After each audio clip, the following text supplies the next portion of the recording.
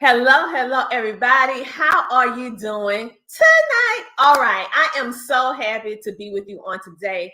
I have an amazing featured special guest that is near and dear to my heart. She is just a serial entrepreneur. She's an advocate. She's a motivator. And she's also has her own TV show and podcast. So I'm just so excited to have her backstage. I'll let you know what her name is after we do this intro of the Tina Ramsey Show and podcast. Now, you know what time it is. It's not time to Netflix and chill.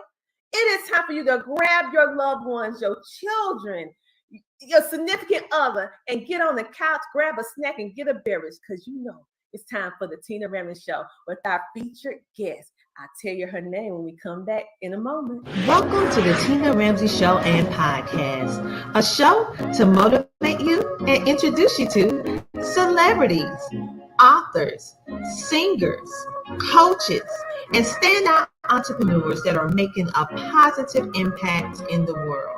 Men and women coming together to share knowledge, having upbuilding conversations centered around business, wellness, and life.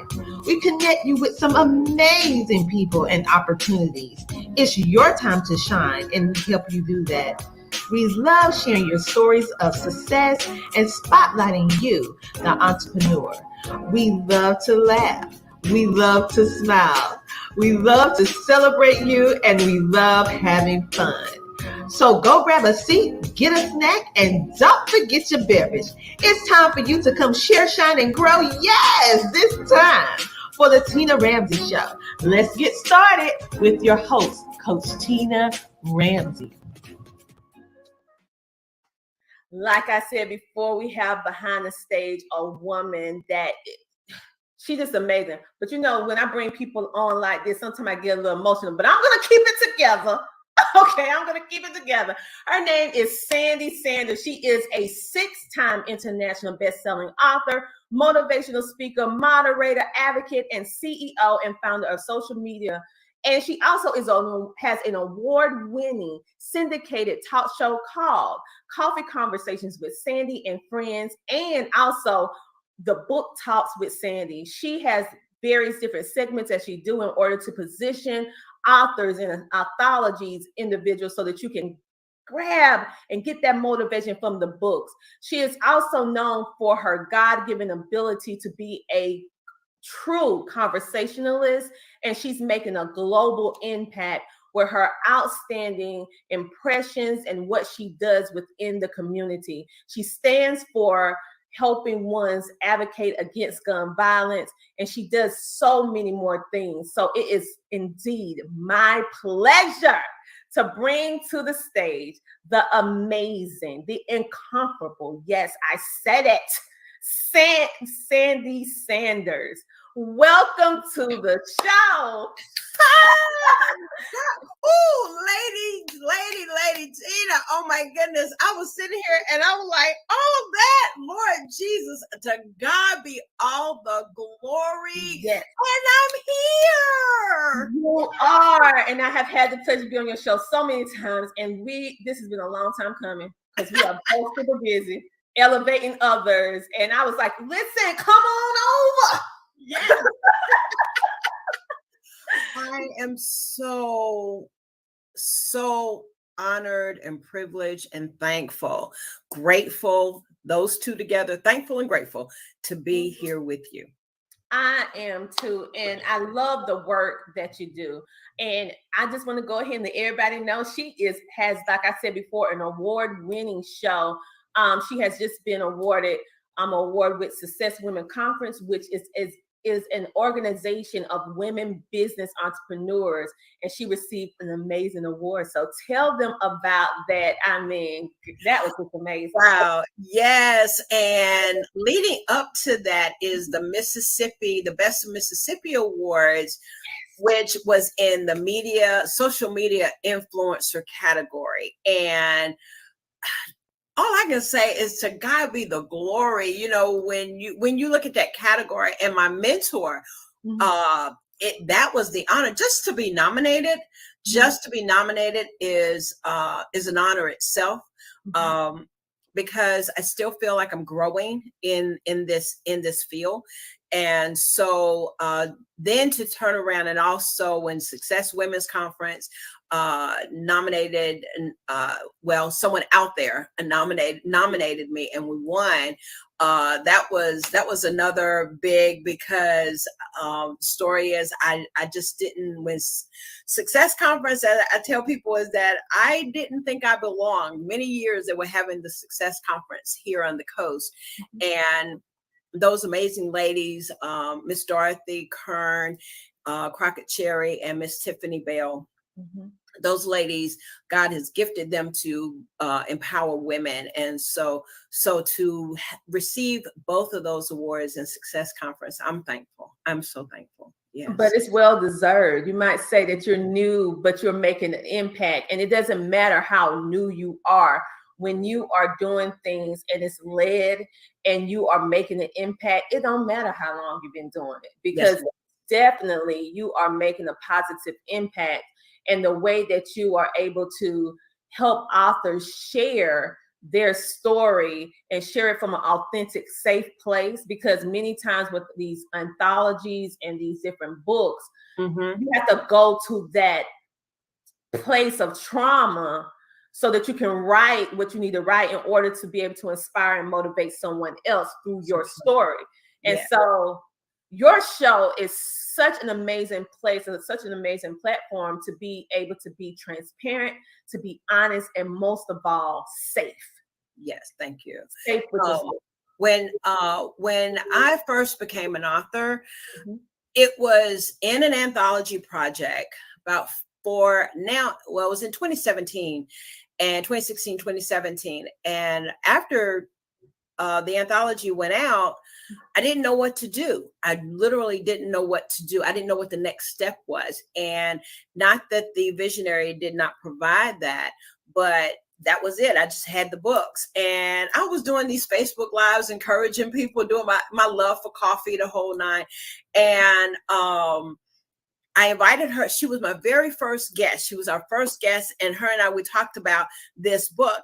And then I was like, what else do I do with this? And I'm sitting home thinking, and it was like as if my saying to the Lord, and Lord, you're doing Facebook Lives. Hey, go ahead and do it. And I was like, well, I don't have this, I don't have that, can't do this, and I was going back and forth with that, but took the courage. But here is what the thing is that I said I would always have a space. It's not about the exchange, Lady Tina. It's not. What I did, I made a commitment that as long as we were doing book talks with Sandy, that we would have a space for authors. And that is where it came from. And from there, already doing coffee conversations, but I wanted it to be separate. I wanted to find a way to separate it so that when authors came on, that would be the target area. And we would always have that space for an author. No matter what, they've got a book, listen, you want to share it, then hey, just give us a call and we'll make a space for you to come on over. And that's what I love about it. And I just love how you say like coffee conversations, because if you have a good warm cup of tea or coffee, you're doing pretty good. Yeah. You got some good conversations. But let's go back on your advocacy work, because you not only is a TV personality, being an advocate and helping authors, and also just having conversations that need to be had, but you're an advocate for gun violence. And I want you to tell us a little bit about why you decided to, because there's so many things that we can advocate for, so many things that we can push our energy towards. Why was gun violence so important to you? What happened about 2.5 years ago, some kids that are high school kids, they were suspended from school, and they all knew each other. And a young girl got shot in the leg because they tried to rob her for weed.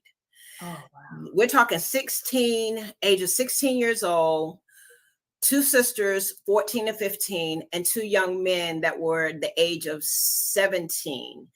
And I saw it come on the news and my heart dropped.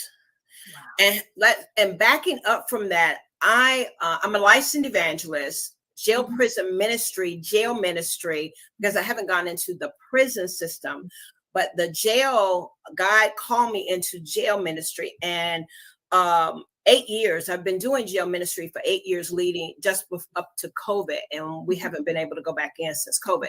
So I know what it's like for a 17-year-old girl to be in jail. And they have to separate those children from the adult women. And so that environment. So I know the environment. I know the environment. But immediately, this young lady, I see it on the news and my heart drops, Lady Tina. And I'm like, oh my God, you got not just the child that died, because she died on the operating table. The gunshot caused her death. Wow. You got 2 sisters and 2 young men who are now going to prison at the age of 14 to 17. These are adolescents. These are young kids. And my heart, oh my goodness, that's what put me in that place. So what happened is that I didn't even know these kids, didn't know them. Youth ministry is not my anointing, is not my calling. But they did a visual out here on the coast by the lighthouse. And I told my husband, it was a night of Bible study.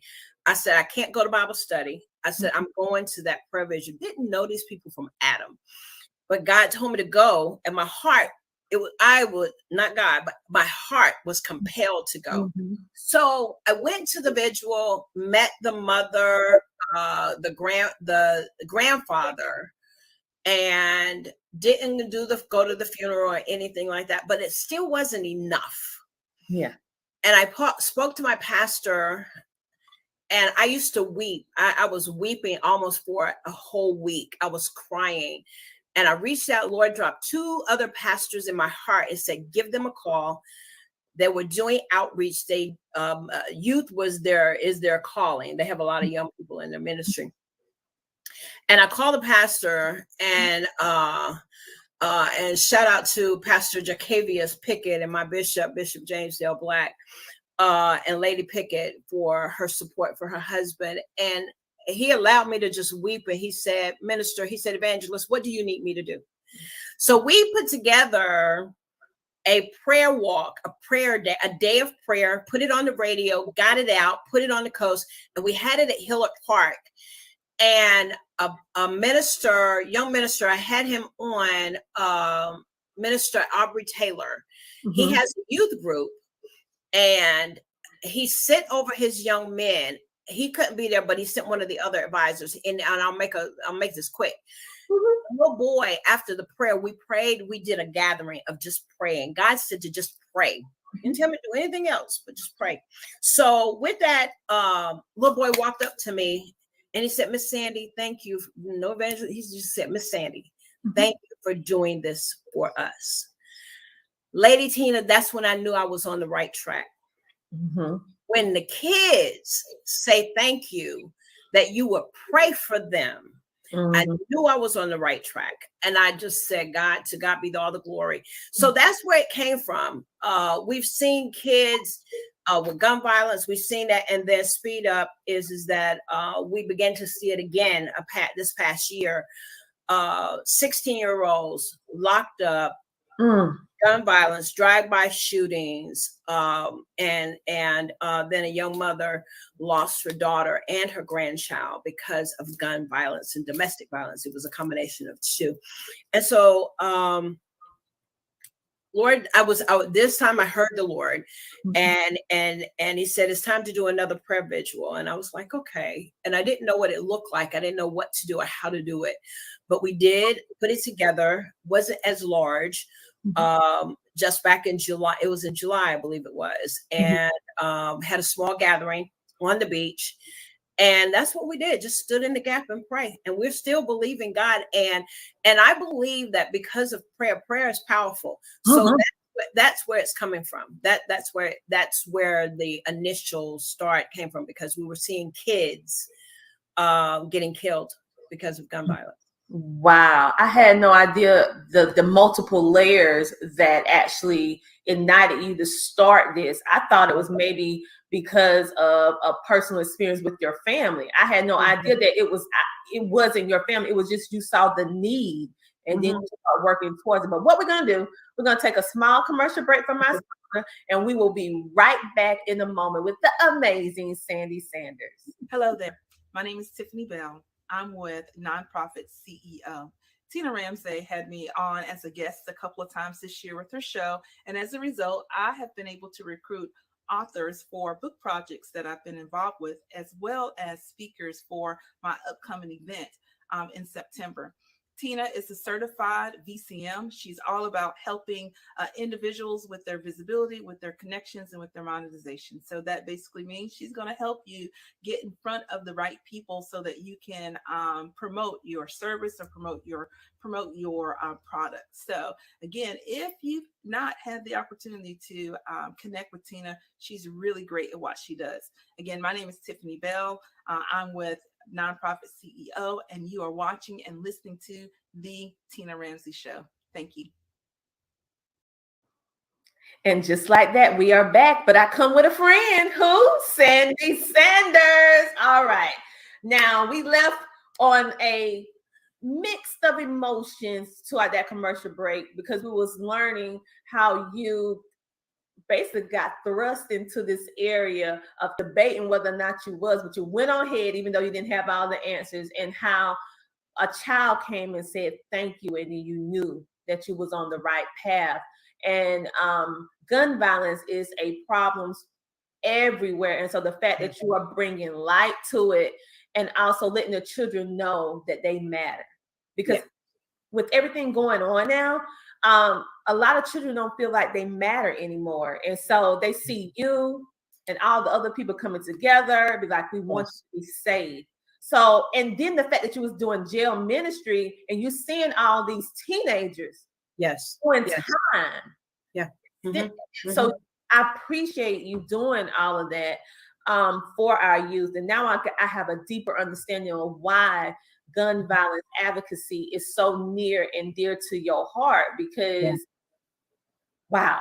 It's a nationwide, we know that it's a nationwide, and I'm a mother. I have an adult. I mean, when we talk about gun violence, and then there's different layers, like you said, there's different layers. There is the fact that there are the percentage, we're finding that the percentage of Black males between the ages of 13 to 35 are greater than the counterparts. I want to say that that's right. I'll get the statistics, but that over a white male, our young Black men are getting killed by homicide by the hand of a gun greater than the counterparts. And I'm paraphrasing that of white males. And so we're losing our kids. We're losing. It's another destruction of our Black males generation, who are the producers of families, and so to me, I know it is the enemy wanting to destroy the continuation of families and the producing of strong men, strong Black men in a Black community. And so when you have to look at it as a cultural thing as well. But going back to the young lady was actually the young girl. She was 16 years old. She was a white female. And the kids that are now in prison, they're 4 Black kids. And I cried as if they were my own children. And 2 sisters, 2 of them are sisters. And my heart goes out. What can we do for young girls? What is it? And I know that so yeah, that's a whole new subject. Yeah, but the thing is, it's such a problem, and I'm glad that you are, spearheading this and letting them know that they have a safe place and they don't have to resort to gun violence in order to communicate. A lot of this is because with the Generation Z and the Generation X, their communication and soft skills are not as strong as it was for prior generations, because although technology is amazing, it has broke down the area of communication. Yes. And so how do one want to communicate? Through violence, because that lets you know I'm upset. Well, you can use your words and communicate and dialogue. And so we need to really work on those soft skills to help them work through their emotions in a positive way, and don't take it to that level of gun violence or losing limbs, losing life, losing their, just being incarcerated and just lose. That's a life loss. That it is. And when you think about, and so the other part is that as a believer, and I believe, and my motto is that Jesus would show up in jail. when I went into jail ministry, and God called me into jail ministry, and I began to see lives changed and people accepting Christ. I said, okay, Jesus shows up in jail just like he did with Paul and Silas. Okay, yeah, they was in there too. So people may say, okay, they got jailhouse religion. No, there are some people that truly love the Lord, and they have come out changed. They've come out set free, and some they may be there for a long time. But I do believe is that God did two things. He saved their life and kept them alive for that opportunity for Christ to be presented to them. And so that's our reason whenever we present Christ to people, to women that are in jail, is that, you know, and they really think about it, is that I could have died. I could have been killed, or I could have died, but God spared my life. And when they can get that wrapped around their mind, that sometimes, and it's a blessing. And I've heard the females in class or in church services there, that I'm glad I'm in jail. Yeah, because their environment. Yeah. Yes, ma'am. So with all of this that you're consistently and regularly pouring into our youth, you're pouring into authors and co-authors, you're pouring into just people in general with your two syndicated television shows. But how did you, Sandy, overcome the traumas and the stigmas that comes with negative words spoken to you? Because with all of this amazing things that you're doing, you can be the brunt end of negativity. So how does Sandy deal with that? Well, I write about it in my second anthology, Trailblazers Who Lead, Time and Words, because Lady Tina, I grew up, my aunt did the best she could with what she knew how to do. I was raised in church. I was raised from a woman that was influential in the community. But I also, behind the scenes, was told, I'm not going to amount to anything. You're not going to be this. You're not going to be that. I was not raised by my birth mother. My birth mother found me and my sister when I was 36 years old. So I grew up my entire life not knowing, but I remember from the age of maybe 3 years old that the woman who was raising me was not my mother. And so is my father's sister, ultimately. So I got that, I was clumsy, my self-esteem was low. So I heard all of those things. Come to find out, after doing all of this, well, I wasn't the only one that was hearing those words. But speaking of me, is that I grew up someone telling me, you're not going to be this, you're not going to be that. And as I write in the book, it was very therapeutic for me, because I kind of had to, and I probably say, my actions, because, I was one, I hung out at night, and I was doing what I wasn't supposed to be doing. So yeah, I probably did, act rebellious. When she said be in at 12, I would be in at 2 and stuff like that. So, but that was some of and it was very hard, because I was raised with my sister, but it appeared, and even my sister and I, we had that dialogue, is that we were raised separately. And I was not felt loved. I didn't know what love looked like. I didn't know what love felt like. So what did I do? I used to get high in a high school, used to smoke weed. Later on, went from smoking weed to, and in between all of that, I get pregnant at 19. I leave home, then I come back home, and then I leave again. And when I leave again, I work in New York. This was back in the 80s. Okay. So I worked in New York. I lived with my aunt and uncle. And then I was working in New York, and I had a guy who introduced me to cocaine. Wasn't crack cocaine back then.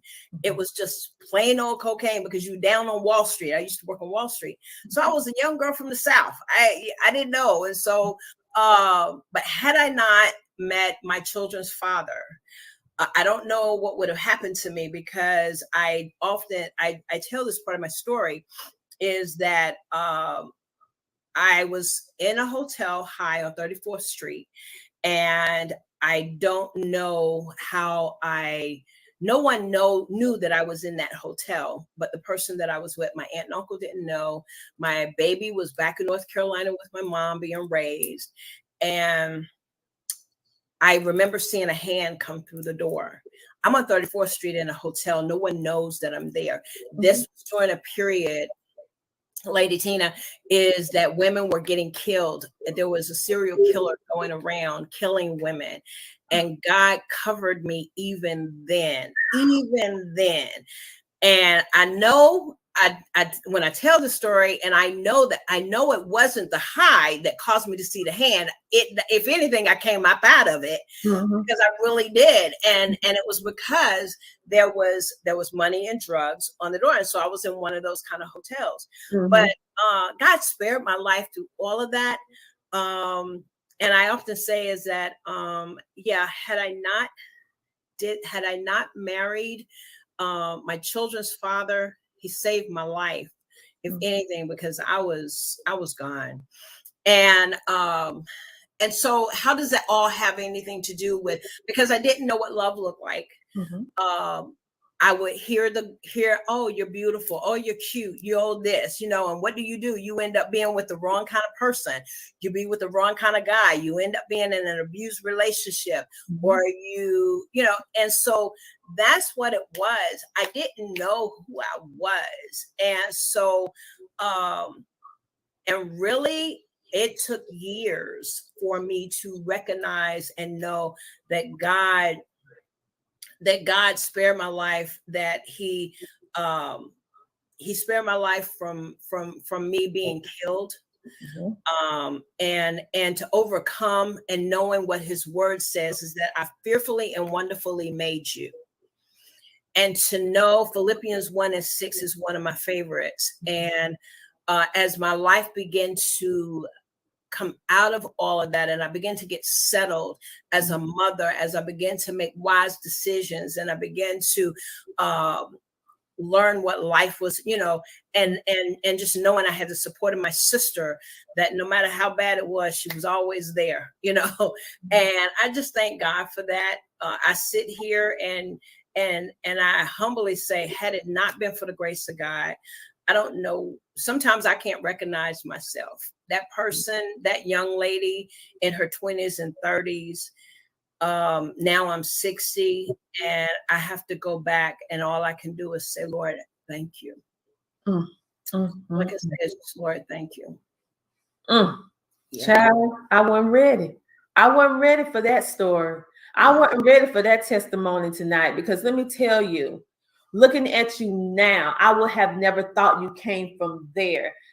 This episode is really going to really impact so many people who feel like their story is over. that feel like they cannot have a new life, that feel like no one cares, no one. You had all the odds against you, and yet you was able, with God's help, be able to shift, and now you are an inspiration to so many. Now you're taking your life, your experiences, and using it as a way to show them, if I did this with God's help, you can do it too. I'm no different than you. Okay. It's just that I finally came to realization what I needed to do. And through that, you know that you could have been dead. Oh, someone just said, yes, thank you so much for sharing. They just said that just now. So thank you, Elise, Allison. Wow. Yeah. I already loved you already, but now, okay, like, wow. Okay. And so, and you're always so pleasant and so humble and motivational, and just have this fun. And I never knew that you went through all of that. And it was choices that I made, because I didn't think that I would start something, and because I had in my mind, you're not going to be this. You're not that little girl, that teenage girl. The echoing of those words would paralyze me and cause me to say, nobody's going to care. Nobody's going to, nobody, no, or they, or what will. And I became a people pleaser. I became a people pleaser. So in that season when no more drinking, wasn't getting high no more, wasn't smoking weed anymore. And like I told you, I began to have some balance. And what it was Jesus. That's who did it. It was Jesus. And because I had a relationship with the Lord growing up in church and all that, but I was out doing my own thing. But it was the Lord, and he kept me every step of the way. And that's why I said, I don't recognize. I look in the mirror and I hear these things now, and I'm like, God, it's only him that is causing me to be able to do this. And I'll let you go ahead. I can listen to you all day. But anyway, but I know we have time stamps. We have time. No, I'm learning how to live.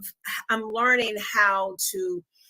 I've learned from you. I've learned from others. I've learned, and then also to just, it's okay to let people know about your flaws. Yeah, it is. It's if anything, it's a good thing, and not be so concerned. Well, now that they know, now they're gonna be looking. I'm too old for that now.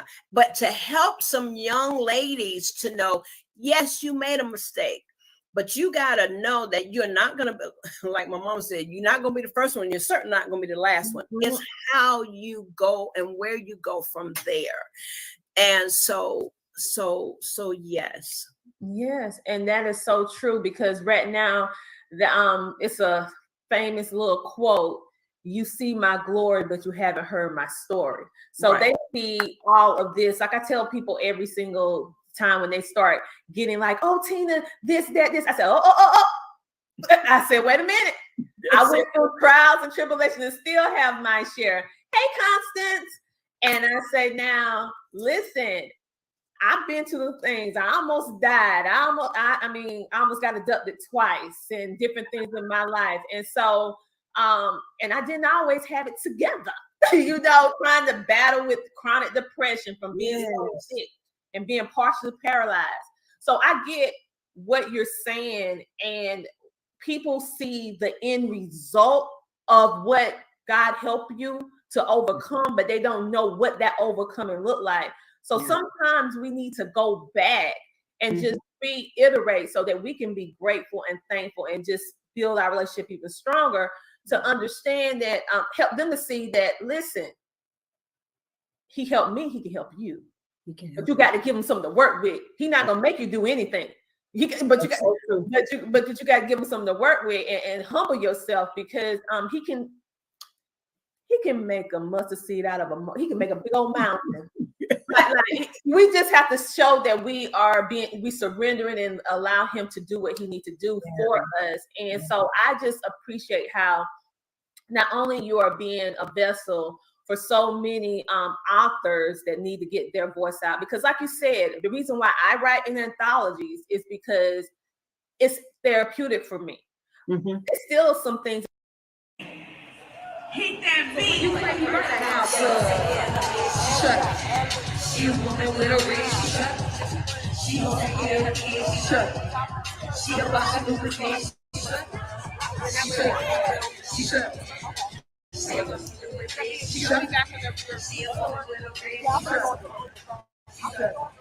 What you heard there at the top was longtime driver and owner-operator, She Trucking founder, and the organizer behind the She Trucking Expo in Chattanooga last month, Sheree Moore, calling out to Atlanta-based DJ Jelly from the stage at the first annual expo.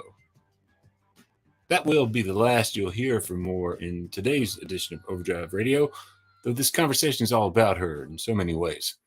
I'm Todd Dills, your host as usual for this edition, where we're going to run through a big roundtable talk I was ushered into at the end of the first day of the expo by Moore herself. Managing the logistics of a convention with dozens of exhibitors, main stage, and series of side workshops was such that Moore didn't get the time to sit down for a talk about her work put into the event. Rather, she quickly assembled an all-star cast of support people she brought along and who helped put the event together. Melanie Patterson with Team Integrity Knowledge Center. Pierre Laguerre. Adam Wingfield. Sonny Vrach. Alex Burton. Tristan Simmons. Tawana Randall. Shauna Sellers. All of whom we're going to hear from on the podcast, singing the praise of Moore, but also illustrating what the first annual She Trucking Expo represents to them. Something of an inflection point for minority-owned businesses in trucking, according to several of that convention's participants, in a variety of ways. Say, look, there's a team of minorities that's really taking this industry by storm, and I think they want to be on the right side of history and looking at us as opposed to just kind of look at us just like, oh, okay, well, minority-owned businesses. They really start looking at us as the value that not only that we bring for ourselves and our family, but the value that we can bring to their existing business. You heard there the voice of Pierre Laguerre, one of the people behind the innovative Fleeting freight matching platform. He was effectively wrapping up what was a wide-ranging talk among 8 different people at the event about the power of networks, of numbers, and the attentive or even not so attentive listeners among you will also note that you heard something else there too. Yeah, I've run into this problem a couple of times before with the Tascam DR40 field audio recorder I use for in-person interviews. Interference from radio frequency signals running through the particular area where I happen to be recording. I do want to apologize up front for some of the sound quality here when that interference rears its head throughout today's podcast. But nonetheless, I do want you to hear the women and men standing strongly behind Sheree Moore's work on the She Trucking Expo in their own voices, in their own words, as much as possible. So let's dive into it. Before we hand it back over to Laguerre to narrate his own work with Moore and what he sees in her efforts, then on to so many others, here's a quick word from Overdrive Radio's sponsor. First Guard provides commercial truck insurance to leased owner-operators done right. As we've done for more than 80 years, we provide physical damage and non-trucking. Many companies make you pay up to 6 months of insurance premiums up front, but not First Guard. We bill monthly, so you get quality insurance without needing to pay a lot of cash up front. Go to firstguard.com. That's 1stguard.com. First Guard. We speak trucker. Let's talk.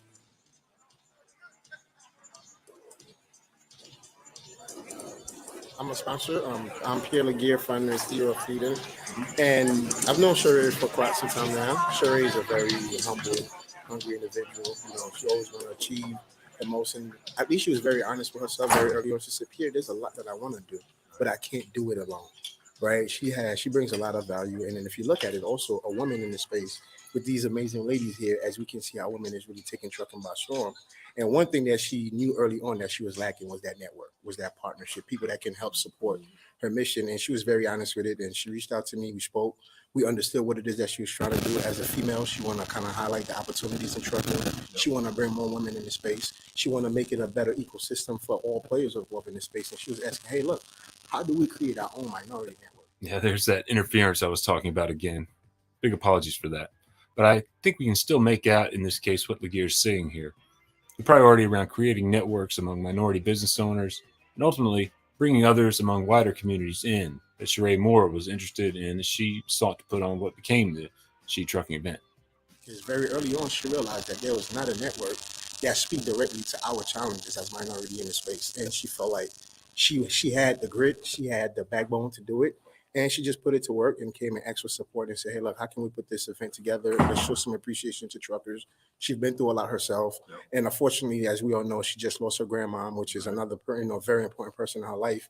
And for her to be that strong and still standing and kind of put this thing together, I think it really speaks to the amount of work that we all here that we all have to do. I think, and I said that earlier, that we all here in this space as leaders, we have a moral obligation, we have a moral duty to do these events, to teach the next generation about the opportunities and the challenges and how we come together. And Sheree did exactly that. And she was very upfront about the challenges and she was very upfront about the help that she needs.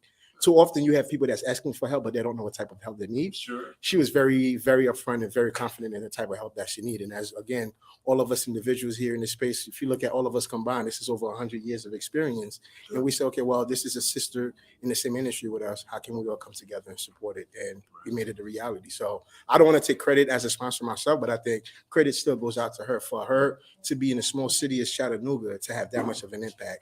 That just to show us exactly how much impact that we can have in our own communities as well. So I think she did an amazing job. Tristan Simmons then picked up on that message. After I made a brief note about the breadth and depth of what I had thus far heard from the stage at the She Trucking Convention. Not only perspective from female drivers, but male and female small fleet owners, logistics professionals, and others. Tristan's among the leaders of the Leading Ladies of Logistics Network group.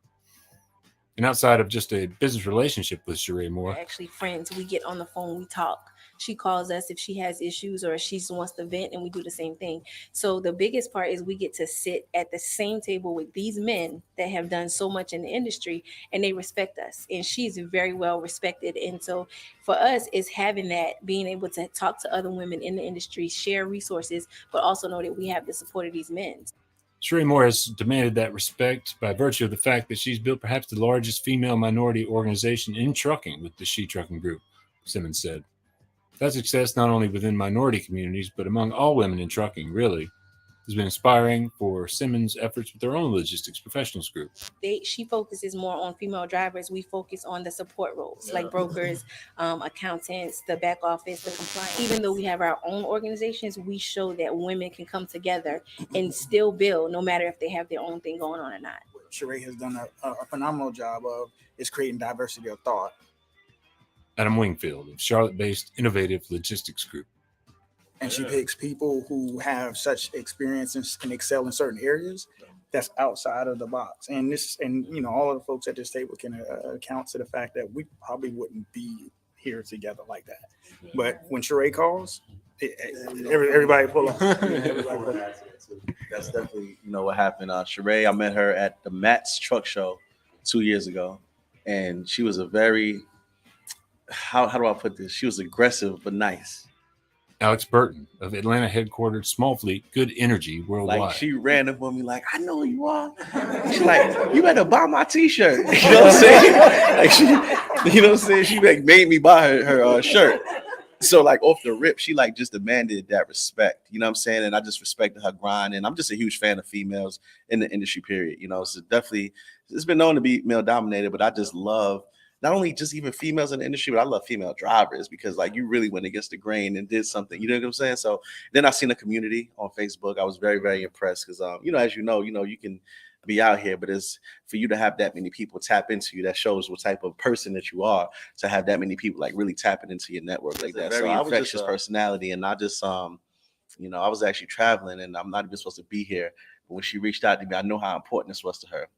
I knew how important it was to her, so I had to really just move some stuff around and make sure that I at least, even if I'm not on the panel, I just wanted to just show presence. Like, hey, look, I support you.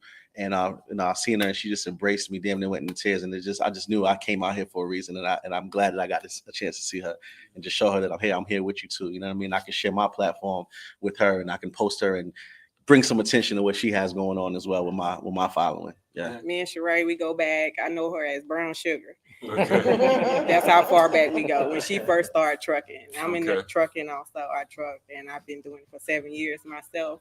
Shauna Sellers, professional driver and trainer at Charlotte, North Carolina. I remember we like she stated, we talk on the phone a lot.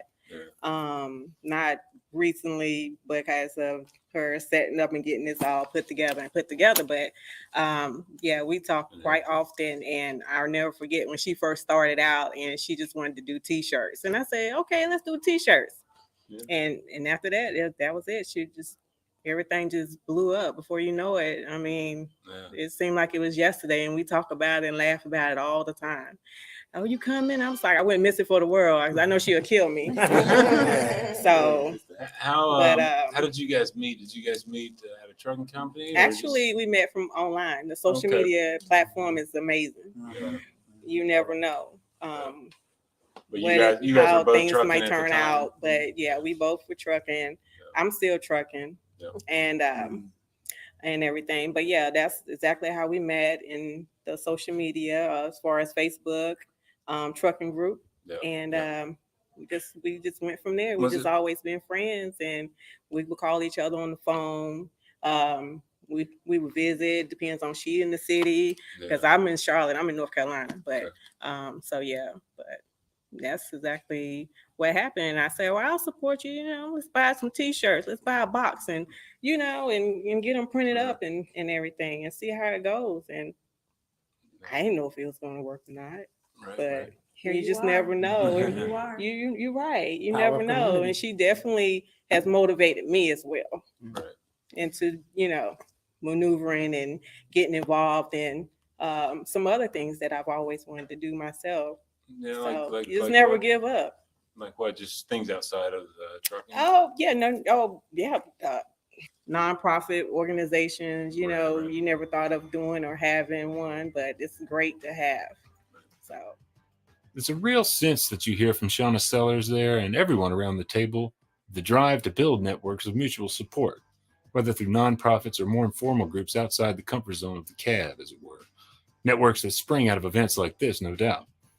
Shortly after the conversation, the leading ladies of logistics, for instance, held their annual Atlanta meetup. Another example. Everyone we've heard from thus far was out of the Southeast in some form or fashion, but the She Trucking event in Chattanooga was more than just a regional event, as evidenced by the next voice you'll hear, that of Sonny Vrach, CFO of Prime Link Express out of Stockton, California, a carrier that emerged a decade ago out of the Punjabi American community in California and has seen quite a lot of growth since. They're well up over 100 trucks today. So I'm a slightly different entrant in the space. We're not a vendor. We are her platinum sponsor, Prime Link Express. And this was my first time meeting Sheree. I had only communicated with her via email, and my staff was I tasked a few people to find out more about the organization. And they came back to me and said, well, it's the first time this event is happening, and it's probably not something we should have on our radar. And for Prime Link, as well as for myself, women in trucking and diversity are two really, really big things for us. 10% of my fleet, we run about 200 trucks now. 10% of my drivers are women. And it wasn't something we actively went out to do, to say, oh, we need a quota of 10% women, 30% African-American, 10% Hispanic, et cetera. If you look at the demographic of our driver pool, it represents everything you will find in America, from the LGBT community to the women driving, to the African-American community. We have the Cuban community, we have the Hispanic community, and the Punjabi American diaspora also. And what we found was our strength came from the diversity in our company. And it goes so far with our customers, with our vendors, but also as a company that we are proud. I am so proud of PrimeLink and what we have built and the positions that we take. I'll spare you the interference that kicked in on the recording at that moment, but what Sonny Vrach went on to explain was the company's breast cancer truck, a beautiful pink Volvo that they brought from California to Chattanooga for display at the event, along with its female operator. When I speak to trucking companies, one of the things that we talk to them about is your drivers are your most important asset. It is not your truck. It is not your customer. Believe it or not, customers are important, but your most important asset is your driver. If you take care of your driver, they will take care of your customer. If you take care of your driver, they will take care of your equipment. Part of that for a small or large fleet owner or manager is truly knowing your driver's story, Rach said. Our drivers, once they start working with us, don't leave.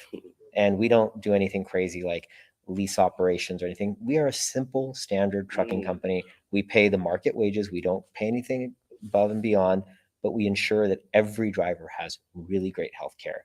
We demand that our team teaches our drivers about financial literacy, that we really encourage people to invest in a traditional, normal 401k plan program. Keep those, savvy investing is great and stock picking is great, but that's not your retirement plan, right? But here, what we wanted to talk about was breast cancer awareness. So a few years ago, one of our drivers, Deja, shared with me a story that her mother was diagnosed with breast cancer and was going through chemo and was needing more time off. And that was the first driver in our fleet who had been touched by cancer. And it was something that was near and dear to me and to my business partner. And we worked with the Susan G. Komen Foundation and with Volvo to license the pink color. So it's the Susan G. Komen. And we did a promised gift. 100% of the revenue of that truck every year is a promised gift to the Susan G. Komen Foundation. But that was something we did so that our driver knew that we stand with her. And we would see the pink cover, and Deja loves pink. So when she came back from break and she was, she knew she was getting a different truck, we surprised her with this and we said, we can't do anything for your mother, but we can help you make people aware of what she's going through, what other women are going through, and there's a financial contribution. No, as a driver myself, man, I just want to say thank you for doing that, because that's something that really don't exist in the space. Myself, I've driven trucks for over 16 years, and I could tell you, no company really look at their driver as a valuable asset. They treat drivers as commodity. It's like come and go. Yep. And I tell people what you just said all the time. It's like you could have 100 units, 1,000 units. You have the best 100 Fortune companies give you their freight, but if you do not have a driver to move that truck from point A to point B, you don't have a business. You have nothing. Pierre Laguerre again. Really With appreciate fleet. that approach, because Absolutely. For sure. it's very important. And also, I think that right here resonate with what we're looking to do as well. Is first, we have to destigmatize trucking. We talk about there's a million driver shortage, but if we don't eliminate the root cause of the problem, if we don't remove those challenges, we all doomed here. Because nobody's going to want to get a CDL. Why would I get a CDL and drive a truck and be on the road for 30 days being treated like crap when I could drive an Uber or Lyft and be home with my family every night and make $1,000 a week? So until we really, us the consumers, we really have to look at this thing as we are partners in the challenge that exists in trucking, because people have this idea that, hey, look, you know what? That's a trucking issue. It has nothing to do with me. That's not my problem. And I think that's a problem that can affect every last one of us in here. It's very important that we understand that. Anybody connected to it. The trucking problem is not just a trucking problem. It's all of us. All of our problem. Yep. Right. And it needs to be cool again. Yeah, exactly. Make it cool again. That's true. We should give all new drivers an Adam hat. Adam Wingfield was wearing a navy wide-brimmed Gorham Brothers hat at the show, what Alex Burton was referring to there. And it was Wingfield's talk from the She Trucking stage earlier in the day that I was referencing when I turned to him and noted there that desire among many in trucking for it to be viewed as, in a word, cool. Wingfield came up in South Carolina in love with trucks, a sentiment I know many of you will recognize. And about as soon as he could, he took the reins of a small business as an owner-operator, as he told from the stage in this brief talk around the theme of the future of trucking. The future of trucking by Alex Wingfield. Y'all give it up for.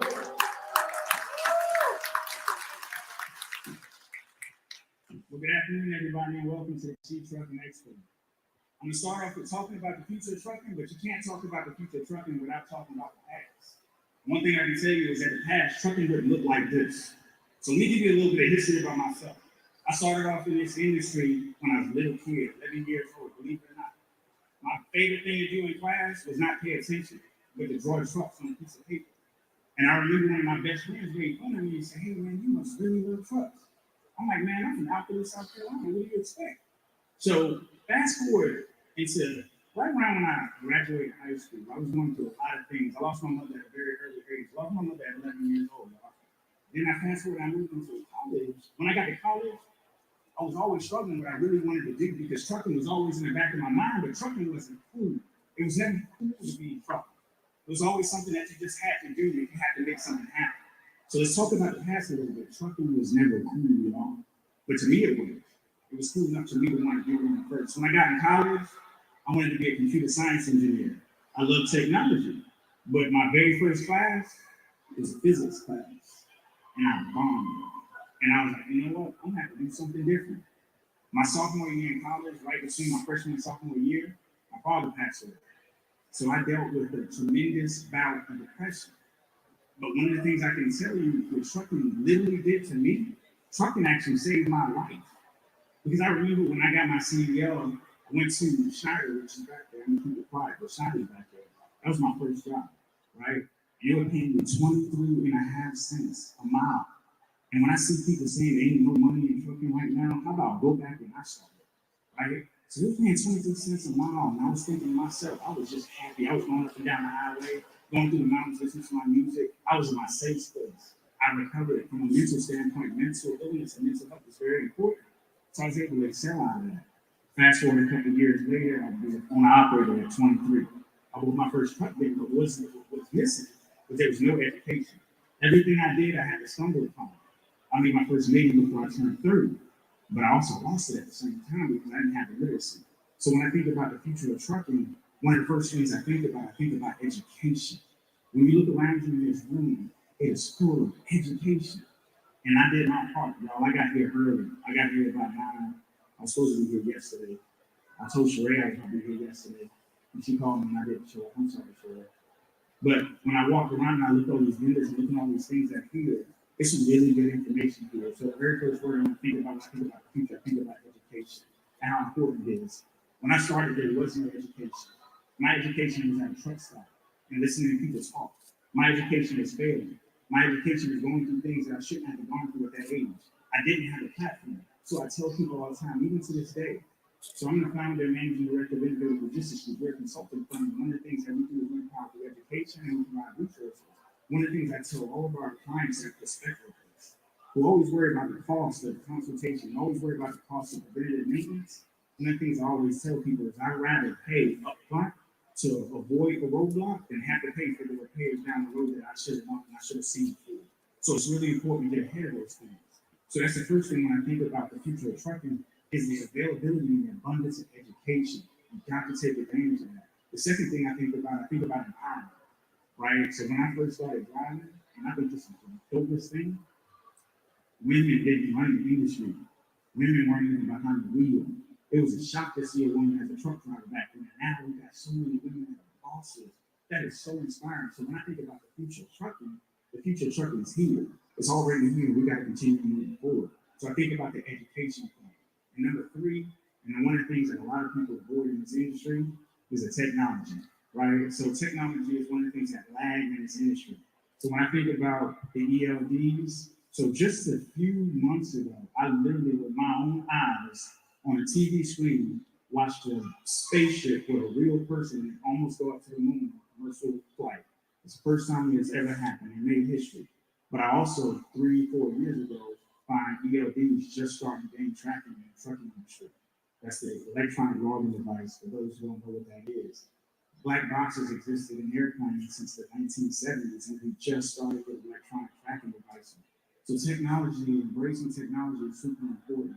Myself and my partners, Pierre and Marcus Jones, we got together and said, you know what, technology is a huge gap. So people always talk right now about the fact that we are having a driver shortage. So I'm gonna give y'all a really, really big secret. You can't tell anybody I said this. There is no driver shortage.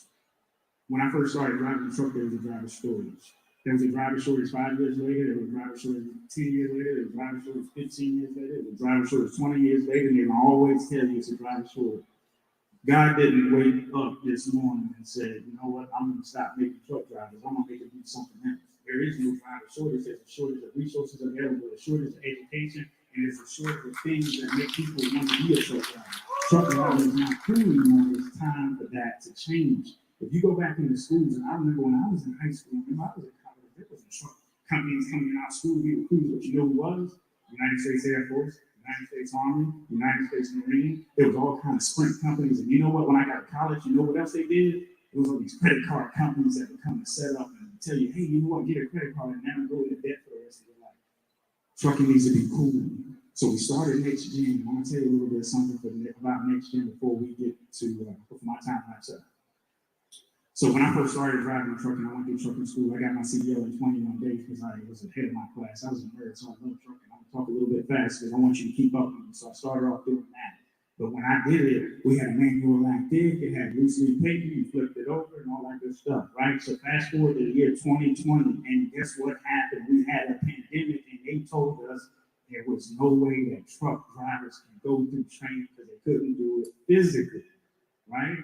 So myself, my brother Pierre, my brother Marcus, we got together and we said, man, we love trucking so much, we gotta make this thing stop. So I want to talk about the future of trucking. I'm gonna talk about it right now. So we got together and said, let's figure out something. So one of the things we talked about is that, how easy can we make it? How can we make it pandemic proof? How can we make sure there was a constant flow of drivers that are going into the industry? Well, guess what? I love video games. I don't play much anymore because I don't have time. I'm trying to run 3 companies at one time. I can't do it. So there's one game that I always play. It's called Hard Truck Simulator. You can Google it if you want to. It's pretty cool. So what we did was like, it'd be kind of easy and kind of cool if we make it virtual reality, right? So we decided to start a virtual reality platform, which is a hybrid platform. We wanted to make it pandemic proof. One thing that we learned during this pandemic, we learned how to do things differently.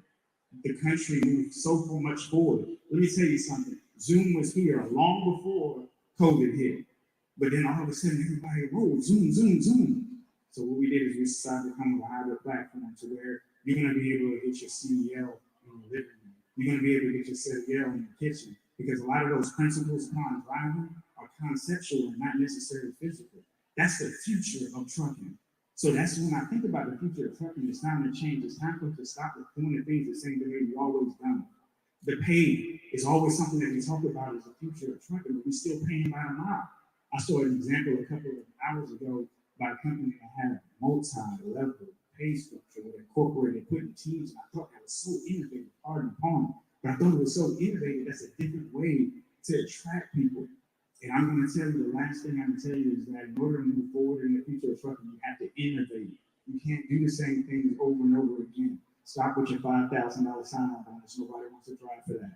Stop saying that we're going to pay 25% on the pay, but nobody wants to do that. You got to be much more innovative. Let's start with some hourly pay to make sure your drivers are getting compensated correctly. If you've never got behind the wheel of a truck, I encourage you to get in the booster seat with your drivers and see what it's actually like. Because I'm going to tell you something from a driver perspective. We put in over 1 million miles of driving and doing that by myself. Could you imagine living out of the seat? Could you imagine living behind the wheel of the truck? Can you imagine having to go to things that Brittany was just talking about? You probably can't. So we need to compensate because of that. Because I'm going to tell you, out there is a different world. So when I think about the future of trucking, part of it is empowerment, part of it is education, and the rest of it is innovation. Empowerment, education, innovation, and cool. But there's a whole lot more to driver support than just that, of course. Melanie Patterson, owner of a small fleet of 7 trucks out of Chicago, took up that theme herself in our roundtable talk, addressing Sonny Vrach's comments on the topic as they relate to Prime Link Express. I want to just commend you as a fleet owner. So we're asset-based, Integrity Transit Co. And I think one thing that we pride ourselves on is company culture. It's essential, right? Really treating our drivers like family, not just a driver. Because let's be honest, without our drivers, what do we have? Culture is often a thing that especially small fleets don't take seriously. We started working on company culture when we had 16 trucks. Like that was the day that we started working on company culture. Too often as the admin teams or the founders or the entrepreneurs in the space, we are so focused on the numbers, the growth, the asset, the customer, the driver recruiting. We forget why somebody wants to work with us. That like small things, like when drivers come into our yard, we have a little Honda Accord that sits there and it's the driver's car. And they love this thing because it gives them freedom. They come into the yard, they park their truck and they're like, where's my little Honda? Right? They all take it and they like run around, they go around town. They come into the yard. And so a few years ago when Game of Thrones was really big, we realized that when drivers are on the road, you can watch TV on your phone on a screen, like that's in your hand. But there's something else about sitting on that bunk we pay a lot of money for trucks that have comfortable bunks, and they, our drivers live in their trucks for the most part, to sit back and watch TV and to watch sports. But how do you do that with a $40 subscription that's already adding to a driver's monthly, because they're probably paying for cable TV at home? So we worked out a deal with DirecTV and satellite Epic View, and we installed TVs with HBO in all of our trucks. Oh, wow. It cost us $40 a month per truck. It adds up when you add the number of trucks up. But we had a whole community of Game of Thrones people within our company, and that led to a fantasy sports league, because now our drivers can watch their home teams when they're on the road, because they're watching live TV when they shut down. So it created these communities that are so important in keeping a driver fleet together. Our drivers are not just part of a network here, they're part of our family. Because of my prior entrepreneurship experience, I knew that was something essential to implement from start. And so even with Truck 2, I started to develop that culture. And we really treat them as family. We respect their home time as well. That's another thing. We need to be transparent with each other, and we need to make sure that you're a good fit for this lane, for our community, and what we have to offer each other. Right. And so, yeah, I do currently to date have a fleet of 7 that I'm running. So far, my retention rate is high. Yep. And so we are doing well. Where do you guys see this event going after this year? Do you see longevity? And yeah, absolutely. This is the beginning to a monster. Huge. And I know that one thing that's on Sheree's agenda is bringing maternity leave to women truck drivers. And I think that this event, this expo, has really started the conversation. And that's where it begins, right? And so this is just history making. As we're sitting here on the first She Trucking Expo 2021, so much more to come. Another thing I think what's going to happen is I think manufacturers are really going to start paying attention to more women that's coming in the game, because a lot of time women will tell you that trucks aren't built for me. My arms are shorter, my legs are shorter, I can't reach the pedal. So I think what she's doing is really kind of putting herself on a map to kind of really have the big corporations start paying attention on a lower level. And I think that's really going to start really open up the gate for more women to look at trucking as a viable option to get into the industry. And that could potentially solve our problem that we have today. So what she's doing is super amazing, and it's bigger than us. It's bigger than what we think it can be. And I tell people that anyone that wanting to get into the trucking industry, it's not easy. Shauna Sellers here again. It's not easy. Don't think we just get in the truck and we just drive. Right. It's not like that at all. It's mentally you challenge every day, right, all day long, and it wears you out. Right. But yeah, definitely She Trucking, this is amazing. I'm so proud of her. Words can't really express how I feel about this huge this event. It's expo. It's like I said, it was just yesterday we were talking about t-shirts, and today it's like, you at the convention, you're on TV, you're CNN. Oh, I'm like, sure. What am I do for you? I said, I just go. Like, just be you. You're you. She's always been the same person. Yeah. She has not changed since I've known. Sunny Breaks with Prime Link Express and spoke about the follow-on value of an event like the She Trucking Expo and the attention it was bringing to the diversity of trucking generally. And Pierre Leguer picked up on that theme. Please bear with the interference in the audio here again. Especially when it comes to minorities, right? A lot of times it's just like kind of like we are way behind the ball. Like, we really have no access to capital. We like to access the partnership. So a lot of times we just kind of on out and running our businesses and struggling. You understand spreadsheet. Your margin is very slim. So it's very hard for you to take your margin and reinvest it and kind of grow your feet. So a lot of times we stay stuck as a small company. So I think again what this doing as far as exposing to the bigger corporation and say, hey, look, there's a team of minorities that's really taking this industry by storm. And I think they'll want to be on the right side of history and looking at us as opposed to just kind of look at us just like, oh, okay, well, minority owned businesses. They really start looking at us as the value that not only that we bring for ourselves and our family, but the value that we can bring to their existing businesses. Sure. So this what I think is like every time we get the opportunity to expose ourselves on what we're doing, we always want to kind of represent in the right way. We want to be professional. We want to be powerful. We want to educate because we understand it's a relationship game. And if you don't have the relationship, once again, grand opening and grand closing. So I think it's very important that we highlight that. And really for us, what I would ask that, we all here do, or, anyone in this space, is how we continue building that bridge to connect those gaps, because there's a lot of opportunities in the space. We just really don't have the ability to tap into them. But as we coming together as a community, it creates that powerhouse. You understand? You make Walmart think like, okay, hey, you know what? I need to speak to them. UPS is looking at it. FedEx is looking at it, because that can absolutely exactly what he's doing. Absolutely. The way he approaches his contracts, which you do the same. Absolutely. What I was referring to at the end of Laguerre's commentary was the example of Thomas Johnson, who spoke from the She Trucking stage earlier in the day about his work with the Unite Us Logistics small fleet and brokerage that's leveraged partner minority-owned carriers through the brokerage to go after contracts with large shippers and others. Johnson, a former NFL player and operating today out of Memphis, Tennessee, talks about that experience and what follows from the stage. We'll let his example close today's podcast out with a message about the power of community, of numbers, and basic teamwork of kind. It's a powerful example. And just a note, the talk started with a video presentation. Y'all give up for him one time. We got a video we're going to show y'all too. My grandfather was a tire truck driver. My grandfather received a safety award for 15 years of excellent driving. But owning my own trucking company never crossed my mind. I really was good at football, so that was my passion. My love of football took me from the streets of Memphis, Tennessee to the University of Middle Tennessee State, where I excelled academically as well as on the field. On the field, it took me to the Dallas Cowboys, Houston Texans, and I retired for the Falcons. The transition from football to the logistics industry was a rough one. Playing sports all of my life, and then injury sidelined my career, I really was trying to figure out what was next in life. Where do I go? Do I use my degree, or do I do something else?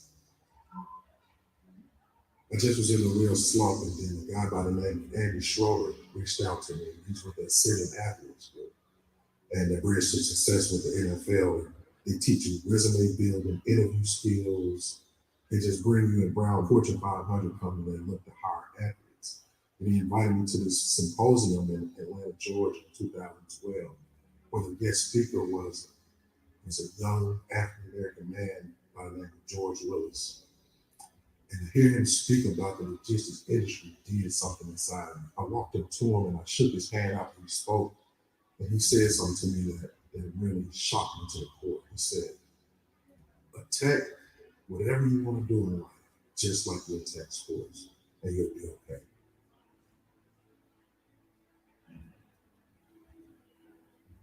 So I reached out. I just wanted to let him know what he did for my life. 2 days later, he responded and he introduced me to Matt Conley. And Matt has been so inspirational to my success. As a minority-owned carrier, you're already challenged with the capacity side, the scalability, the insurance requirements, the certifications. There's so much that we don't have access to. And to have a mentor like Matt Conley to show me how to take advantage of all of the opportunities that is out there for minorities was very valuable. I think it's important for UPS to put their stamp on the consortium because we are the customers of UPS. It's so broad and there's so many opportunities in the industry. And I see that this will help broaden not only the carriers, but everyone around them in the neighborhoods and family, and just give them other opportunities to look into. You know, sitting with my children at home and having this opportunity has really sparked something inside. Like I stated earlier, diesel has always been in my blood. With my grandfather receiving a safety award and my dad being a retired truck driver, I really feel like I'm receiving their blessings. I'm receiving the opportunities that they didn't have. So it's not about me being bigger than them. It's about me receiving their blessings and sharing with others. Being partnered with UPS, this means everything.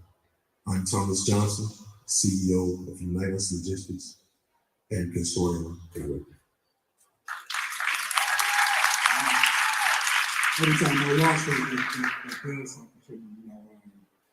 Being a retired athlete, man, you guys don't understand the challenges of trying to figure out what's next in life. It's so real. You've been doing something since you was, 5, 6, 7 years old, and then all of a sudden, an injury take you out, and you trying to look back on your degree and figure out life. And, my degree was in education. Teachers sadly say make $40,000 a year. Here I am making $120,000 a week. To turn around and make $40,000 a year, I had to figure something else out. And, I sat at home with my grandfather one day and I told him I was thinking about getting into transportation. And he said something to me that really, really shook me. He said, son, look around this house. Everything in here has been on the back of the truck, from the toothpaste you put in your mouth to the hair grease in your head to the shingles on this roof has been on the back of the truck.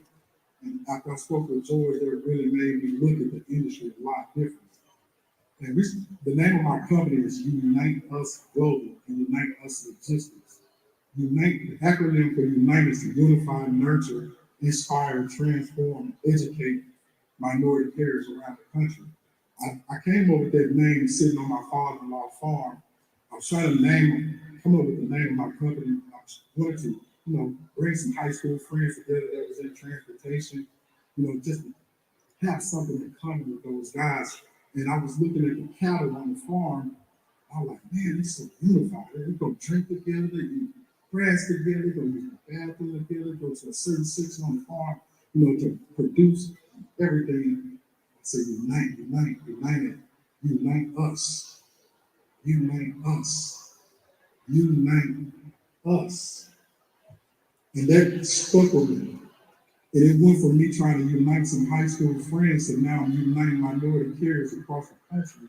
Because when you walk in your faith, things happen way bigger than what you can think. So I have my business partner, Mr. James Glover, over there with me, and Ms. Bridget Taylor. Man, so what we do is we recruit minority-owned transportation companies. We help them get certified through NMSDC to prove that they are owned and operated by a minority. We teach them the insurance requirements that it takes to do business with large corporations. And we pull our assets together to go out to large contracts. Mr. George Willis, the guy that you saw on the screen, he wanted to really grow Unite Us. He took me out to lunch. He was working with UPS for about 2 years. We was doing really, really good, but we wasn't growing as fast as they wanted us to. These massive conglomerate companies, they want you to have 150 trucks, 300-400 trailers before you can even knock on the door. And this third and fourth generation growth for a minority-owned company. So I was able to knock that barrier down. And he was saying, Thomas, what can we do to help you grow Unite Us? Can we come up with an owner-operator program? Can we invest in Unite Us? And when he was speaking, I automatically stopped thinking. I stopped listening, and I started thinking about a consortium concept. I said, what about a consortium? He said, what do you mean? I joined all these organizations. I'm a part of Hispanic Chambers of Commerce, the Chambers of Commerce, NMSDCs, all these small business organizations. I've met so many strong minority-owned trucking companies. Why don't I pull them together and we go out to this contract and we can help you guys service your minority spend? He sat back and pushed away from the table. And he said, put it on paper. So me and Mr. Matt Coney worked for 6-7 months with the head of diversity at UPS. We put it on paper, I pitched it to the board, and they loved it. And here we are now, 4 years later, and we've paid out over $12 million over the last 2 years to minority. Whether it's trucking, whether it's dispatchers, whether that's the people that help us get certified, the people that does our compliance, everybody we deal with is a minority. And we are so thankful and grateful to have you guys in our life. So if you guys want to join the consortium, you can find us at the very front of the front. It's free to join. We don't charge anything for nothing we do. There's enough people, digging into our pocket. As soon as you get your authority, somebody calling is trying to pitch you something. Or somebody got something they want you to take on the line. So I just didn't want to charge my carriers anything. You sign up with the consortium. We customize freight to what we do. Once you sign up for us, it'll show us how many trucks you have, if you're certified, how many trailers, and we customize freight around what you do, what your needs are. and we get large contracts. We work not only with UPS, we work with Pepsi, Target. We work with Miss Shack. If you want to get us to ask me questions, I can get up here and talk all day. So thank you guys for having me, Miss Sheree Moore. I love you, but she's here. I'm Sheree's mentor.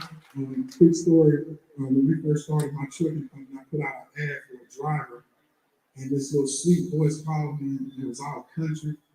I want to drive for your company. Who is it? My name is Sheree. How much experience do you have? I've been driving about 4 months. Man, you don't have enough experience, Sheree. Well, you follow me on Facebook, you'll see. And I see. You see what she's doing. This girl is amazing. Anything she needs from me, I'm there. I help sponsor the event. Whatever she needs, I'm picking up, call, do paper, whatever she needs. So you guys love on her. And thank you, Sheree. Thank you, Chattanooga. Y'all give it up for Thomas again. And yes, he is telling the truth about these big chairs, but these big chairs. Here's a big thanks to She Trucking Sheree Moore for having me at the convention's first day, and to Thomas Johnson for telling his story. And here's to all who joined me for the roundtable: Pierre Laguerre with Fleeting, Adam Wingfield of Innovative Logistics Group. Got to find a way to get my hands on one of those hats. Tristan Simmons and Tawana Randall of the Leading Ladies of Logistics. Good Energy Worldwide's Alex Burton. Melanie Patterson and her Team Integrity Knowledge Center.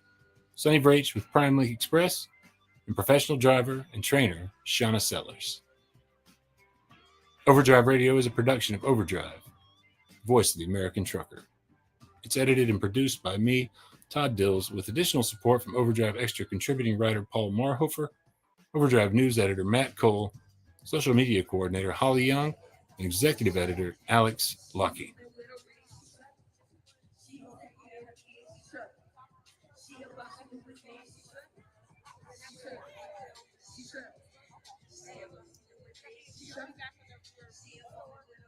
Until next time, keep it pro out there.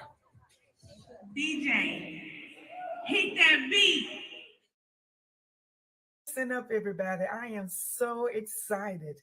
I just finished a course and got certified on how to start a podcast and monetize it. Thanks to my amazing instructor, Tina Ramsey. My heart right now is overwhelmed. My dreams have been fulfilled. And if you are looking to take your company to the next level, then choose the best. Tina Ramsey, owner of the CTR Network. You don't want to sleep on this. If you want to invest in yourself, start today so you can monetize your business and get what you deserve. God bless you. Don't sleep. Get it done. To accomplish a task. There's no need to ask. My greatness. When I allow creativity to flow. Everyone will know. That's my greatness. When I share. Give of myself. To live is left. That's my greatness. My greatness. Need not compare. Anyone. Anywhere. There's no need to compete. With others I chance to meet. My greatness is unique. It makes my life complete. I just need be myself. Do my best. And do my best. Always do my best. That greatness. My greatness. Will stand the test. All right.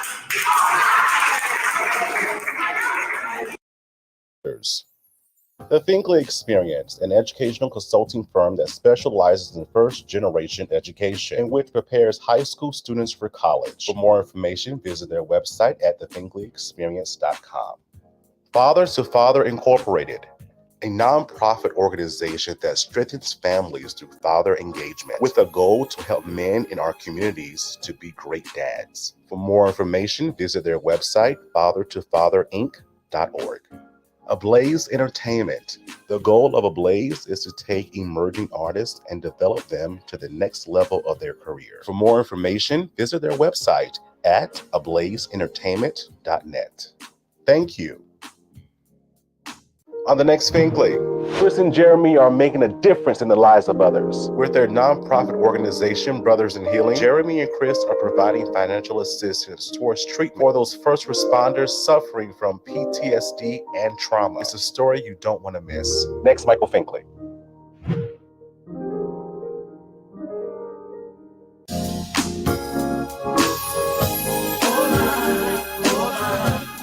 It's my biggest dream come true. Oh my, it's my biggest dream come true. Hello, everybody. Welcome to Michael Finkley Show. Thanks for joining us today. Y'all, ever since I told you all, I made the announcement on the last show, that I gave up my full-time job and I'm pursuing Finkley full-time. That's my show, my consulting firm, and anything else that God will place and has placed on my heart to do. Um, it has been tremendous. Doors have opened up so much for me in these last few weeks. It's been an awesome ride. I know that I need to be in this place. I'm in the right place at the right time. Let me tell you something about fear. Fear will stop you every time you want to accomplish a certain thing in your life. I was supposed to do my job years ago, but because of fear and my comfort in my job that I had in the field of education for 11 years, it was, I was scared. I was literally petrified. But then, as a spiritual being, I go back to the word. He didn't give us a spirit of fear, but power, love, and a sound mind. You know, once you overcome that fear, you can achieve anything you want to. Once I said yes to God's will for my life, that is when peace came, and that is when my soul was settled, and that's when I was able to move into the path God wants me to be. I was asleep one night, laying down one night, and I just remembered being at peace. This was, oh my gosh, a few days ago, and I just remember just laying there in peace. And I'm like, this is what it feels like to be in the will of God. Peace. No worries, no anything. Just peace. And so peace was there. Y'all, please don't be afraid. Please don't be afraid to go after your dreams and your goals. Now is the time. This world's not promised to us. We don't know when our next day or hour will give up on us in death. Now is the time to go after it. Now is the time to do it. If you've been part of that idea, that business idea, that invention, go after it. I'm telling you, go after it. And don't look at anyone else. I had an awesome conversation with my brother, Brandon J. Go check out his show. He has a tremendous platform as well. And he just began to feed into me about not being in competition with anyone. Just going after what you know, right? Go. Be you, do you, and go. And that's what I'm doing in this season. Thank you, Brandon, for that. But that's what I'm doing in this season. I'm going after mine. All right. So definitely visit our website for updates. We have some tremendous things happening in this season in our life, and I'm excited about it. And I get to use all of my gifts to service others. That is the most important thing. Our gifts are not for us; they're for others that we come in contact with. And to mention gifts, we have tremendous guests today that are using their gifts to help others. We have the co-founders of Brothers in Healing. We have Jeremy and Chris with us, and they're doing amazing work with their nonprofit and assisting with treatment for those first responders who are suffering from PTSD and also trauma. They're doing an amazing work, y'all. Hear their story and more. Don't you go away. Coming up, we have Chris and Jeremy with Brothers in Healing. Back in a moment. Love, go by sincerely yours. This hip hop artist since '96, hailing from Chicago, Oak Park. And you watching the Michael Finkley show right now. Tune in. You get the feeling, give me rhythm for your heart's beating, arms reach, cross streets, baby, got back like the car. On the next Michael Finkley, Eric's back. Think Fam, Eric Escobar is back as he talks with us about what he's been up to. And Christian artist Zeal is with us to talk about her single, Can't Give Up Now. Next Finkley. Hello everybody, it's Finkley from the Finkley Experience. We're an educational consulting firm that specializes in first-generation education. So we assist students with their college and career endeavors. We train school administrators on the state of first-generation students. And also, we partner with colleges and universities to assist their first-generation population for easy transition from high school to college. So if you're looking for a presenter or speaker that presents on these topics and so much more, visit our website at thefinkleyexperience.com and learn about all that we do. We're looking forward to working with you.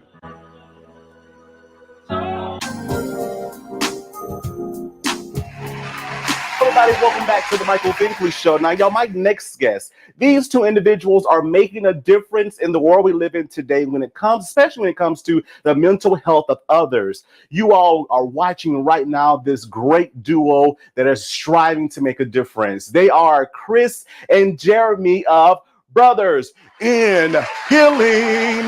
Thank you for being with us. You're too kind. Thank you for that intro. That was great. You're welcome. I do parties, I do bar mitzvahs, and everything else. Yeah, let's do it then. Let's do all of them. Let's go. Let's go. I appreciate y'all so much for being with us and just what you do within your calling. So I must say, Chris and Jeremy, and watching what you do on social media and the world beyond that, you're making a difference. Where did your heart of service come from? Gosh, I think for me, it started at a young age. I just really didn't like seeing people who were being taken advantage of or suffering. And I just felt a calling to try to help in some way, shape, or form. And that's just continued on to my adult life. Yeah, I kind of have a funny story on that. I went to a parochial school when I lived in Chicago. I was a military brat, and so I moved all over. And there was one time we had mass, and I ended up with all the bishops on accident. And I remember them saying, "This is your call. You're gonna be a bishop." And I remember thinking, looking up, going, "Oh, I'm getting struck down all of a sudden here." Because, but I knew I already knew before then. You know, I knew I had to serve in one way or another, but it wasn't that way. And it took me a little while in life to figure out that, you know, I wanted to follow kind of my father's footsteps. You know, they served the country, and I knew I wanted to serve, and that's what helped me become a police officer. Oh, wow. Thank you for your service. Thank you so much for your service. I must say it too, when I saw your name, Brothers in Healing, I knew it was a good thing, but I wanted to dive in a little bit deeper into what it was. So can you tell the Think Fam, what is Brothers in Healing and what do you actually do? Yeah, basically we're focused on helping primarily first responders and military heal their PTSD. We both are diagnosed with PTSD. We retired with a medical disability after 20 years for Chris and 22 years for myself of service and some of the trauma that we've seen and witnessed and experienced. What we didn't know is that will impact you, and the body always keeps the score and remembers those things. And it comes out later on in life. And we just weren't taught that. I had a friend take his own life to suicide. He was hurting. And I saw him at plenty of functions, and we talked about everything. He just never opened up and said, "Hey, I'm hurting inside and I don't feel right."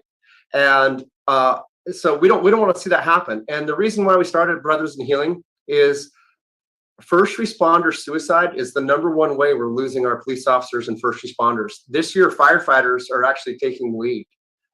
They're committing suicide because they're hurting inside. Correct. Mm-hmm. We lose 22 military veterans per day, and we're not talking about it. And we're not doing a good enough job of getting that message out to say to other people, it's okay to not be okay. We're told the movie has to have a happy ending. Everybody wants this fairy tale ending. That is not life. And we're here to spread the message. Life is tough. You're either in a storm, coming out of one, or headed towards one. And that's okay too. You can get through it. Hold on, pain ends is our message. And we help others seek treatment for PTSD and through a facility called Deer Hollow in Utah. They specialize in first responders and other people suffering with PTSD and suicidal ideation. They have techniques and tools that they use in counseling that originally, I'm not gonna lie to you, I didn't believe in them. I did not believe in psychology prior to our journey. And now we're living the difference. And that's what's cool about Chris and I is we walk the walk and we talk it too. I'm so glad you do. And those statistics that you just mentioned really hurt my heart, right? I thought about the saying that watch out for your strong friends. It takes a very strong person to do what you all do. So thank you all for your service. Sometimes we forget to check on them. Sometimes we forget to ask about them and provide these different services. But I'm so glad that you are doing it, especially in a day and time like this. So what are some of those cases that you've seen thus far that just kind of, oh my gosh, this is the worst? Talk about your shooting. Like as far as what we've dealt with and seen personally, kind of like, so I'll tell you, I thought I was pretty strong. Being a man, we're not supposed to show our emotions. I was raised, you don't show your emotions. If my dad, if you want to cry, I'll give you something to cry about. That's the way I was raised. If it ain't sticking out your skin, you ain't hurt. And so I lived my life, and as law enforcement, I mean, the countless deaths that we see, the suicides, the hangings, the self-inflicted shootings, the car accidents, everything. I thought I was strong and I handled it all. My turning point was I was the SRO at Marysville Pilchuck High School in 2014 when I had a school shooting. One of my students stood up and executed 4 of his classmates and then himself. And as I run into the cafeteria where it happened, and when you as a human being sit there and you look at 5 and 6 injured with head wounds laying on the floor of freshman kids, at the time it was like a movie to me, because I was just doing my job. But it wasn't until afterwards that really pushed me over the edge, and that's what set me in motion to teach me that, what, Chris, you have to heal yourself, because now people start to tell me, hey, you're acting different, Chris. You're not answering my calls, Chris. You're not doing this. You're not doing that. And I didn't notice it. And so for me, that was my turning point. That was my boiling point. They say we have so much in a bowl, we can hold so much, and then it starts overflowing. And that was where I started to overflow. Just because that's a lot. Yeah, that's heavy. That's heavy. And that's what our first responders are seeing and dealing with. Maybe not a school shooting, but trauma over and over again every day.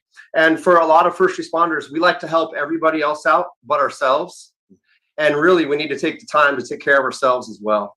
And your mental health, you got to stay strong. You got to be there. You got to be that leader. That's part of being a leader. It's not being weak.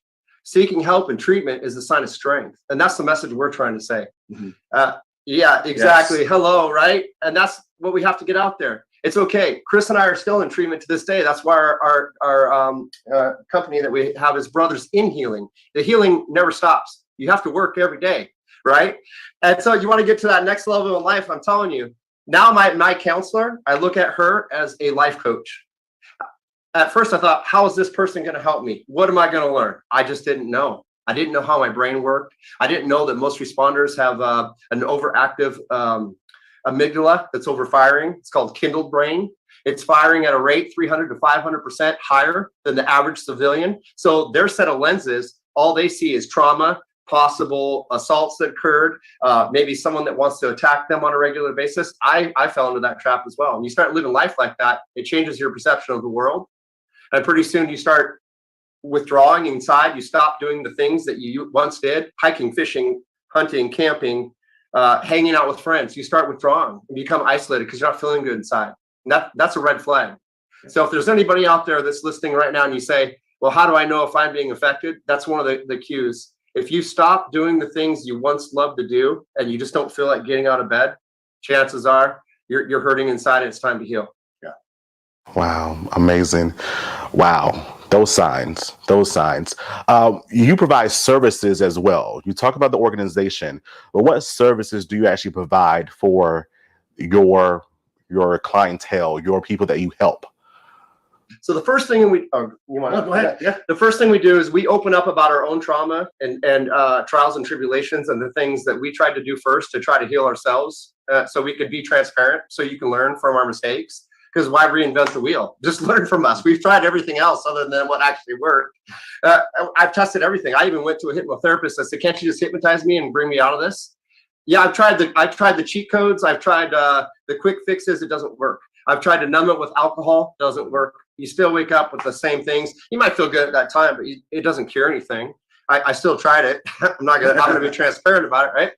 So what we do now is our main focus is we provide financial scholarships and assistance for those who actually want to seek treatment for PTSD. I think last year we helped about 17 first responders. We got them into that treatment facility. It's an inpatient treatment facility. It's intense. It's 35 days. It's the equivalent of getting 3.5 years of therapy in 35 days. So if you want to heal, that's the candidate for us. We will go all in for you. We'll help pay your medical bills. We'll give your family money, financial assistance if they need it, because counseling and this treatment facility place to get help is not cheap. You want a good place, it's expensive. I think it's $30,000 for a visit. Yeah, for the 3 months. It's a lot. Yeah. Okay, so we pick up the tab, like maybe insurance doesn't cover up the rest. Like I think we wired money $4,000 and another $3,000 or something to two different candidates. They could, that was the maximum they could afford. They couldn't afford the other couple grand. No problem. We got you covered. We wired the money. We got an email from that treatment facility place near Hall that works with us. We like them because they're transparent and we went through it ourselves, so we know it works. Okay. We had them wired the money within 48 minutes. Yeah. We just got off the airplane. They said, "Hey, we got 2 people who need help." No problem. We went to the bank, got the wire money, 48 minutes, no problem, because they've already vetted them. We know that first responder, that person. It doesn't have to be a first responder, by the way. We'll help anybody. Evil doesn't pick skin color. Evil does not pick job preference. Evil is just evil. Hurting and pain has no boundaries. Let's be real, right? So we really don't care. If you want the help, we will get you in there and try to get you the help and you know what? When you can give someone peace and let them actually enjoy life and see how beautiful this world is, that is such a gift. Yeah. It really is. It's like I'm getting goosebumps right now when we talk about it, because there's no bigger joy than to be able to help another fellow human being who is struggling, needs help, and we're able to take that little burden off of them. And so it's amazing. You want to know what else is cool about our foundation? We don't pay ourselves. Everything that we make goes back into helping everybody that we can. And at the end of the year, like Chris and I have this motto: if there's money left in our nonprofit account, then we haven't helped enough people. Period. That's the way we look at it. Yeah, plain and simple. We're one of the few nonprofits that's actually a nonprofit. Gotcha. Oh, wow. That's a mouthful. That is a mouthful in itself. That is a mouthful in itself.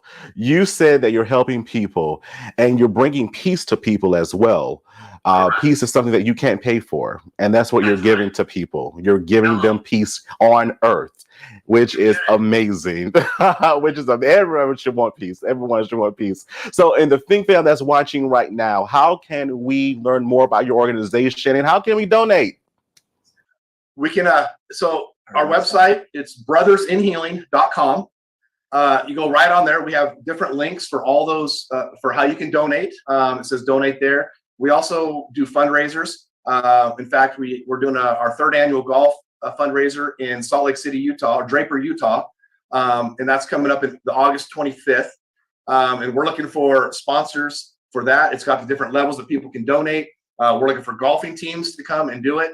And it's just a great time. We like to go out and speak. And our first thing was like, we're going to raise money going out and speaking, because we love to speak. We love to share our stories to show other people.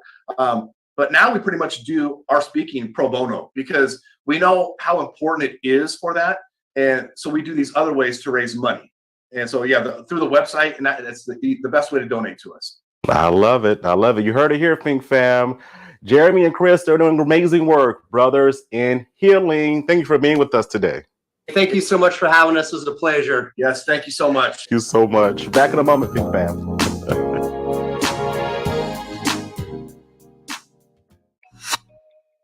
name is Valentine, and you may know me from 90 Day Fiance Love in Paradise. Hey, you guys, and I am here with Michael Finkley, and we are having the greatest conversation, so stay tuned. Peace.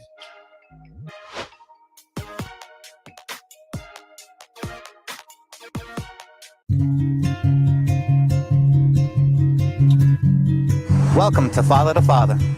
The mission of Father to Father Charleston, South Carolina is to help fathers in the Low Country area of South Carolina to be a positive and consistent presence in their children's lives. Father to Father provides community-based programs and support groups for fathers free of charge. They also help fathers connect to other resources they need so they can meet their responsibilities and secure their parental rights. Father to Father offers job coaching and employment connections that benefit fathers. Father to Father is a resource for local organizations that want to provide family support and father-friendly services. If this program is a fit for you, visit our location in North Charleston, South Carolina, and meet our friendly staff here to help and assist. Or visit our website at fathertofatherinc.org.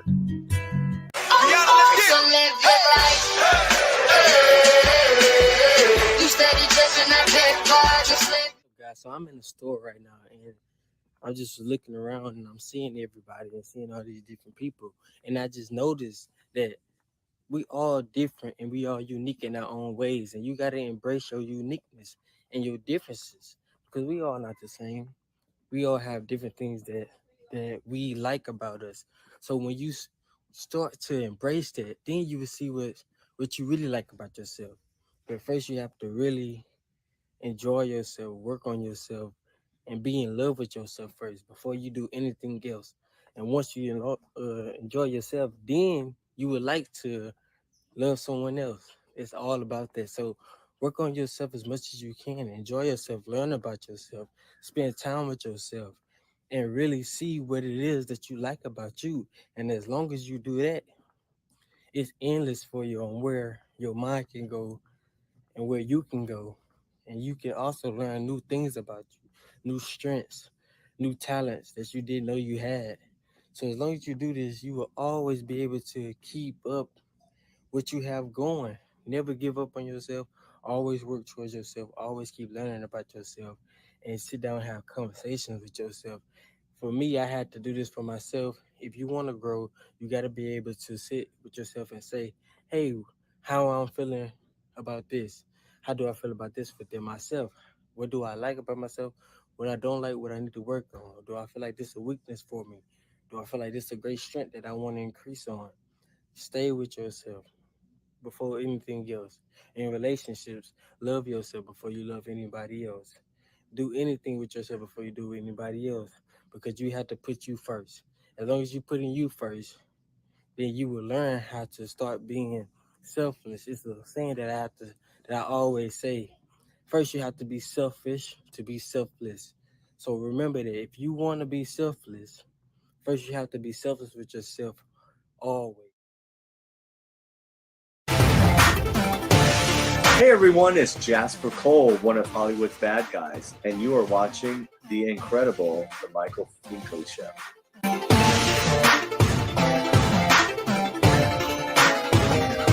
CTR Media Network was created for today's podcasters. We provide a safe haven for content creators that are everyday people doing extraordinary things. We have a system of positioning, monetization training, coaching, and support for our podcasters' success. CTR Media Network simply bridges that gap with a level playing field for your dreams to come true cost effectively. Our team provides a premium service and experience for our podcasters to grow. CTR Media Network provides access, support, resources, coaching, and community for our podcasters to win, if you put in the work. We believe that we are living in a unique time which requires you to share your message of hope with millions of people around the world. Remember that the world is never too saturated for you, your voice and message. A platform for positive, impactful media where the content creators are in the driver's seat. Visit our website today by going to www.ctrmedianetwork.com. On the next Michael Finkley, Eric's back. Think fam, Eric Escobar is back as he talks with us about what he's been up to. And Christian artist Zeal is with us to talk about her single, Can't Give Up Now. Next, Finkley.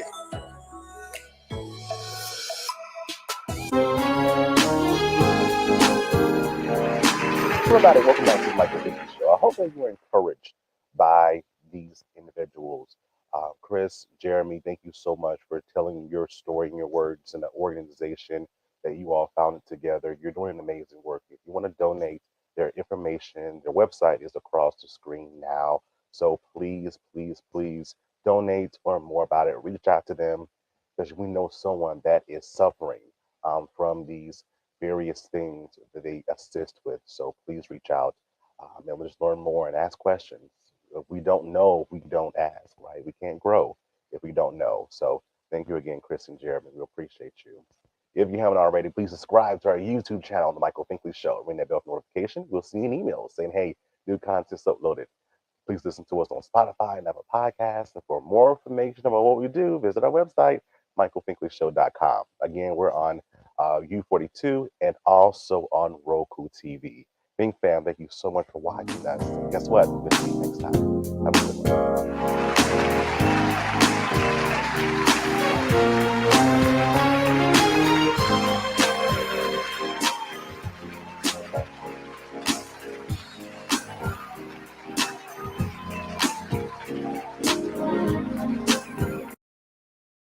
Network was created for today's podcasters. We provide a safe haven for content creators that are everyday people doing extraordinary things. We have a system of positioning, monetization training, coaching, and support for our podcasters' success. CTR Media Network simply bridges that gap with a level playing field for your dreams to come true cost effectively. Our team provides a premium service and experience for our podcasters to grow. CTR Media Network provides access, support, resources, coaching, and community for our podcasters to win, if you put in the work. We believe that we are living in a unique time which requires you to share your message of hope with millions of people around the world. Remember that the world is never too saturated for you, your voice and message. A platform for positive, impactful media where the content creators are in the driver's seat. Visit our website today by going to www.ctrmedianetwork.com.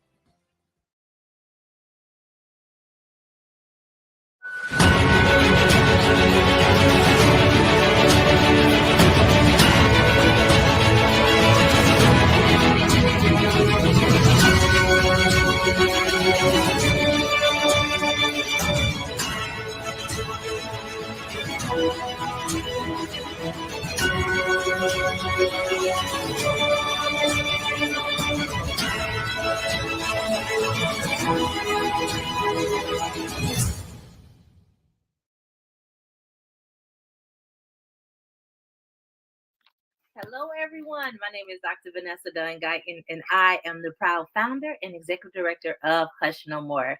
Hush No More supports survivors when they're ready to come forward to get information, to find resources, or just to have somebody listen to. We also provide training in our communities on what we call the hush topics: sexual assault, domestic violence, human trafficking, child sexual abuse, incest. Anything that people have a hard time discussing, we talk about it. And tonight you are joining us with Hush No More Champions. This is a space that we have a guest that comes in and talk about these topics as an advocate, as a survivor, or either as a nonprofit. So today we had to cancel my guests. We were talking about suicide, and it's a real hard topic to talk about. So I said, I'm just going to come on by myself, answer any questions, engage all of you, and just talk about what's really going on in our community. How can we make a difference? What are some things that you can do to help somebody that's going through suicide? And if you are struggling with suicide ideations, if it's something that you've thought about, let's talk about it. This is my space. I'm here for you. And I think it's important that we discuss that taboo word and why it's so important. So what I want to tell you is, as victim advocates, we lose people, right? We lose people, and we work with people with a lot of trauma, period. When you are sexually assaulted, when you are a survivor of child sexual abuse, when you're in a domestic violence relationship, sometimes you feel lost, right? and you don't know what's going on, why you having these thoughts, you don't know where to turn. Sometimes you can't talk to people because they say dumb things. That's what I call it. The dumb responses that people make when you're going through, when you're struggling with suicidal ideation, when you're struggling being a victim. And it's very difficult. And a lot of times we don't even tell. We don't know who to tell. We don't know who to turn to. We don't know who to trust. And even though our community and our society say, oh, you can come talk to me, it is very hard to determine who you're going to talk to when you are contemplating suicide because people are very judgmental, right? I have heard things like if you commit suicide, you're going to hell. It is a sin. That's not something that when somebody's contemplating suicide that they want to hear, right? They don't want to hear that. They don't want to hear about they going to hell. That's not going to stop them from committing suicide. It's one of the hardest things ever to have to deal with. And so I really want our society to say it's okay to talk about suicide. It's okay to come forward for help. It's okay to be transparent and say, today I'm having a bad day. I might not commit the act, but I've thought about it. And I just need somebody to talk to help me work through this. Statistically, 132 people die a day from suicide. And I know the rate is higher because sometimes when they do an investigation, they say that it was accidental, right? And they don't say it's a suicide. Or people try to cover it up because there's an embarrassment. Family members don't even tell us that they committed suicide. They'll come on the scene and they'll hide the letter if there's a letter because it's embarrassing to have a family member die from suicide, right? So it's so much going on. And I wanted to be transparent and share my experiences because I want to encourage people to come forward to get help and not feel like they're alone. I don't want to lose another victim to suicide because of something that we could have helped them with. Okay. And yes, I'm emotional, and I didn't think I was going to get emotional, but I am because I don't want to lose anybody else. And so if this show can help you, share it with somebody that you know that's struggling, somebody that's in your family, share it. You got to talk about it because they're struggling alone. Okay. So get myself together. If you know me, you know I get so emotional and I cry at my events because I love you all and I just want to make a difference. So let's go. Let's get this show on the road. All right. So suicide. It's a hard topic. I contemplated suicide twice. No, let me fix that. I attempted suicide twice. Some of you know, some of you don't know that I am a survivor of military sexual trauma. It is so hard to deal with being sexually assaulted or any type of abuse to you, right? And not being able to tell anybody, not be able to come forward, to have to deal with that all by yourself is very difficult, right? And so you don't know where to turn. You can go to counseling, you can go to therapy, but sometimes it works, sometimes it doesn't. And so I encourage people to go, but sometimes you walk away, you're like, I don't have a solution. I don't have an answer. And some of you don't understand what people go through when they're dealing with suicide. They feel lost, like there's nowhere to turn. There's nobody that I can trust. Even though I know my family love me, do they really love me? Do they accept me? Do they understand what I'm going through? And we feel like nobody understands what we're going through, right? And that we're absolutely alone. And y'all, I'm not crying for my own story. I'm truly just emotional for the loss of a victim. It hurts when you lose somebody, right? And so for me, I didn't want to live, and I'm gonna tell you why. Because I was tired. I was tired of crying. I was tired of waking up feeling like somebody was going to harm me. I was tired of every time I heard a noise, I'm checking the windows. I was tired of just being stressed out. I was tired of going to work and not being able to focus and not being as successful as I normally am because of what happened to me. I was just tired. I didn't feel like there was a way out. Yeah, I am the daughter of a minister. I grew up in church all my life, but sometimes you don't feel like the church is the answer sometimes, or that it's acceptable to go to church and be like, yeah, I'm thinking about killing myself, right? That's just not an answer. And especially if the church that you go to doesn't talk about suicide, right? If they don't talk about the hush topics, you feel like you're the only one. So it's hard to go to those places. It's hard to go to an organization and talk about how you're feeling. And then you don't want to be committed. You know, if you tell them what's really going on in your head, that maybe they'll put you in the hospital and now we're committed. And that's even another hard thing to have to go through. So for me, I chose to take pills. Being in the military, we get all different type of medication. So I used like Percocet, anything that was in my cabinet, I took it and I made a cocktail. And I'll tell you why I chose to take pills. The reason why I decided to take pills was because I didn't want to have bruises on my face, right? My mind, we have a plan. When you're thinking about killing yourself, there's a whole entire plan.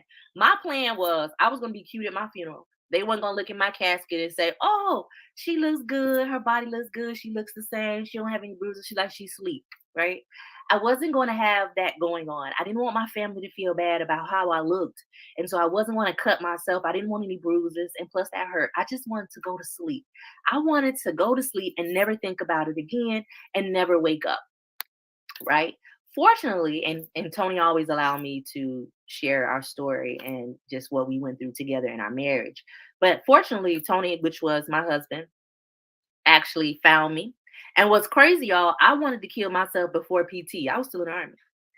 I didn't want to go to PT. I feel like if I was going to die, at least die early in the morning. I have to run because I hate to run, right? And so I had a whole plan of when I was going to do it. He came back from PT and he found me. He revived me and he begged me to go to the hospital. And I said, please, I don't want to go. I don't want anybody to know. I don't want my command to know. I don't want my job to know. None of my peers, none of my family, they can't know, right? Nobody, I didn't want anybody to know. I was so embarrassed. And he said, I won't tell Vanessa, but you got to get help. You got to go to counseling. You got to do something.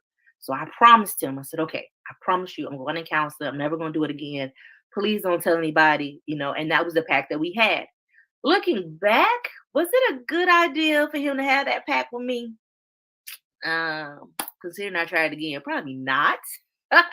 We probably should have went to the hospital together. I don't really know. I don't know how I could have changed it up a little bit, but I probably needed to go to the hospital then. I needed to be in the facility then and admit it, but I was too embarrassed. I was embarrassed that I wanted to kill myself and that I didn't want to wake up, right? And I got a family, but it just wasn't enough. When you commit suicide, you're not thinking about, oh, my family. You're beyond that. You love them, but you just feel like you're better off without them. They're better off without you. So when people say, well, your family should keep you there, your children should keep you there, you get so low, you're not thinking about that. You're just not. It has nothing to do with your family. It has nothing to do. Only time it has something to do with your family is if they're the one that's abusing you, right? Other than that, you can't see past the misery, the sadness, the darkness, and what you're going through, and the pain and the hurt, and you're tired of hurting. So it's hard to see that. The second time, fast forward, I've been through counseling, therapy. I've had a lot of therapies over the years, right? Still was feeling bad. I still was in a command that didn't care. And they could say what they want to say. I knew that they didn't care. I was in one that was absolutely horrible to me. They were mean and they were not supportive. I was in the part of the military. I was in what you call operations for civilians that wouldn't understand. It was called the G3. It was operations, all male men, and I was the first female. And it was very hard to be in that unit. And that was the hardest unit I've ever been in. That was the hardest challenge. I always say God put me there so that I could learn that I could overcome anything if I could overcome that unit and being in that operations. So it was really rough time for me. So I decided that I was just done. I was done. So about a year later, I did it again. So this time the pills didn't work, right? So I decided that I was going to use carbon monoxide and go in my garage, and I cut my car on, got off work early, went home, cut my car on, just was running the car, right? And I realized that I was just gonna fall asleep. Because remember, y'all, I didn't want to have no bruises or nothing. Like I wanted to just go to sleep and never wake up again because I was tired, right? I couldn't see a way out. And yeah, I prayed, I asked God for help. I just didn't feel like nothing was working. Okay. So carbon monoxide, car running, garage down. And I said, well, I should be asleep within about 15, 20 minutes because I did my research, right? We have a plan when we decide to do suicidal attempts. That's why it's important for you to ask a plan. The thing that saved my life was the fact that my son came to the door and he said, "Mom, I didn't know you was off work early. What you doing?" And in that moment, my life changed. I felt like crap because if my son would have waited maybe like 10 or 15 more minutes, I would have been dead. And he would have had to live with the fact that his mom killed herself, and my daughter would have had to, all my kids would have had to try to figure out what was going on. People always want to figure out how they could have saved you, what they could have done. And I just felt horrible. And so I made a promise to myself between me and God that I would never try to kill myself again and that I would get help. Now, needless to say, I didn't get help right then either. I still lied. I still act like everything was okay. I still had on a mask. I still was cute. I still was the wife. I was the soldier. I was the student. I was the one that had it going on. I was the oldest of 6 girls. I was the one that was responsible. I wore that mask for years, right? And so fast forward until I was committed, and most of you know I ended up being committed to the VA hospital, and I was there for over a week for alcoholism and depression and everything else that you could think of. That's when I really got my life together. I always recommend that you take the chance to go to the hospital. It worked for me. I met the most amazing therapists, counselors, friends, other survivors. Uh, that's when I started really trying to work on not drinking anymore. That was it. And the alcohol and drugs, I didn't do any drugs, but I did alcohol. And that just makes it worse. It makes you more depressed. It doesn't help. I just think that it was helping me go to sleep, but it wasn't. And so I'm very transparent. When I train, I talk about suicide. I talk about how can you understand what's going on with the individual that's having suicidal ideations. Why would they want to kill themselves? I made a post that said, don't ask anybody why would they want to kill themselves. They got their own reasons. Ask them, what can you do for them? How can I help you? Right? How can I help you? That's what's most important. What can I do for you? Not asking them questions that are like condemning. And you're asking from your heart, right? I know it's like out of care and concern, but all people really need to hear from you is, man, I know you're going through. What can I do for you? How can I help you? Do you need me to go to the doctor with you? Do you need me to find you resources? Do you need me to connect? What can I do for you? And sometimes they may say nothing. Sometimes we don't want any help. Sometimes we want to just try to figure it out on our own. But we want to know that you care and that you're there, but that we can do this. And so don't judge people that say they have suicidal ideations. Don't make them feel like crap because they already feel like crap. Don't say things like, well, you could just pray about it, it'll get better. You don't think they tried to pray? Right? You don't think that they're trying? They are. They are trying. You can recommend, you could say, I've been to this therapist and they were really, really good and they helped me. How we get through this is through love. I love you, I love you, I love you.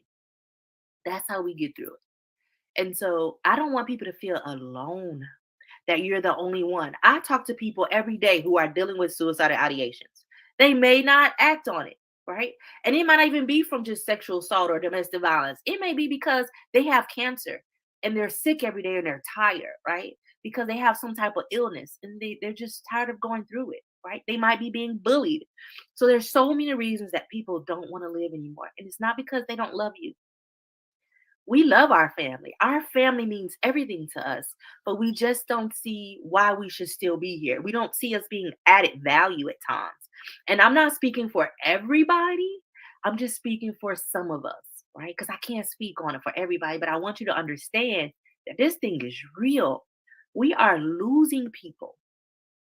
Losing people. Suicide rates are on the rise since COVID. It sucks being in the house by yourself, right?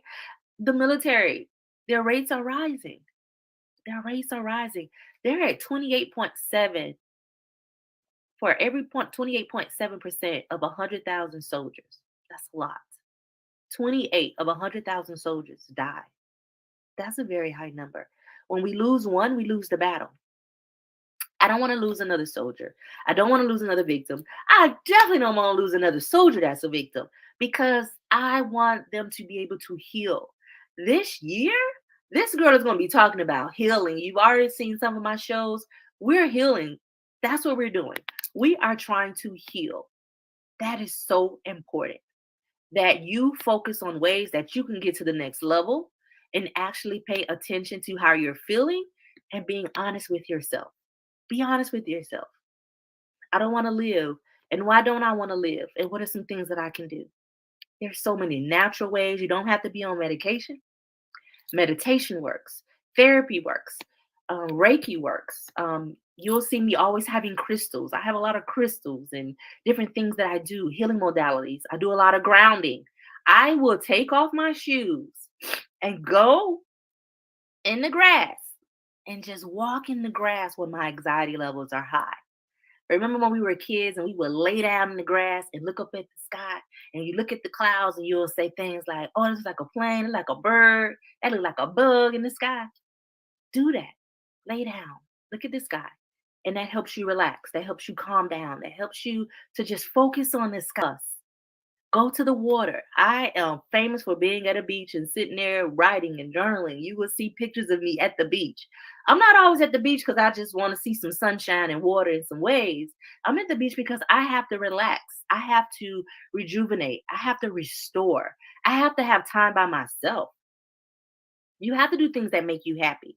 We do so much for so many other people. We have so many requirements on us. There's so many societal norms that have us in a box that sucks that we have to get out of. We have to get out of them so that we can actually get to the next level. And it's important that we love on each other. When people say they were suicidal, you know what? I love you. I'm so glad that you're still here. Can I give you a hug? Now, it's kind of hard to hug during this COVID time, but if they're your family and friends, give them a hug. Let them know how much you care. That is so important. All right. So I got some comments that I want to share from Deanna. Deanna says, sometimes it doesn't matter who loves you or who is there for you, as all you want to do is die, get out of the pain you're in. And so ending it all seems to be the only option. I myself am a survivor, advocate, peer specialist, motivational speaker, and volunteer. I am a survivor of suicide attempts and have lost loved ones also. I know the ultimate last seconds of wanting it all to just end. So this is one reason why I myself ask others to never stop talking, never stop reaching, never stop. She continued. Please don't judge what you may not see. I live with a mental illness. It's a struggle and at times devastating. At times I can look in a mirror and feel as if my life has been really humiliating. It's a challenge to keep a positive outlook on life. When I'm feeling so low, I don't want to be considered an outcast, so I continue to live, learn, and grow. Sometimes I feel deep sadness and frustration. Other times I continue to find ways to fill my soul without dehydration, these repressed thoughts. And so I get it, Deanna. And thank you for sharing. Thank you for coming on and just showing people that, yeah, it's a challenge, right? And especially if you have mental illness going on, if you're dealing with depression, if you are bipolar, if you're schizophrenic. But remember, suicidal ideations can occur to people who don't have any mental health issues, right? Anything, you are welcome, Deanna. You are definitely welcome. And we keep going and we advocate for others. It is not easy to always advocate, right? It's not. So love on people, love on your advocates, give them the help that they need. So to my survivors who are out here struggling with suicide, know that I love you. Hush No More is here for you. And I'm not just saying that from a political stance. I mean that 100%. We are here for you. That there's no judgment. There's no judgment. Right? We have free counselors. You can contact us. We have counselors who help you. I'm not the one to do counseling as it relates to suicidal ideation. I'm just going to tell you the truth. Why? Because Vanessa cries. Right? I'm the one that's going to love on you and I'm going to get you the services, but I can't sit there and listen because I'm a crybaby. I'm crying. So I do my intakes. I love on you and I get you to the most amazing counselors and therapists that we have that are absolutely free. That's why we raise money so that we could pay therapists to help those who are in need, right? You are not alone. A lot of times it's the shame, it's the humiliation, the trauma that has us stuck. It's possible to get out of that. You just have to want to. right? You have to make the decision that you want to live, that you want to change how you're living today. That this sucks where you are, but it doesn't have to be. I could tell you, I am living in bonus. Y'all see me celebrate my birthday for the whole entire month. You know why? Because every day that I live is a blessing. Because I wasn't supposed to be here. In my mind, I wasn't supposed to live past 30. I wasn't supposed to live past 35. I am 47 years old and I'm killing the game, right? I am really doing very well. I still have bad days, but I bounce back and I don't let myself stay past a day. I give myself one day to say, today sucks, right? Today sucks. Tomorrow might suck. Maybe it might suck tomorrow, but I don't go past 2 days. Because if I go past 2 days, now I'm in a state of depression that I can't get out of. I can't get out of it. And sometimes medication works and sometimes medication doesn't. Sometimes medication will work for 2 years and then all of a sudden it doesn't work anymore. And so now you're trying to figure out what's going on. Right. So don't give up. Do not give up. We are going to be doing a lot of events this year that are going to be about healing. I am going to be doing healing retreats because we got to find safe spaces where we can come and find really good healing modalities to get to the next level. I gave you a few tonight. That is what I'm definitely going to be doing. My first one is going to be healing addictions. We're going to help heal addictions, and it is possible. I am proof that it is possible. Y'all know this girl is at 3 years sober. I am proof that it is possible to heal through addictions, and we're going to be in Columbia, South Carolina, and we are going to be at Sesquicentennial Park, and we're going to be at the waterfall there. We're going to be all in the woods, loving on each other and healing, and just figuring out ways that we can do this. You have the possibility to get to the next level. It doesn't have to be over unless you want it to be over. Okay. And I will tell people that when somebody wants to commit suicide, you can do everything that you can to try. But if they're ready, they're ready. When they get to that point. And it's so sad because we don't want them there. But it's really hard, especially when it's a gun victim, because they were very intentional and wanted to make sure that they ended their lives. Period. They no longer wanted to be here. And we have to be respectful of people and the things that they're going through and the decisions that they make. And it's hard. So some of you are going to try to stop people, and you should ask things like, how can I help you? Is there anything that I could do for you? Do you need to go to the hospital? What is this, some type of therapy? What can you do? But at the end of the day, people make choices, and you may not agree with their choice. Like I didn't agree with my beautiful sister who made the decision yesterday. I didn't agree. And so, but it's not my life, it's hers. And so I have to respect it. I have to pray for her family, and I have to pray for everybody that's involved. And then today is another day. And that's how I get through it. It's important that we do that. Deanna said, your courage is your strength, and your strength is your courage. I love that, Deanna. I am going to make a Facebook post using that because it is true. It's hard to be courageous to decide not to kill yourself, and you have those thoughts running through your head. And they're like a squirrel. They're just running around. They're just running around. And how do you stop it? You stop it by making the decision that you want to live, that you want to live, and that you want to do something about it. And there's a lot of help out here. You are not alone. I am going to post the suicide hotline number, but their number is 1-800-273-8255. 1-800-273-8255 is the suicide hotline number. They are like really cool. The VA, I will also post the veterans suicide hotline if you're military. They're great hotlines. I've even called the VA hotline. Probably in 2016, I called a VA hotline and they sat and talked with me, which I thought was really, really cool. So there are even hotlines, and you can text, right? If you don't want to talk on the phone, you could text them and chat, right? You could chat with them. And that way, it's like they're not hearing your voice, and it's anonymous. So you could just talk to somebody. You don't have to be alone, and you could talk it through, right? If somebody has a plan, they're serious, y'all. I had plans. I had thought about that thing. And so when they're having plans, that's when we really have to speak up. And it's hard to keep people's secrets when they're suicidal, and it's a hard decision to make. I can tell you that. Tony had to make that that decision if he was going to keep my secret or not. It's hard. But then what if I would have been successful? He'd have felt real guilty. And so reach out, get advice on how you can help your friend, your family member, your child. Some of you, it's your children that are going through this. Reach out to get resources for them and see what you can do, right? So that they don't feel alone. So they don't feel alone. Deanna said in July they'll have nationally the 988 numbers. Yeah, I can't wait for that. I think it's important for us to have numbers that we can call and to reach out to and to send emails and texts. So sometimes you don't want to talk. I get a lot of messages in my inbox.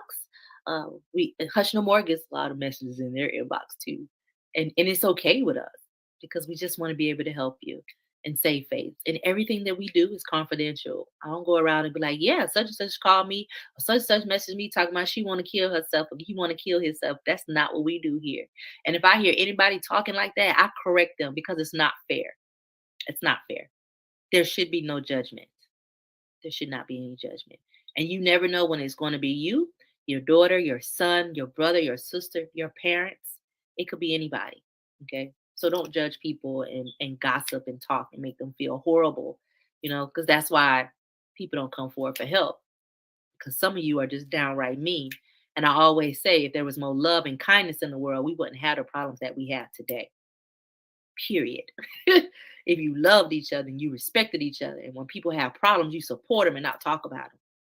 And it's in your organizations. It's at work you do it. You do it in the church. You do it in the mosque. You talk about people, right? Stop talking about people. Help people heal. Offer them a hug, a love, because it's hard for us to come forward when you make us feel like crap. Or we heard you talking about somebody else. Never coming to talk to you because I know how you talked about this other brother and sister. So I'm never going to come and confide in you. Understand what people are going through and see what you could do to help them, and stop other people from gossiping and talking about people as it relates to their trauma. Nobody wants to walk in the room and hear you talking about them being sexually assaulted. Nobody want to walk in the room and talk about it. They had a black eye and you talking about it, but you ain't offering no assistance and help. You're not loving on them, but you're talking about them. Yeah, such and such husband been beating her. Yeah, such and such wife been beating him. And it's a shame that he let a woman do that to him. Stop talking about people and show them love. Encourage them. Let them know you're there for them. Because somebody's listening to you and they'll never come to you. And some of you are parents and your children hear what you're saying and they're suicidal, they're depressed, they're having a hard time. But they won't come and talk to you because they hear you gossiping on the phone, they hear you talking to other people about it. And so they're never going to confide in you. And I'm telling you this because I've heard children tell me this, that I can't go talk to my mom because my mom tell all her business and she be talking to her aunt, my aunt, and telling her friends. And so I can't talk to them. Children are listening to you. They can't come forward and tell you what's going on with them because they don't trust you because they see what you're doing and they see your behavior and they don't find you trustworthy. Some of this is going to resonate with you. Some of it is not. But if you're that parent, you need to go talk to your children and apologize and make it right. Because sometimes our children can't even come forward to tell you that they're being molested, that their father or their mother is having sex with them because they can't trust you as a parent or an elder in their family. Real talk. So I need y'all to get it together because I don't want a child killing themselves because they're tired of being molested. They don't want to be touched anymore. And they don't have nobody to tell because the parents are not there and you're not listening. The number one complaint that I hear from children when I'm mentoring them is my mother, my father do not listen to me. Listen to your kids. Find time that they don't have a cell phone. You don't have a cell phone. No TV. We're going to talk and we're going to laugh. We're going to have dinner. Maybe watch a movie together. Start making that time so that your children are able to come and talk to you and so they're not suicidal. Our children are dying. Our children are committing suicide. Our children are cutting. Our children are cutting. They have cuts on their arms, in their inner, in the inside, in the inner thighs. They're cutting in places so you can't see. They're cutting themselves from pain. And we got to do something as a community to make it stop. And it starts at home and families. And it starts with the aunts and the uncles and the grandparents, the cousins. We're all responsible for each other in this community. We're responsible for loving on people. Okay. So that's all that I have. Tanika, I love you too. Thank you for even sharing your story. Thank you. People go through. So I ask you to share this video. I will put links in the video where people can get help, right? It is so important that individuals know where they can turn to and that they're not alone. And I'm going to just tell you, I'm tired. I'm tired of our community having a bias against people who are suicidal, who are talking about them and not supporting them. Life can suck for some of us, most of us. But a lot of you got on a mask and act like your life is perfect. Life is not perfect. If you take off your mask, then more people will be able to help you and more people will be able to come to you because you're transparent and you're sharing your story and you're deciding to hush no more. That's all I have tonight. I'm here for you if you need me. Do not be talking about Dr. Vanessa was crying on her show. Look again, but I just had to come and talk to my family, my Facebook family, my YouTube family, my podcast family. I had to come and talk to you all so that you know that, man, this is real out here. And that 132 people a day could be you. It could be you. It could be your brother, your sister, your cousin. We don't need to lose nobody else. We don't. We got to be there for each other. So peace and blessings to you all. And know that Hush No More is here. We will support you any way that we can. We'll support your family. So we're here. And know that I love you. I love you. I love you. And some of you I've never met, but I know you from social media. And I love you too. So peace and blessings. Thank you all.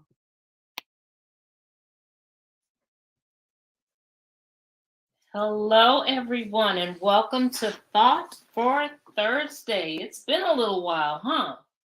It's been a little while since I've been on, and I apologize. A little late, was trying to decide if I was going to come on or not. We are having some bad weather here in the DMV, so I am on now, but that doesn't mean I'm going to stay on long. Hey, Thought for Thursday is all of 15 minutes, and as long as the thunder and lightning can kind of hold off that long, we will be here. So I am very happy to see you coming on in over on Instagram and, of course, here on Facebook, and I'm on LinkedIn also. Again, happy Thursday, y'all. It is Thursday. I hope that you have had a wonderful week. Like I said, it's been a little while. It's been a minute since I've been on here to talk to you. So I'm very happy to be here today. And I have to admit, I've been on fire since a few weeks ago when we did Journey Share the Experience, which was absolutely awesome. We have some podcasts coming up that's going to talk about that, and some things coming up on Reinvent to Rise that's going to be, we're going to talk about that as well. So we've got some things coming next week. But this week, I wanted to come on and tell you that it's time out for excuses. It is time out for excuses. It is time out for the stinking thinking. It's time to get rid of that. It's time to let that go. And it's time to walk in your purpose, realize who you are, and let those negative beliefs go that have been holding you back for so long. We talk about them all the time. And we're going to keep talking about them because it's something that I know we need to do. We have something to do. We have a purpose about our lives, and we need to fulfill that. Life is not meant to just be for us to just live it as is and just go through life. We're supposed to enjoy life. We're supposed to live it to the fullest, doing the things that we're supposed to do. And for some of us, that means that we have got to let go of some things, and some things that have to be done away with mainly include the way that we think. Yes, there are things that we're going to have to do to implement what we want. There are things that we're going to have to do to get what we want. But the very first step in making sure that we get there is ensuring that we have the right beliefs that we're holding on to, the right values that we're holding on to. So, talking about beliefs, that brings me to what we're going to talk about here for the next 12 minutes or so. We're going to talk about the fact that what you believe So a man thinketh, so he is. You know, you've heard that, I'm sure, before. What you believe really does determine what you do, who you believe you are, or how you operate in your daily life, how you think, what you think of yourself. And if you're not careful, it will leave you susceptible to believing what anybody else thinks about you, which could be totally different from who you really are and what you really believe and what you're really capable of and what you stand for. So, what are these things that I'm talking about? There are few beliefs, there are many beliefs that keep us from moving and operating in the genre in which we need to operate, in the vein, in the place, in the avenue, in the lane in which we need to move. But today we're going to talk about just 5 of them. 5 beliefs that keep you from attacking your goals and going after those things that you really need to go after. Hey guys, I see you over there on Instagram. Thanks so much for jumping in. So what are those 5 beliefs? What are five beliefs that we need to attack here and now? First one, not enough time. We stare away from our goals because we feel like we don't have enough time to do them. And the fact of the matter is, you don't have enough time not to do them. I know a double negative there. But my point is, it is time for you to jump on what it is that you desire to do. Because procrastination will have you putting that off forever and ever, and you never get around to completing it. Then that leads to feelings of defeat. And of course, those feelings of defeat have you in a situation where you don't ever want to try doing anything again. So it's a vicious cycle. You think about it at the beginning of the year when it comes time to make those New Year's resolutions, and then you forget about them and you think, well, no, I'm not going to do it. I don't have enough time. I was supposed to do it last year and I didn't do it. And that will keep you on that hamster wheel going back and forth over the fact that you want to do it. There are goals that you really desire to achieve. However, you feel as though you don't have enough time. You make the time. You chisel some time in your day, even if it's just 15 minutes in the evenings, 15 minutes in the morning, where you will actually dedicate some time to working on that goal. Say that goal has something to do with weight loss. Take that 15 minutes before you even start a plan. Take 15 minutes one morning to just start about and write down, what are those things that I know I need to eat that are going to help me to get to my goal. Then the next morning, you may go through and write out a whole day's worth of a menu. Then the next day, you can plan to go to the grocery store.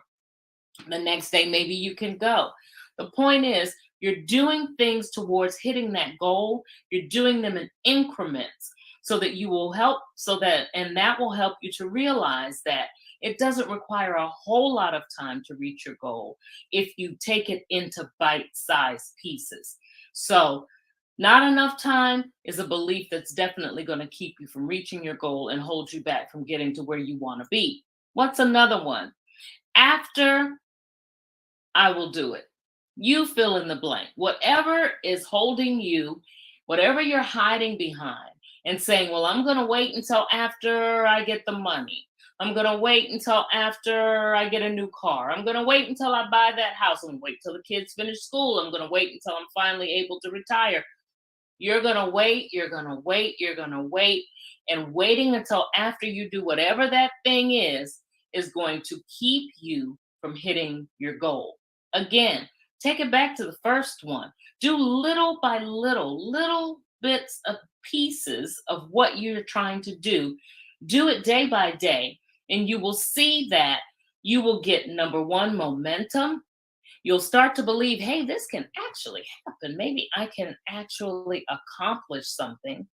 And then the more you accomplish, the more you will feel pulled and compelled to actually go after those things that you keep telling yourself you don't have the time, you don't have the patience, it's too late for you to do, right?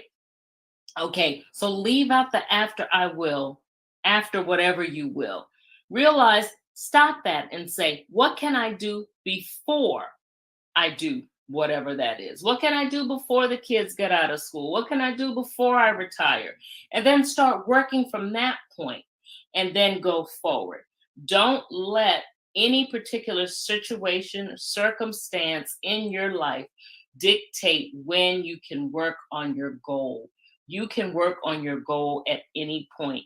Again, even if it's in small increments. So what's another belief that holds us back? I'm not good enough. That whole comparison thing. We fall into that imposter syndrome too. Women do it a lot. I know men do it as well. But we feel that we are not qualified. We could be qualified, certified, designated to do something any number of ways. We can have experience on the job. We can just have a knack for understanding and accomplishing something.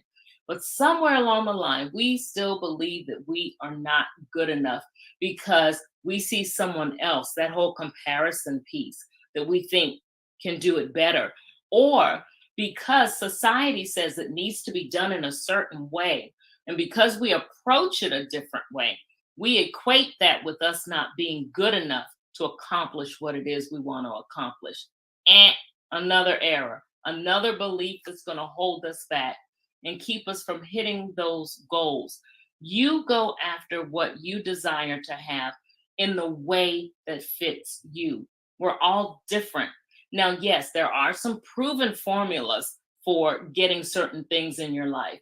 There's a proven way, for example, to become a lawyer. There's a proven way to, become, a business owner. There's certain things that you need to have in place.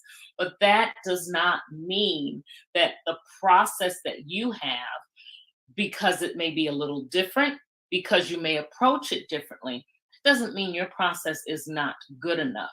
You pursue what it is that you're supposed to do in the way that you know to do it, and then go from there.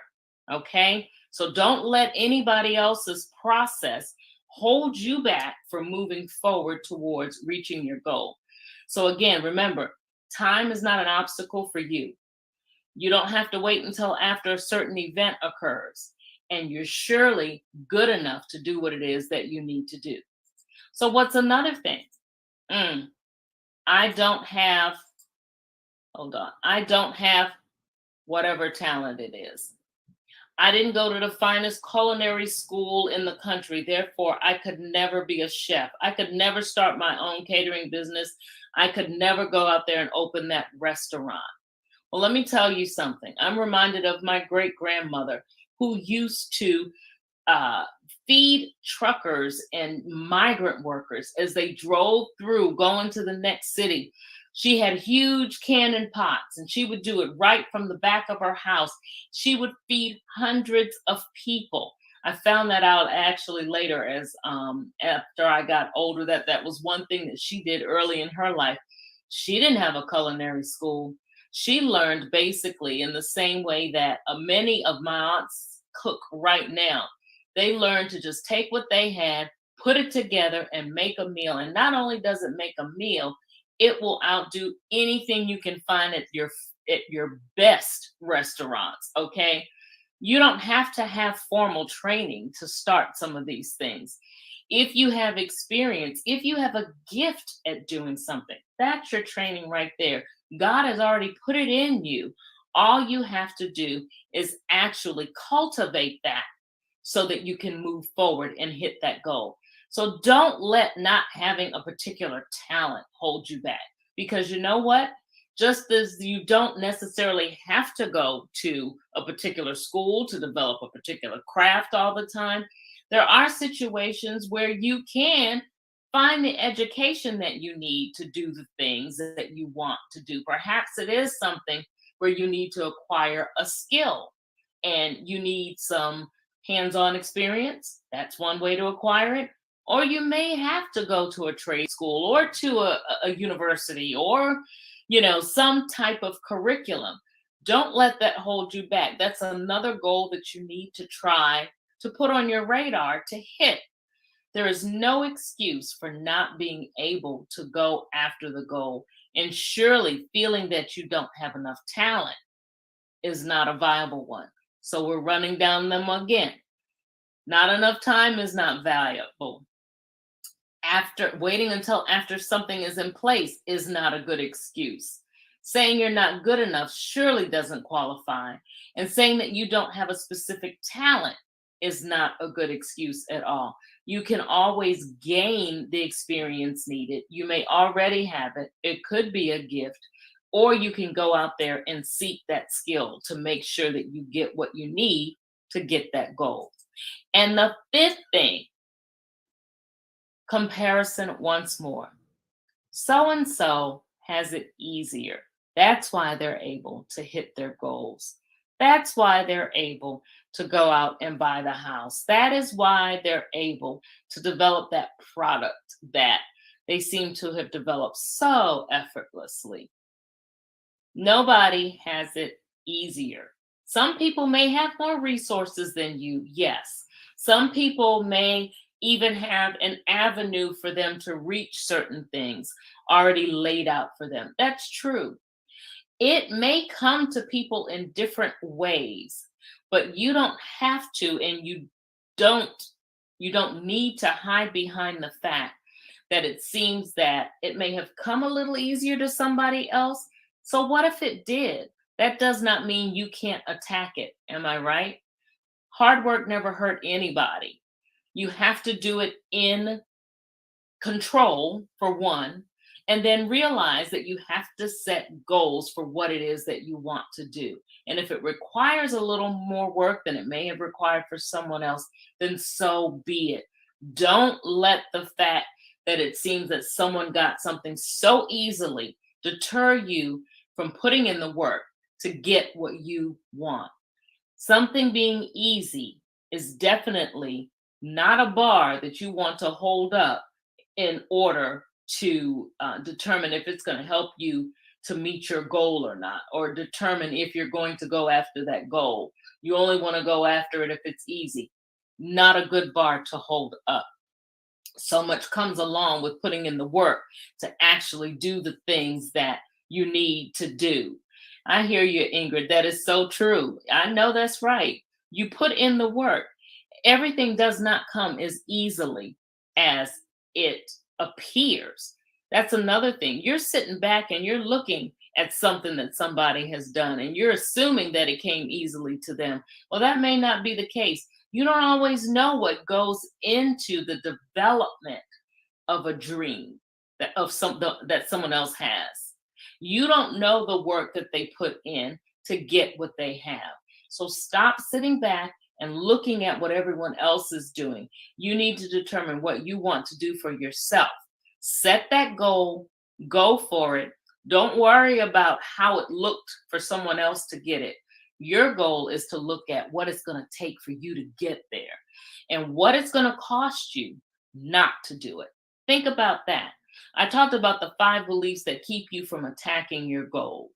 And what were they again? They were, I don't have enough time. Believing you don't have enough time to do what you want to do. Waiting until after something occurs before you do that. After something happens, after this event takes place, I will go ahead and do it.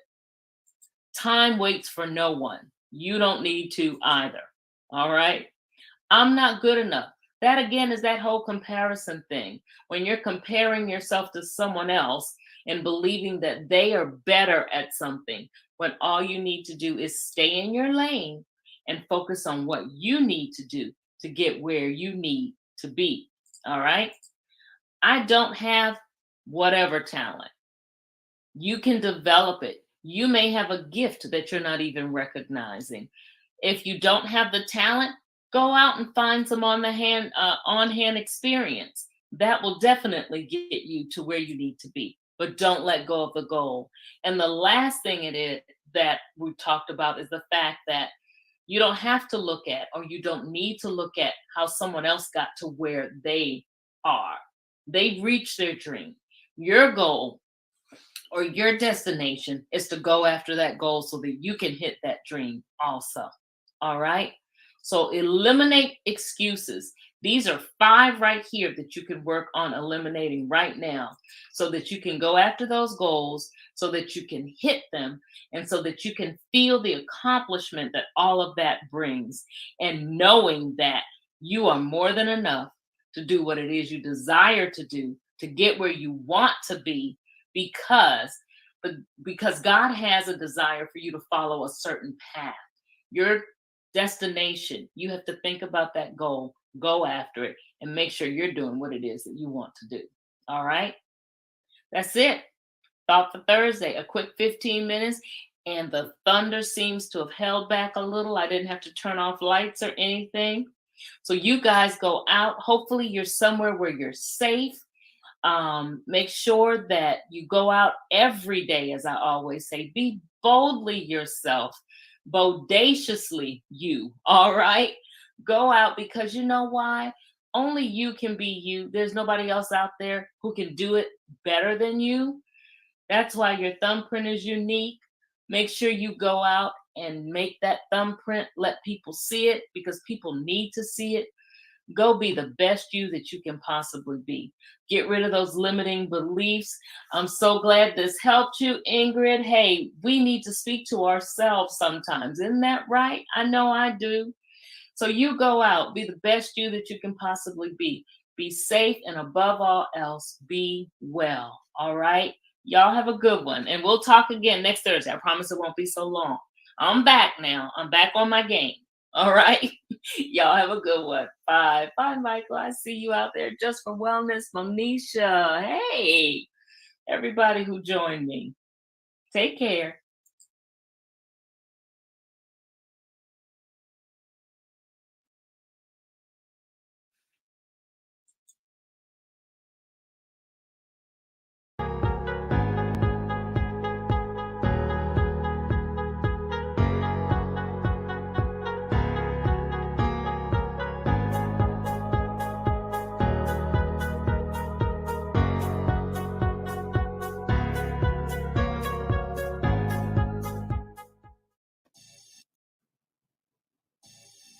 The Vera Thomas Show. The Vera Thomas Show. The Vera Thomas Show. The Vera Thomas Show. Let's talk about it. Let's talk about it. Let's talk about it. Let's talk about it. Let's talk about it. Let's talk about it. On the field. Hello, hello, hello. Let me start with this video regarding my guest.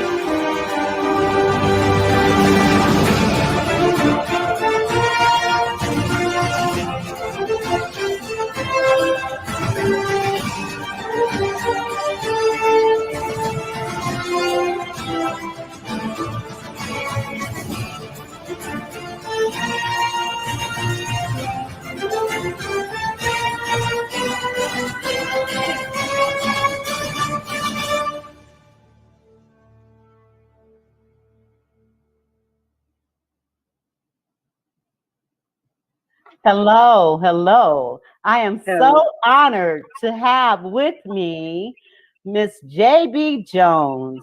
And before we get started, I just want to share a little bit about her. How are you doing today? I am so well, and thank you so much for having me on the show. Well, I'm just honored to have you, and I'm just going to take a few minutes and read a little bit about you, and then you're going to share with the audience more about you and what you're doing and all of that kind of stuff. Okay. Thank you. Thank you. And there's some people trying to come on. If you go to the link on JB's page, you will see that that's where you're supposed to be. Oh my goodness. Hold on. Let me share with the audience. Biography of Jemima Beatrice Jones, author and playwright. She was born in Los Angeles and raised on the tumultuous streets of Compton, California in the mid-60s. She is an author, playwright, and she is no stranger to the literary dream. After high school, she attended San Jose State University from 1973 to 1977, where she studied business administration. The author playwright wrote her first manuscript, Bones, around the time of the movie Rocky, at the time that Rocky debuted. Now, after several rejection letters, she returned her focus to her studies, but never gave up on her dream of becoming a published author. Jones' most creative fictional piece was a short story poem entitled The King of Her Castle. Around 2004, Jones became aware of a Los Angeles-based group of singers calling themselves the Jubilee Singers, and we're going to talk more about that. And she's going to tell us the history of that, of the Jubilee Singers, rather than me read it. Jones has been a licensed realtor in the state of California since 2005. She has owned and operated a successful tax consulting firm since 1982. And during the 1984 Olympic Games in Los Angeles and the 1996 Olympic Games in Atlanta, she successfully vended souvenir pins to thousands. She has proudly served as chief merchandiser to the late legendary Ray Charles during the last 4 years of his career. On June 1st, 2021, Jones arrived in Nashville to launch her Relive the Legacy tour, which included visits to the Hermitage, Jubilee Hall, Fountain Square, Nashville's Union Station, the Jubilee Bridge, the Tennessee State Capitol, and the Admiral Fell Inn in Baltimore. On June 19th of 2021, the stars aligned and brought Jones and artistic director Rossi Turner of Nashville together. As a result of this predestined meeting, the story of Jubilee is scheduled to return to the stage in the spring of 2022. All aboard, all aboard. Awesome. All aboard. Awesome. Well, listen, I am so happy to have you here. And what I'm going to do is give you some time to just kind of share your story. I'd like to know, how did you determine your passion? And just share the story of that. Hello, Felicia. Before I have you do that, good evening, everyone. Hello, Felicia. So glad you're here. I'm excited about my guest, and I'm going to bring her on the stage so she can share about who she is and what she does. Okay. I'm, as my hostess has told you, I'm Jemima B. Jones, and I have penned the story of Jubilee. Now, I had a son who was a member of a Los Angeles-based group of Jubilee Singers, and it took an audition for him to become a member of that group. And as a young teenager, he came home and said, "Mom, I auditioned for and got into a group of Jubilee Singers." I said, "Well, that's wonderful, son, but who are the Jubilee Singers?" He said, "Oh, I don't know. We dress up, we sing, and they pay me." And I thought, well, that's a short version. And it was years later that I applied for a position to work with those same Jubilee Singers as a personnel coordinator. And in preparing for the job, I started to research who are the Jubilee Singers. And the more I dug, the more compelled I became to put pen to paper and spread the good news, not only about the children's music, which we all know as Swing Low, Sweet Chariot, Get On Board, Every Time I Feel the Spirit. We know the music, but we don't know the children. And so I delved into their backstories, and I learned that Ella Shepherd, who was born on a plantation and was born into slavery, was almost drowned at the hands of her own mother. And some believe that this was the first time anyone ever heard the song Swing Low, Sweet Chariot. And it's the first song ever recorded by African Americans. Now, when Ella Shepherd showed up at Fisk, which was the Fisk Freed Colored School when it first opened, she became Professor White's assistant, which made her the first African American teacher on Fisk campus. And she is reputed to have taught the Jubilee Singers the song Swing Low, Sweet Chariot. And it was first recorded by 4 of the gentlemen of the original Fisk Jubilee Singers, which leads me to believe that that legacy must be a true legacy. And then my research took me to a Thomas Rutling, who was born right here in Wilson County, Tennessee. And Thomas's family was sold to a new master when Thomas was 3 years old. And the master would not let his mother keep him because he could not work in the fields. But the mother pleaded so earnestly for her child's life that the master's daughter said, "Father, I'll take care of the child," so that he could stay with his mother. And when the daughter's plantation was raided after the Civil War, Thomas and 2 of his siblings came to Nashville, found another sibling.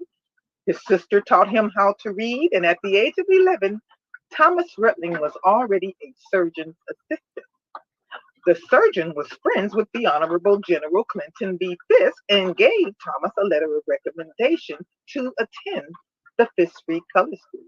And I believe he was, if not the first, one of the very first students to enroll into the university. Now, Maggie Porter, I'm sorry, did you want to interject something? So that was the precursor to Fisk University? Yes. Fisk University was formed by the Freedmen's Bureau and the American Missionary Association, which joined forces right after the Civil War ended. And their biggest accomplishment was establishing what we now call our historical Black colleges. They put over $500,000 into establishing those colleges, and the Honorable General Clinton B. Fisk donated $30,000 to start and to found Fisk University.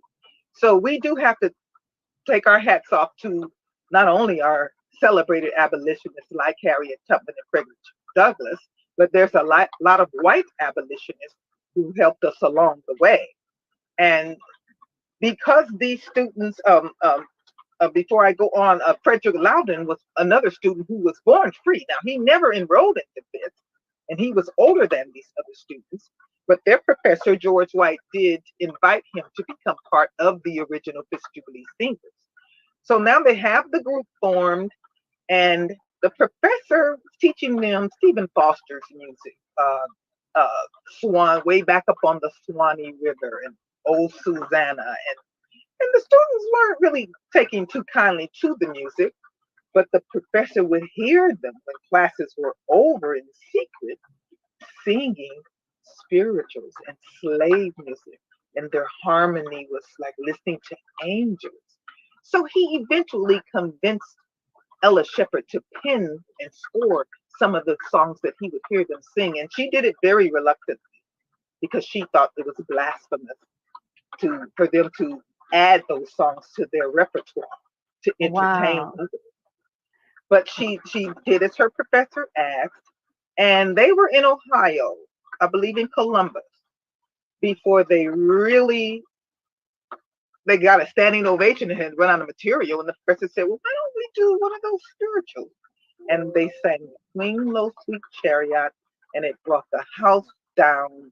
And from then on, everyone wanted the Fisk Jubilee Singers to come. And that was the first time that white people had ever been entertained by Black music. Oh So they my. are akin to Black music like Bob Marley is and was to reggae. That is They, so they awesome. put African American music on the map. They are the soul and the heart of our music. Everything that came after them came after them. That is And awesome. so, I want to acknowledge a couple people that are on. Hello, Futina. Thank you for being here. Appreciate it. And I wanted to ask, I didn't mean to cut you off, but there will be people coming on that I want to acknowledge.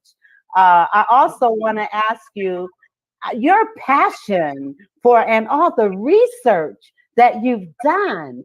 Can you share a little bit about how you came to this passion and how you became so interested in becoming a playwright? Can you share that part of your story? well, I had to ask myself that. Once I penned the story of Jubilee, its origin was as a stage production. And the story just became part of me. And I had to ask God and the universe, why me? Why did you pick me for the vessel of this vision? So I really don't understand why I was picked, but I can assure you that I have been chosen to be the one to preserve the legacy of not only the music. One of these students, Jenny Jackson, was born on the Hermitage, which is President Andrew Jackson's plantation, and was a direct descendant of his. Now, you mentioned in the introduction that was one of my locations I visited when I came here. They don't mention Jenny Jackson. And there's plenty of history in there. I got a chance to see the actual slave barracks, which have been very well preserved. And I tell my husband sometimes I feel like I was there. And I was telling their story, even though it's historical fiction based on actual events.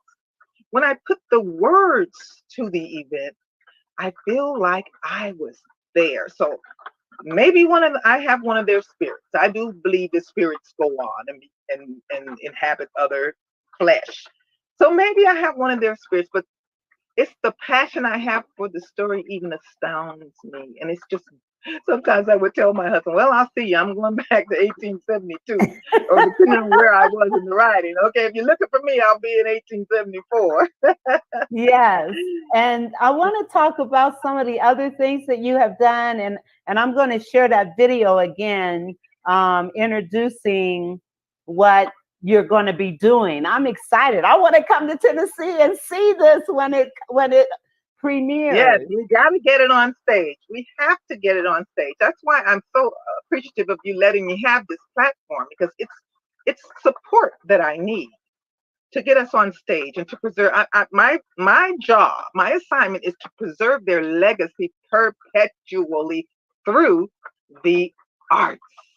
That's awesome. And you've been very involved with artists and musicians throughout your career. And I know that you were involved with Ray Charles. You want to tell us a little bit about that and tell us a little bit about him and what impact, if any, he had on your life. Okay. When I come from the aerospace industry in California, which was a big industry, and once we got equal opportunity became a thing. Most of us worked in the aerospace industry, and that's where I met one of Ray's children, one of his daughters. Okay. And I had already been involved with the Olympics. I did bending on the gorgeous lapel pins, which was a very wonderful experience. And it gave me the experience I needed, so that by the time I met her and she found out that I had experience in merchandising, she asked me to go on the road, her dad, and be in charge of his merchandising. Oh, so that's how I got to know. Yes, and when we put the stage on, the performance on stage, her Renee, which is one of his daughters, and her husband, and one of her daughters were cast members. Her sister wrote the verse to our theme song, Yes, He's Got Power.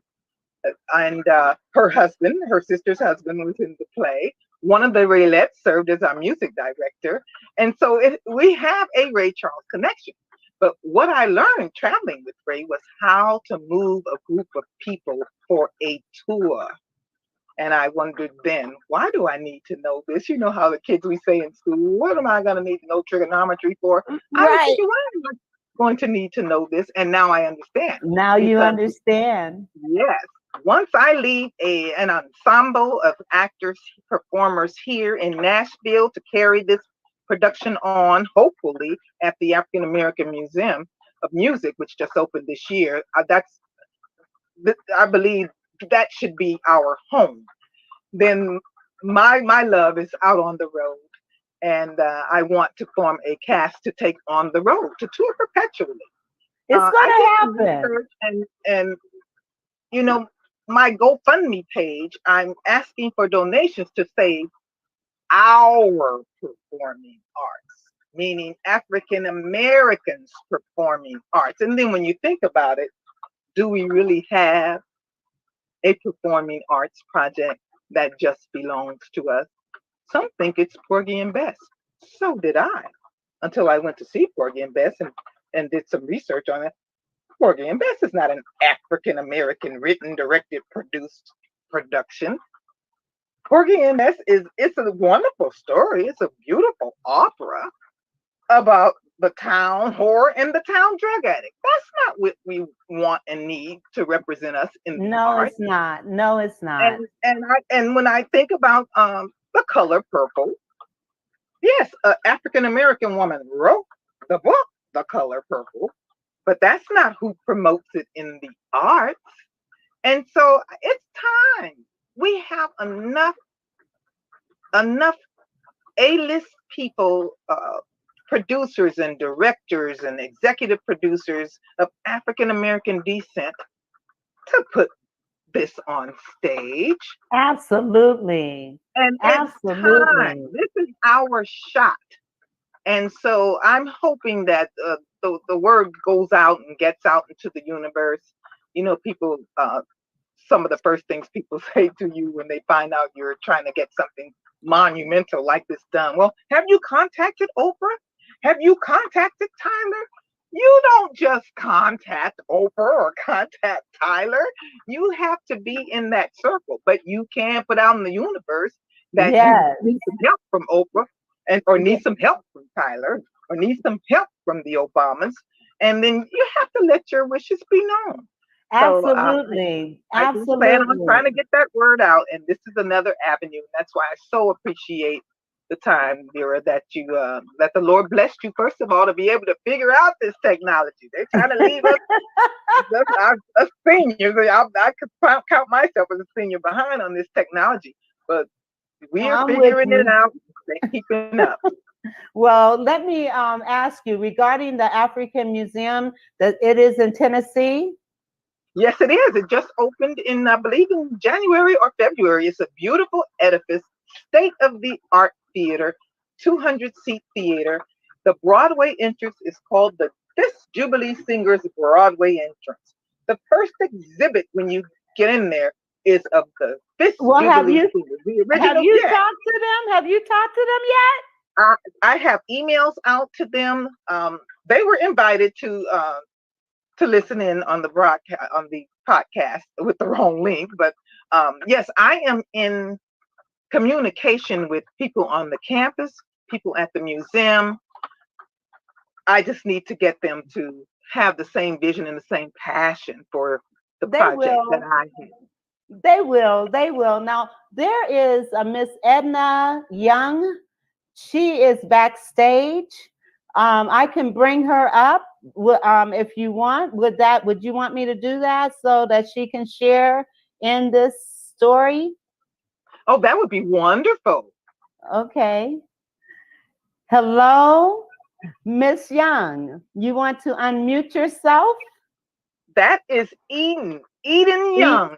Eden Hi. Young.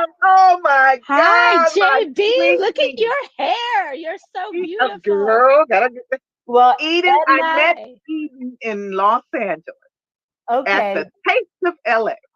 Okay. Well, And I told Eden about the project, and she said I would kill to be in this production. And Eden played 2 roles and had her costumes custom made and was such a wonderful help. Well, So good to see you. Eden, actually, this is the actual show. The video that you would be watching is actually on Facebook. The link that you have is to be on the platform with And us that's my today. fault. Wow, this is amazing. What a treat. This is such a treat. Well, you want to tell us a little bit about you and your connection with JB? Well, yes, like JB said, I met her, you know how things are mystic, like she said, and we got connected. And JB has not only the art of people, but the art of vision, and how could you say no, right? And she had this really wonderful and beautiful display, and she had the song, He's Got Power, playing. I said, I'll be anything. I'll be a tree. I'll be whatever you need. Because it was so beautiful. And it was so wonderful working with JB. We had such a good time. And I learned a lot, and I was really honored to get to play 2 roles. I got to play the young girl, and then I also got to play the mistress, right? The madame. And that was really, yeah, it was great, and I cherish that the experience for sure. I mean, to Well, be part of something like this, and I think it's timely. It was timely then, and JB's ahead of her time, for sure. And thank heavens, right? Well, thank heavens, and we're looking forward to helping to promote. Felicia says, yes, you definitely can put it out in the universe, and what you are doing is so amazing. Thank you, Felicia, for that. Thank you. And yes, and Eden, I wasn't expecting you to be on here, but once you were there, it's like, okay, let's just go with the flow. And I want to bring you back, JB, and just kind of share more. You are a wealth of information, a wealth of history. Well, we are fighting to get African American history taught in the schools, and I'm all for that. But it's just a matter of using what avenue, what venue. I'm for teaching African American history from let's talk about it after slavery. Okay, we have pretty much all taught our children. We all know that we once were slaves. Let's pick up and see what we did after we were free. And the story of Jubilee begins where slavery ends. And that's the message I want to make sure I portray out there. I had someone, even a family member who's a filmmaker, because I love to use this picture. I mean, there's lots of pictures of the Jubilee Singers, but this is my favorite. And I wanted to get her involved in the project. And she looked at the picture and she said, oh, another slave story. And that was it. And I didn't even get a chance to say, well, no, it's not a slave story, but that's where our story begins. And so we can't tell the African American experience without including the fact that we once were slaves. Right. We all know that, but do we know that? Almost every single thing that was invented by African Americans after slavery. Exactly. But then where we fall short is that we let others tell our story and profit off of our story. Why aren't we profiting off of our own legacy? Why aren't we telling our own legacy from from within where we feel the passion for it. So there's a lot of points of, especially yesterday, I did a radio broadcast here, WVOL in Nashville. And I was a little shocked to hear some of the ladies, some were younger, some were older than myself, who said, I didn't know that. I didn't know that. Like, do we know that Swing Low Sweet Chariot was the first song ever recorded by African Americans? Do we know that the original Fisk Jubilee singers were the first African Americans to sing at the White House at Ulysses S. Grant's inauguration? Apparently, some of us don't, because in Los Angeles, during all of the uprise in 2020, they tore down the Ulysses S. Grant statue. Ulysses S. Grant is who beat the heck out of Robert E. Lee that ended the Civil War. Yes. So, and to let you know how some of the other historians, when they write about him, you would think all he was an alcoholic. He was an abolitionist, but yet he married a woman whose family owned lots of slaves. But he wasn't for slavery. That's his white family. But he was totally against slavery.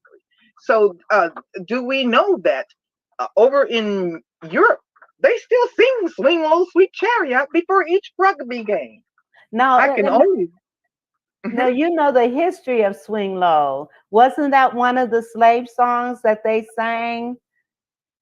Yes, it is. And like I premised, it supposedly the first time the chorus of it was heard was at the near drowning of Ella Shepherd at the hands of her own mother, because she did not want her child to remain a slave. Do we know that? And then I wanted to mention some of the places I went and why. I went to the Hermitage because I wanted to see where Jenny Jackson was from. And I wanted to see if they mentioned anything about that connection, which they did not. They did not. I want to acknowledge Fuchina. She says, we are responsible for our own story. Yes, absolutely. And so why we are arguing and fighting and trying to force the white race to teach our history. No, we need to be teaching our own history. I graduated high school in the 70s, 73. And I remember the Army recruiters and the Navy and all those recruiters came to try to recruit us into the military. I don't remember anybody trying to come recruit me into a historical Black college, which is half of the reason that I'm just at 50, 60 years old, realizing and finding out, oh, we have some historical Black colleges? That's not good. No, and That's there are I a didn't lot have a of high school counselor suggest to me, oh, well, maybe you want to go to a historical Black college. In the 70s, there was no internet. No. I'm assuming they knew, they were the adults, but no one mentioned that to me. And I really am ashamed to say, and I feel slighted and cheated, that no one told me that we had some historical Black colleges. So we need to make our children aware of this. Absolutely. Absolutely. I remember my first episode of racism. I was around 8 years old, and our parents took us to Texas. It was our first time in the South, coming from California. We weren't used to anything dealing with racism. And a little log ride came by, and I think I was already, a little girl was already in the ride, a little white girl. And I jumped in the ride, little excited little colored girl, and the little white girl's dad picked her up and took her out of the ride. And I said, oh, it's okay, sir. She can ride with me. Oh. Do you know my parents never told me that was racism? So to me, teaching our history, first of all, starts at home so that you can teach your child yourself your approach to what you want them to know about mistreatment and racism. Absolutely. And it is so prevalent now, and our kids, and the young kids, they don't understand, but I think parents are becoming more aware of the importance of making our children aware that there are people out here that don't like us and will try to hurt us. I like the way you said that, Vera. There are people, because it's so important to make the point that all white people are not right. racist. Absolutely. I want to And I respond think to that's the opinion some of our young people are getting. right. And Fushina, she says I learned about my history when I attended an HBCU. And that is where our history is taught, in the HBCUs. It's a wealth of information. And it's unfortunate that there are not enough of us attending those schools, but there are a lot, and they come out doing things. And here in Atlanta, there are quite a few HBCUs. You got Exactly. Spelman, Clark, Morehouse, and so Yeah. so And that we know is, how the African American community is balling in Atlanta. I mean, yes, they are. yeah. Yes, they are. I have to say that. Yes, they So are. I feel cheated and slighted, and I'm hoping that school counselors and school teachers can hear my voice, and let our students know there's some historical Black colleges out there that you need to look into, at least consider. But you know what? Anthony Anderson's Blackish, I love that he always figured a way to put something about African American history in every single Yes, episode. yes, Now he's yes, from Compton like I am, so some good yes. stuff came out of Compton too. Yeah, awesome. Let's hear what Felicia is saying. She says, I totally agree with you, Jemima. There was so many that things we have contributed beyond slavery, all the inventions, successful towns, and thriving businesses. We need to tell our story, the good, the bad, and beyond. We can rebuild again and become a great nation. Yes, we can. And thank you for that, Felicia. Yes. Absolutely. Because what's happening right now in our country, the hate that is going on. And, our young people are suffering from PTSD and all these other things because of all this hatred that's out here now. And so it is incumbent upon our parents and adults to, first of all, instill that greatness in our kids so that once they are in the midst of any racism or whatever, they've got that inner strength within themselves to understand just because you may feel that way about me does not make it so. And oftentimes, I am convinced that those who show hatred, they are suffering from physical conditions as well as mental conditions, and hate is not good for health, And it's a taught behavior. I was at the Kentucky Castle the other week, and it was on my agenda of something I was going to do to celebrate after my last book signing. And I wore my tiara onto the property and kept it on the entire time. And I was walking out to go do an errand, and this family pulled up. This cute little white girl got out of the car, and she said, "Daddy, look, a real princess." And she and I ended up taking a picture together in the lobby. I got over 100 likes on that picture because that sweet little baby was looking up at me as if in her heart, because I was wearing my tiara and I'm at a castle, I was a real princess. She didn't see me as a Black woman. She saw you as me a princess. That's awesome. Fuchina, she says the Black Wall Street is a classic example that we can have our own. There is power in unity. Well, yes, there were so many. The Black Wall Street was just one of many, many, many cities that were created by Black people that were destroyed, because of that hate. Isn't that terrible? It's terrible. My brother and my sister just hit me to that in the last 2 or 3 years. Oh, almost, there were so many Black cities. And Eatonville, Florida, my brother is the mayor there, and it is the oldest chartered Black city in the nation, but there were just a few that stood the test of time. And All those are others, the they were types of burnt stories. down.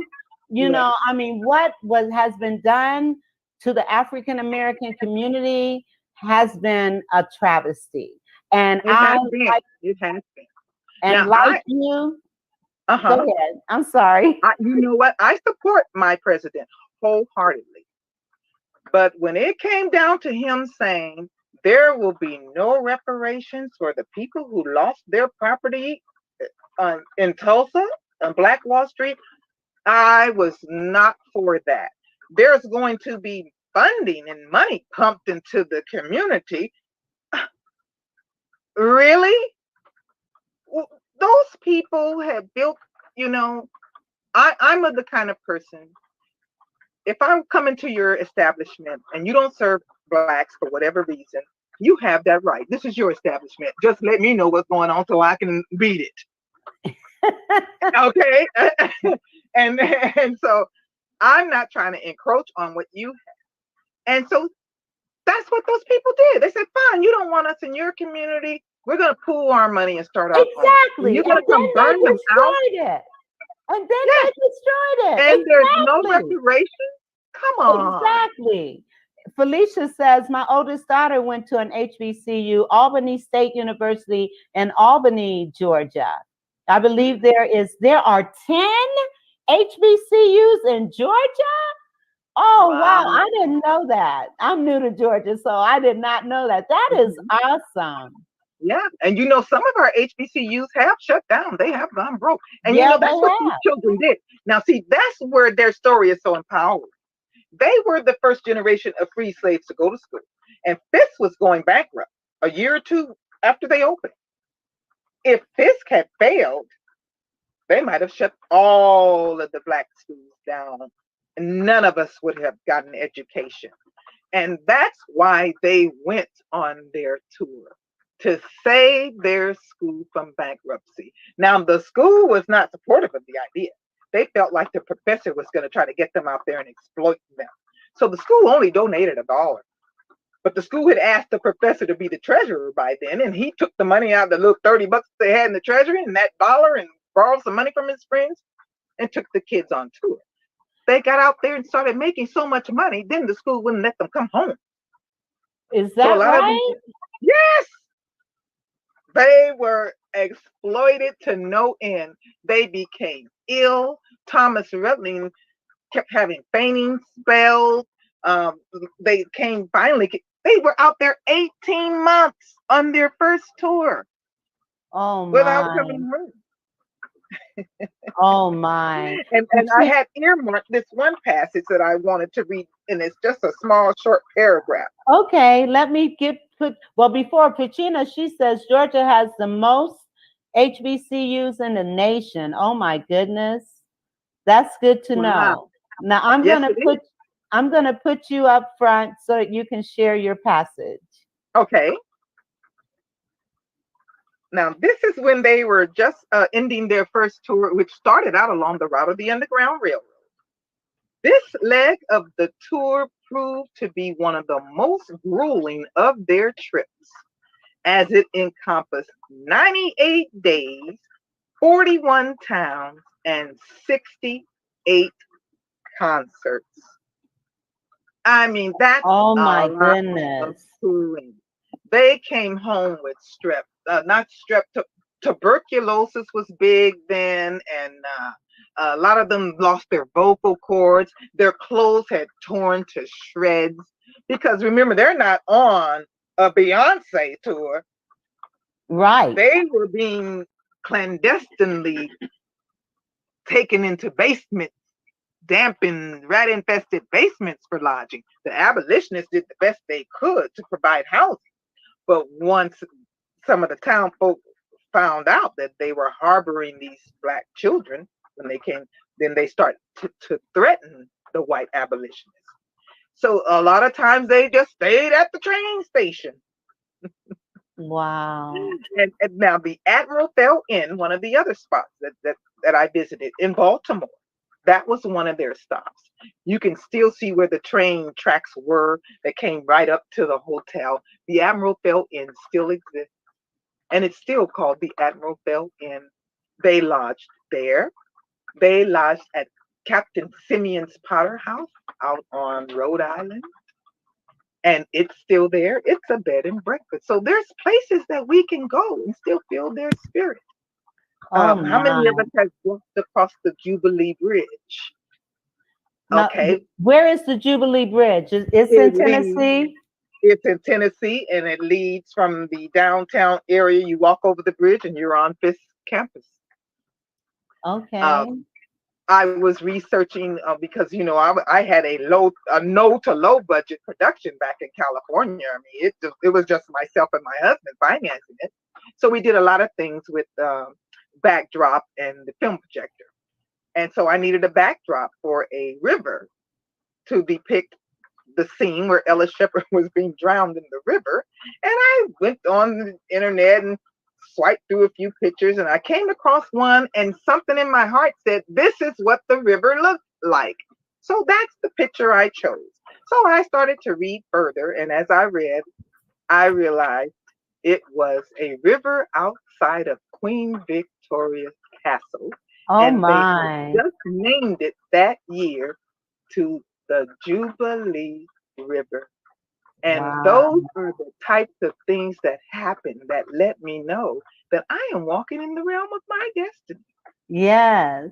Yes. Yes, that It is was just the amazing. And the way really you was. tell the story is so beautiful. It is so beautiful It the is way a you beautiful story. articulate what your passion is. You can feel it. You can feel it. I really do. And I can't wait for you all to meet Maggie Porter. Maggie Porter sang Handel's Cantata of Esther, the lead role. And when you sing the lead role in an opera, you are a diva. That is where the term diva comes from. So in the 1800s, Maggie Porter was already a diva, and Maggie was not for riding segregated buses and trains. And, once they threw the Jubilee Singers, the women, off of the train. That What? historically happened. And fictionally, it was because Maggie Porter, fictionally, Maggie Porter was involved in that. Maggie Porter was so avid on being treated properly. She was the last surviving Jubilee singer. She was living in Detroit. And Fisk asked her to come lend her hand because from what I hear, Fisk is always having financial issues, to come lend her voice and her pen to the university. Maggie insisted and wrote into whatever contract she had that they sent a car for her to Detroit to pick her up to bring her to Nashville whenever she came. And that's some 500 miles. I said, you go, Maggie. Wow. So these children's backstory, the way I wrote the story, it's educational, it's entertaining, and it's empowering. So where can people get your book? I am on Amazon.com. If you Okay. search the story of Jubilee, you have to add the tag and epic tale because there are a lot of versions of people who've written things about Jubilee, even though the context may be different. Or you can email me at thestoryofjubilee@gmail.com, and I can send Okay. one directly to you, which will save you some money. Okay. Okay. You hear that, listening audience? You can get her book on That's right. Amazon, or you can email her and she will send it to you. And the email is thestoryofjubilee@gmail.com. It's Yes. scrolling here, so contact her. Futina, she said, I didn't realize how ignorant I was to my history until I got to St. Augustine College in Raleigh, North Carolina, which is another historical Black college. And you talked about how Fisk was suffering financially. Every Black college has suffered financially. And we don't have to. We don't have to. A production like this can bring them all up. This can be ours. This can Do be you hear ours. that? And what I like is that when when the children, they made $172 in 7 years out there on that road. Sent every penny back to Fifth.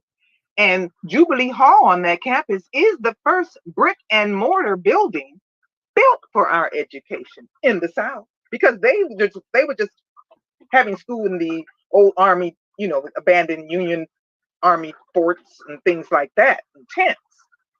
So that you know what, you go downtown Nashville, and any day, any time of day, droves and droves of people. Mostly, I'm sure they're 98% tourists, because locals don't usually enjoy their own cities. Millions of dollars just passing by all day long, going to the honky tonk, up on the rooftops, honky tonk music coming out of every building. And then there's the beautiful brand new African American Museum. I don't even think they notice it's there. They stop in front of the museum to take a picture of the mural across the street of all of the country western A-listers. Someone painted a beautiful mural, or they go across the street and they can see the museum, but they're over there to take a selfie with these country western. We need this at that museum. Make it where that's the only place you can come see it. Well, I have some thoughts in my head regarding some things that might be of very much benefit to you, especially with the emphasis on historic Black colleges and universities. This is going to happen. And while you see, the focus being in Tennessee, I see the focus being in every location of the HBCUs. First of all, it can be a fundraiser for every HBCU in the country. Help me put it out there, Vera. That's my vision. That's what I think. A traveling tour across the country supporting HBCUs. I guarantee you that door is going to open. To the universe. The Fifth Jubilee Singers gift to me, and my gift to the universe. It's going to happen. And then the legacy will forever be preserved. Because you know what? If we don't watch it, they're going to wipe our legacy all in. You'll never know we even existed. Well, slaves. They're trying to do that with the voting. They're trying to keep people of color from voting. I'm telling you, we're in a very dire situation right now. And wake up. We cannot allow what's happening to happen. We can't. Okay. And look, we're not even allowed to go into church and worship together anymore. This is a very scary time, but we can overcome it, and we can persevere. We can. We've overcome everything else. We can overcome this as well. But and we keep crying about COVID, but Broadway is open and doing business. So if Broadway can be open, we can follow the same rules and precautions. I had a friend who had an affirmation. I have everything I need to get the things I want, and I have everything I want to get the things I need. All I need is my people to get behind me. That's what I need. Well, it's going to happen. I know believe it's going to happen. And before, as a matter of fact, go ahead. I was going to run your video again before we end. But what were you getting ready to say? I lost my thought. I'm so sorry. I'm so sorry. I'm sorry. Felicia says there is about 100 Black towns that were taken or destroyed. Most are under lakes, some parks throughout America. The story behind Lake Lanier was once Osborneville, Georgia, is actually pretty eerie. Lake Lanier was created in 1957 in order to flood the area to make the lake. The U.S. government displaced over 700 Black families and had to relocate 20 cemeteries, including the bodies, but they didn't manage to move all of the grave sites. Shaking my head. And the thing is, there's been a lot of things that have happened at Lake Lanier. drownings and things of that nature. But that was a black city.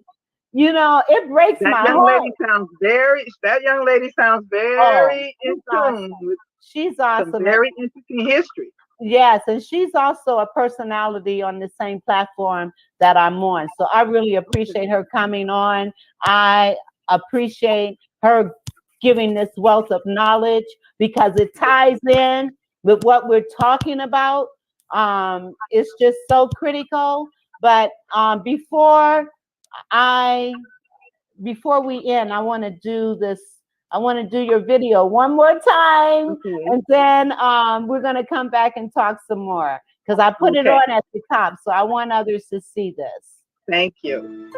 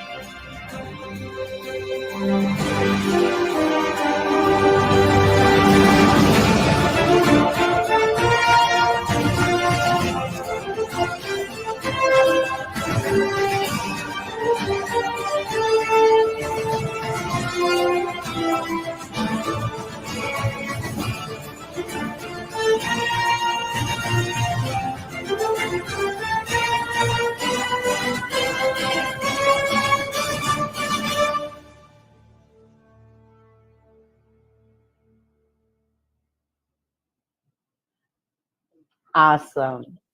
You know, I figured that out and did it myself. You did that yourself? Oh my God, it's Yes. awesome. So It's I'm beautiful. real proud to see that, and I love your platform and your format. I'm just so happy to see that we're not getting left behind with this technology. And I No, just we're wish you not. all the success.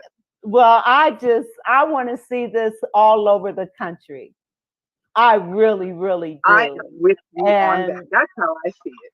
And I mean, this is some powerful stuff. And I know someone right now that's doing some major things with HBCUs, and I want to connect the two of you. Let's That would see. be wonderful. That would be wonderful because they have all the assets right there on campus. You have actors and singers and people to build Oh, that sets. would even be awesome. Oh my God. Yes. All And you need is Felicia, some she script. says, I can't wait to see it. Yes. Felicia, let's try to get it here in Atlanta. Yes. You know what? The first ones are gonna be the ones to set the pace. But and I'm ready. You know what? My husband and I invested in an RV so that we can be wherever we need to be, whenever we need to be there. That is so awesome. And see, there tell are me when and where. And why not start here in Georgia? Because there are more HBCUs in Georgia than anywhere else in the nation. You can you know what here. I'm going to do, Vera? I'm going to come up with a promotional package, and I'm going to refer them to this podcast. And that's right. If you want us to see who we are, and then get myself a meet and greet, and let's get it going. Absolutely. Oh my God. And Felicia says, yes, Atlanta. I'm so excited. Well, tell Felicia I'm gonna need her help to show me around because you said she is in Atlanta, huh?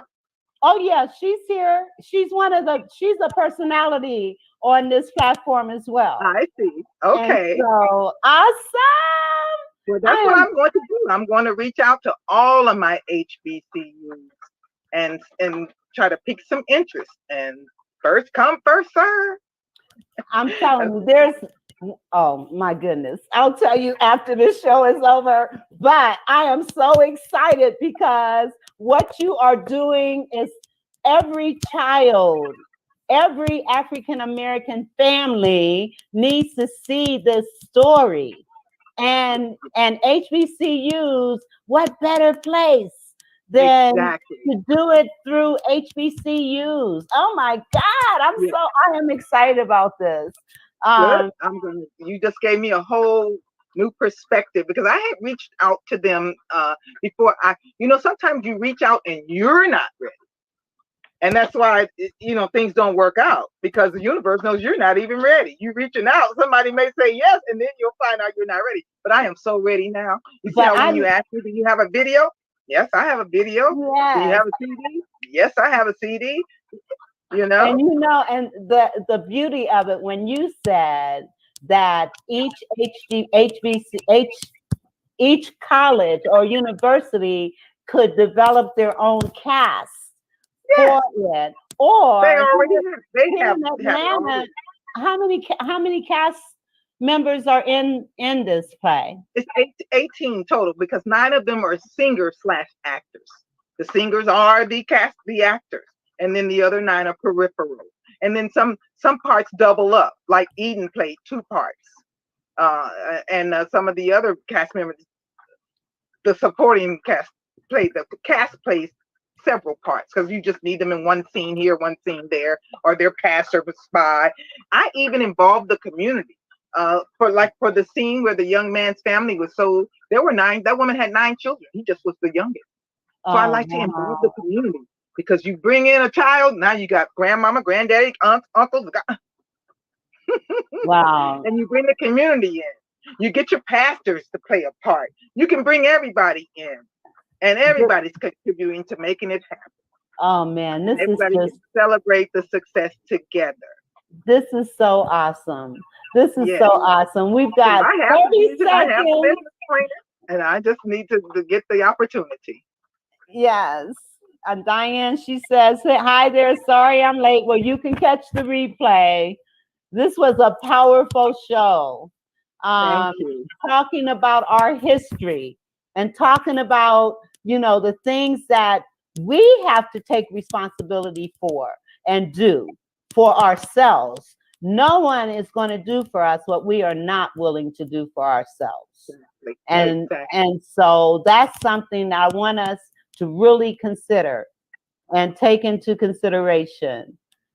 Oh, now I remember what I was going to tell you. It was so powerful. I was feeling a little discouraged and at that fork in the road. Should I turn back the other day? And I went outside and I prayed. And I came back inside and I had a text message.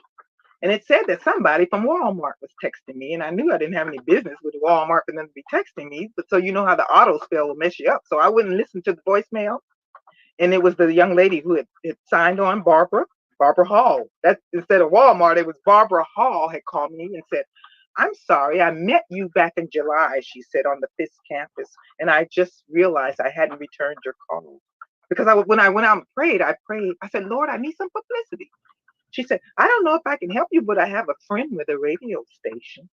And maybe I can get her to interview you. So I did that interview yesterday. And then Saturday, one of my son's play sons, called me up and he wanted me to meet a young lady named Vera Thomas. Remember, I just prayed that I needed some publicity. Wow. Well, you know and what? He hooked me up with a young lady named Vera Thomas. And when I got finished with the radio interview, Vera Thomas said, JB, I need somebody to fill in for a podcast tomorrow. I prayed for some publicity. See, that's a God thing. Yes. And I got back to my RV and a young lady from the Tennessee Tribune said, Avita Finley told me about you and I was wondering if I could interview you for a newspaper story. It's going I'm telling you, the doors are going to open. And you know what? We ran out of time. But Felicia says, awesome show. Thanks, Jemima, for all that you do and will continue to do. You inspire me. Oh, how awesome. You know what? I know it's time for us to go. But this was so awesome. And I just know that the doors are going to continue to open and a way is going to be made. Right. And you're going to be here in Atlanta doing this show. I know it. I already know it. And we're going to be on the road of podcasting backstage. Have all the shows going on. That would be awesome too. And I can do a So little acting there too. that's okay now. Oh, Okay that's now. 'Cause awesome. I have a wonderful scene. You'd be perfect there. Really? So yes, and you're gonna have to tell me how I can get one of my books to you that I can sign to you. So when we Oh, get off the air, okay. maybe you can email me an address to send it to, Well, you know, so that we can. I'm getting ready to shut this down, but don't go Okay. anywhere, okay? Don't Okay. leave. Okay. Listen, audience, thank you so much for being here. And I am just elated to have had Jemima Jones, JB, here Yes. with us. I am just so elated. And I just want to say, you guys have an awesome, awesome week. And God bless you. And we will see you next time. The Vera Thomas Show. The Vera Thomas Show. The Vera Thomas Show. The Vera Thomas Show. Let's talk about it. Let's talk about it. Let's talk about it. Let's talk about it. Let's talk about it. Let's talk about it. On the field. Bye-bye. People too. Show them the good inside of you. Give them praise for tasks they do. See their light as it shines through the light which comes from inside of you. Children need all we desire so much: the love, the hug, the kiss, the tender touch. The attitudes we express to them are the messages they learn to send. From examples like you and me, our children grow to be what they see. Do you show hatred, indifference, or love? Do you yell and scream no matter what, in spite of? Have you shared kind words with your child today? Have you truly listened to what they had to say? Or did you just ignore and continue on your way, hoping they get the message and go somewhere and play? Children are an extension of all that we are, and the most valued God-given gift by far. There are so many things they must grow to understand. We must guide and lead them with loving outstretched hands. Teach and treat children as people too. See their light shine bright through the light which comes from inside of you.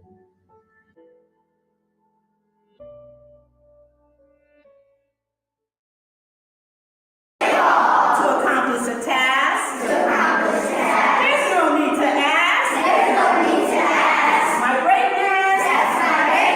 When I allow creativity to flow. Everyone will know. That's my greatness. When I share. Give of myself. To who is left. That's my greatness. What greatness. Need not compare. Anyone. Anywhere. There's no need to compete. With others I chance to meet. My greatness is unique.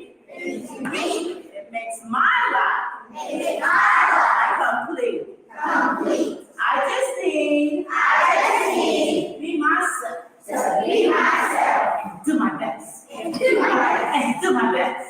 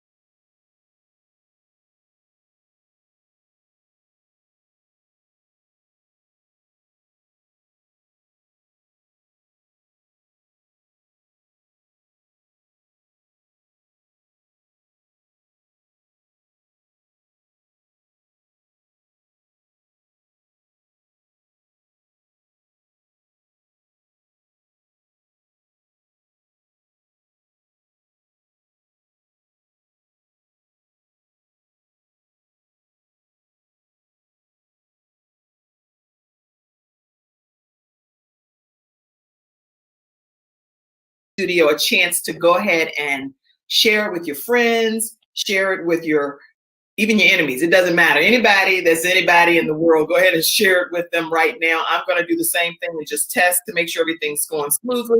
And we're going to kick today's show off on the Kim Jacobs Show. So take a moment and share it with everyone that you know so no one misses the information that's going to be shared today. Let me see. So John Leslie, have him share it now too.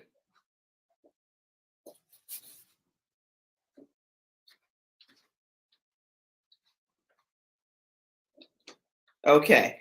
Did he share it? Can he share it from within here, or does he have to go to Facebook?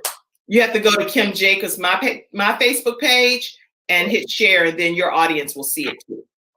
Okay. So just go right to my page, Kim Jacobs. Okay. So we're broadcasting through 2 Facebook platforms. Right. I'll tell you all of that after we get off, because I know how you are, and I don't want people to see you chastise me in my spiritual father way on the broadcast. Okay. I have a person here that I want you to train, and her name is Sandra. Okay. She's eager to learn everything on this platform. I will make sure that she fully knows everything. Okay. Okay. So right now, everybody should be sharing it. John Leslie, did you share it too? Once I see it shared, then I'll go ahead and do a formal introduction left. Yes, Sandra, you should look at how he's doing that, so you know it. For everybody that's watching right quick, Les Brown he's a perfectionist, and he is not playing. So all the people that are closely attached to him, he wants us to get it right. Yeah. So I already know that. So grab your coffee, grab your tea, and until we see it shared, John Leslie, is it shared right quick? He's still trying to find your page. Okay, it's Kim Jacobs. All right. So we're gonna go ahead and get started. And once you share it, just share it, John Leslie. But it's Kim Jacobs, my personal Facebook page.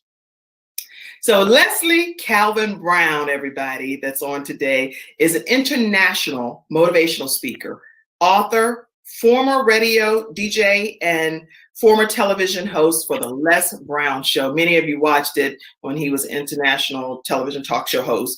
He was a member of the Ohio House of Representatives. Him and his twin brother were born and adopted by Mrs. Mamie Brown, a single woman that literally had the heart to be able to adopt twins in an abandoned situation. He was labeled educable, mentally retarded while in grade school, which, boy, were they wrong. They were completely wrong. And he has 9 children: Calvin, Patrick, Ona, Ayana, Teloria, Thad, Samaya, Serena, and John Leslie. They are known as the first family of motivation. So you may have the first family of this and that and all of that, but when you hear the first family of motivation with Miss Ona and them and John Leslie and them tearing it down, you are in for a treat. Okay, he has a host of grandchildren, too many to name, and a host of great-grandchildren as well. He also is the godfather of Jayla, my daughter, and Jeremiah, my son, and they are like thrilled to say Les Brown is their godfather.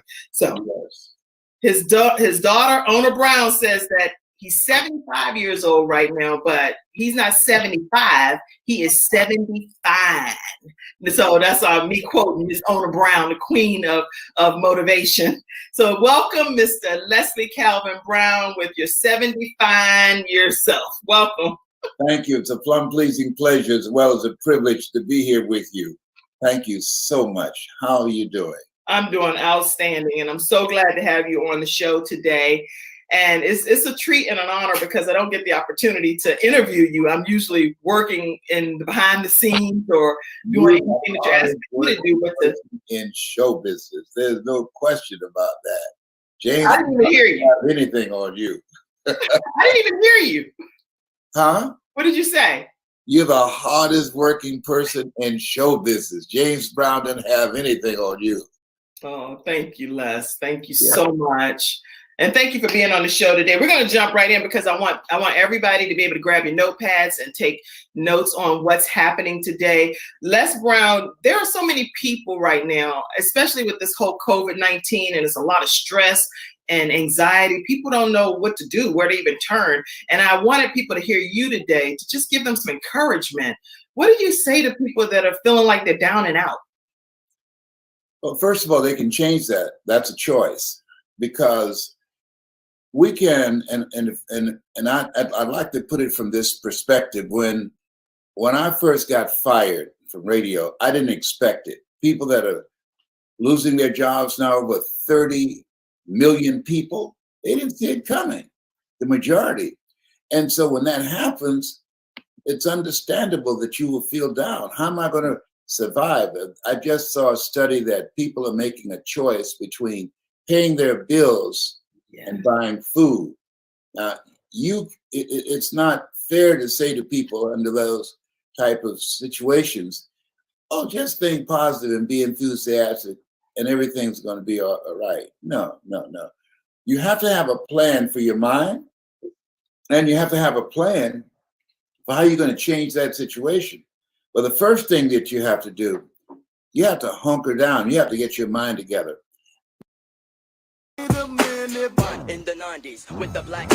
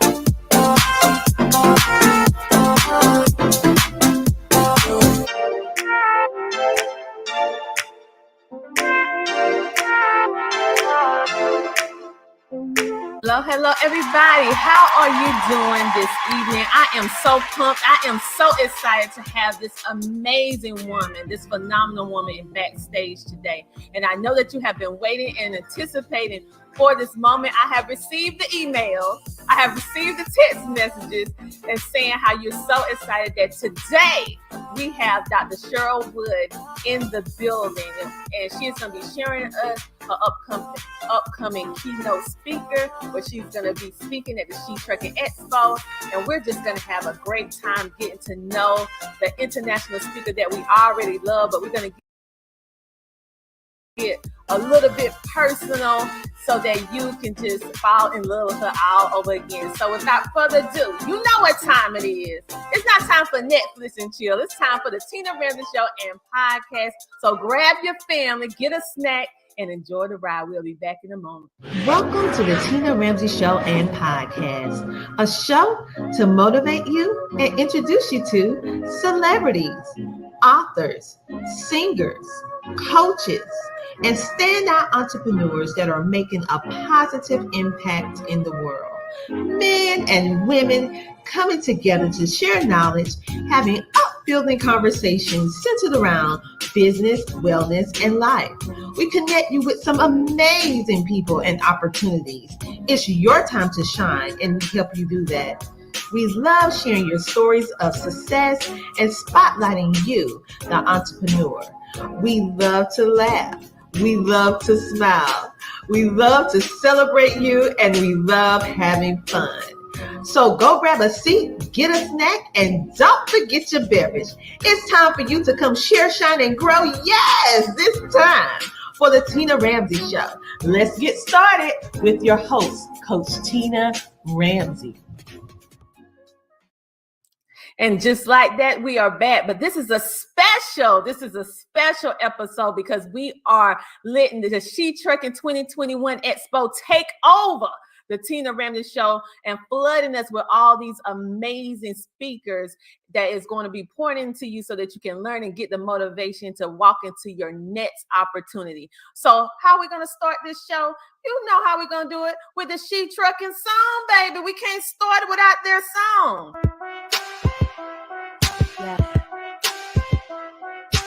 DJ Tony, for all my ladies out there trucking towards they goals. Let's go. She gon' take care of her bitch. She trucking. She a woman with a rig. She trucking. She gon' take care of her kids. She trucking. Yeah. She a boss. She do it big. She trucking. She trucking. She a boss. She do it big. She trucking. She a woman with a rig. She trucking. She trucking. Often hated, never duplicated. We underestimated cause it's male dominated, but we getting payment like it's money motivated. Our clientele rated while they dragging, we gon' slay it. By the hour, we them girls and we got power. Haters everywhere like for practice they be sour. Dropping lows on the road and we be running. You could never do it like us and that's a bummer. They got my back so I got my girls with me. I can't be like you cause the shoes just won't fit me. All these moves and we make it all happen. We just show and prove while the rest of y'all rapping. Clocking in and making ends when the racks up. Focus like a lens, we don't focus on the trends. Like a truck is pulling in, hold them back up. Focus and pretend we don't notice who they is. She gon' take care of her bitch, she trucking. She a woman with a rig, she trucking.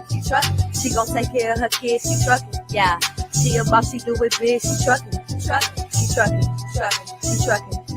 She a boss, she do it big, she trucking. She a woman with a rig, she trucking. She trucking.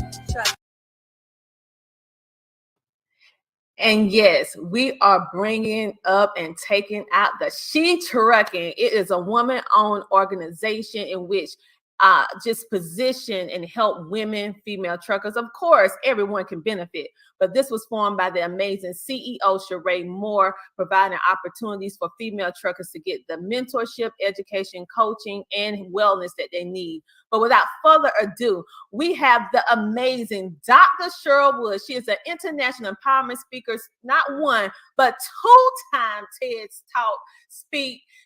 Wait a minute, y'all. She's a 15.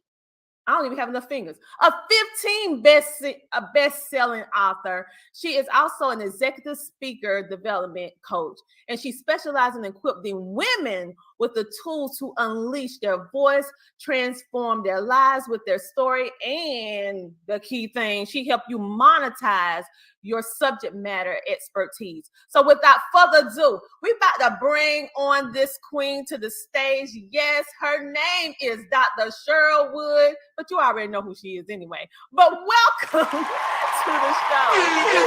Oh, I love your energy. Thank you for having me. She trucking. Like, that's very catchy. I like that. Yes, I like that song. That was very catchy. Oh yes, we have She Trucking in the house. Sheree, like, yes, queens. We have some Facebook people all in, some dudes too. Listen. You all can really take advantage of this, but just talking about the women a little bit on today. Okay, we talking about women, but of course they have some amazing men speakers and entrepreneurs that's gonna be there too. But I'm so excited to have you here today, Dr. Cheryl Wood, is because you are a very well decorated person with so many different accolades, but yet you remain humble. I mean, people, this lady's been on Forbes magazine. She's been on Huffington Post, Essence, Black Enterprise. I mean, she did some things with the government, LPI. I mean, listen. She's been just about everywhere. She's been with Michelle Obama. She's been with like Star, Les Brown. And so all of that, yet she still is humble. And she is providing her expertise in order to elevate and position you in the world of speaking and how to convey your message the way that you want it to be conveyed. Because sometimes we can say things and it comes like, I didn't mean it that way. Well, she's helping you do it in that amazing way. So, Dr. Cheryl Wood, what made you decide to become not only a speaker, but a keynote speaker at the gala for the She Trucking Expo? Well, I got to give a shout out to Sheree. Sheree, I think, had followed some of my work and experienced the Dr. Cheryl Wood impact. We're going to call it that. And felt that I would be a good fit for her audience. And when we talked about the vision and the mission of what she was doing, I got goosebumps all up my arms, because here's what I know. I'm not a trucker. I ain't never been a trucker. I might be a trucker one day. But what I know is when a woman makes up her mind about what she wants to do, something that she wants to accomplish, it doesn't matter who tells her she can't. It doesn't matter who tries to block the door. It doesn't matter that it's a male-dominated industry. Women are powerful beyond all measure. And anything that we put our minds to, we can accomplish. And when we add to that intention and strategy and community, because as women, there is power in numbers. So when we add all of those pieces together and we up-level our own thinking and our own mindset to believe that we can accomplish this thing, perhaps that's never been done. I think it was Nelson Mandela who said it best, that yeah, it's impossible until someone does it, and then it becomes possible.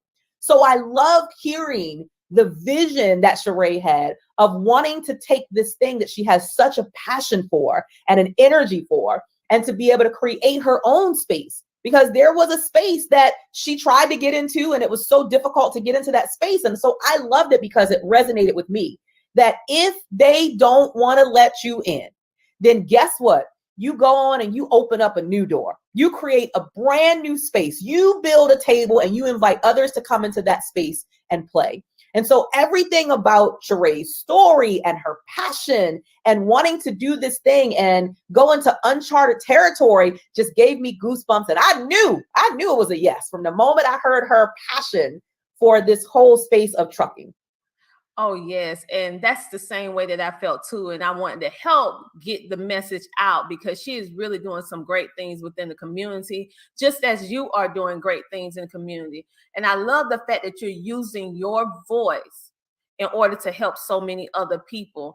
And we were just talking backstage how as mothers, as wives, we wear many hats, right? Mm-hmm. And so one thing that I admire about you is that although for those of you who may not know, Dr. Cheryl Woods, I know she over there looking young and stuff like that. We young and we over here looking with the melon popping, but she had 3 children.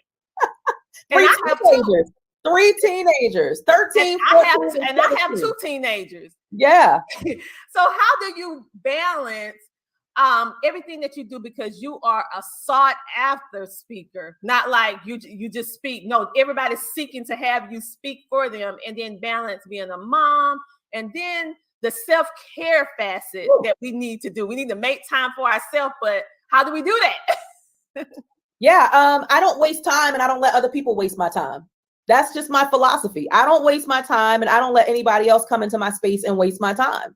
My time is valuable. And as long as I have life and breath in my body, that means I have work to do. There are people who are waiting on me to show up. There are people who will not take their next step into their next best season and greatest version of themselves until I show up. There is someone somewhere who is praying for me to show up tomorrow.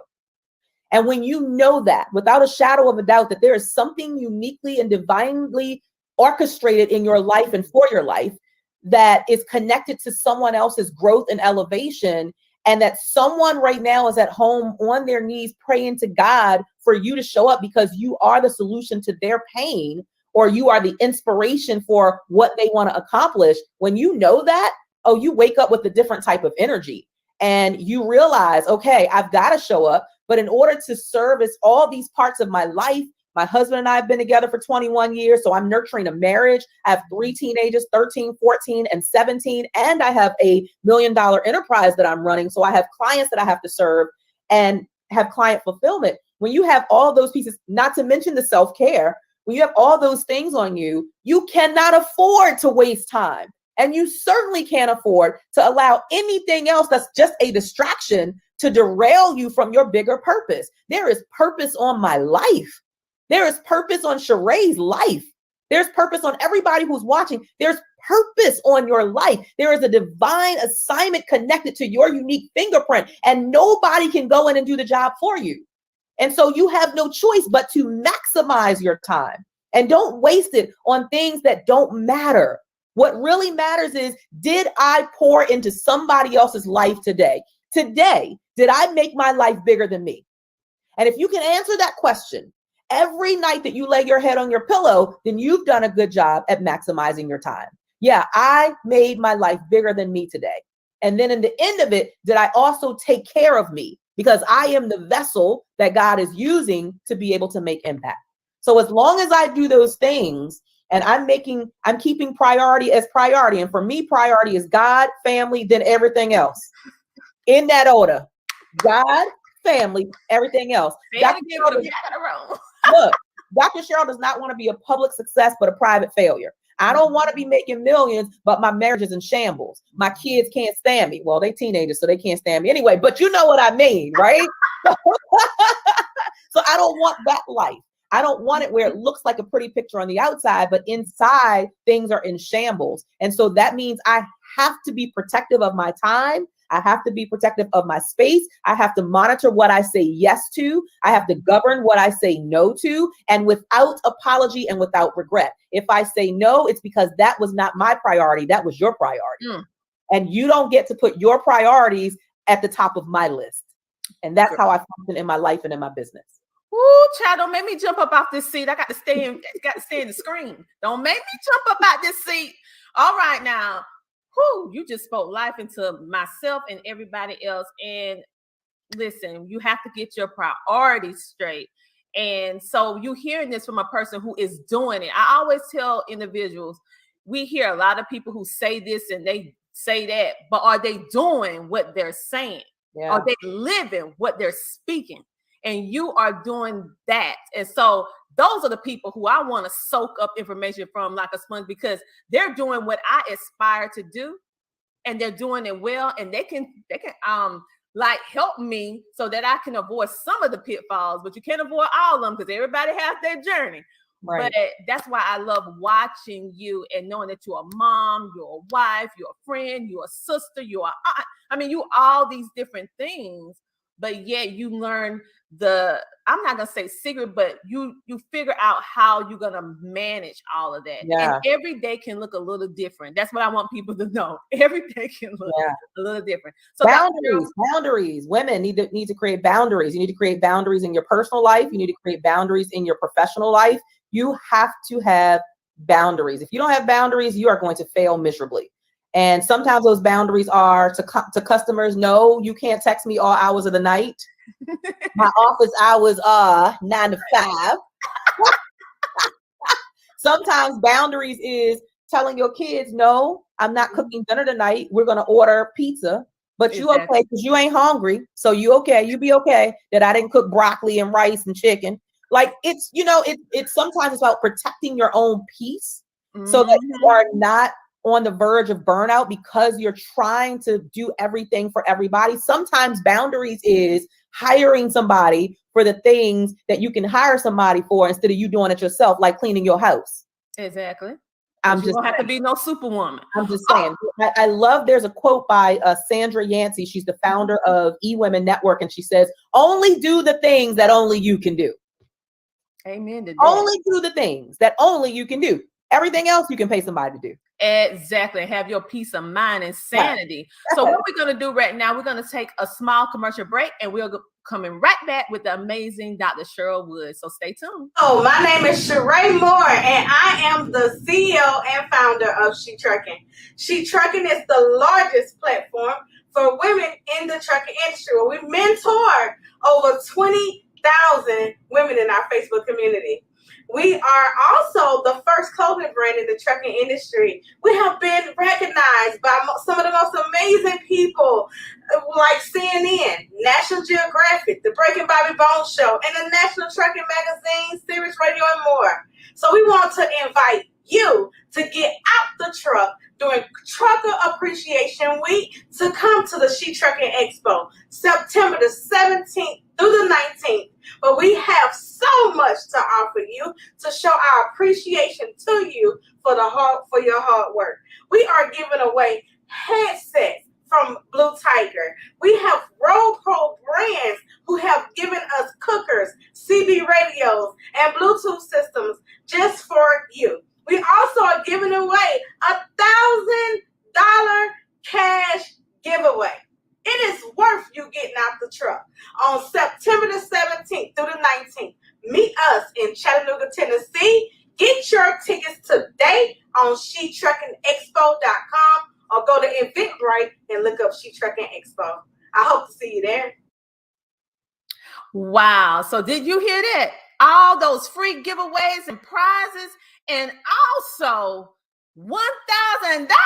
Okay, if that don't motivate you to get up out that truck doing all this COVID stuff and be able to help your family, I don't know what will. So what we're going to do is bring back on the amazing Dr. Cheryl Woods and talk with her a little bit more, because we just learned about her being a mother of 3 teenagers. We both share that in common. I have 2, she have 3. We're both married. She's been married a little longer than me. We're about to be married 20 years. And we are entrepreneurs.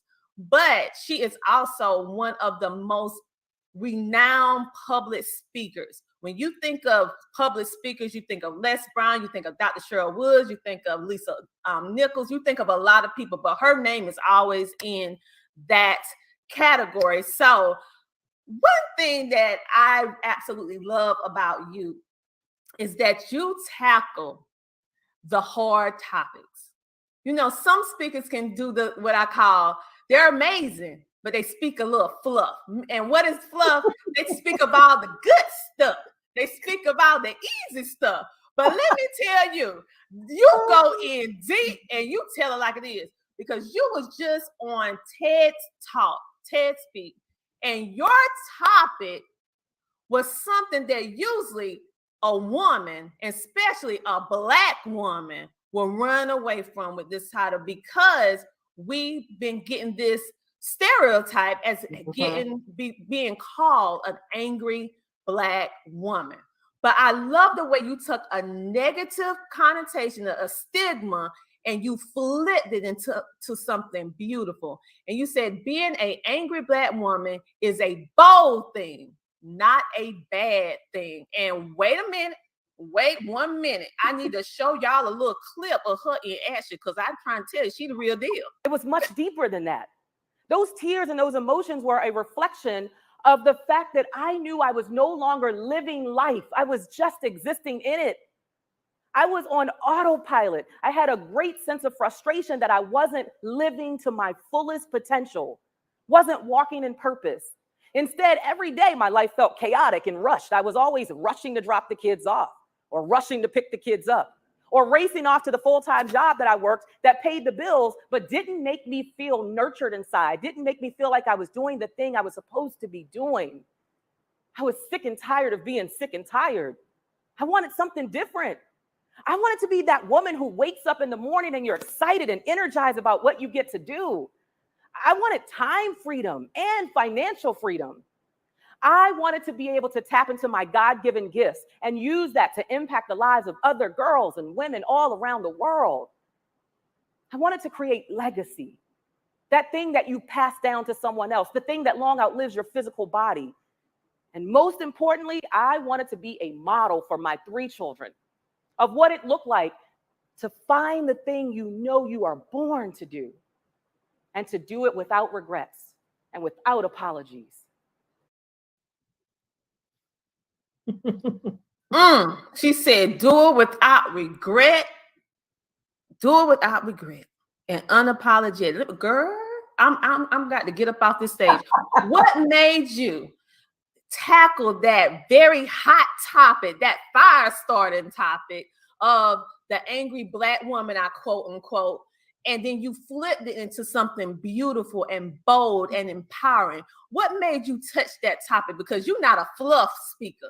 You get to the heart of what's going on. I personally get tired of hearing that expression with a negative connotation attached to it. Oh, she an angry Black woman. Or as soon as a woman who looks like me is expressive, or we're animated in the way that we articulate ourselves, or we get upset about something that is fair for us to be upset about, I get tired of the world bashing us and making us feel like our voices don't need to be heard. Our voices need to be shut down because we're too much. And, you know, I'm big on us sharing our voices and turning up the volume on our voices and sharing our experiences, both good, bad, and ugly. So I wanted to tackle that because I believe the world uses that expression, angry Black woman, as a way to keep Black women silent and in check. And I don't want that. I want us to really turn up the volume on our voices. And that means we have to reframe the narrative around this thing called angry Black woman. If it makes us shun, you know, it makes us shun the word or the emotion. If it causes us to feel like, oh, we want to go and run and hide in a corner every time we hear that word, or if it changes the character of who we are when someone uses that in an aggressive or passive aggressive way, then yeah, we've got to take that power over that. And we've got to say, you know what, let's shift this thing. Let's turn this around and create a new narrative. So, okay, you're not going to get to control me anymore because you use that expression, angry Black woman, and now I'm going to be quiet. No, I'm going to embrace being an angry Black woman because, oh, baby, when I get angry is when I get busy. When I get angry is when I'm about to do something so powerful in the world that you had better watch out or you better join me. When I get angry, that's what I get to planning, and I get to being creative, and I'm writing new ideas and thinking of ways that I can get out of a situation that perhaps is uncomfortable. So when I get angry is when I'm about to take over the world. I'm about to change lives. I'm about to create transformation. And I want to own that. I want to own that. So if anyone ever tries to use that phrase to shut me down, you didn't shut me down. All you did was build me up. Girl, I'm trying to tell you, this is not a fluff coach. This is not a fluff speaker. This, you get down to the nitty gritty and you touch the topics that we want to talk about, but some people are afraid to talk about.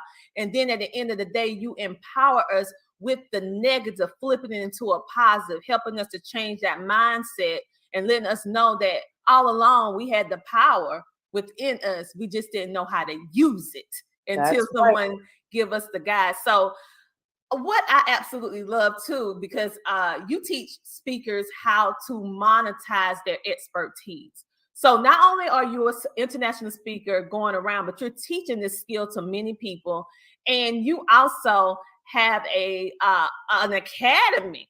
You have an academy. You are so beautiful the way you say. You like, you got an academy, girl. Girl, you got an academy, girl. I'm so proud. I got to let everybody know.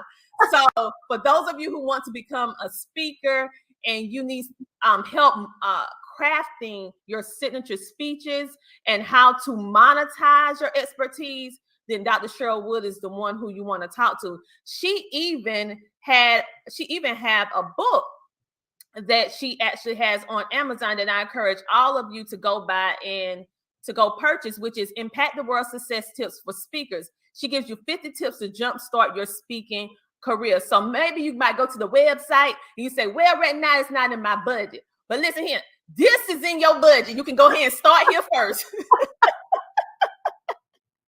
You can start there first and then work your way up if you can't do it right now, because you need her help so she can help you with be able to articulate yourself. So yes. Dr. Sherwood, what made you decide to start the academy first of all? Because I know I'm looking, because I'm making sure, I'm like, oh, I don't think they know about this academy. I got to tell you. Look, because communication is everything as it relates to your growth, your elevation, and your success. If you cannot clearly articulate a message, it could be related to a movement that you're starting. Just like Sheree has started this is a movement. This is more than just an expo. This is a movement of women that she is celebrating for saying yes to a journey that ain't too easy.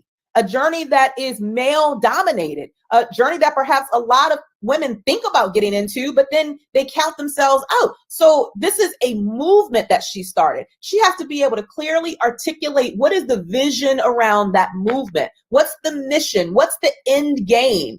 How do we want to serve people? She has to be able to share that with potential investors. She has to be able to share that message and articulate it clearly when CNN calls. She has to be able to clearly express that message when people want to come on board and they want to be exhibitors at the expo, or they want to have any part, they want to sponsor, whatever it is. There is a connection between communication and creating movement from other people, getting people's buy-in. So it doesn't matter if you're keynoting at a gala, as I will be on Saturday, I can't wait, or if you're having a one-on-one conversation with a potential investor or a conversation with a potential client. If you aren't able to articulate the message in a way that it is clear, it is concise, and it is compelling, you are going to lose in a big way. And that big mission that you have, now you stunt its growth because you simply don't have the ability to clearly articulate what it is that people are buying into. What are they saying yes to? Why should they say yes? When you can articulate that in a way that's truly compelling, people are on all day long. They're coming on board, and then they're going to bring more people who can also support the mission and the vision. So I was watching too many women in business, number one, not have a clear grasp of what their vision was so that they could articulate it. And then I was secondly watching a lot of women in business leave a lot of money on the table because they won't open their mouth and come to the front of the room, because they give themselves an opt-out of, well, I'm not a good orator, I'm not a good speaker. Well, guess what? Speaking is a skill set that can be developed just like any other skill set. So you don't get to opt out and say, I'm not a good speaker or I'm not a good orator. No, you get to opt in and say, I commit to developing my speaking skills so that when people hear me speak about this thing I'm launching, this expo, this She Trucking, or whatever the brand thing is that you're growing, they are energized and they are ready to write the check. I love it. Oh, we have Sheree watching. Hey, Sheree. Hey, Sheree. See you Saturday. Thank you for tuning in, sis. All right. So a little birdie told me that our Dr. Cheryl Woods have received a nomination for the most inspirational person of the year. So congratulations are in order. Congratulations. Thank you so much. That really touched my heart. It was the category just spoke to me. Most inspirational person of the year.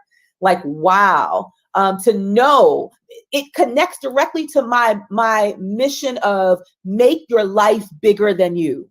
Because when you're inspiring, that's touching someone else's life. That means someone else is looking on and saying, if she can, maybe I can.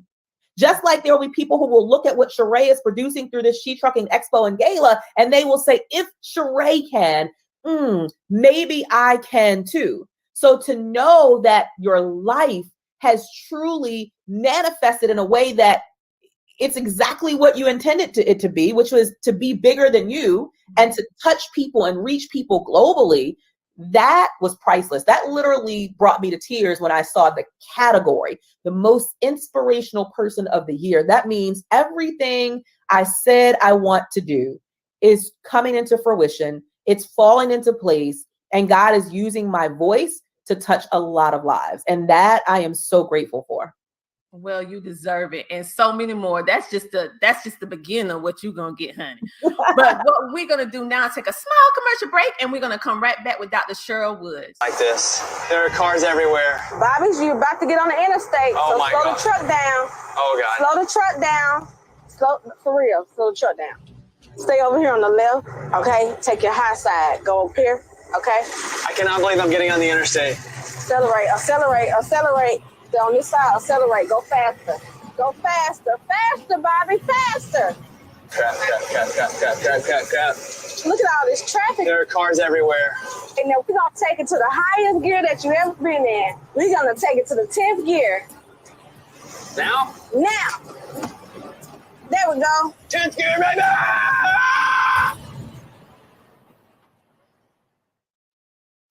And just like that, we are back. If you haven't had the opportunity to look at Breaking Bad with Bobby Bones, with Sheree Moore, his name always make me laugh. Make sure that you go look at it on National Geographic. It's a very amazing episode showing the amazingness of CEO Sheree Moore. But we have in the building another amazing lady. Yes, another amazing queen, Dr. Cheryl Woods. Welcome back to the show. Welcome back. What I absolutely love about you is that your story unfolds before our eyes. You allow us to go on a journey with you. And I like to say, I allow people to see in the windows of my life.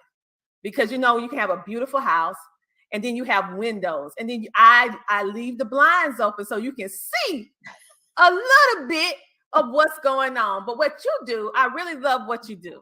You show us through your journey how to do what you do and the ups and downs that may come along with it. One thing that really touched me was when I saw a post that you actually put online in regards to self-care. And you did this, you put up this photo, which I had no idea that your journey had came so far. Hey.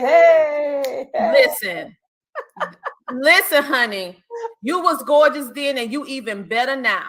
Let me tell you, when I saw, and this is what I'm saying, you practice what you preach. It's a difference saying something, but then when you say something and you're doing it, because you speak to women and young girls about the importance of self-care, making it a priority.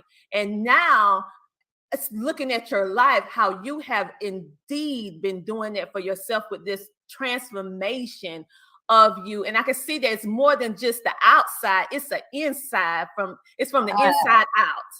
So tell us about that transformation. You know what? I was at a season in my journey where I got tired of knowing that I was a beautiful person on the inside, but I didn't feel that way on the outside. I wanted my external to match the beauty that's inside of me.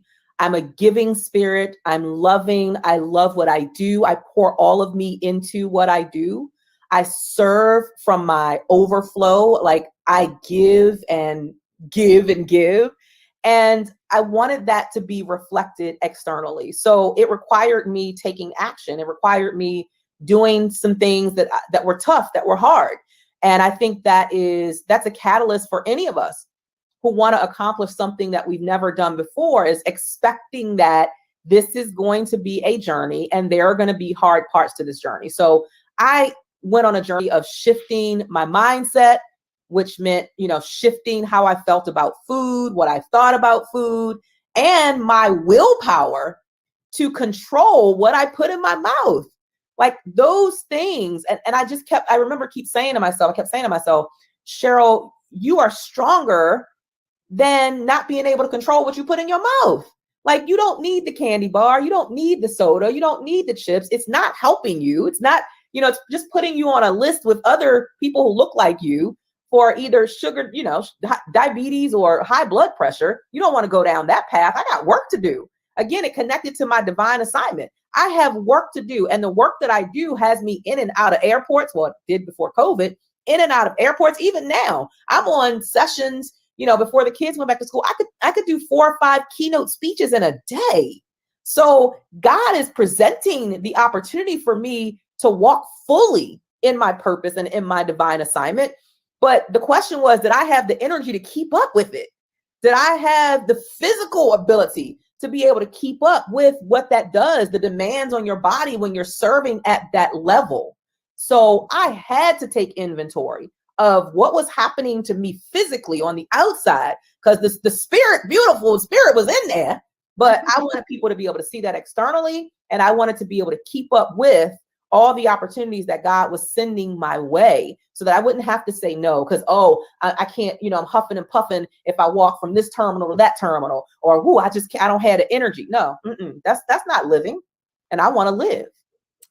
Yes, yes, yes. For those of you who are just tuning in, because I see a lot of you chiming in, I see you and I appreciate each and every one of you. We're really taking a journey about the amazing Dr. Sherwood. We going back. We already know her from the surface, seeing her speak on many stages, but now we're getting a little up close and personal with the woman that we already love to hear speak. But now we're getting a little bit deeper on the mom, the wife, the sister, the friend, the auntie. We're getting to know her on a different level on today. And she is going to be a keynote speaker at the 2021 Expo. Yeah, she's going to be a keynote. And it's going to be at the gala, honeys, because they're going to be dressed down, dressed to impress. She's going to be looking nice. Let me tell you. I know she's going to be decked down, okay, for the gala. She's going to be instilling that empowerment, but she's gonna be looking good while she's doing it, okay? And for those of you who need inspiration, I know that since we've been shut in, can't hardly do this and that, a lot of you are talking about the COVID weight and all this stuff like this. Look at the transformation of this beautiful queen. She was already beautiful before, but look at where she was and where she is today. And this is a mom. This is a wife. This is an entrepreneur, a serial entrepreneur, running a 7-figure business, and she saw the need to take care of herself, making it a priority. And I watched as she did that, and as she did that, everything she did like skyrocketed even more. So she on 10x, she 100x. So because she started taking care of herself, all right. So as women, we need to do that. We need to do that for ourselves. And I'm sorry, I have a whole lot of men watching. I'm not going to leave you out. You need to do it too, brothers. You need to do it too. So I am loving what you're doing. And I just want to just give you some accolades right now for this nomination, for what you already have been done for in regards to health and wellness, and also by leading the way, by putting things in writing, being able to help ones who are just starting that may not be able to afford your coaching or your classes just yet, but they can start from right here. And also making available your academy to help women be able to articulate their message, their mission. And if they don't, because I feel like if they don't clearly have their vision together, you're going to make sure by the end of the time they're with you, they are going to know what that is and how they need to walk in it. Yeah, because the more you get around successful people, let me just share this. Successful people don't have a lot of time. We don't have a lot of time. So I need you to get to the point. I need to know, if you want me to invest, what am I investing in? What's the purpose? What's the mission? What's the vision? If you want me to support, if you want me to come speak, whatever it is, if you want me to become your client or your customer, if you want me to be a sponsor of your event or your expo, I need to know in a very quick way, like very direct, okay, tell me what you need. Tell me what you want. Tell me what the mission is. Who is this supporting? Like all of those things. And if you cannot run those things down in a way that's quick and it's compelling and energizing, you're going to lose support of whatever this big divine vision is that's been downloaded to you. I'm sure Sheree can talk about some of the amazing people who have come on board to sponsor or to be an exhibitor or whatever, or perhaps even an investor as a part of this expo, because none of us can do success on our own. So there are people who have to buy into the vision. The question becomes, does your energy draw me to the vision? That's number one. Do you have a magnetic energy where I'm like, I don't know what you're selling, but I'm buying? That's number one. And number two, have you clearly and concisely mapped out what is your messaging that's connected to whatever this thing is you're producing, this brand or this event? What's the messaging behind it? What's the story behind it? Why? Because people remember and repeat stories. They don't remember and repeat bullet points. It's stories that connect to our heart and pull at our heartstrings and make us want to support that thing or buy a ticket. Or even if we can't come, we sponsor a ticket for someone else. It's about the story that's connected to the brand. And so when you get to a place where you're able to clearly share the story of your big why. So if you sit and talk to Sheree long enough, you're going to hear why. Why did you decide to do She Trucking Expo? Tell me why. And when people hear that and they hear her passion behind it and they feel the energy, you could feel the energy just on the videos you've watched today. You can feel the energy, you hear the passion, and then you are clearly able to hear her express and articulate what is the big vision? Why are we doing this? Who are we doing this for? She draws in the exact people that she's trying to magnetize. And she's not trying to magnetize everybody because she can't serve everybody. She doesn't have the capacity to serve everybody. She doesn't have the knowledge or the expertise, and neither do I. There are certain people that we have been called to serve. There's a segment of the population that has been assigned to Sheree. There are people who have prayed for Sheree to show up and to facilitate this expo. And now she is answering the call and she's answering their prayers by showing up. But she couldn't even get to this place until she was able to clearly articulate what is the vision. What is the story connected to the vision? What is the big why? And why should you come on and be a part of it? When you get to that space, there's nothing you can't do. There's nothing you can't accomplish. You can get buy-in from investors and supporters and sponsors and exhibitors and attendees for anything that you do. But most of us don't even take the time to tap into our story that's connected to our brand or the thing that we are launching. And because of that, you're wondering why there's no traction. There's no traction because there's no story. There's no traction because there's nothing that I have to sink my teeth into. But if you sit and talk to Sheree like I did on the phone, and I got to hear why she said yes to doing this, why she took the risk, why she said yes, even though it scared her, that was a buy-in for me, was hearing her articulate that story. And so now she's able to bring other people into that. And she's able to, through persuasive languaging and energy and passion and clear mission and vision, she's able to get other people to buy in so that the vision actually manifests. Love it, love it, love it. For those of you who are just tuning in, because I see all of you, thank you so much for sharing and supporting. I see everything. My phone is going crazy. Thank you so much, and we appreciate it. Make sure to share this out even more so, because sharing is caring.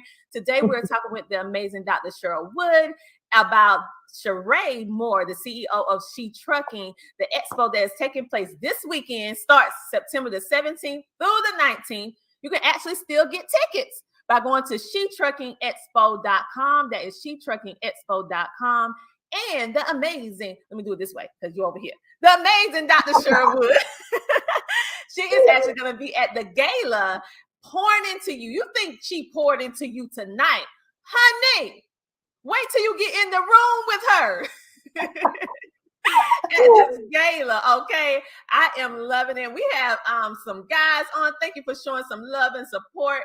Thank you, Jennifer, for actually putting the website down so you guys can easily click, because you know we're in this click and order generation. We don't want to search it for ourselves. So thank you.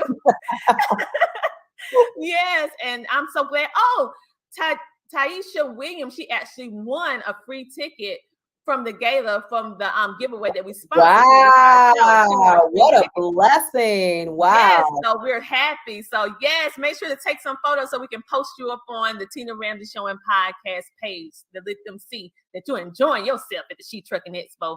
All right, Dr. Cheryl, I saw something on your website that I was just like, this is so nice of her, and she didn't have to do it.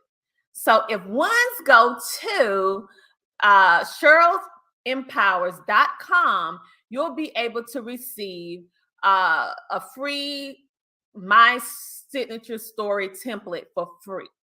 Let me say it again. Let me say it clear. You get the My Story template for free. You remember how Dr. Cheryl was talking about how you need to know your story. People buy into stories, and they need to connect with you on a different level, where she is actually providing a love offering to all of you out there. The only thing you got to do is pop on and click and go to CherylEmpowers.com and go ahead and opt in to get this free, receive this free My Story template for free. And that can help you get started on the pathway of developing your signature story, go over there and make sure on Amazon to pick up her book, and make sure to also go over to all her social media platforms and make sure that you follow her so you can stay in the loop of what's going on with Dr. Cheryl Woods, because we really want to make sure that you keep following her. So Dr. Cheryl Woods, I want to thank you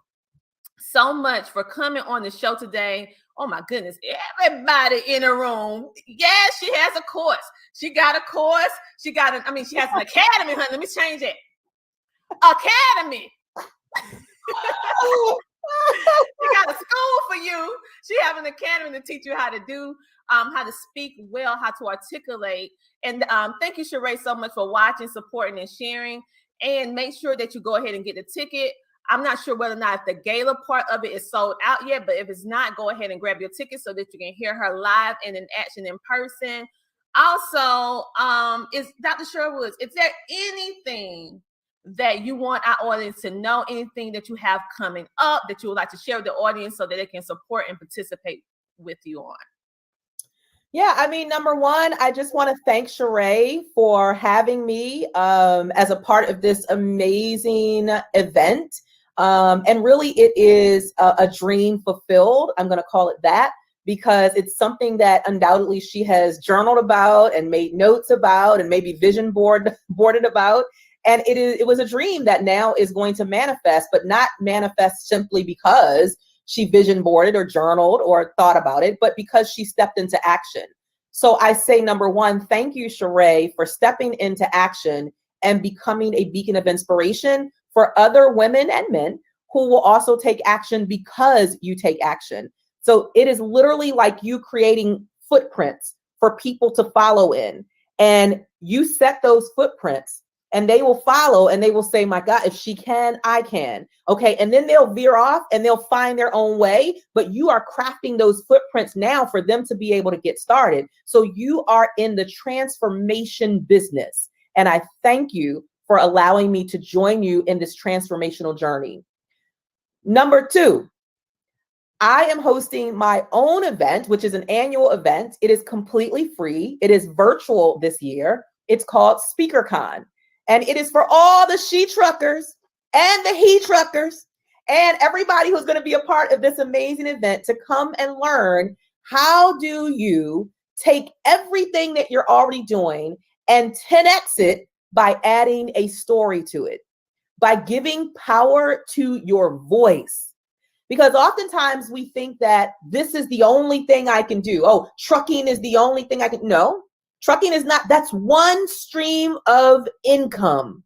That is not where you stop. If you really want to cross 6 figures and 7 figures and multiple 7 figures, and that small percentage will cross into even 8 figures, you have to have multiple streams of revenue. And sharing your voice is the quickest way to good money while you're making impact on other people's lives. So now everything that Sheree has done to create this expo, she could turn it into a course and teach other women how to create their own expos in their own city, in their own state, in their own country. She can literally turn this into a digital platform where she's training others. So that's called speaking. So often we minimize the fact that speaking is not just getting on a stage in a big conference room. It's bigger than that. It's taking everything that you know and that you've learned and that you have access to, all that knowledge that you're sitting on, and turning it into platforms where verbally you're able to share your knowledge with someone else. That's a part of making your legacy, creating legacy, making your fingerprint count. You don't keep everything that you know and have learned inside. Dr. Miles Monroe said the richest place on the earth is the cemetery, because that's where people take their untapped potential. That's where they take all their knowledge, all the good stuff that was in them. So I'm here to remind you that you got some good stuff that you're sitting on, that somebody else wishes they had access to. They wish they knew as much as you knew. And so you have the power to take everything that you've been through, all the knowledge you've amassed, all the successes and the failures, all the life experiences, all the things that you're doing in your business, and to turn that into how-to content that other people get to consume simply by you speaking up about what you know and what you've mastered. So if you want to learn that, if you want to learn more about how do you add a story to your brand, how do you clearly articulate your message to get buy-in from investors and sponsors and supporters and people who will attend those live and virtual events that you're going to host, just like Sheree, then I want to invite you to SpeakerCon. SpeakerCon is taking place November 4th through 7th. The website is speakerconconference.com. It is free. Why? Because to whom much is given, much is required. And I understand that God has blessed my life in a way that my life looks barely recognizable from what it did just 10 years ago. And because he has given me much, I give much. So it's completely free. All you have to do is register, speakerconconference.com. You get to enjoy it from the comforts of your own home. You ain't got to come out in these COVID streets, but but it's going to be equally as powerful, even though it will be a virtual platform. Last year we did it. We had, I think, over 10,000 people viewed the conference. So speakerconconference.com. Thank you for allowing me to share that. Oh, you're welcome. You're welcome. Our show is all about spotlighting the entrepreneur and encouraging our audience to connect with the ones who are really making a positive impact in the world. We will not have anyone on the show that we see that is just about them. Because if you're like that, then you're not the right fit for this show. It has to be more and bigger than you. And so when we saw what you do, all the amazing things that we do, we were like, she is indeed a fit for this show because she realizes bigger than her and she's making a positive impact in the world. And you're a part of the She Trucking 2021 Expo keynote speaker. So that automatically made you like, okay, that's it. She got to come on this show so she can share it. And when I saw all the things that you personally were doing, I said I wanted to make sure that other ones knew, because after this is over, this is the next thing that you need to make sure you get in. Yeah. You need to see. This is the next thing, because we need a constant, consistent flow of motivation and encouragement. You just can't do it once. You got to keep doing it. Just like you need air, you need consistent motivation and being around a network that truly pours into you and want to see you win. And hold you accountable. Yes. Like, okay, we can get fired up, but then I'm coming back next week. Like, okay, now what you doing? Because last week you was fired up. You said you was gonna start writing a book. What you done, sis? Like our tribe is deep. Our tribe is about accountability. Like, don't talk me to death. You got to show me some stuff. You got to produce something. So we want to inspire you. We want to motivate you, but we also want to equip you with education and strategies and tools so that you can get started. And then we want to hold your feet to the fire and say, now, what have you done with it? You got the access, you got the resources, you got this, that, and the other. We connected you to the right people. We provided you with the tools and strategies to share your voice and share your story. Now, what you going to do about it? Now, that's what I'm talking about. Now, you see what I said in the beginning of the show? This speaker, this coach, she ain't no fluff. You know, I dropped all my grammar just now. I said, I ain't. My mama have a fit. But listen, that's why I wanted you on, and I wanted you to share that, because I've been seeing all the amazing things that you've been posting about your upcoming event. And this is a great opportunity for ones to be connected so that they can actually learn how to articulate. And you are so right. When I heard Sheree speak of the She Trucking Expo 2021, I felt like I was a trucker after that conversation. I was like, maybe I need to drive a truck too, girl. Do they have a little one? I mean, so I'm just ecstatic that they're going to be able to experience you in person and be able to experience what you have to say, because so many people, I love what you say. Your story is about you, but it ain't for you. And so you definitely live that. And I thank you for that. Thank you so much for being a featured guest on our show. We enjoyed having you. The comments still coming in. Someone said I could drive a cargo van. Okay. Well, okay, a cargo van. Yes, I need to rip out the seat so I can make it a storage. And I drive local. Thank you.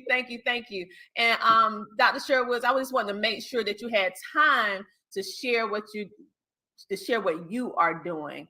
And like I said, thank you so much. And for those of you who have just popped on. This is the amazing Dr. Cheryl Wood. She is going to be a keynote speaker at the 2021 She Trucking Expo that's taking place starting over this weekend, and she's going to be part of the gala section of it. So you're going to be looking nice, getting motivated, and you're going to be on this nice boat. So, ooh, child, motivated in luxury, though. I mean, the best of both worlds, luxury and empowerment and looking good. Ooh, you're going to have some fun.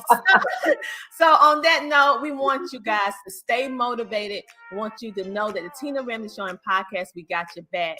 And we will see you next time. We're going to have about 3 or 4 more speakers to round up our She Trucking Expo 2020 takeover of the Tina Ramsey Show, allowing you to connect with some of the best individuals within the industry of trucking, speaking, health and wellness, and so much more. We'll see you at the She Trucking 2021 Expo that's going on this weekend. And make sure to check out Dr. Cheryl. We'll see you later.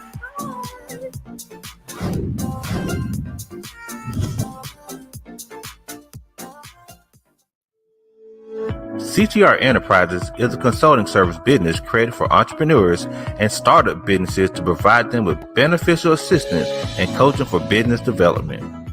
We help you build your online presence. We provide multiple networking opportunities. Do you want to become an author? Do you want to speak on stages? Do you want to be in magazines? Do you want to build your influence? We provide PR, branding, and social media marketing help.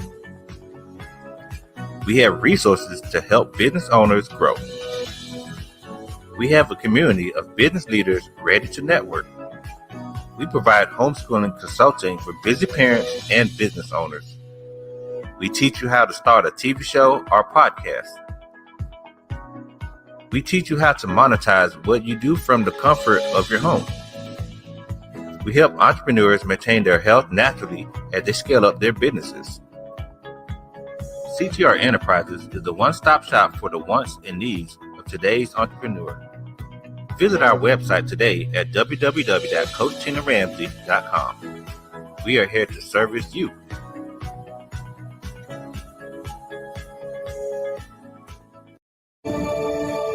Welcome back to GMC Fox Edition this morning. The She Trucking 2021 Expo is coming up very soon. And joining us to tell us all about it is Sheree Moore. Good morning. Good morning. It is so good to be talking to you. You've been doing some extraordinary thing, getting females into trucking. Now you're making sure that all truckers are getting the recognition they deserve here in the scenic city in a few weeks. So tell us about this upcoming expo. So Truck Appreciation Week is fastly approaching us. And so we want to celebrate and show our appreciation to all the drivers and people in transportation who have worked through the pandemic to make sure we have all our supplies. So we have the She Trucking Expo this year in Chattanooga, Tennessee, from September the 17th through the 19th at the Chattanooga Convention Center. You know, the really cool thing about this, it will be a number of speakers and so much more. So for people watching, what can people expect when they come to the scenic city for this expo? So we have over 30 seminars and workshops that is going to teach you everything transportation, from how to get your CDLs or to how to own a truck to dispatching, brokering, so many different topics that we're covering. And we're just trying to empower everyone about the transportation industry. And also for people watching, if they want to take part in some of the activities, the speakers, the different things that are happening, how much does it cost and how can people get registered? So the tickets on the website is $20. It's on shetruckingexpo.com. And then we also have free tickets in local establishments like Uncle Larry's. We have All Good Bookstore and Blue Boys Barbershop. So we have free tickets. Yeah, I can go there and pick them up. to be able to get the free tickets. You know, the really cool thing about this city that we live in, people are always willing to help. And so you've had a number of people to come together to help you put on this event. Yes, we had some of the most amazing sponsors, which are Variant. It's a trucking company that is sister to U.S. Express. We have Coca-Cola, who has donated all of our drinks. Painting with a Twist are helping us with our painting exercise during the expo. Urban Lead of Chattanooga and the Chattanooga Tourism.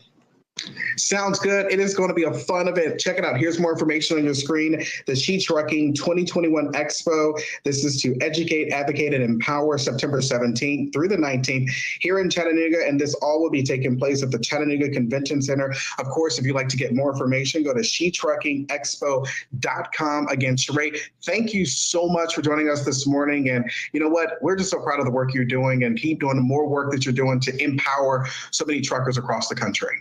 Thank you. Y'all come on out and learn about the transportation industry.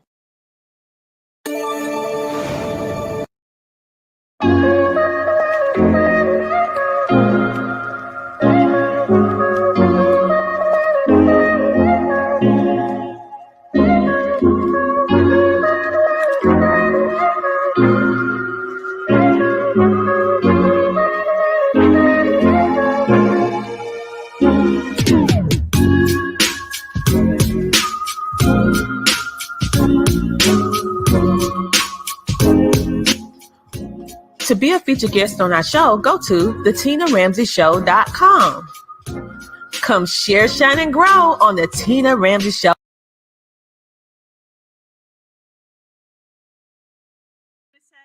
First of all, thanks for She Trucking and Sheree Moore for allowing us to be here today.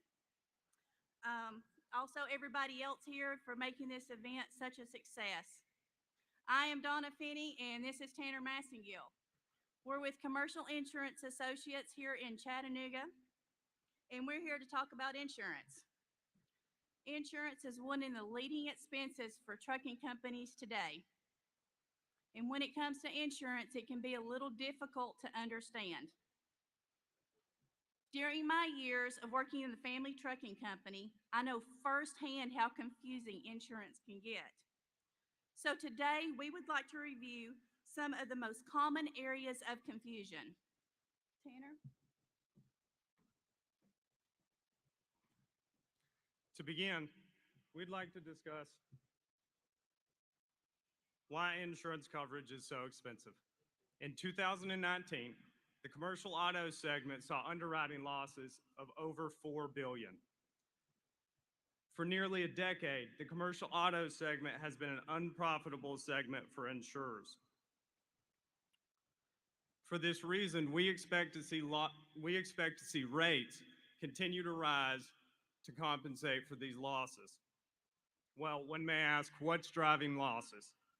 One factor is claims frequency. Based on findings from the National Safety Council, the number of large truck fatal crashes has increased by 40% over from 2010 to 2019. Another factor is nuclear verdicts.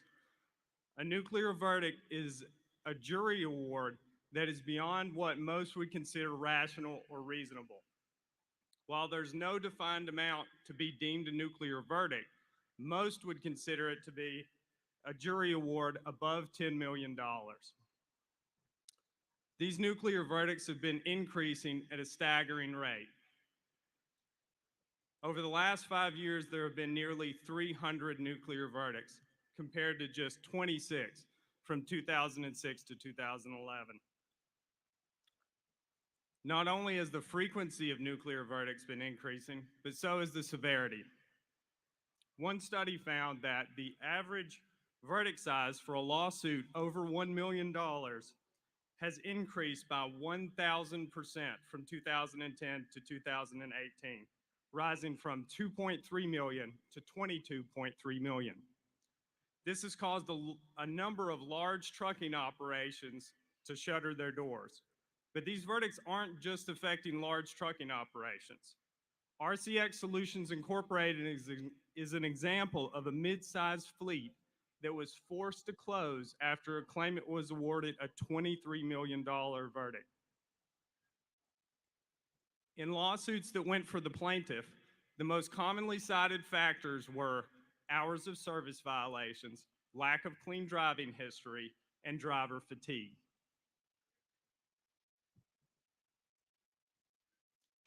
This leads us into our discussion on what insurance companies are looking at when they're quoting your insurance coverage. Behind me, you'll see the 7 most commonly used resources by underwriters. While all of these resources are important, today we're bound by limited time. So we'd like to focus our attention on a specific portion of the CAB report, because this is an area trucking companies can exert control over and see a direct reflection in their insurance premiums.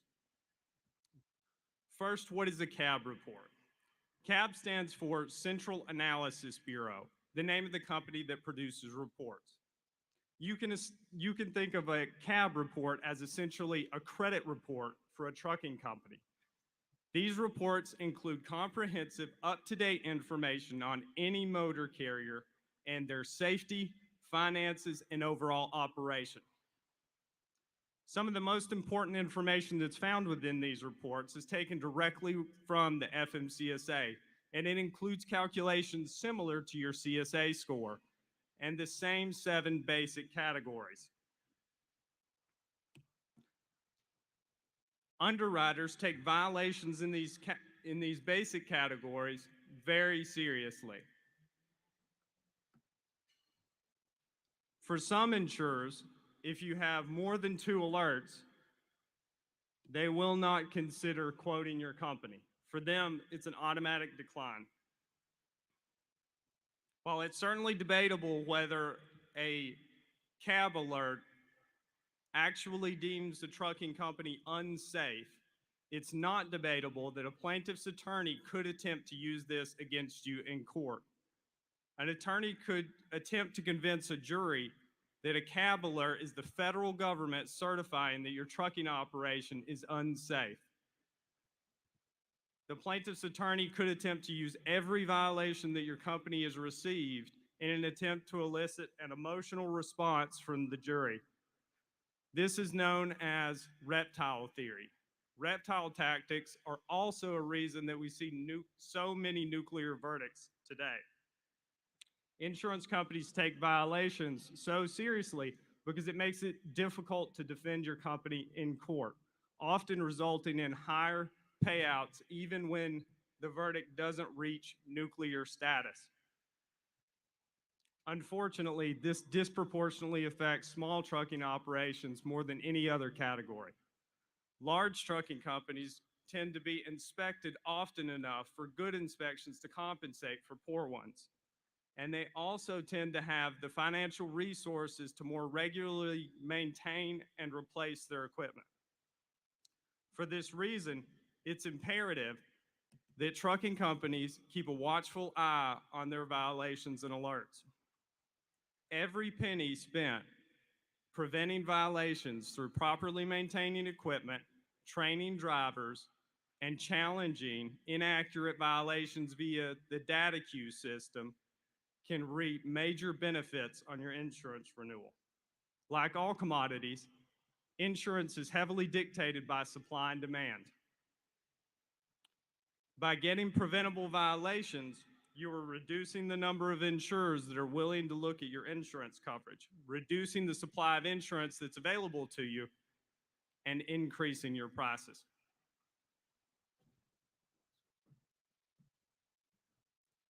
Okay. So now let me tell you why it's good to pick a good broker.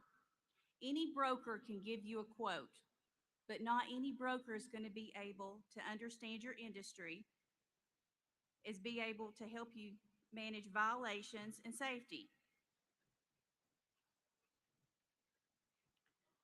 They're also going to be able to help establish practices and procedures that will help prevent the violations in the first place. A good broker is going to know the type of coverage that you need. For example, what's the difference between trailer interchange and non-owned, and what's the best situation for you? They're going to have a dedicated team that understands the industry as well. At Commercial Insurance Associates, we have producers and teams that are specialized in the trucking industry. Not to mention, we are one of the top 100 agencies in the United States as ranked by the Insurance Journal. And just recently, we were featured as the Agency of the Month in the magazine Rough Notes. So today, I know that we're kind of limited on time and we don't want to take up that much. So we have probably just enough for one or two questions if somebody wants to ask any. Otherwise, if you would like to come to our booth, we're at booth 44 and we'll be more than happy to discuss insurance with you at that time.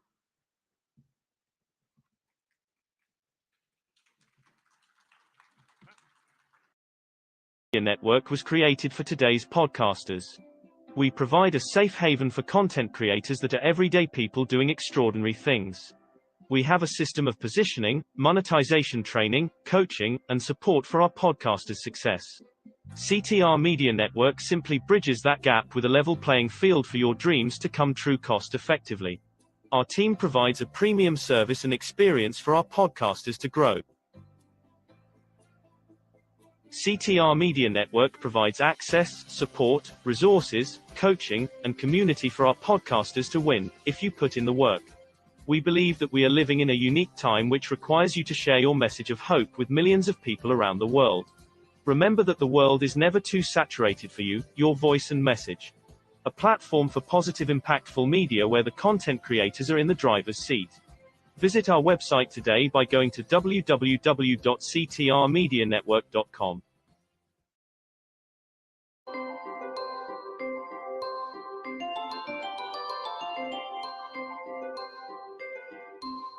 An important article was written in 2016, published in the Bureau of Investigative Journalism.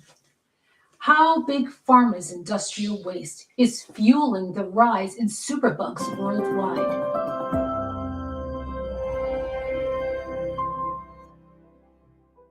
First, what are superbugs? They are strains of bacteria, viruses, parasites, and fungi that are resistant to most of the antibiotics and other medications commonly used to treat the condition that the microbe causes. The most common are antibiotics that treat bacterial infections. This investigative report reveals that international facilities that manufacture pharmaceuticals are leaking industrial wastes.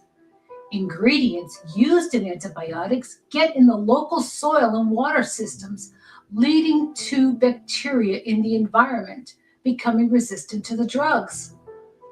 According to an independent review by economist Professor Jim O'Neill, if no action is taken, antimicrobial resistance will kill 10 million people worldwide every year. A spokesperson for Changing Markets stated, "Big Pharma's role in fueling drug resistance is all too often overlooked. Our research has shown that the industry is failing to take the necessary action to address the threat of a looming environmental and public health crisis in which it is playing a key part." Now, let's move ahead and review another article published in July 2020, entitled "India to Ban Antibiotic Pollution from Pharma Factories." This after a series of stories from the Bureau of Investigative Journalism, so kudos to them. The article reminds us that the growth of superbugs is one of the biggest public health crises facing the world today. Nearly 60,000 newborns a year die from superbug infections in India. If resistance keeps rising, people could once again die from common infections. So, India established strict testing limits of water for 121 antibiotics. And while the legislation is not perfect, it is a huge step in the right direction. Now for us, the bottom line, we must remain proactive with our health, not wait until we get sick and need an antibiotic or other medicine. But it is heartening to know that for so many people who obtain their medicines from India have a much better chance of getting a pure ingredient that are not leading to antibiotic resistance or contaminating the environment. And we will give you the links to these articles below. Thank you so much.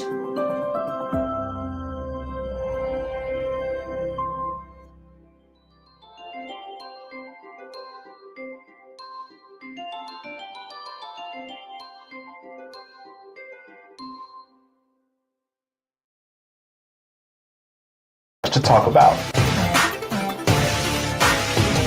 We have so much to laugh about.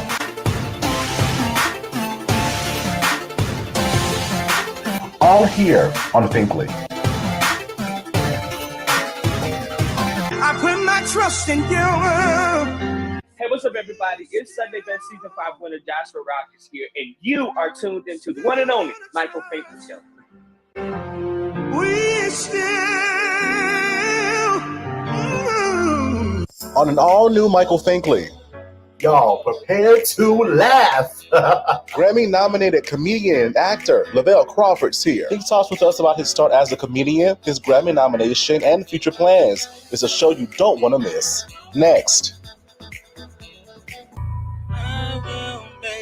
If I can make it through the night, just to see a brighter side, 'cause I've been working all my life just to make it. Hello, everybody. Welcome to Michael Finkley Show. Thanks for joining us today. Happy Black History Month, everybody. I hope that you're learning something out of the norm when it comes down to this month. And just remember, it's not only a month, this is 365. I know that I'm just taking time to pay homage to my family because they made me who I am. So just being grateful and thankful that I come from Black, strong persons. And again, I can be that Black, strong person in society today. So again, 365 celebration over here in this corner. All right. Y'all, this platform just ceased to amaze me. I just am just in giddiness and awness all the time when I talk about this platform on the Michael Finkley Show. It has been truly a blessing these almost 2 years that I've been doing this, and just meeting new people and hearing their stories and just listening to your comments, reading your comments, and taking the show to level after level after level. It's just been amazing. And when I reached out to this individual to have them on, and they said yes, my heart fell into my drawers again because they saw something in me and the platform that we do here, and they wanted to talk with us. So I'm so glad that they decided to do that. I'm talking about funny man, comedian, Grammy-nominated comedian and actor, Lavelle Crawford. It was an honor just to chat with him and see what he has been through, what he went through to get to the point where he is now, and now can add a title to his name forever, Grammy nominated, and hopefully Grammy winner when that time comes. So again, he just lays it all down on the line. I see him more now as a three-dimensional figure.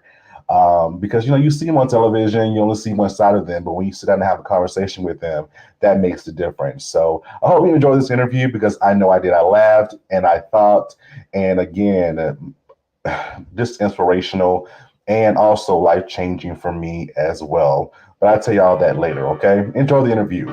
Lavelle Crawford, everyone. We'll be right back.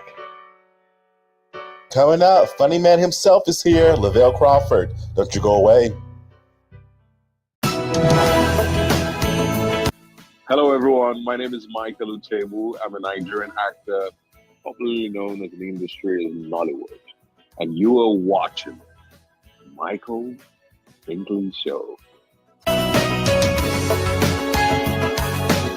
Are you ready for hip hop and soul? Introducing the hip hop and soul duo, MC Squared. They chat with us about how they got started, their album release, and so much more. It's a show you don't want to miss. Next Finkley. Finkley Friday. Hello, everybody. It's Finkley from the Finkley Experience. We're an educational consulting firm that specializes in first-generation education. So we assist students with their college and career endeavors. We train school administrators on the state of first-generation students. And also, we partner with colleges and universities to assist their first-generation population for easy transition from high school to college. So if you're looking for a presenter or speaker that presents on these topics and so much more, visit our website at thethinklyexperience.com and learn about all that we do. We're looking forward to working with you.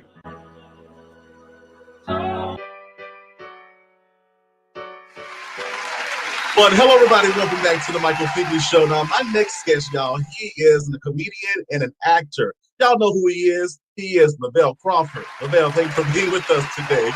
Thank you, Michael. Thank you for having me, man. I'm glad my Zoom working out, because my wife, she real against technology. So our Wi-Fi, we don't turn it on in the house.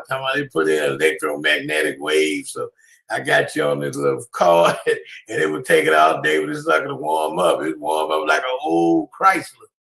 Take all day for it to kick in. And I'm like, my computer, he wanted to act like a Commodore 64. I was like, Lord have mercy. This man said it's like gonna take all the way. That's why I got in here early trying to get the Zoom together. My computer got Alzheimer's. Did you say Alzheimer's? Yeah, it's like, did you say Zoom or Zoom? You know, dumbass computer. How you a computer? I'm gotta help you out. Got 14 alphabets of memory. That's it. I said, man, I gotta get my shit together. How long I'm gonna nominate for a Grammy, but I ain't got quality computer.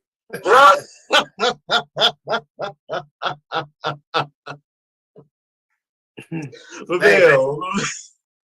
But bro, that's the thing though. You here though. You are here. Yeah. We chat. Yeah. We're gonna talk it up. We're gonna chat up. We're gonna have some fun too. So I gotta ask the major question that is on everybody's mind. Like, when did you know that you were funny? Oh man, I guess when I kept on telling people my problems and they were laughing at them, you know, I was just trying to explain stuff to them, you know, trying to be serious. It seems like it's like I can't be. They be thinking I'll be playing, and I guess it's the way I say it, and people just start laughing. I be telling them, you know, I got a black toenail. I need some help. And they like, let me see, what you doing, black toenail? You spill chocolate on it, you know. I think there's something wrong with it. I need some help, you know. And you know, and that's a nightmare, you know, because like Red Fox, you know, he played so much. So when he had a heart attack, they thought he was playing, and I was like, Lord, I hope that don't happen to me. I mean, I want to go out in my deathbed, but I won't be 80 years old. But if I ain't dead yet, I'll be playing. If I'm asleep, he playing. His ass, like, wait a minute, don't put cup on me. I can't move. You go for real. No, you go for real. How old were you when you realized that, like, I can make people laugh for real? I don't know. I think I was like about 13, man, because I started making people laugh so I wouldn't get my ass whooped, you know. I could fight all right, but you know, your mama put you, my mama was the only woman in the neighborhood had a job. Everybody else got them food stamps, so they hated on her, you know, and she's out there, you know, that real independent woman because she was raised that way, you know. So they, you know, I come on with a Oxford with a little polo on it, you know, a little chunky cat too. They trying to whip my ass.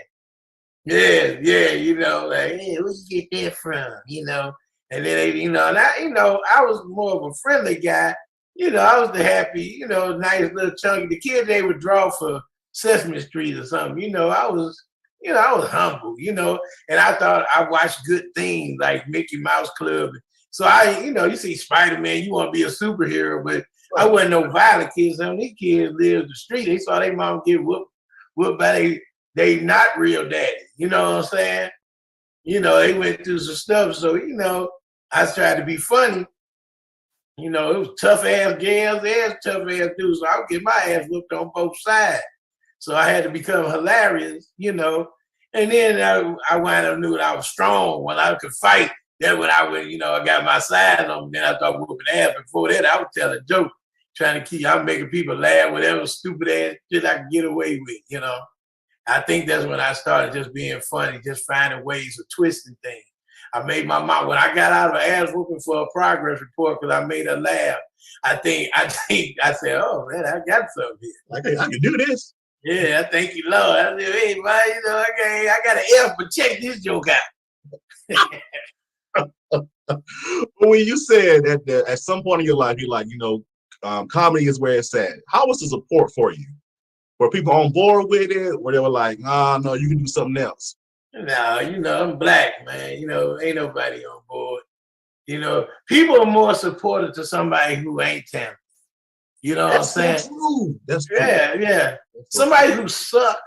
That kid that can't play a lick of basketball, can't hit a home run, can't do his Easter speech. He's studying out through his spitting on shit. Go on, baby. You gonna do it, baby. Here's somebody come up and you do real well. Yeah, you better have. You better have. But this badass don't do everything right. He still got a D in math. D, damn, I just hit a home run. Hell with all that. But people support. They want to, especially black folk. We want to support the underdog. Not if that underdog start being a winner or a big dog, we start hating. So I had a lot of. My mom supported me, but she didn't come until I got funny. And then when she came, she said she was cringing because she didn't want me to get booed. She thought that people were gonna boo me. But when she seen me go up there being funny, she was like, "Damn, I didn't even know you had it in you like that." And that was a moniker for my seal of approval, confirmation. Right. That maybe I got something. So I think and after that, I think when I first started, it was my uncle like, he just don't want to work. He don't know. And then they, black folks ain't never got to do nothing to know about it. Black people know about sharks. Yeah, you better not get in that water with them sharks. They gonna eat your ass up. Hey, you been bit by a shark? No, I don't go by the water. But I watch it on the news, And black folks like, yeah, you get in that comedy, they get on drugs, they be out there, be on the street, they be homeless, they on there, that Hollywood bit. I said, you been an actor? No, but I've seen movies. But they'll get you scared, but they'll never give you encouragement. But I had one cousin, my cousin Lemoyne, God rest his soul. He was my my gay cousin, but he was my cousin, he was my boy.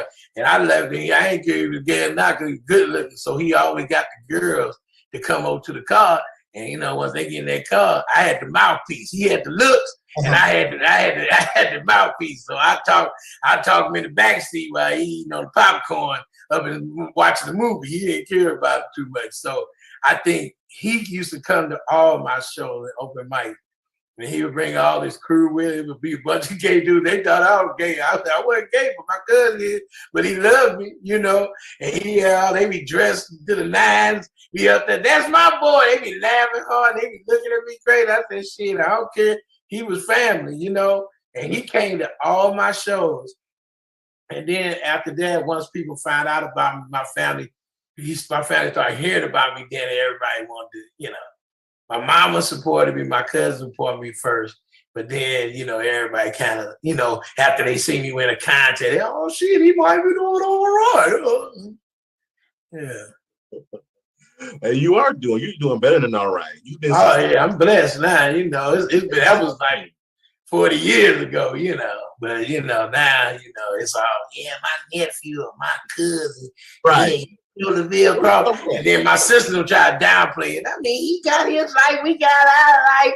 But they don't tell the truth. They be flying the shows and coming out there, and I put them on payroll so they can sell a t-shirt so they can be part of the thing, just want to come out and kick it, But how it is.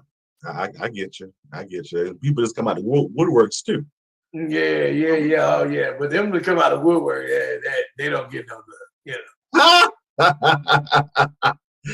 Oh man, but as we see that you've been doing this for a long time, and also too when it comes down to your health, you decided to get better, get healthier. What caused that? What triggered that? Oh man, I mean life, I got a beautiful wife. And, I really, I guess, I could God in it all day.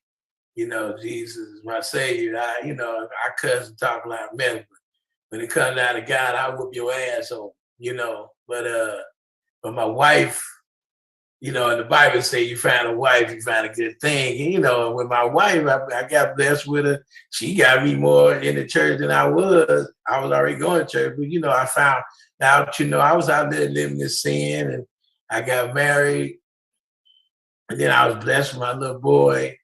And, and I thought once you get married, you ain't got to be on that track to have to be attractive. But then you think about, damn, man, I'm going to die from a heart attack, and I'm going to leave this woman who gave her life to me to take care of her and love her, and she loved me back. Blessed with a child. I'm going to leave her hanging, and then I said, damn, I love myself too much. I mean, because, people call you all kind of names, you chunky, always got some kind of thing that fat people are so unhealthy, and I said, I had to do something because I got this beautiful boy. I have to be in his life and give him the treasures, the gems that I can give him. If I can't, I'm going to give him generational wealth, but also I'm going to give him generational mental wealth and give him every insight I can, and I got to be around to do that, and then he want to play basketball and stuff like that. And, daddy guys, I was a chunky dude, but I moved, and I still, people could always doubt big brothers, and I was not one of the ones you better doubt. And I've always been right, you know what I'm saying? But they think we slow or we can't do it. We carry this weight around, but like leg weights, we know, right? Yes. I mean, we like to eat, but we can get down. You wouldn't have no Super Bowl if it wasn't for big brothers on the team. So, yeah. But so in the mentality scheme, I said, man, let me get some. Take some. My baby sister actually was one that inspired me because I wanted to do weight loss surgery, but when I found out this one cat, he was an actor. You seen him on Martin. He was a big dude, and I think his name was Chris. I'm trying to think, but he went and had the weight loss surgery because he just wanted to try to do his own weight. But back then, I guess the medical field wasn't ready for it, and the brother wound up down on the table. I was like, oh shit! I said, I go the hard way. I cleansed. I went on like 24, 25 days without eating like 3 times. I did exercise, did the boot camps, I did everything, and I'm trying to find my way. And then my baby sister, she said, I'm gonna have weight loss surgery. My high blood pressure, I'm almost diabetic, boom. And I was diabetic. I was having some bad moments with diabetes because I wouldn't give up some sweets and stuff. And then her ass went and had it, and I just seen her looking great. And I asked her a million questions. And then the DJ Big Boy had it also, but I didn't want to go that hard. And then they had an alternative with the gastric sleeve, and I said, maybe that one, and I looked into it. I researched because I think people always should do research. I always research everything. People don't never want to. They want to just jump into something. Oh, because and it's not like the doctor said. It wasn't no silver bullet. I wasn't gonna kill it, but what it did for me is I was already on a healthy track. I was always athletic. I've been doing jiu-jitsu for 9 years. I've been in boxing. I was an athlete. I played football. We did it all. So I knew how to stay on a path. I just had to watch my diet because you can go back. And once I lost the weight and I started moving better, I felt better. And, I looked better. I ain't really do it for, aesthetics. I just did it because, I felt better. And once you feel better, you do better. You know what you can do. You move different. You also change the mode of operations, how you deal with people.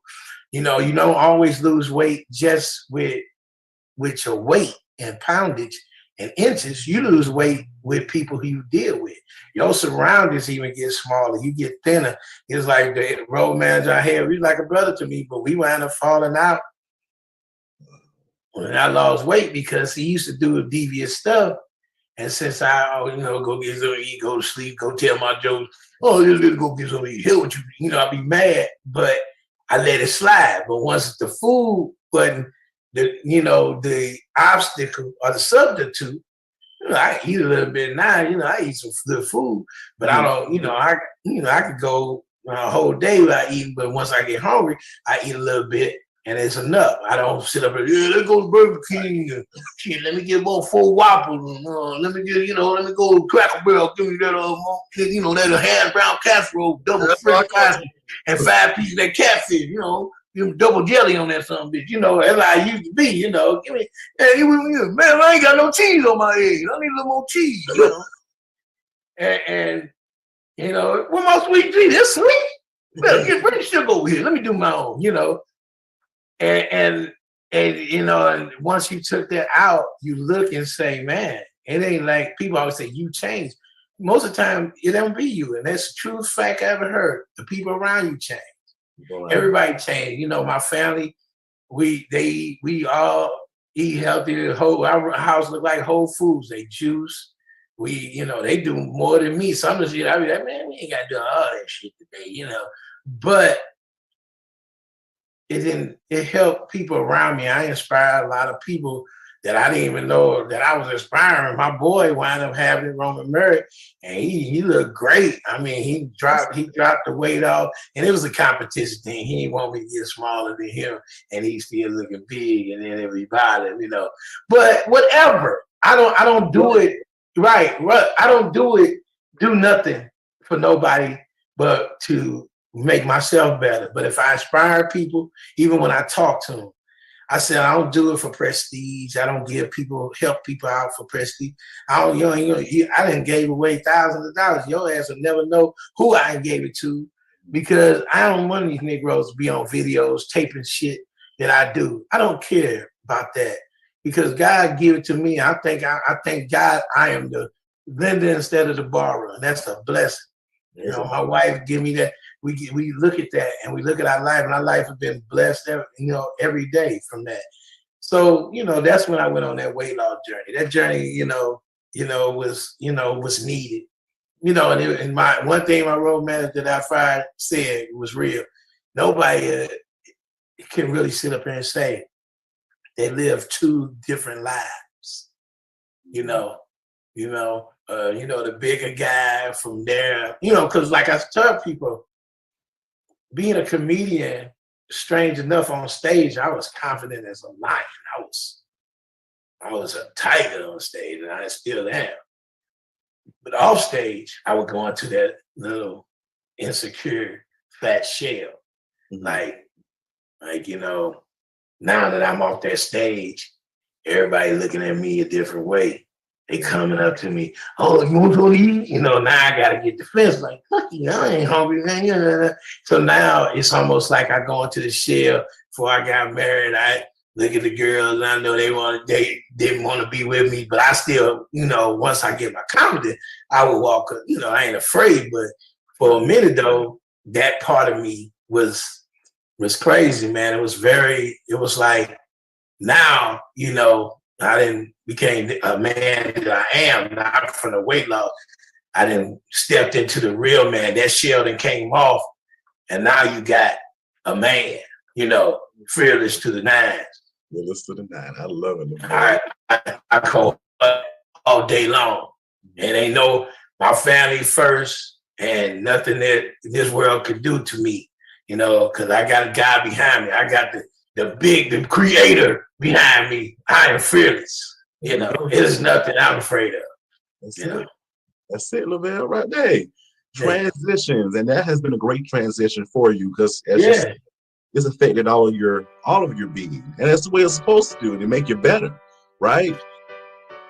Next, Lavelle tells us what he wants to do after comedy. Don't you miss it. Back in a moment.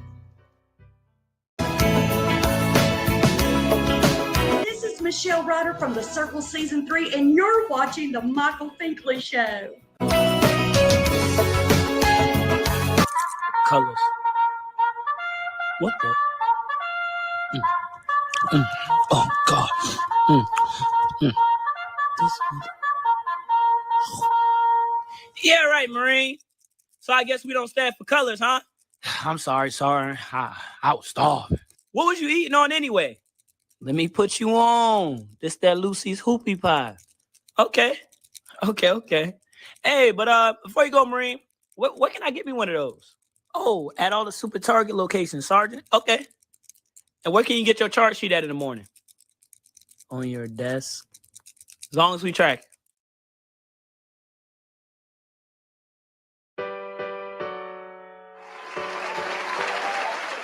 And you think about how we live today. They can make up something, and you looking outside now. This is how blessed we are now. We can see. We got TVs, we got video, we got these fucking phones that tape all the shit. But those same people still be like, oh, well, you know, and it's almost like people are blind with their eyes wide open. And the thing about it is, you know, it scares me. That's why, like, because when I seen churches close down, I thank God for my preacher. You know, my pastor, you know, he owned his church because some of the cats bought and paid for it. And then, you know, when you gonna close down, so you think these people gonna really trust God when you close? They think it's all over. Yeah. Some of these people follow the preacher. You know, and it got scary out here, man. And I just turned to God, man, and God been delivering me. And this is when you should be really strong in your faith. And then I don't judge nobody. You do what you want to do. You choose to serve God the way you serve. The thing about it is, man, I got closer to him. And I had wrote on my vision board, I said, let me get closer to you. And he told me how to get closer. And that lockdown, I got super close to him more and more because he had to come and talk to me, and he be talking to me on so many different levels to the point like I said, I know we did, you know, you interview me, I talk a lot, bro. I'm sorry. Bro, I'm good. This is some good stuff. Go on, bro. But listen, like they right, like 2020 was a rough year for everybody. But when them doors opened up for them comedy clubs, I got in my car and I drove to every city I could, doing all of it. During the pandemic, I said, hell yeah. And then we set up to shoot a special. God was so good, he made the special happen during the pandemic, during the thick of, you know. And this one that's nominated for a Grammy. Thank God for Comedy Dynamics and Brian Volkwise and the CAA and all those guys.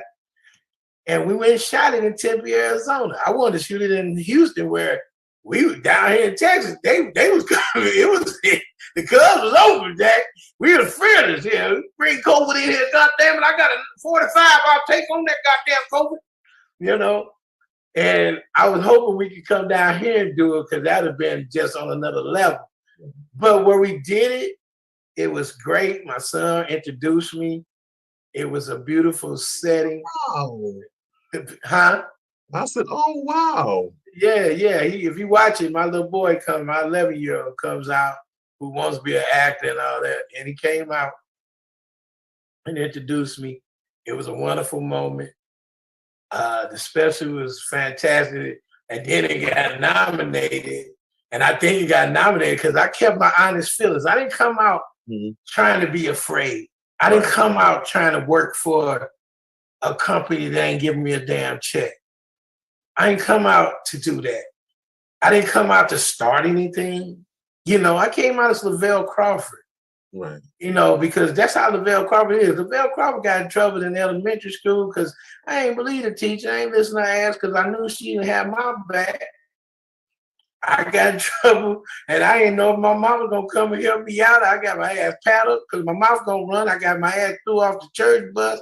I've been a person who, you know, and those people who God always picked up. If you look at them disciples, and every one of God's disciples was a shit disturber. For real, all of them was shit disturber. Paul, he had to knock Paul off the mule. Yeah, man, why you persecuting me, Paul? You know, Paul was a gangster. So you think about everything you look at, because God's children are rebels.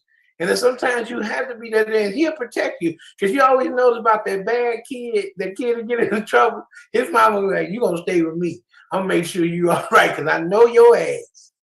Y'all what? No, you going with me. And I used to get in trouble. My mama used to make me go with her. And I used to get to go do some fun shit because She didn't want me to make her embarrassed. You ain't gonna be embarrassed. No, you just go with me to the restaurant. Ooh, I wanted to go to the restaurant anyway.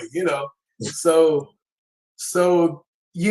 I look at that as the aspect of you gotta always stay on that faithful journey with this. And people ask about that when whoever talked to me about the Grammy that's one of the reasons why I think I got it. A lot of people was afraid, so it wasn't nobody out there. So when ain't nobody the way, cream rises to the top. You know what I'm saying? Always. Now, let me ask you this question, Lavelle. Do you feel that you've been blessed thus far because you stayed in your lane and minding your business? I think I only place I stayed in my lane is, I didn't waste my time on outlets that wasn't beneficial to me. Mm-hmm. I see people making money with it, but I didn't know how they was making the money. And I don't think that was nothing on my success. I put all my success in Lord Jesus Christ. I put it in Him. It ain't had shit to do with me being in my lane. God, because I would have fucked this up a long time ago. Trust me. I don't think God had everything to do with my success. I mean, if if a man asked me, me staying in my lane, no, because I haven't. Mm-hmm. I haven't stayed in my lane. You guys me on stage, I don't be in my lane. I'll be all over the damn place. And I say what's on my mind and on my heart.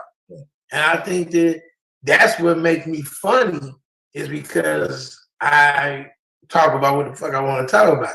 Sometimes it's not going to be the prettiest. It's not going to be the safest. Mm-hmm. I talk about what I want to. I'm not over deadly and nasty and raunchy, but I talk about the real of the things that y'all trying to glamorize. Right. I mean, some things that y'all try to glamorize is right, and I'm talking about everybody, not just black folks, just everybody who try to glamorize stupidity. I'll talk about it. I mean, for a minute, that crate challenge and shit. Y'all was advertising the shit out of it. Now that's gone. Mm-hmm. You had enough people dying from it, from some of this falling off a damn crate. First of all, steps are made, and they're made from an architect, someone and a builder and a contractor who knows how to lay that shit down right and with a foundation so somebody won't fall and sue his dumb ass or sue the place that they're walking at.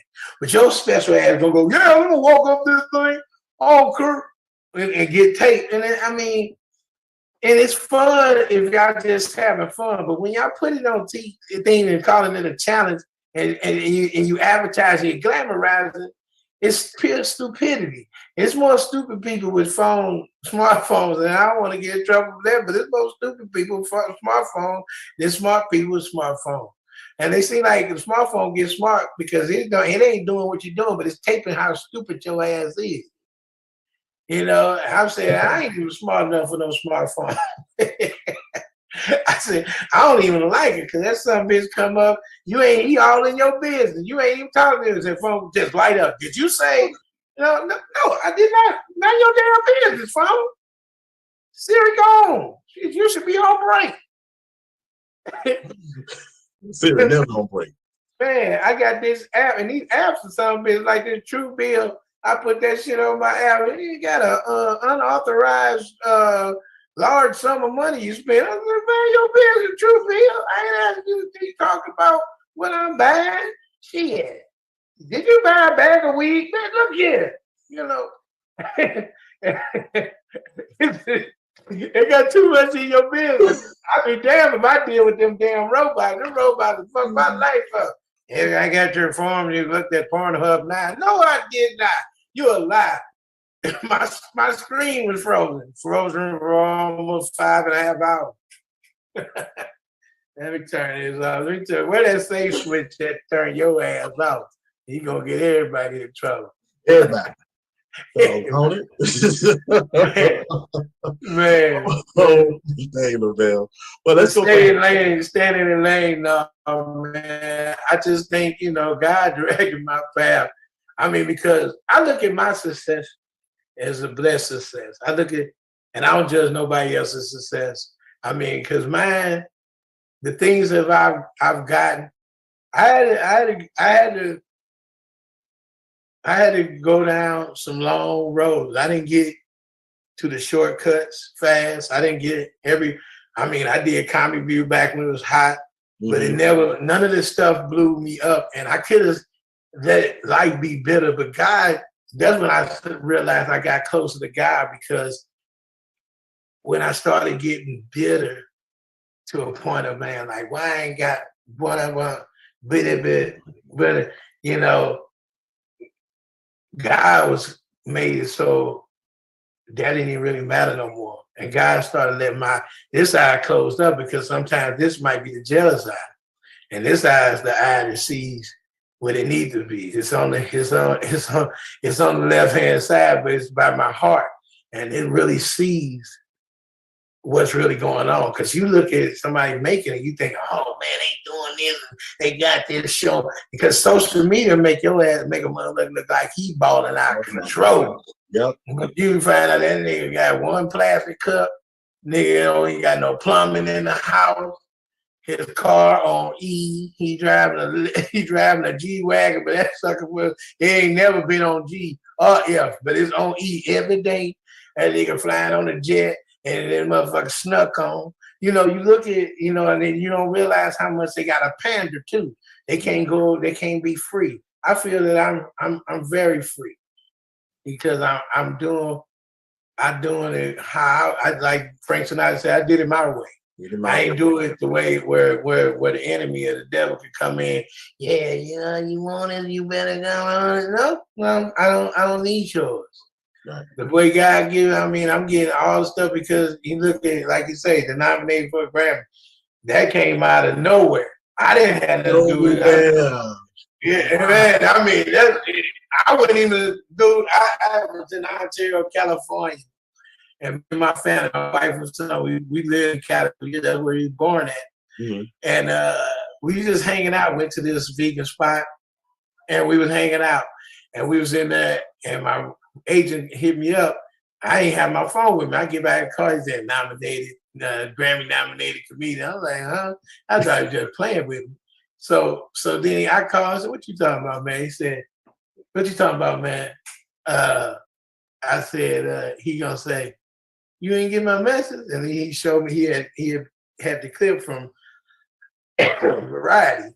And I looked at it, like, what the hell? And one of my buddies has said, this is gonna be your biggest special ever. That's what he said. He spoke that in existence. That was a blessing, coming from him. It was weird, but he said it, and I was just like, And the strange thing about it was a blessing of the body of work, because I have other specials that I think were great, but that one was just, I got to do it. You know what I'm saying? It was like I just got to go up and talk about all this stuff that God gave me the muse to talk about. So that was the cool thing about it. But but like I said, 2021, God gave me my stuff back so fast. And God said, I'm gonna bless you in 22 with big ass things. You probably get a mega thing where you ain't got no room for it. And I thank God for it. But 2021, I was on the tour with Mike Kells. I did Better Call Saul. They final season. I'm on Better Call Saul. Then I walked right into a movie with my friend Adam Sandler. He's always blessed me with a movie that's my third installment, from Ridiculous Six to Hubie Halloween. Then we jumped in right into this one. Home Team that's #1 on Netflix right now. A wonderful family movie. And then walk right out of that. This is how God blessings work. Walk right out of that.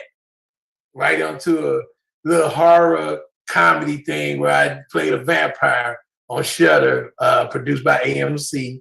Also affiliated with Breaking Bad, where I played a vampire who was stuck in a time warp, and it was funny. Walk right out of one movie right into a TV show where I had a star role in, right into tours and everything going on from the dates, and did not stop working at all. All the way up to the new year where I got nominated for a Grammy. And I mean, you know, and I mean, like, just being me, you know what I'm saying? Through all of this. And I said, it's been a wonderful moment, you know? And I said, you can't never look at 2020, you know, because I was looking at Instagram, 2020 was horrible. I said, 2021 was horrible. I was like, I don't know about all that. I can't sit up and say, you ever have where your shit going good and your friends, they out here talking bad, so you can't even brag on your good shit? You ever be in that position? Yep. Yeah. Where you sitting up there, you like, yes, sir. Man, heart and broke down. That finna got on my nerves. I'm about to leave her. About to cut my lights off. You sitting over there. You got a spot of money in your pocket. You just bought your new car. You can't brag on that. You can't brag on that. You're like, damn, man. God got you, though. God got you. Always, sir. Always. Do you think this Grammy's gonna change you in a positive way? No.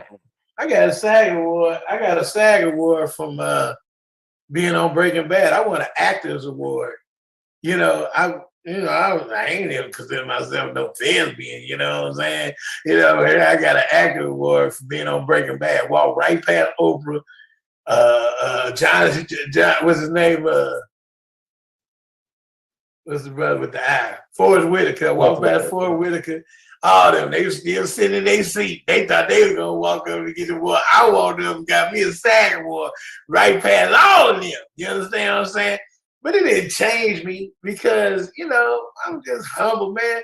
I love the ride, brother. Little fat boy from St. Louis, getting straight C's and D's in school, getting my ass whooped, thrown off church buses to come in one of the well-known comedians around the country. Yes, sir. Still doing it, still building audiences, still building brands in the company of a lot of people who are very successful. Mm-hmm. You know, all on the path of God. Grammy ain't gonna do shit for me, but I'll be just thankful. And I'll take it and I just put it over there with the other shit. And I might take a few pictures with it. Yeah, you know, on to the next. I look at you, I've been watching you for years, you know, you make you laugh, but you don't see the other side. So this side really makes you three-dimensional now, right? You met the grown-up 53-year-old over there, that's all. hey, you met somebody that had a celery juice earlier today. Back in the day when I would sit up and have a big old gallon of fruit punch. I might say something. You'd be like, man, this nigga ain't thinking about nothing right. Now I done feel my third eye a little bit. You know, that forehead, that's that third. That's why I got that point up there. That's that third eye up there. I can't with you. But I always ask this question, right? You have accomplished so much. And you've acting, comedian, you've been in movies, you've been in series, you won many awards, Grammy nominated, sir, right? So what is that next biggest thing for you? The biggest thing for me right now is to just make sure that my family is left well if I leave them before we leave together. Generational wealth. But the main thing is my goal is to produce like, that's why I say Adam Sandler was one of my heroes. I want to put on some of the young comics that I've seen and some of my friends that need to get that moment. Mm-hmm. I wanted to get famous enough where I can call the shots, where I can, you know, and produce a few movies where they can eat and make that bread. And everybody go, oh my God, you know, like Kevin Hart, that's beautiful. He took his team and them guys, you know, and I was listening on the radio. They got the radio, Sirius Radio. And one dude said he bought his wife a $40,000 ring. And I was just like, man, I was highly impressed. Because I'm thinking to myself, this dude ain't that famous. I don't even know him, but that's just because of Kevin Hart. And no strike against him. It's just the point of he said he bought his wife a $40,000 ring. That's powerful. Yeah. You know, so he didn't set his buddies up to the point where they can live the life that they you know, that they think that they want to live. And I think that's gracious. And I just want to, I got a few friends that I'm going to put there, put them there to get that life. Whatever they do with it, they do with it, But it's like, man, we got to get it. That's going to make, I'm going to make magic. I'm 53. I got about 12 more years, and I gotta go preach the word for the rest of my life. And I don't care if I just save one soul. I'm going to be a preacher. Wow. Yeah, I'm doing it. I don't care. I'm going to preach. I'm going to be 65, and I'm walking in the church. I'm walking right away from this, and I'm going right into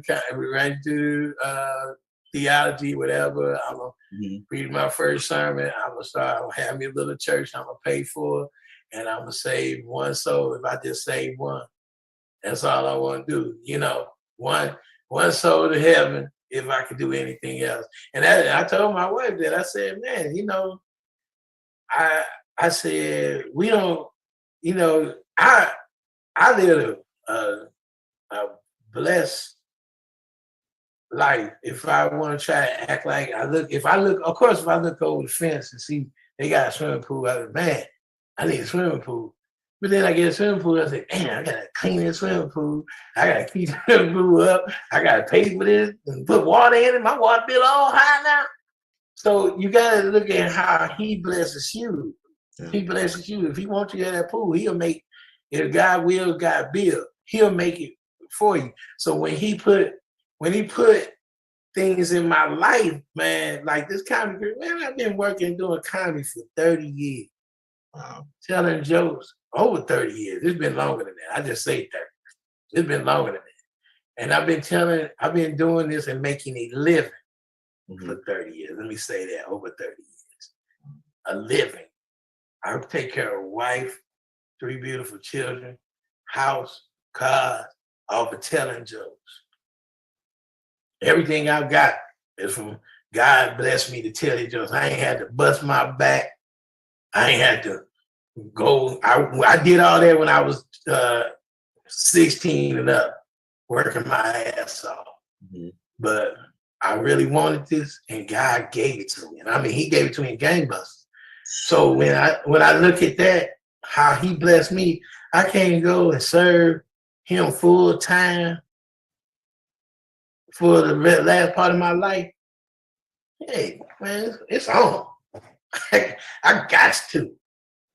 That was the big. That's one of the biggest things I gotta do is I gotta do that. I ain't walk around want to be no TDJ. I don't want to be none of that.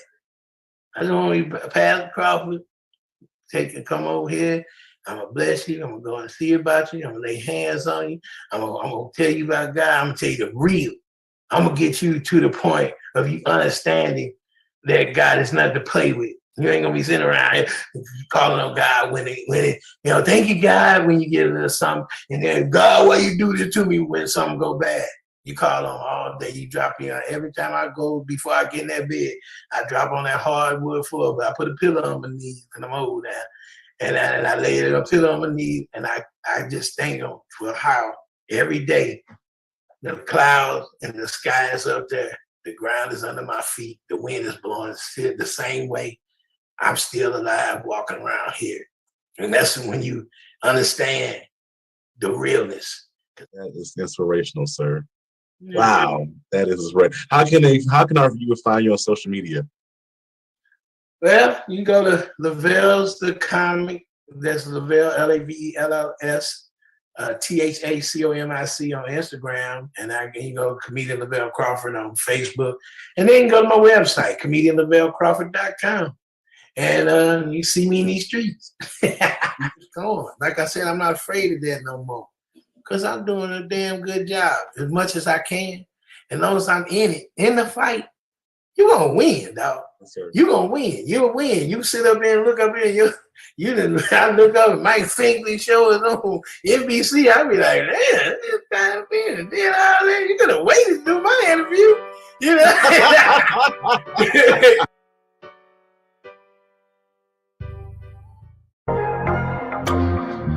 Hello, I'm Winifred A. Winston, founder and executive director of Dyslexia Advocation and the host of the Black and Dyslexic podcast, and you're watching The Michael Finkley Show. Keeping your skin flawless and clean is important, and I have the products just for you. Welcome to Mimi's Natural Pantry, where she specializes in homemade handcrafts, including lye and goat milk soaps, body butters, and sugar scrubs.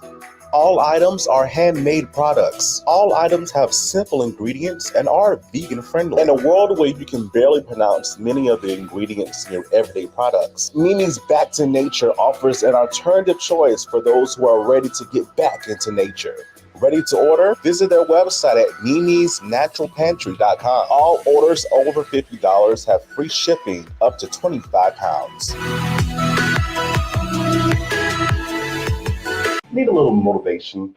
Timothy Clifton is with us every week on Mondays to get your week started with a little motivation, all here on The Michael Finkley Show. Are you ready for hip hop and soul? Introducing the hip hop and soul duo, MC Squared. They chat with us about how they got started, their album release, and so much more. It's a show you don't want to miss. Next Finkley. Finkley Friday.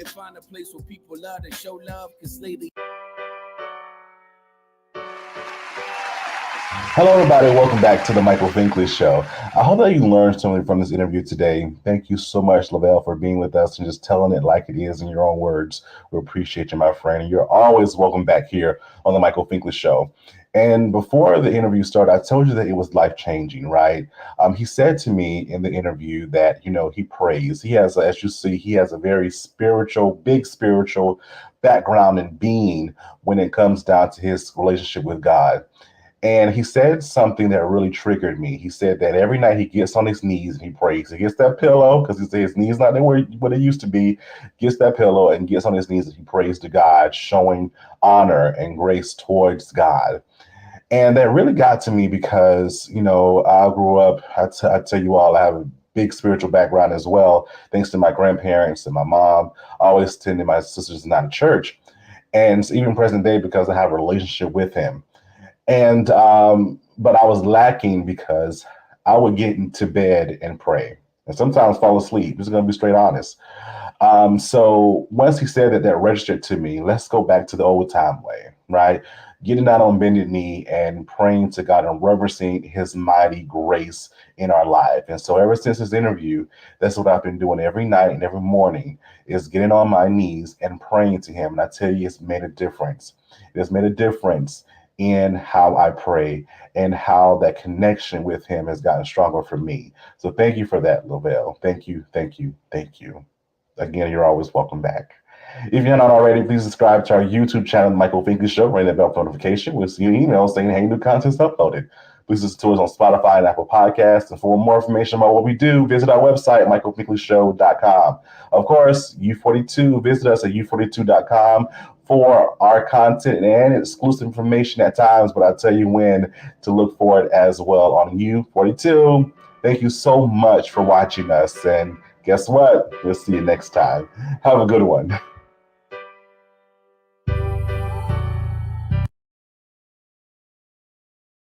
My goodness, the mailman came. I hope my sweet little thing cookie's in here.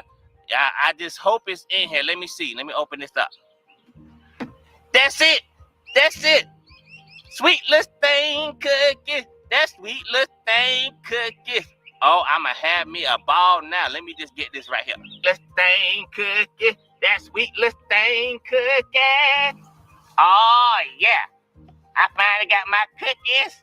The sweet little thing cookies. Oh, yeah. I'ma have fun. This package kind of big, though.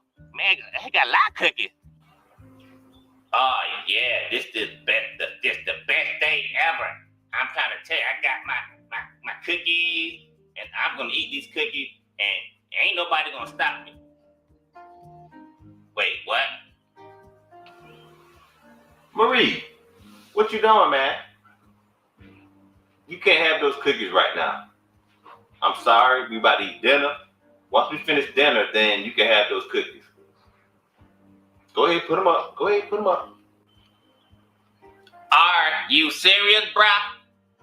I I got sweetless thing cookies, and now I gotta wait for dinner? Fine, can I at least look at the cookies? Thank you. Oh my goodness, I waited all this time now. I got to do all this. Fine. Oh yeah. I got my hands on some sweetless thing cookies. But I can't eat them right now because bruh talking about I gotta wait to dinner. Okay, I'ma do that. But once I finish that, it's gonna be on y'all. Wait a minute.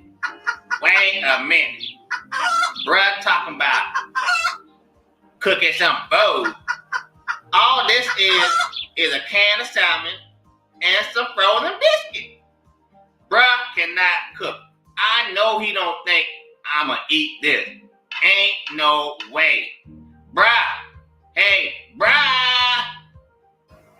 Daddy. Where are you? You set me up, homie. You had me about to eat a can of salmon and some frozen biscuits. I'm not down with that. I want my sweetless thing cookies. My sweetless thing cookies. Carrot cook. Is this what I'm saying? I was born by the river in a little old can. Just like that river, I was running ever since.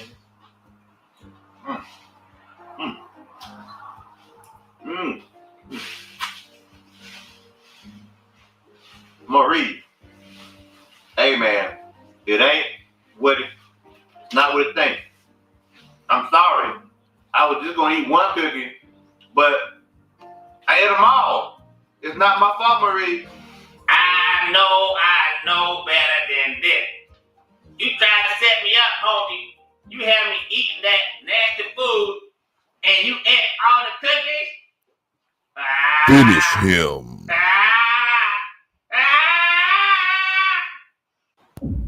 No, Marie. No, Marie. No. You lose.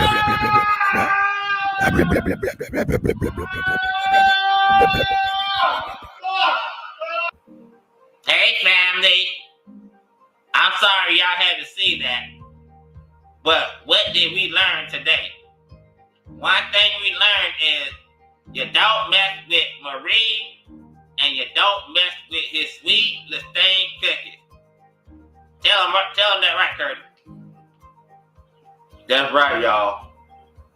Don't mess with Marie and don't mess with his sweet Lestane cookies. That's all I got to say. I'm sorry.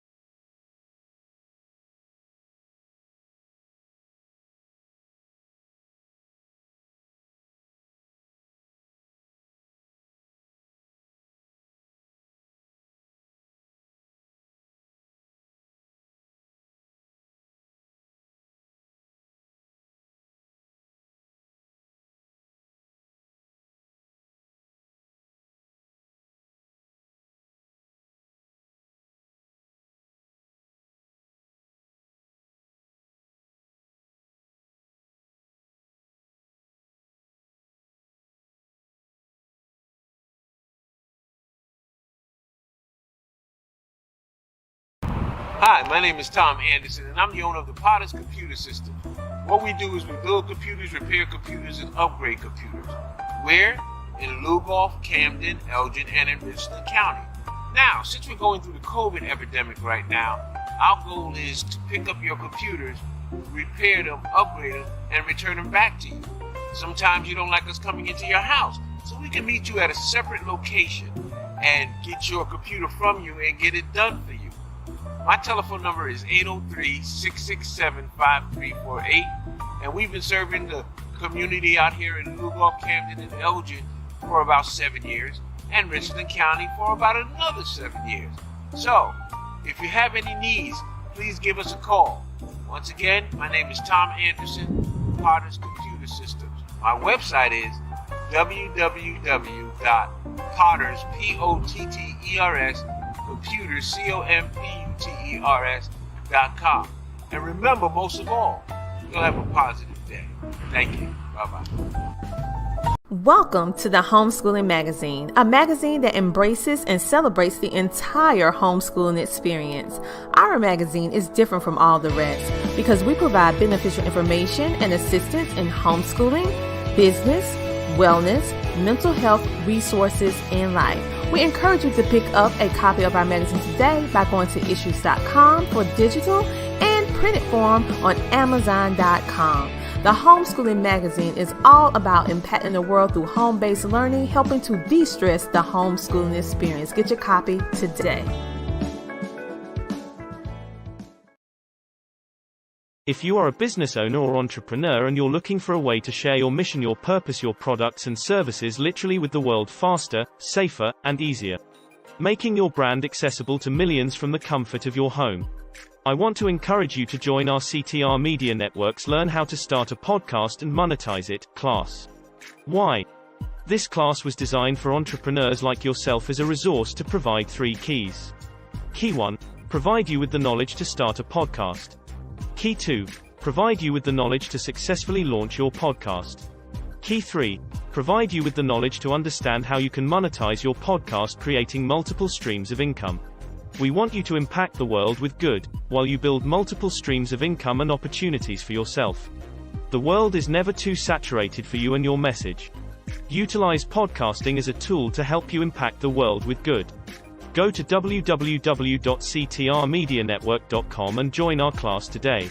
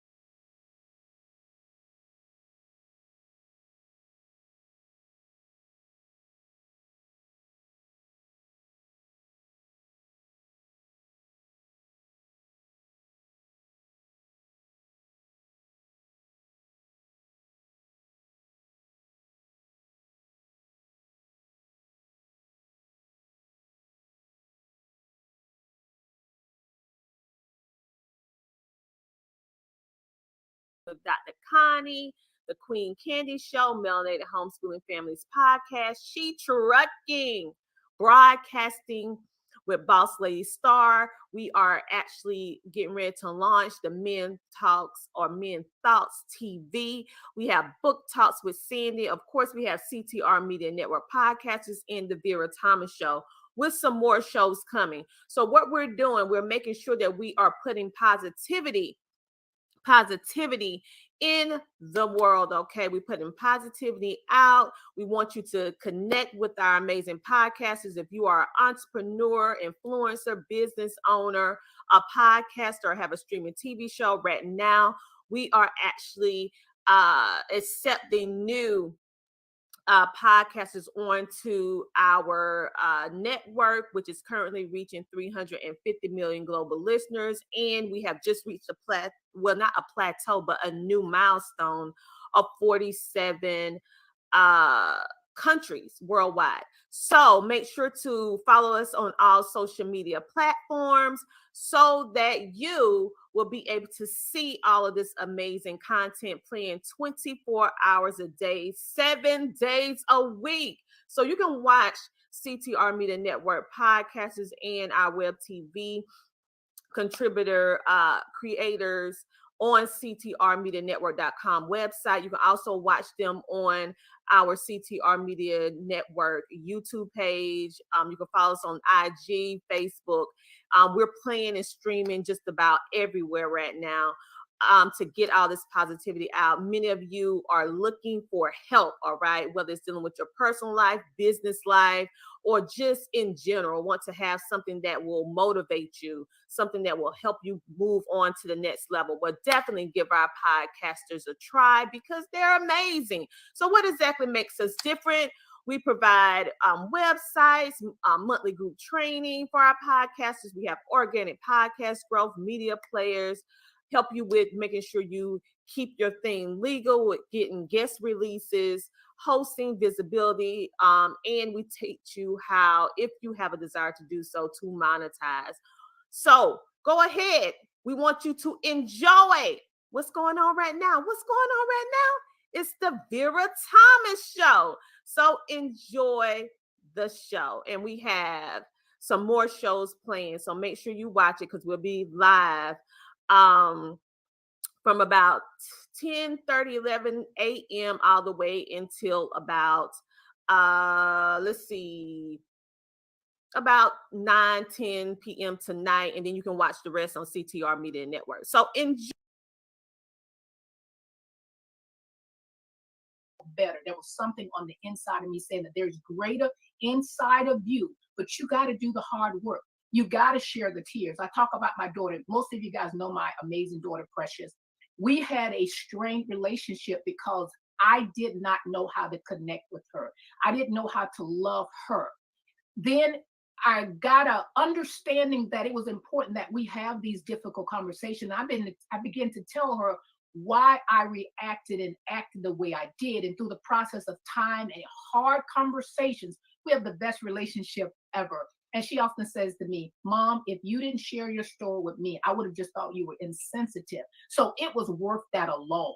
And you know, speaking of that, that's one reason why I work with parents and their kids, because oftentimes parents are bringing these unresolved issues into parenting and may have the kind of early on relationship that you have with your daughter, because the children don't understand why you may be reacting, responding, or relating the way that you are, but it's because of the hurt and the unresolved issues. So you going and having counseling or talking with coaches and things of that nature, that helped you so that you could better communicate with your daughter. We can't teach what we don't know. We can't give what we don't have. And awareness precedes change. So once you became aware of what you were keeping down inside of you, but was coming up in other ways, then you were able to make a change, and you were able to then communicate with your daughter so that she better understood. And so one of the things I want to encourage parents to do, first get in touch with your hurt, get in touch with your pain. And, then without necessarily going into a whole bunch of details, but at least letting your children understand that you're hurting and that you're working on yourself so that you can, in fact, be a better parent. Absolutely. And it depends on that child, because I went into every detail. I gave it to her raw. I wanted her to understand why I was the way that I was. Take, for instance, I remember one day I was taking her to school. She had to be about probably in middle school. And I had severe anxiety. Just the mere fact of having to drive into the middle school and back out and all of that stuff. I put her out in the middle of the highway. In my mind, I thought it would be easier and quicker. Thank God nothing happened to her. That's why I say you can't judge people. You don't know what they're dealing with and you don't know what they're going through. What I want to say is whatever you're going through, even if it's not sexual abuse, I experienced sexual abuse from the age of 5 up until my teenage years from my father, who was supposed to love and protect me. But he was the one that almost wrecked me. And I say that without feeling any type of sadness. I would love to look at him face to face and say, listen, Daddy, I made it. I don't know what his story is, and there are no excuses. Do you understand me? I believe that hurt people, but I still do they need to pay. If they do the crime, they need to do the time. So Amen. I'm not making excuses. I'm not pointing fingers. I am so proud of the journey that God has allowed me to go through. I don't believe that God calls these things to happen in our lives, but I promise you that he'll take those things. He'll take your misery and make a ministry out of it. Now, absolutely. People often say you should forget, never forget, but the pain that was once upon a time associated with it is not there anymore. Exactly. And forgiveness is also key. Linda says, stop the stigma that's attached to seeking out help, especially in our community. Absolutely. There is absolutely nothing wrong with seeking advice. Sometimes we're so close to our situations that we can't see the forest for the trees. And sometimes we need someone objective to talk to that can give us a different perspective on what it is that we're going through and some tools to help us get through it. Absolutely. I remember when I went to this adult and I told them what was going on. The thing about it is I didn't know the verbiage. I didn't know the words. I didn't know what was happening, but I knew it wasn't right. And this adult told me that it was because I caused it. But how do you cause something at 5, 6, 7, 8, 9, 10 years old? I will put $50 on that. Most likely no one can pull up a picture of me with shorts on. I think I have one picture. I made sure I dressed a certain way so that I won't cause this to happen to me again. It didn't stop until I started fighting back. I started fighting fist on fist because I made up my mind that this was not going to happen. And if it did happen, we both were going to be hurt. You have to do like the Bible says, the kingdom suffers violence and the violator take it by force. Whatever is necessary, whoever you have to lose, whatever relationships that have to be strained, you must do the things you need to do. Because guess what? What if I had not told my truth? I could have been a crackhead today. I could have been on drugs. I could have been, what if I had no longer like men and I start liking women? How are you going to judge me? We got to stop judging people. We have to start taking time to cultivate relationships and find out what's going on. Now, my family and I, we've never had this conversation before, and some of them are probably going to see it, but it's not even about that. It's about helping other people so they won't go through what I went through. Amen. If it saves one child, I can't imagine anybody hurting my granddaughter. I would probably go to jail. I don't want anybody to have to go through this. And if they have already gone through it, know that there is hope out there. There is help out there. There's resources out there. When I was younger, there were not a lot of resources. And people don't know how to deal with this stuff. I've had family members who I love dearly say, just get over it. Oh my God. If it was that easy, even a caveman could do it. right? Get over it. I'm dying. I was dying in church. I have a chapter in my book called Standing in Line number 99. I got so sick of standing in the same old prayer line, leaving the same old way. And the reason, not that there was not necessary power in the person that was praying for me, but I didn't really believe it was possible. I didn't know how to compare what normal feels like. And I remember praying to God and say, God, if you just show me just a snippet of what normal feel like, I'll run after it as a deer runneth after a water brook. And he allowed me to see that in my dreams, and I enjoyed my dreams so much. I wanted to feel that same thing when I was awake. And I began to do the hard work. I started reading everything about abuse, reading everything about anxiety, because anxiety had me gripped.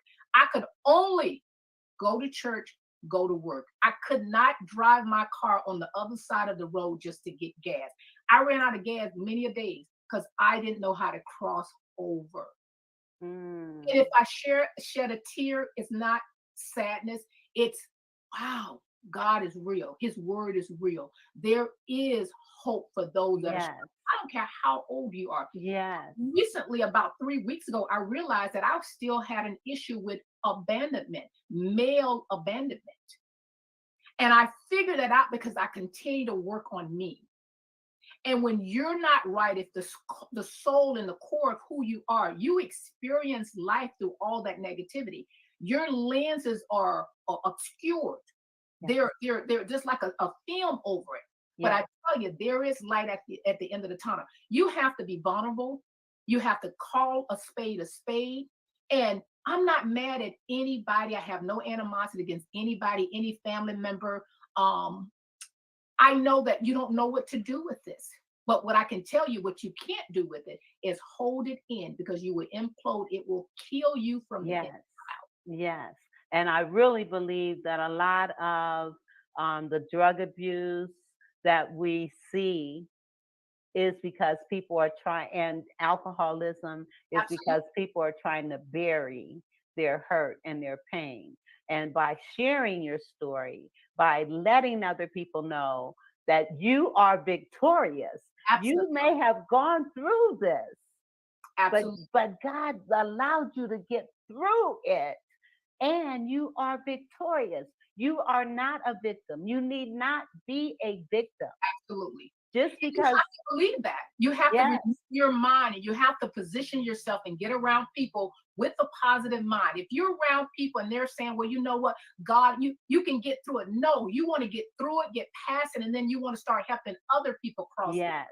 You can live a peaceful, victorious life. However, you still got to put the work in. You can't just go to church on Sunday and get the hands laid on you. You got to reach out to counselors and life coaches and people that God anointed for such a job as this here. And you have to do the work.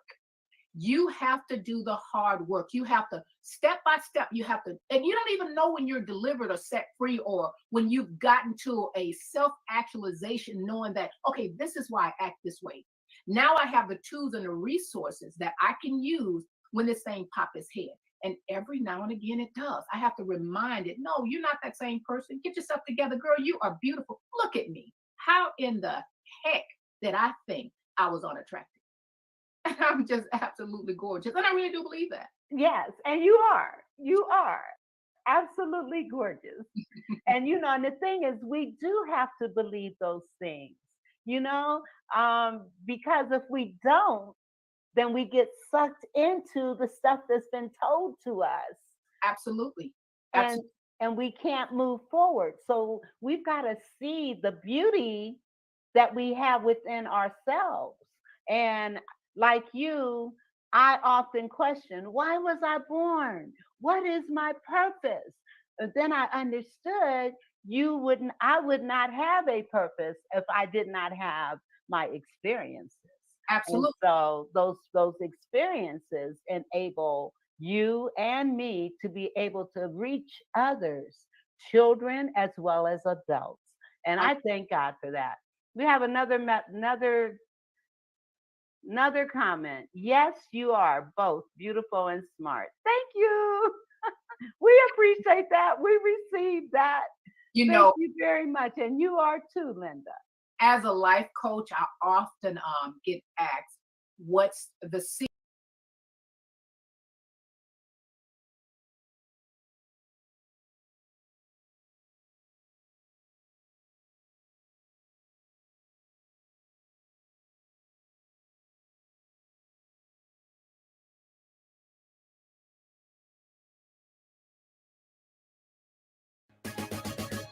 A celebration of life.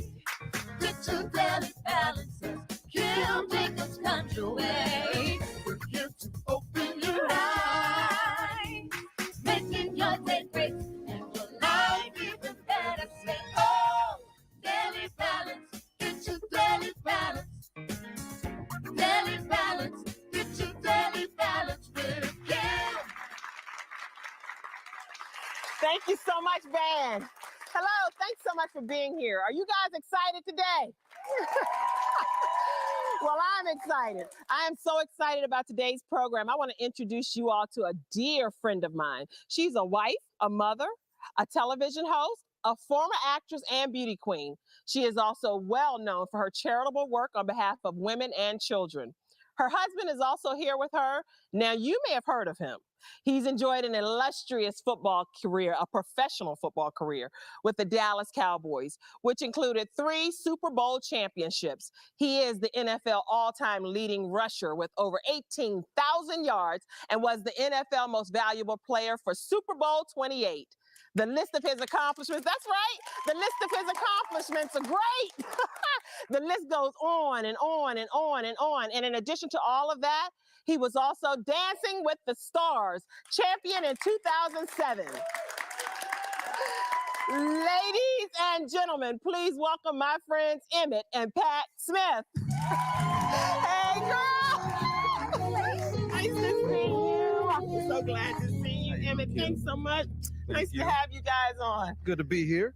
Oh my God. Where Great we to be start, here. you guys? Girl, I'm just start here. I'm so proud of you, Kim. Oh, I'm so proud of you. This is amazing what you're doing. Far cry from our college days. Huh? I know. Look, high five, girl. Look what you're doing in life. My God, I'm so proud of you. But just so you all know, Pat and I went to college together at James Madison University, and I am just so proud of all of the great things that's happened in your life. So I'm so glad to have you here. You're looking mighty, mighty fine. Oh, well, you know what? He keeps me happy. Oh, good. We're going to definitely talk about you, too. Oh, she's That's trying to my get job. brownie points. Brownie points. It's the truth. She I'm has it. blessed. She I'm has really brownie blessed. points. Good. Well, Emmett, with you being here, I know we're going to talk today about how to balance life as a blended family. Mhm. So that's what our show topic is today. But can't have you here, Emmett, without talking about just a little teeny bit of football. That's fine. Football. We can talk about football. We can? Yes, we okay, can. where do Yes, we can. begin with you? NFL's all-time rushing leader, the only running back to ever win Super Bowl championship, the NFL MVP, NFL rushing crown, and the Super Bowl MVP all in the same season. Did I do all that? You might have. You tell us about that. Where do we go? Well, you know, for me, transitioning from the game is such an important thing. Yes. And right now, I'm in the business of real estate. Oh, okay. Football was just, I've always looked at football as a vehicle to carry me to the next destination. And my next destination now has been the chosen field of real estate development. And so even though we're in a challenging economical time, my company is actually out looking for acquisition, trying to find distressed properties. Unfortunately, there are some people out there that are finding themselves in distressful situations, and which creates an opportunity for others. That's just the way the game works. It's not something that I wish upon someone, but we're looking for those opportunities. Well, I'm proud of you. So you've completely we're going to do a show about drastic career changes. So technically that's a drastic career change, huh? Not really. Not really, because, you know, I feel so fulfilled for what I was able to get accomplished in the game of football. I mean, you talk about some of the things that I was able to accomplish, whether it's high school, even college, and at the professional level. I am a fortunate person and a blessed man, because I've been able to accomplish just about every goal that I've set out for in my entire life. That's amazing. And so I'm happy with that regard, but I feel like that was just the beginning. I have 40, 50, 60 more years of living to do. Oh, claim it. Yeah, and so, That's good. you know, ultimately, it's just to be able to go out and be a productive citizen, provide for my family, and become a very, very astute businessman and a humanitarian in some kind of way. Well, you're well on your way doing a phenomenal job. Where did you actually start when it came to for the love of football? Where did you develop that love? Well, I believe it began at a very young age with my father and my cousins playing football and watching football on television, seeing how interested my family members were in the game. And then taking my brothers and I out to play football and practice and teach us the game of football, and then actually going out and just doing it. Just something that I like to tell people, football actually chose me. Oh, yeah. in a lot of ways. But my heart has always been drawn to the sport. I saw it as a way to leave an environment that was very challenging, not necessarily within our household, but just the economical imbalance at the time was so challenging. I felt like this was the way for me to leave and go out and get a higher education and perhaps make a lot of money someday, make my mom and dad proud, provide them with things. And, you know, that's the way I looked at it. Oh, you know what? Emmett says things in such a modest manner. He's like, yeah, you know, just make an impact and all of this stuff. You've done way more than that. Even just in college, you owned 58 records at the conclusion of your Florida career. This stuff is like earth-shattering, isn't it? Unbelievable. So how did you do that? Well, break every record there is known to mankind. As a football player, you never set out to truly break records. You really set out your goal. My goals were to be a NCAA champion, but that never happened. To be an SEC champion, that never happened. I played on some teams that were pretty mediocre. When I say mediocre, yes, we had above 500 wins, but it wasn't enough. I mean, we were 6-5, 7-4, things like that. We played in a couple bowl games, never a New Year's Day bowl game. So that's how my college career was. And plus, there was such turnover. Coaches leaving, offensive coordinators leaving all 3 years that I was in college. And then at the end of my junior year, my head coach, Galen Hall, got fired. And then Steve Spurrier came in. And that's when I found myself in limbo. I had to make a decision whether to stay in school and finish my senior year or transition on over to the National Football League. And I chose to transition on over to the National Football League. So if you had to tell everyone what was one thing that you took away from the game, what would that be? You know, I think the ultimate thing that I took away from the game is that it is the ultimate team sport. To me, it is the best metaphor of life. Because here in football, you have 11 guys on offense and 11 guys on defense. And it doesn't matter what color you are, what size you are, even though many people said I was too small and too slow. Well, then weren't they wrong? Yeah, a lot of people were wrong in that regard. But what I love about it is everybody put down their petty differences and they came together as a team. And coming together as a team, that means that you have one thing in mind, that's the same common goal, and that's to win. And so you're willing to sacrifice for the next man to your right or left to make that happen. Spend the time studying your playbooks, making sure that you're not the weak link on the football field. That's what I loved about the game. And when you win, we all celebrated together. When we lost, we all cried together. And when we slaved together, we sweated together. We did all the things that we needed to do to build that team and bring that team atmosphere to that locker room. Wow. That's what I love about football. That's great. And that's very inspirational for people to hear, especially those that are actually aspiring to be great NFL players one day. A lot of people aspire to do great things in life, and a lot of people are trying to figure out ways to make that happen. It all begins with a focus, and it all also begins with a commitment. But you have to have a vision. You have to see yourself doing great things in order to make that happen. Excellent. We have high five moments on Daily Balance with Kim Jacobs. High five moments. Awesome. And you know what, Pat, I know that with you have such outstanding accomplishments yourself. You're biased. Oh, I'm very biased. Very biased. Jam, you in the house. JMU in the house. You are the first African-American woman to win the Miss Virginia USA title and the first runner-up of the 1994 Miss USA pageant. Right. Tell us about some of your... Isn't she great?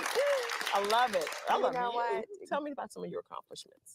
First of all, God has been awesome. He has really afforded me some great opportunities, and it definitely goes back to Miss Virginia, which was amazing. It happened the year that my mother passed away with breast cancer. I remember that. Didn't even know if I could could follow it through. And by the grace of God, we were able to do it, and I was able to win and compete in the Miss USA pageant and become first runner-up. And from there, moved to Los Angeles and pursued a career in acting and television hosting, and met my husband soon after that, and then moved to Dallas. So, you know, the pageant really just gave me a platform to pursue my dreams, which was television hosting and broadcasting. Wonderful. Wonderful. High five. High five. Yes, yes. We're going to talk more with Emmett and Pat when we come back, so please stay with us. I'm so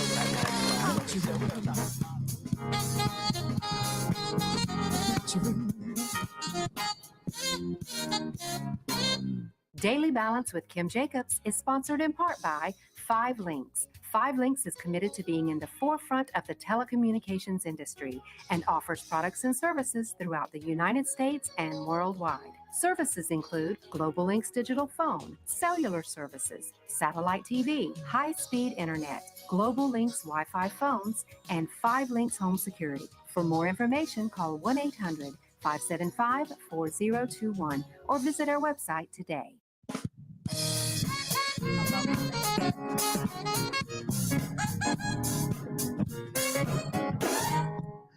Welcome back to Daily Balance. If you've just joined us, my guests today are Emmett and Pat Smith. Thank you all guys again so much for being here. And right before we went to break, Pat, we were talking about just some of your accomplishments because you have so many that we could focus on. But I really wanted to delve more into the organization that you're the founder and CEO of, Treasure You. Yes. So tell us about that a little more. Well, Treasure You, it's my baby. I absolutely love it. It's my passion. In addition to your 4 kids. Exactly. In addition to my husband and my 4 kids, Treasure You is my other baby. Okay. And basically, it was birthed because I found that there was a lot of women who were living in the shadows of something, whether it's their husbands, their children, their jobs, their professions. And I said, you know what? It's time for us to step out of these shadows and start working clearly in what's passionate for you. What's your purpose? Why did God put you here? That's right. And I found so many women over the years that were struggling. My struggle was, you know, when Emmett was doing Dancing with the Stars, which was amazing, but at the same time, I felt like I was lost in that. Look at him, he's looking at me. He's like, I didn't know that, baby. I'm just paying attention. I'm just listening. This is not new news This to is him. not new, okay. No, trust me, he heard a lot about it. But really, it was great, and it was an awesome experience, and I'm glad he won. Thank God he won. But for me, I kept saying, I was sitting on the sidelines, literally wondering, but what about me? Why am I here? What am I supposed to be doing? Right. And so after that, God placed in my heart to formulate a retreat for women just like me that were married to awesome men, high-profile men, where we could come together, where we could share in a very intimate, safe environment. And it was amazing. The world is hurting right now, and it's time to rise up. As we lift ourselves up in body, mind, and spirit, we can reach out to others and be a light in a sea of darkness. Welcome to the Movement for Global Health with your host, Dr. Mary Zenit.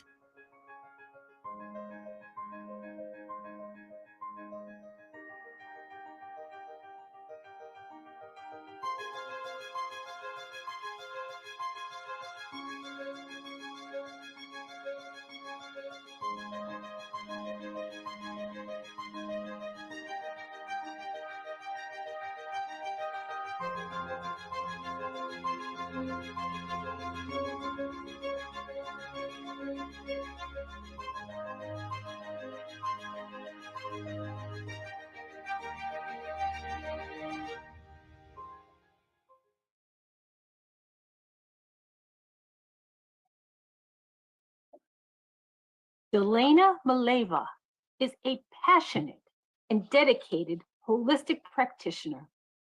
She is known as an expert in sleep and relaxation. She overcame significant health challenges after being misdiagnosed with anxiety. She learned that small but significant changes to her lifestyle helped her manage the symptoms of menopause, and she embarked on her own healing journey. Now, She empowers women to do the same.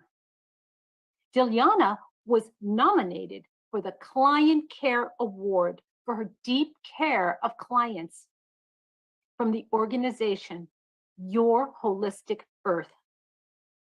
Those that work with Dilyana see results often within weeks with improvement in energy, sleep, and overall well-being. It is truly a privilege to welcome you, Dilyana Mileva. Thank you so much, Marie. Thank you so much. Let's talk first about your story. You suffered a lot. You had a lot of health challenges. Tell us a little bit about that and what led to where you're at today. Imagine that this feeling, actually nothing feel worse than you are tired and wired, and your body want to sleep, your mind want to sleep, your eyes it's tired, but you cannot fall asleep, and it's already 2 a.m. in the morning. And you cannot figure it out why it's that happen when all the day you feel so tired.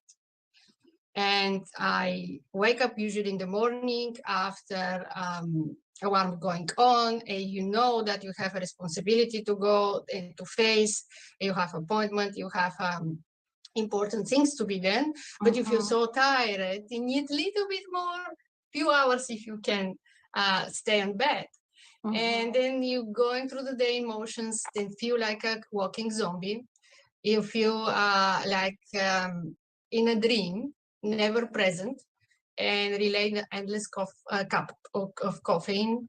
And in the afternoon, you already want to go back to sleep.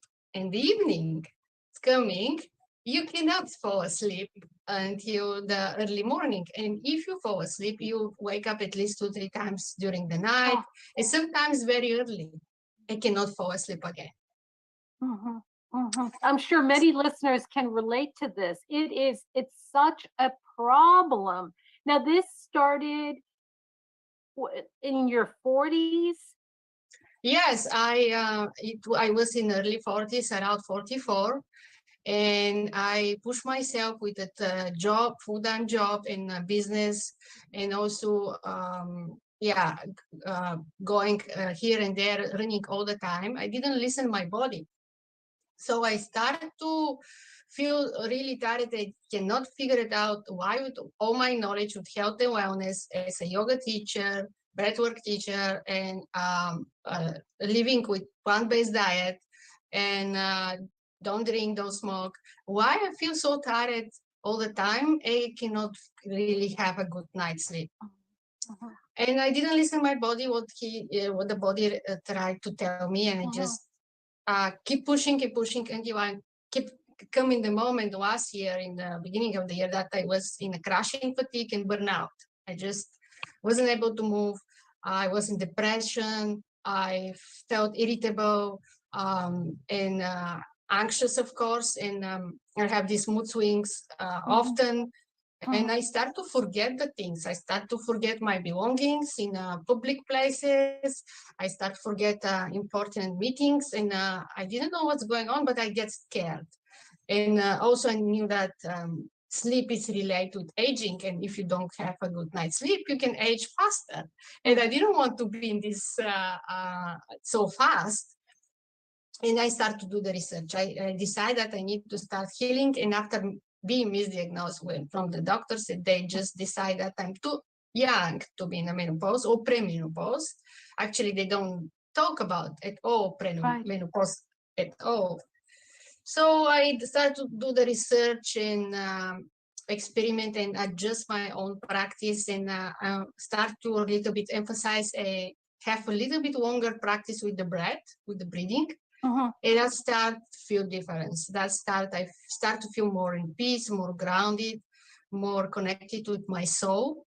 I also discovered some limited beliefs, and I really find with the breath the connection with my purpose, and my also the connection to the universe. And I really start to see the change is happening slowly. It doesn't happen right away in one night, but slowly I start to see some better improvement. And with all my researches and what seeing in myself, I was drawn to share this information with others, so that I start to create programs, group programs and one-on-one programs to help other women, and most of all, educate them what is possible and how they can find their purpose, power, and passion again, find their control again, and feel like themselves again, fall in love with their body, and see the different perspective going through this challenging period. It's not like it's not the end of the world. It's a period. It can end, and it depends of your lifestyle and how you see how you your perspective to how you're going through this, if in more ease, in grace, or more challenges. Wow, that's such a powerful story to think of where you were. You were losing things, forgetting things. You were exhausted, completely exhausted. Yeah, that's feeling that you're not like hopeless, helpless. Right. Really, it's terrifying. Yeah. It is. And that's what I want our listeners to hear, because we talk to people all the time that have such mental health pains, very crippling anxiety, depression, the list goes on and on. No energy, can't concentrate, very hard to function. And what I'm hearing from you is that this was nothing on the surface. There was issues under the surface that needed to be addressed. And you learned a lot. It sounds like the breath work was a lifeline for you. Yeah, it's a life-changing and life-transforming. It's really, I discovered that just one nerve in our body system, which is the cranial nerve coming from your brain and to your gut, it's responsible for how you interact with others, with your digestion, but also how you sleep. And also with the proper breathing, you really can achieve deep, restful sleep. It doesn't matter if you have these hormone changes and cortisol high, which is the main, sometimes some of the reason of the sleepless night. Wow. Let's talk a little bit about breath work. You know, we hear a lot about it, how important it is, but I have a feeling there's some specifics that people need to know. You know, yes, the breathing is extremely important, but can you share some of this with us?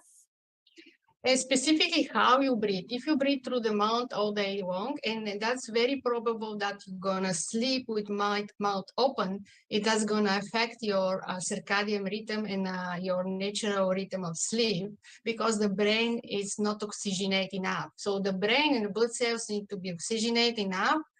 The breath is responsible for pH in the blood. They scientifically researched that actually apnea, it's a lack of oxygenation of the breath.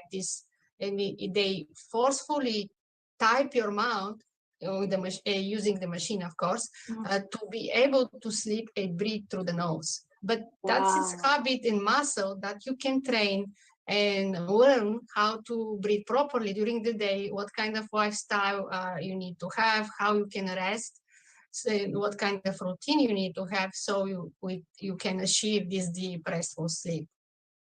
Wow. So what you're saying is that people listening, if they are by nature breathing from the mouth, is that they can be trained. Yeah, that's there's some people who have a problem with the nose, the congestion, they have asthma, they have other issue, but that's something that they really also can learn and train, and that can become a habit and then change everything for them.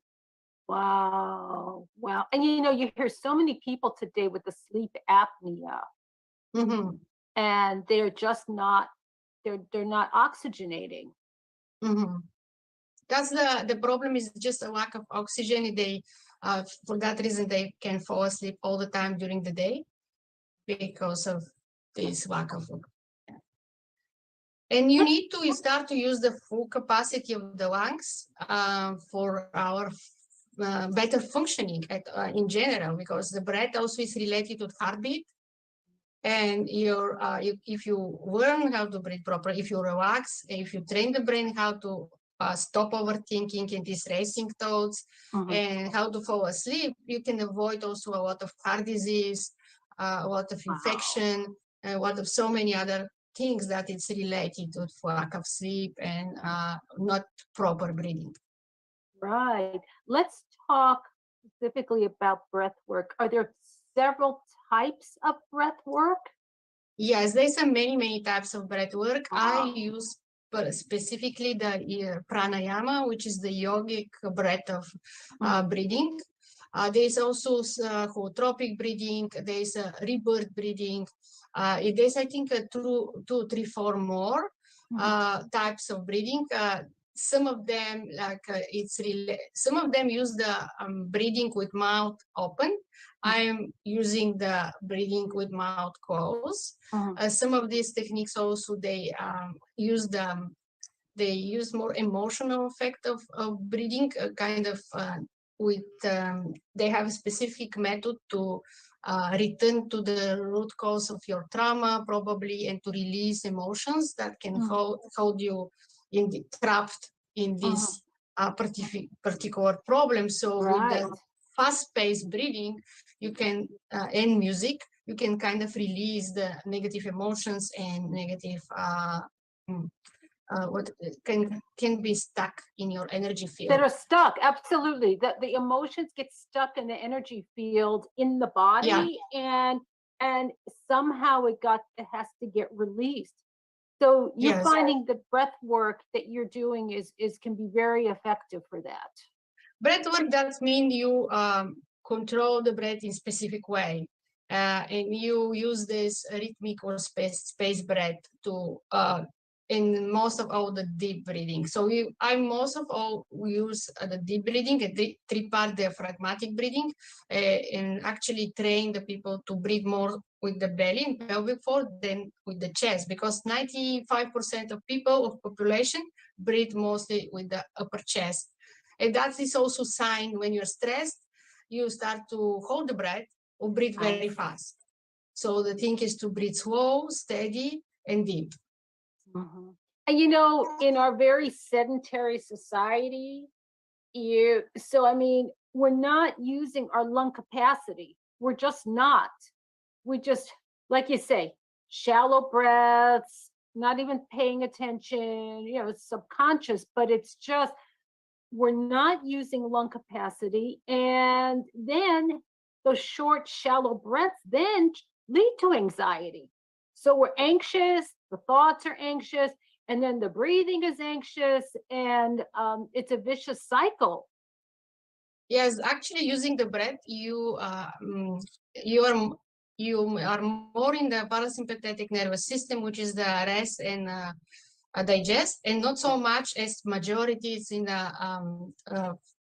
these states and fight and flight or freeze. So most of the time you're in this state, fight and flight or freeze, and you feel threatened because of this stress, chronic stress, that you're bombarded from environment, bombarded from electronics, bombarded from the media, and you have our own problems. And all this, how you think you can think about breathing. You just forget to breathe. Really, you take this breathing as something that you have, you all have it in natural, but how you use it and how you actually, how you breathe.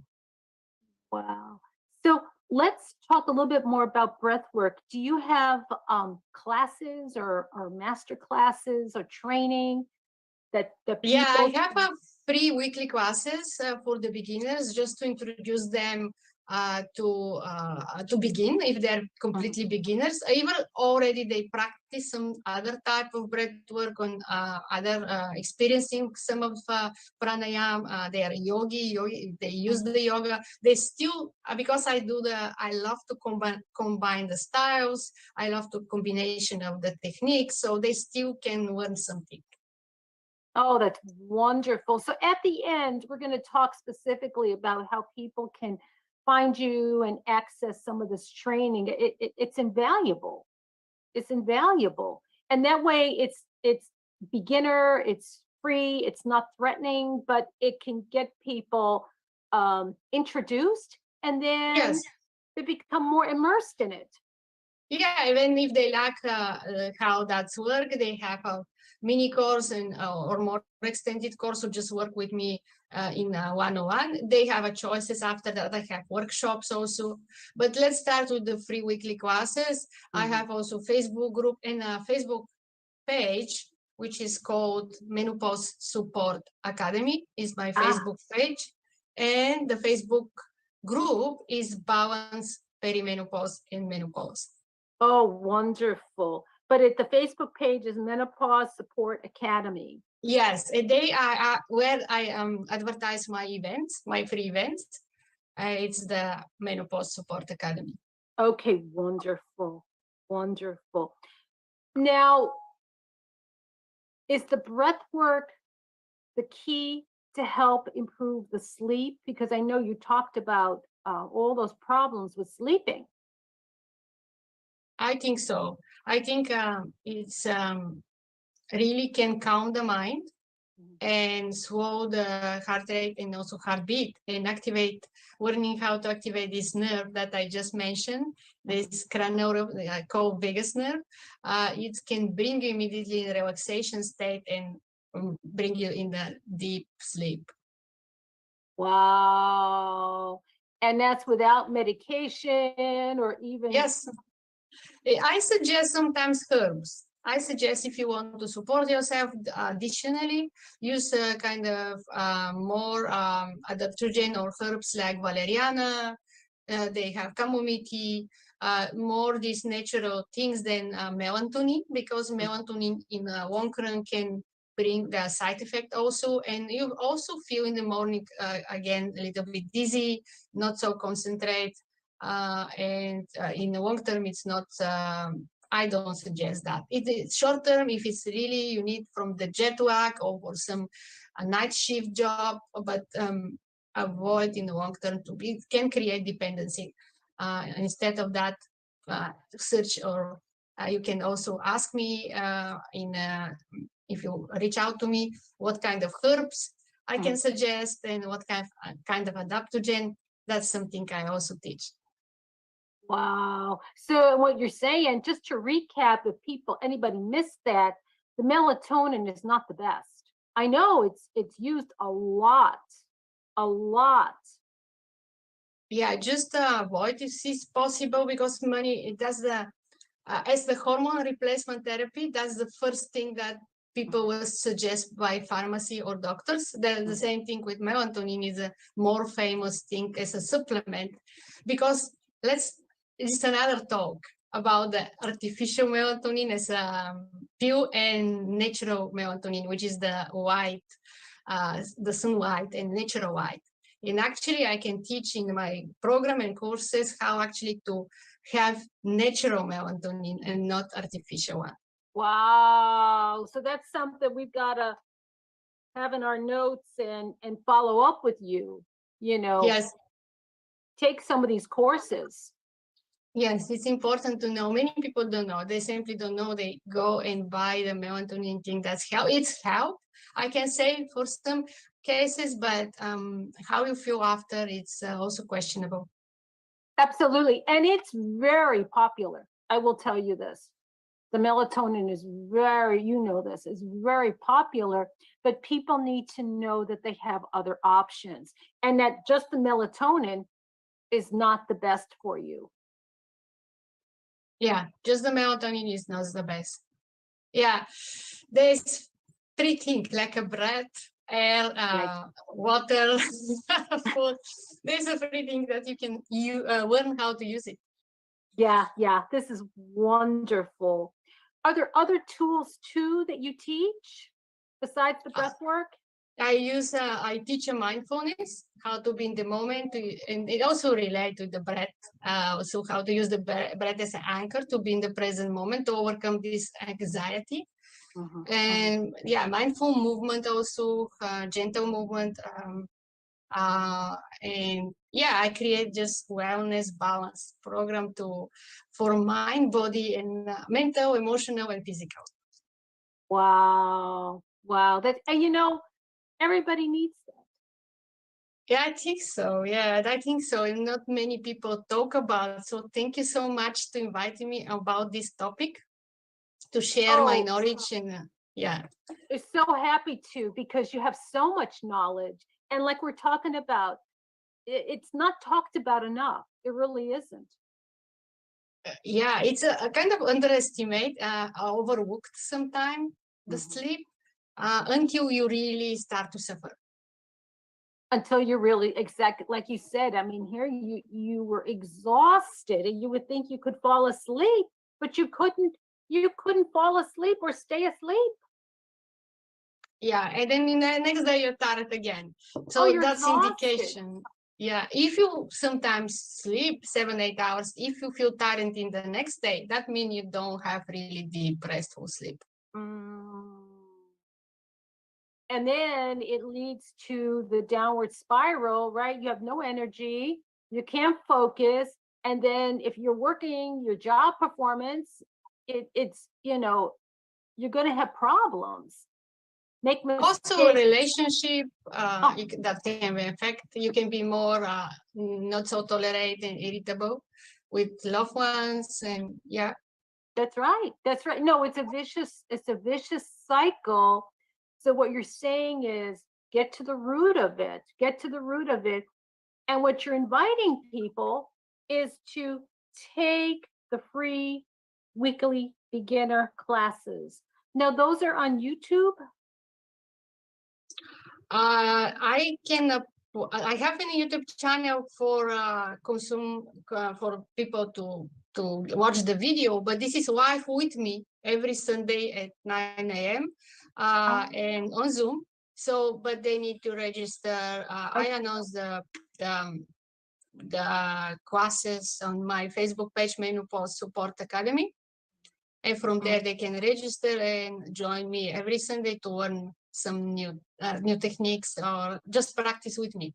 If they want watch the YouTube channel, they can. I also upload there some of the recordings, some of my past classes, which is also the same name as my Facebook group, Balanced Perimenopause and Menopause.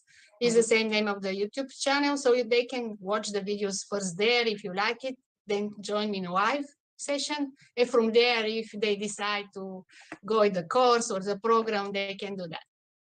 Oh, that is wonderful. And what we'll do is we'll have the links at the bottom of this broadcast. But you have Sundays at 9 a.m. You have a weekly Zoom. Now, is that free?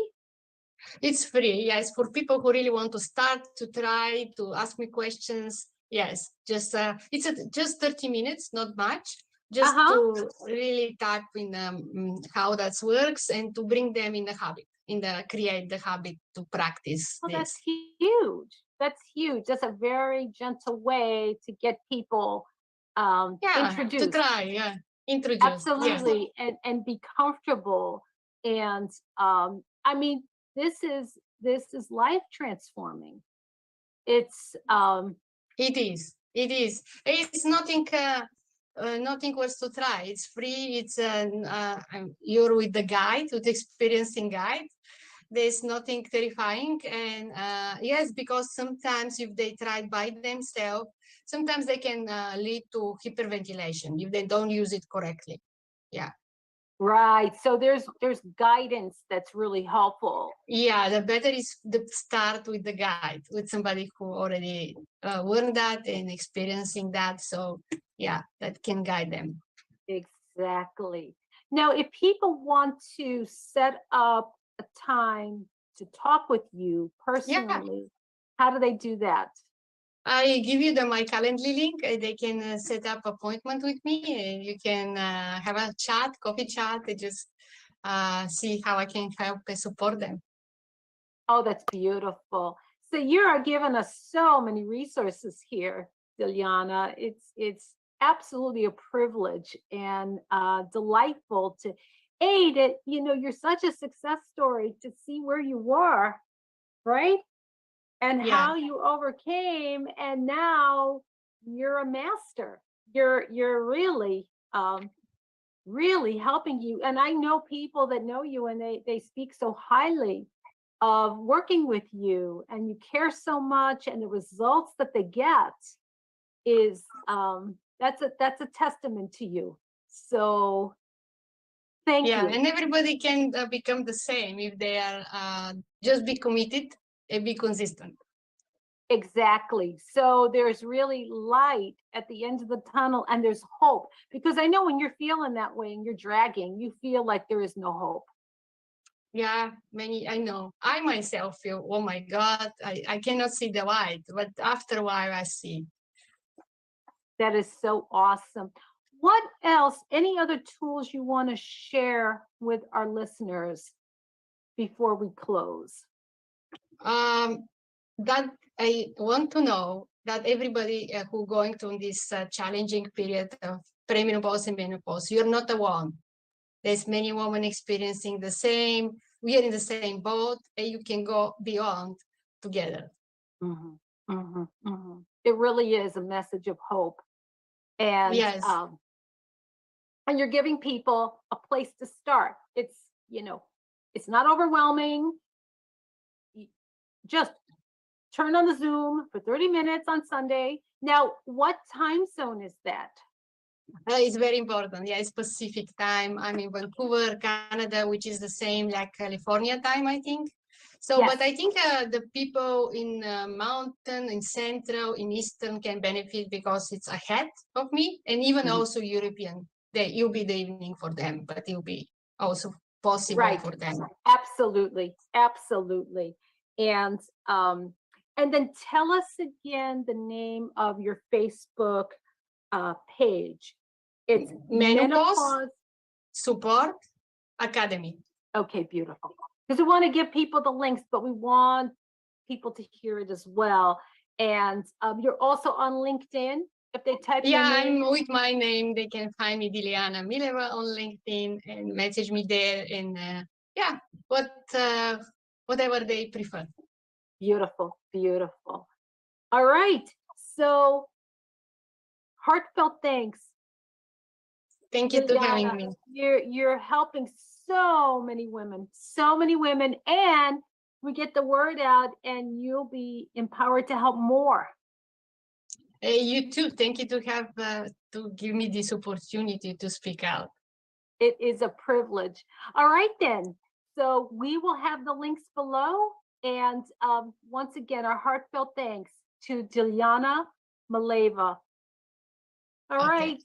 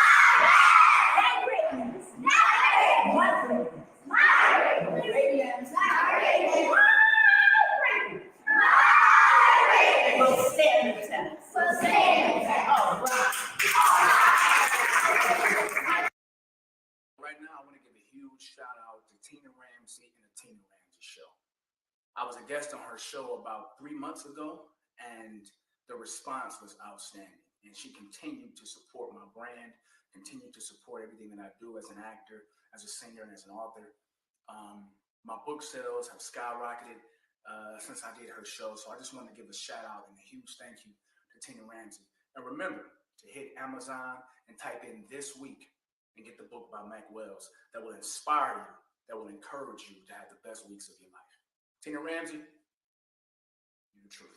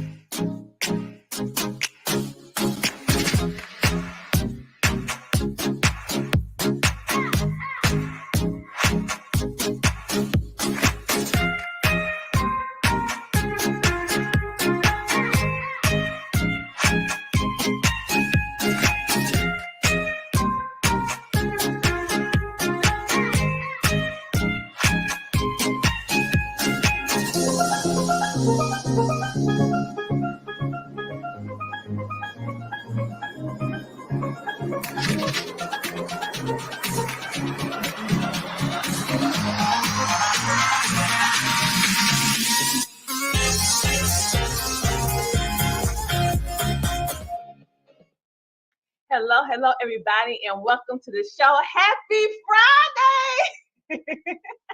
I know it has been a very, very long week for most of us, but we have made it to the end of the week, so give yourself a round of applause. But today, with our message of hope, and we are featuring some amazing men from all over the world that are truly making a positive impact, okay? So we're bringing the best of the best in regards to men and also women. But today we spotlighting our amazing men, and we have in the backstage today, we have Curtis Abram, and he is simply amazing at what he does. He's going to help us in regards to how do we combat loneliness, how do we help our mental health, and so much more. So you know what time it is. It's not time for Netflix and chill. It's time for the Tina Ramsey Show and podcast. So I want you to go get a snack, grab your beverage, and go take a seat, because you're about to be inspired with our amazing featured guest, the epic Curtis Abrams. We'll see you in a moment. Welcome to the Tina Ramsey Show and Podcast, a show to motivate you and introduce you to celebrities, authors, singers, and standout entrepreneurs that are making a positive impact in the world. Men and women coming together to share knowledge, having upbuilding conversations centered around business, wellness, and life. We connect you with some amazing people and opportunities. It's your time to shine, and we help you do that. We love sharing your stories of success and spotlighting you, the entrepreneur. We love to laugh. We love to smile. We love celebrating you, and we love having fun. So go grab a seat, get a snack, and don't forget your beverage. It's time for you to come share, shine, and grow. Yes, it's time for the Tina Ramsey Show. Let's get it started with your host, Coach Tina Ramsey. Hey, and just like that, we are back, and I come along with a friend. It is Curtis Abram. He studies social psychology and behavior science for 15 years, you guys, and he has his own business, home-based business. He is also an author, and he specializes in self-help books that help us not only push forward, but help with that mindset development. Today, we're going to talk about a topic that most of us may not talk about that much, and especially from the male's perspective. Are you facing loneliness? Do you feel isolated? Well, today's guest, Curtis Abrams, we're going to talk about that. So let's bring him onto the stage. Hello, Curtis. Welcome to the show. How you doing? How you doing, Coach Ramsey? How's life? How's things are going? Listen, I'm doing good. Hello, everybody. Get some shout outs. Hey, Dana. Hey, all right. Okay, welcome to the show. Remember to like, follow, and share. Thank you, guys. I really, really appreciate this. Thank you for putting me on your platform, Coach Ramsey. You got it going on. Reach them all. We need to elevate this to a great level of letting people know that they're important and they're special. It starts with you going from the inside out. I 100% agree with you. And that's why we do the show, so that we can bring on amazing people. Right quick, before we jump right in, we want to give a shout out to one of our sponsors, because without them, we won't be able to keep the show going. Multi-Ferry Studios. If you want to unleash the power of the lens to tell your story, allow Multi-Ferry Studios to tell your story. Go to 803-549-7773. That is 803-549-7773 to go ahead and book your videography or photography consultation today. All right. Now, Curtis, you know my husband's name Curtis too, right? So it's kind of like taking me out of it must be a good sign then. It must be a great sign. My husband's name is Curtis as well, spelled the exact same way. Okay. We starting off well. We starting out good. All right. So Curtis, with men, as women, we have really no problem talking about the facets of loneliness and feeling isolated. But I noticed with men, that is not an easy topic to address, nor especially in our community as well. So what I find is remarkable about you, you not only talk about this topic, but you hit it head on. What made you decide to talk about such a taboo topic, quote unquote, for men? Because men need to tap into their emotions as well. And that's why I love what you do. So tell us why. The distinctiveness of our species and our beings has to have a course and a recourse of something that we have to follow. The male instincts are going to be the primary source of anything. So if you're going to get yourself started in a way that you want to set yourself on something that you are by yourself and you don't know where to go, you don't know where to turn to, well, the instincts are right there. And we understand that it not only penetrates through men, but women as well. So you got to look at the whole situation in a precarious predicament. If anybody goes through anything, specifically a man, when he goes through these problems, whatever, it's like he has this courage, he has his self-confidence, he has the wherewithal to know where directions to take on how to do it. But the only problematic thing is, if he makes it a problem, is that he's doing it on a path on an independent scale. There's no society that's surrounding him when he makes these demonstrative decisions. There's going to be disparity that goes around, but at the end, he has to make a focal point of those final decisions. The ebbs and flows are going to happen through the ways of life. And of course, the man has to lead the way, even if he has a family of substantiation. If he has a family, he's got to make his direction. And what I want to promote is, like, let the man figure out his transfixion ways or make his decisions. Because life, to me, is predicated on decisions in itself. You can't incapacitate yourself if you don't know where direction to go. So if you decide to go to school, or you decide to do a trade, or you decide to take care of a family, there and right there is where you got to make those decisions. And I was always told that when you're going through something where you don't know where to go, or you don't know who to turn to, or you don't know where it works out, that is the beginning of your journey. And with a man's perspective, he should automatically know what his role is as the first and foremost persons. And it goes to women as well. It goes to women, it even goes to children. When you are in that precarious position, knowing that you're going to go through a lot of substantiating things, what to do. Because it's good to go through friends and it's good to have advice, but let's face it, the mind has to have some sort of a rationale for you to make those decisions. So if you're going to make those decisions, are you going to follow it up? Or are you going to be sustainable with it? Or you're just going to keep on letting the life course you out? You can't do that. And that's where the decision comes in. And I think male dominance is always going to be that way. I hope it doesn't go anywhere anytime soon. I know there's fear, but just know this. It's something you have to do.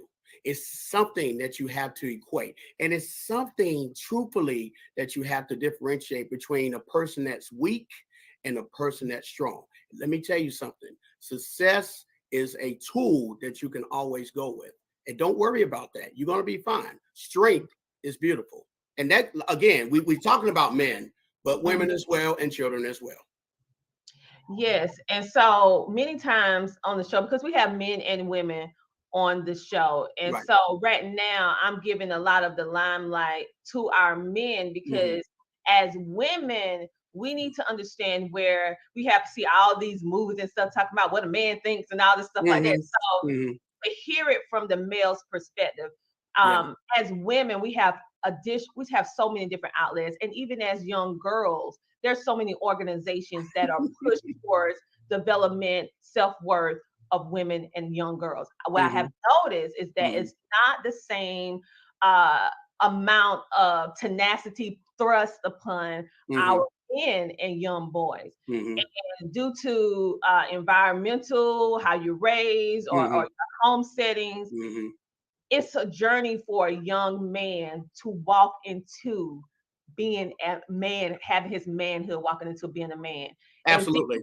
And as a man, that I'm hearing from a lot of men that I speak with is that you have to have room. We have to make room as female for a man to walk into his manhood. He's going to make mistakes just like we make mistakes, but allow him to maneuver, because in all, these are our fathers, these are our uncles, come on now, cousins, and we have to make sure that they have a safe place. Yes. And so just like they provide safe places for us. And so, we got a man in the room. Curtis Ramsey. Okay, I like you, Curtis. I like the name. Keep it now. It's a good namesake. But that's my Curtis.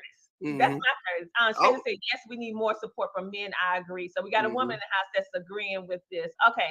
So with you, Curtis, another thing that I enjoy, because I feel that it takes courage for a man to not only speak out, but speak up on topics that are usually designed from the media perspective to de-escalate a man.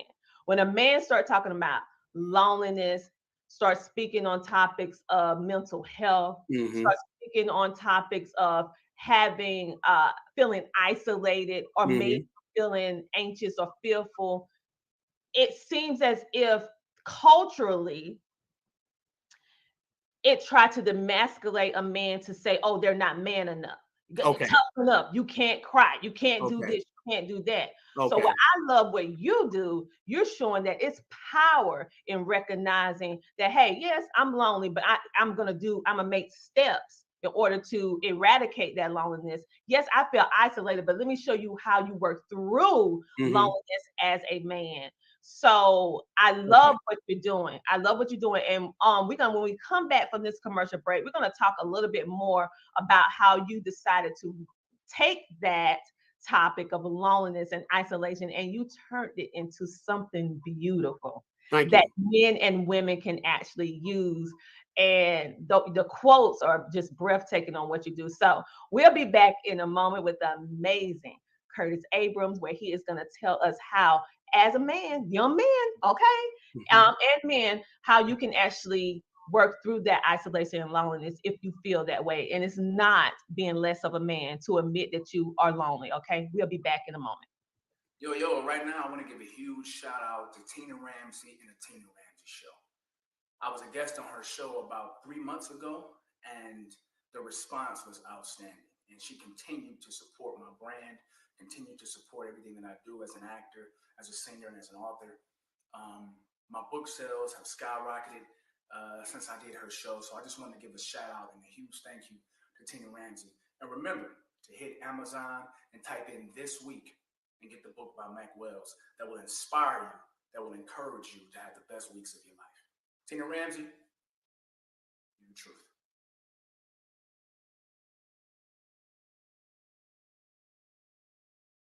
And just like that, we are back. And I come along with a strong man and a friend. This is the Curtis Abrams. Before we went on the commercial break, we were speaking on the subject of loneliness.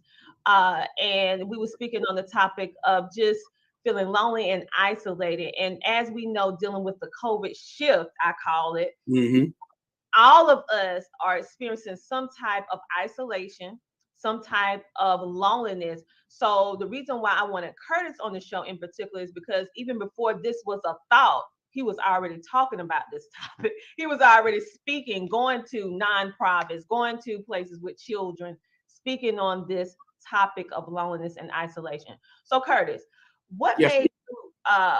what made you decide to not only speak on this topic but take it to the next level in regard to the journey of Okay. solitude self? All right. I like the way you put that out there. I love it. So tell us about that. Yeah.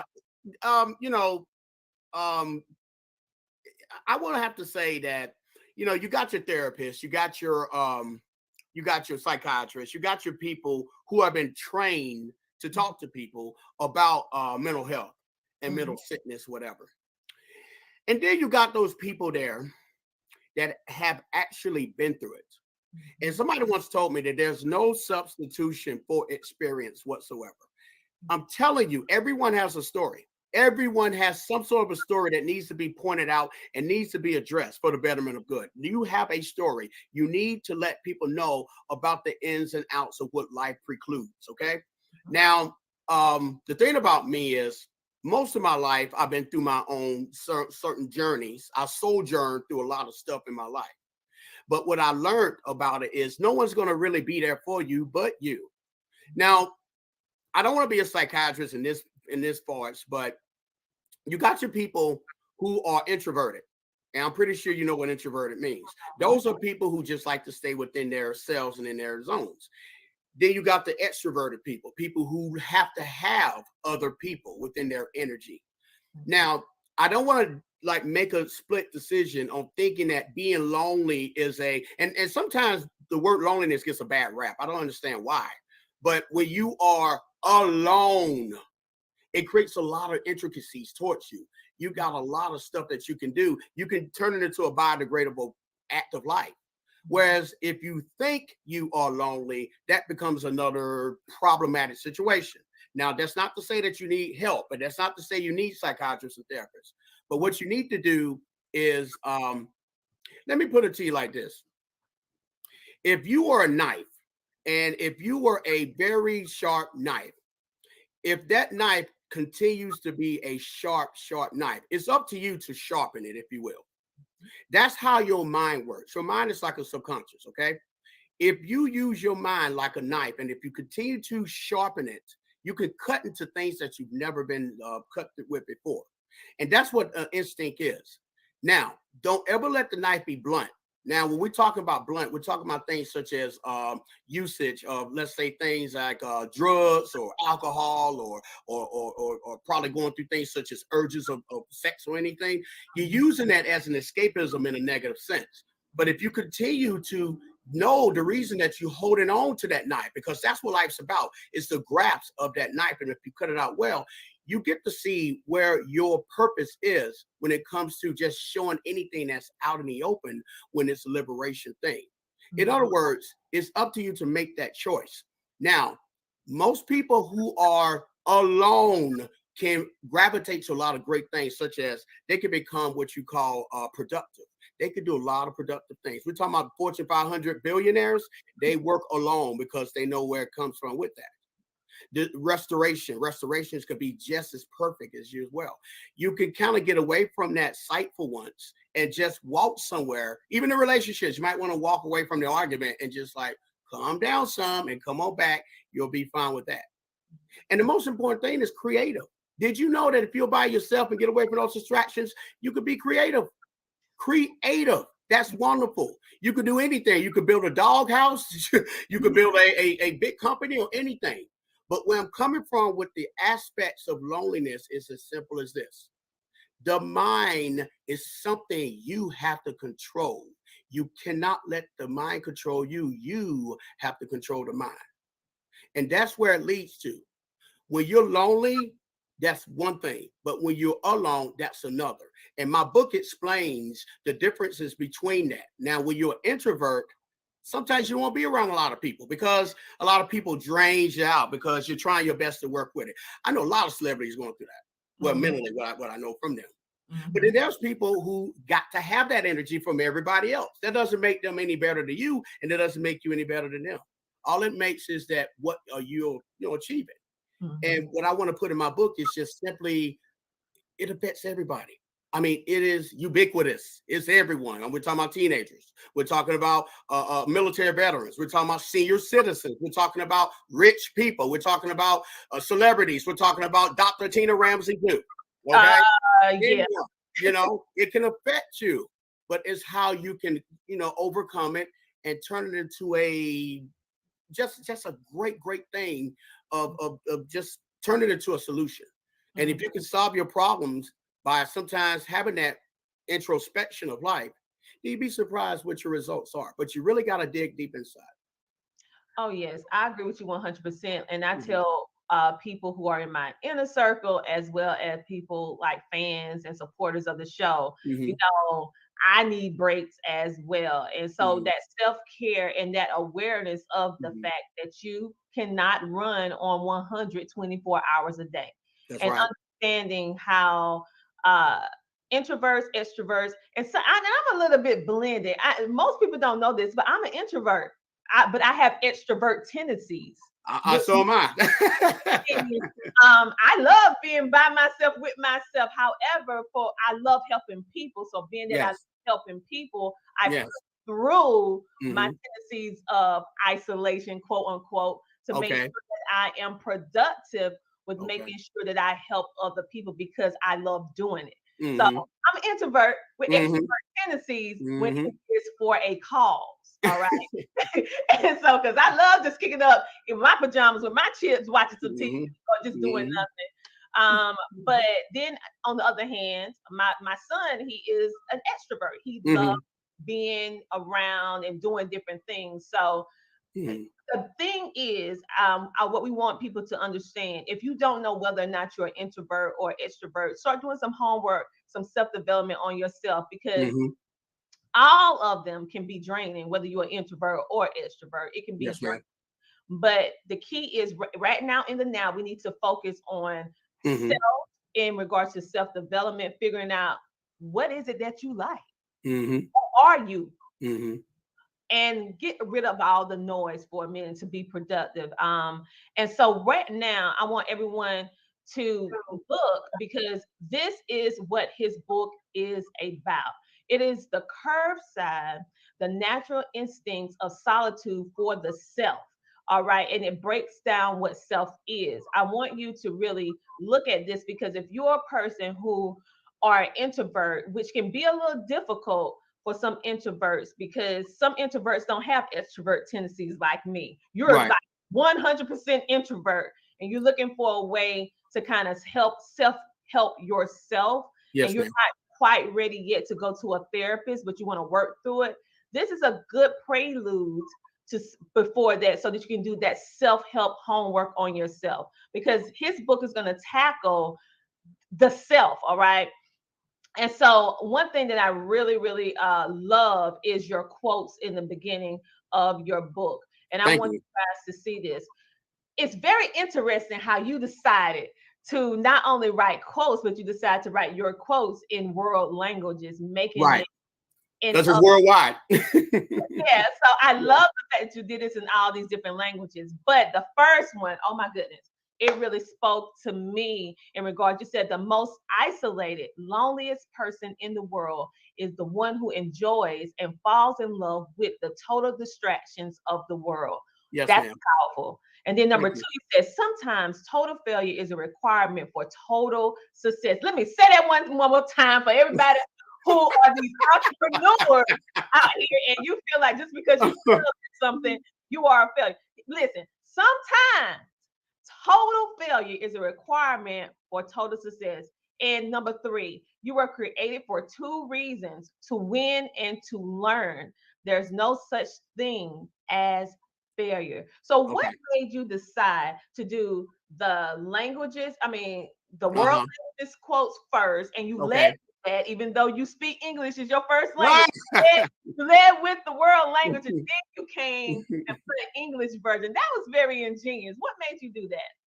The catalyzation of people who live on this earth. I just thought about it.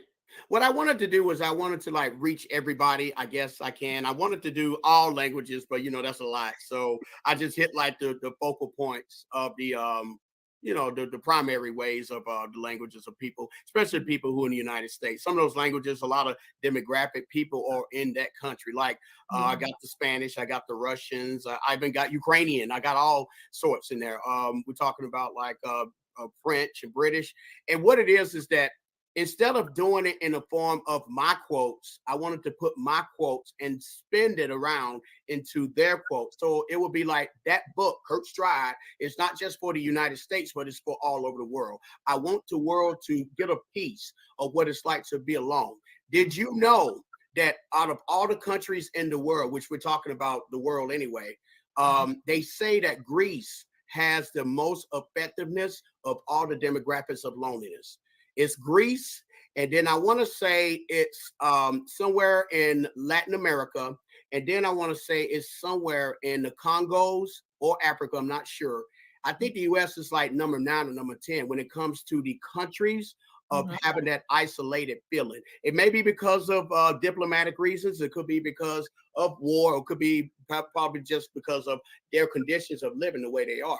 And they're not probably independent as where we are when we come to like rising as far as trying to live like the United States. So if anybody all over the world, wherever it's with Amazon or whomever, gets this book, I didn't want them to just make it as if it's just a United States book. I want to hit the world, like, man, this man cares about me. He puts it in my language. And now they might use this format in Amazon, whatever they do, the digital reading in their particular language as well. So it's like, thank you for reading my book. Here's my present back to you. Look at these sayings that I'm doing on my own that I quoted out, and it's in your language, So again, I just wanted to like reach the world, you know what I mean? It's like giving something back to people. Yes, I like how you put your personal touch on a timely topic, and you gave it power because, like I said before, I love the twist on words because I said curve. It's really Kurt's. Yes. It's it's fine. But it's a flip on words. I love the way you use words in order to convey a story and also touch topics that are usually kind of taboo, quote unquote, but make it very easy for one to accept, to develop, and to walk in it. Because many times you just have to admit that, hey, okay, I need help with this right here, right? But sometimes we want to have that pride, that good old pride. There you go. There you go. I love the way that you kind of ease us into the topic, and then everybody knows this. And if you don't know this, I'm going to give you an example. If you do speak more than one language, but whatever is your birth language, whether it's English, whether it's Spanish, whatever is your native tongue, that is what's going to permeate the heart the most. Okay. Whatever, I mean, that's your native tongue. Yes, and so even though you may be bilingual and you can do this, do that, but if you read it in your native tongue, it has a way of permeating the heart way more effectively than if it's in another language that you learn because it's from your roots. And so I love the fact that you went into and you have Chinese, even though they can read it in English. There's a lot of Chinese people who can actually read English, because I be in a lot of things with homeschooling and they're bilingual. But it's different when you read it in your own language. Your different, and so it hits a different way. And so I love the fact that you decided to not only talk about it from the male perspective, but which is universal in regards to this topic, but you also mentioned and you help children. The reason why I like and I love this the most is because a lot of issues that we have as adults stem from when we was children that was never solved. Right. And so if we get to the babies now and teach them how to combat loneliness in a productive way and not self-sabotaging way, yes, ma'am, and isolating, then we're going to have way better productive adult citizens that's going to be able to run everything. And so what made you decide to, okay, you did the book and you said, okay, now I'm going to these workshop teaching and doing this, but I'm going to go back and give some attention to the children on this topic. What made you decide to do that? Well, first of all, let me give a shout out since we're talking about kids. Wonderful place. This is a wonderful place. I hope they're hearing me too. The name of the place is called the Arcade Room. Oh. The Arcade Room is in Crawfordville, Georgia. Okay, run by a great team. Oh man, I like these people. They got it going on. These people actually give back. They have video games. You can actually go. It's like an arcade game in the 80s. You go inside and you got these laser tag things. You get to play the virtual reality. You get the Pac-Man games, and they do these workshops. We're talking about things such as they do like team parties. They do like every Friday get-togethers. We're talking about like giving away food, giving away fun prizes. They do things such as workshops in terms of education, knowledge, health reasons, whatever. It is hitting the community as it should because it's embracing these young kids, knowing what they need to know so that they can have an outreach and they can grow more so. I love that. The nonprofit things that people are doing is with that. And the book that I'm doing is kind of relating to things like that. Like the book reads out to children as well. So you go to these events and you'll love them. And they're in Crawfordville, Georgia. They're called the Arcade Room. I love the crew there. They got it going on. And I'm going to be doing a speaking up there too. They're going to have a, I think they're going to have like a business day, and I'm going to be one of their speakers there. And they're in Crawfordville. They're called the Arcade Room, nonprofit. Look it up on Google. They're wonderful. And that's just one of many people out there of companies that are situating for a proverbial cause, because there are children out there that are facing loneliness, that are facing some sort of a predicament of not even understanding who they are. And for motivation to come through like that, all it takes is just a person of positive influence to get to where it is.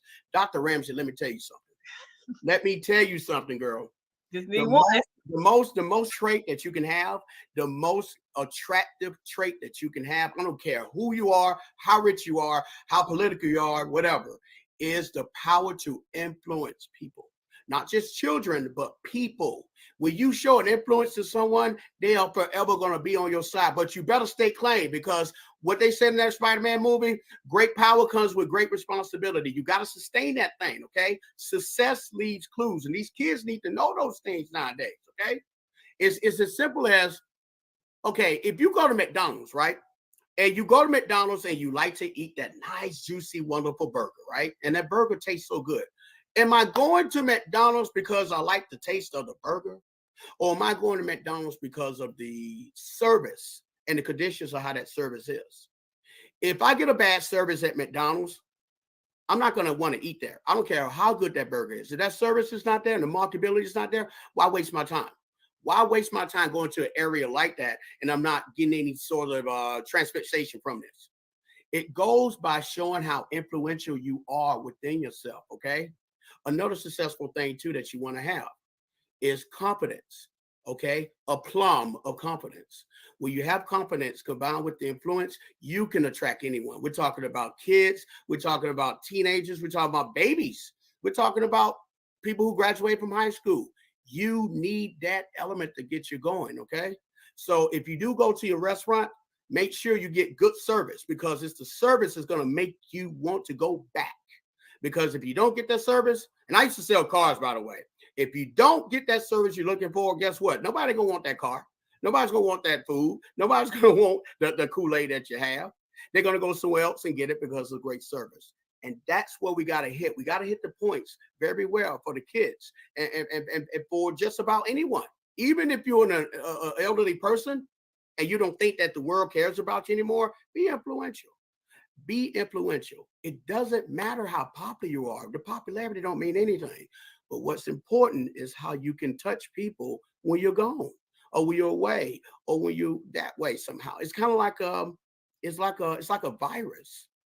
The virus spreads, and when it spreads, guess what? Oh my God, you want more of it because it feels great and it permeates all over the place. You know, you need that influence to keep you going. And guess what? It starts with you. The most important person that should love you is you. In order to start a great relationship, guess what it starts with? You don't love that man. You love yourself first. When you love yourself first, then you could be, hey, like my book. Look, I over here, I got the lion. Over here, I got the shark. And let me look up here. The eagle. See that eagle? Yeah. Those are the elements of who you are. You can see things above, and you can see things on the surface as a lion, and you can see things below the surface as a shark. Don't ever think that, people. Influence is important. I love it. I love it. Thank you for keep on going on. We had a couple tech on the back end, but we are back. I love the lion for number one, that's strength. Number two, the shark is one of the strongest fish in the sea. And my favorite bird is actually the eagle. Because I love it for solitude. That's my favorite. Any Bible scripture that talks about eagles, I just love it. I think the eagle is very majestic in a way, and just serene and just powerful. It's just so many things that the eagle that I just love. But I love how you have tangible things that we can identify with. Most everybody look at lions as strength and stuff like that, and then so you put animals, you use the right wording, you use the quotes, and you're touching a topic that we all need to talk about anyway, but especially in the now of everything that we're going through with our country. And it is crucial right now that we tap into our self-care and our self-help, because you only can take so much negativity and so much things. We have to give ourselves delegated time to reboot, to reset, so to speak, our mind. So Curtis, I really, really love the fact that you're tackling this head on. You are man number two that's tackling this. And you're making it trending. It ain't easy. You trending. We just got to reach the people. We got to reach those people out there. They're very important. Very important. We have to reach them in all elements. And we say, and what we alluded to earlier, not just for the women and for the children. These men need to understand how important it is right now. Okay, it's important for those men to know that they're special. They're very important to all of us. I know just about every podcast that I see, just about every video that I see, is women empowerment, women this, women that. Women. But you know what? There are men as well that needs the same ingredient of what we need to go through in this day of life as well. And we are here. We are here for everyone. We're here for you women. We're here for you children. We are the backboners. We are that lion. We are that shark. We are that eagle. We're the one that can set it up for you. And we can work together. We can make that happen, We can. But again, it starts with you. Y-O-U. It has to. It doesn't go anywhere else with that. And I wish people can realize that. Oh, yeah. And that's why I want to spread some awareness on that. The Tina Ramage show actually featuring, just have a whole men edition of men, because we need, it's so important. I am a mother of not only a girl, but of a boy too. And so as I look like, as a woman, like I said before, we have empowerment. We have so many resources for young girls and also women. But what I see is that it's a lack of balance in regards to what men have and especially what young boys have. It's far and few in between. And so what we want to bring awareness to this on our show, on our platform, because thanks to God, we have an extensive amount of reach on our show. So everyone that is currently listening in, if you have a male organization that is geared towards helping our young men and our young boys, I need you to reach out to the show so that we can not only, I don't want you to be a small town sensation. I want people to know. All right.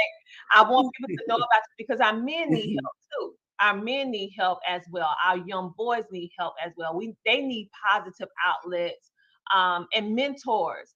And so this show is viral and virtual for a reason, because it enables us to connect no matter what part of the world you're on, the continent. And so I feel and I know that in this moment, I have so many men and young boys that reach out to me privately. I actually coach a lot of men, for those of you who do not know, behind the scenes with business, everything like that. And one thing they said, man, we need help too. We need help. Don't we all? Don't we all? So I said, okay, I'm gonna come out and do like some public campaigning for our men because I'm blessed to have some amazing men in my corner. My Yes, amazing ma'am. husband, my father, my son, and some amazing people in my congregation that are just pillars within the community. And I want them to see a different narrative of men. I mean, we see stereotypes all day long of negativity, but what about the real reality of what men is for the for real? We have stand-up men within the community. We have men that are really fighting in order to make changes for us and for themselves. So that is what this show is about in regard to men and women. But I appreciate that you're talking about this topic. So I want to, some congratulations are in order for Curtis Abrams. You know what? Let me tell you why. Because Kurt's ride had become a #1 bestseller in less than a week in November 2021. Now let me tell you something. Oh God. That's not easy. And do it within 7 days on a topic that is people kind of like sweep up under the table. They know we need to talk about it. It's that elephant in the room, but no, we need to talk about it, but we're not going to talk about it. And so the fact that they had the courage to not only talk about it, put it in print and paper and put it out to the world, and then the world received it with open arms and became #1 bestseller. I mean, what did you think? Because that's not normal. That's not like a regular reality of #1 in 7 days. I mean, come on. I know. I guess what I was trying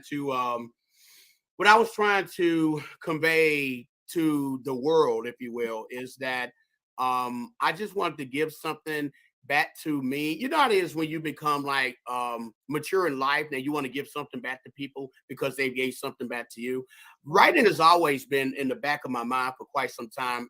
I graduated from Alabama, Roll Tide. Oh, let me do this, by the way. Shout out Roll Tide.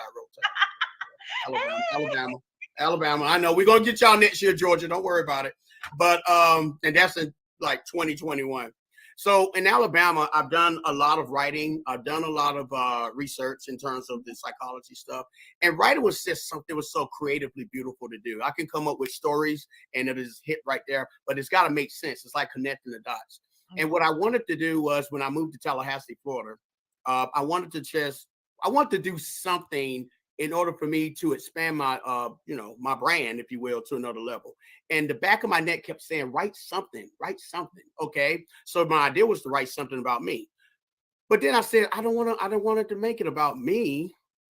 Not so much a lot of people don't want to read it, but a lot of people may not get a message because, let's face it, we're saturated with great writers and great authors that will get it out. So what I decided to do was to write something that I can probably penetrate through somebody else. And what better topic to do it than with the situation that was going on with the coronavirus, the situation that was going on with just not having a job, or situation is in the first chapter of my book about what to do when you are in an incapacitated situation, the fear of missing out, if you will. So let's go back to where I'm at with that. Okay.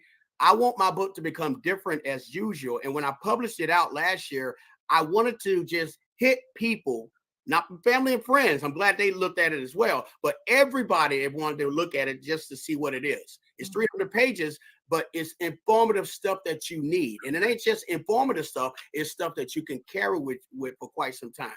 Tina, Dr. Ramsey, Tina, I want this book to last 100 years, 200 years, 300 years.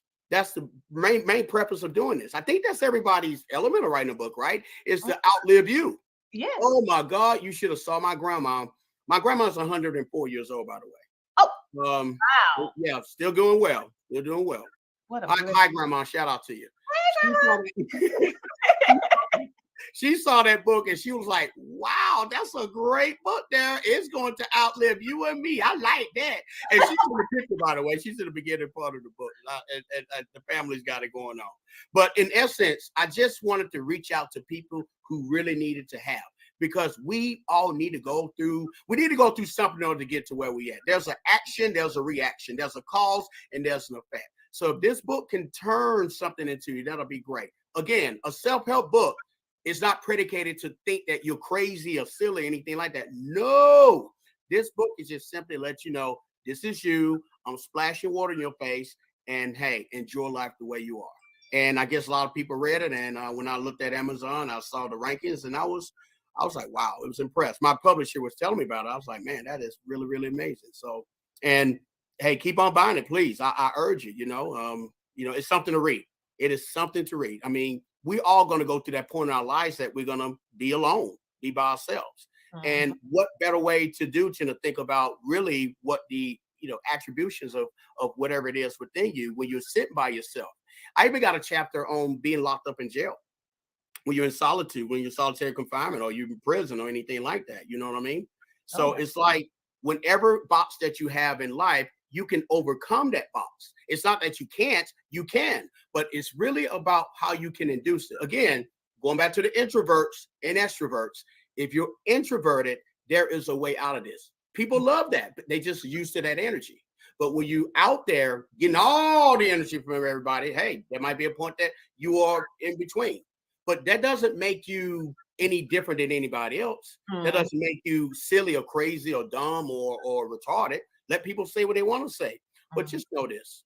You're beautiful. You're special. You're important. You are somebody. And this book is just a way of saying, hey, you are special. Read it. And once you read it, you're going to have a sense of bliss, sense of entitlement, sense of pleasure.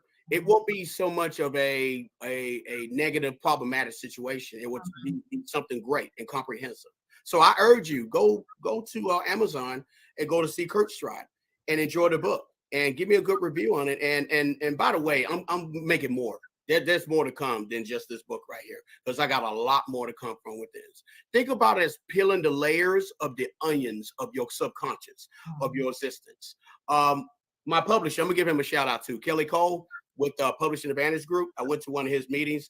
He said this one time. When we were little, we always looked at things that always affected us, like scary movies. Everybody looked at scary movies when they were young. To this day, people still think about scary movies because it's in your subconscious. It will never go away. Well, that's what it's like when you're trying to find out your discovery. So it's not like, well, I don't need a self-help book. I think I can handle it on my own. You don't know that until you try it. Dr. Ramsey, some people just don't want to accept the truth. See, you can tell people things, but you can't really tell them things, but they don't want to hear. When you tell them who they really are, what the truth is, they don't want to hear it. But when you actually tell them and they listen to it, now it makes sense. Now you get a sense of clarity of what it is. Now it's in that subconscious mind, because you can think about scary movies, but why not think about somebody's trying to tell you something when you was young? Keep it in your mind. Positivity is a great thing right now. Don't be negative. People absorb negativity. They love it. But let's be positive, because it feels better. It looks better. It smells better. Oh, yes. You know what I mean? So you got to go within that flow with that. So I love it. And I absolutely love how your book actually not only take you pretty much on your own self-help journey. We can use your words and the outline, basically the blueprint, to guide us towards our breakthrough.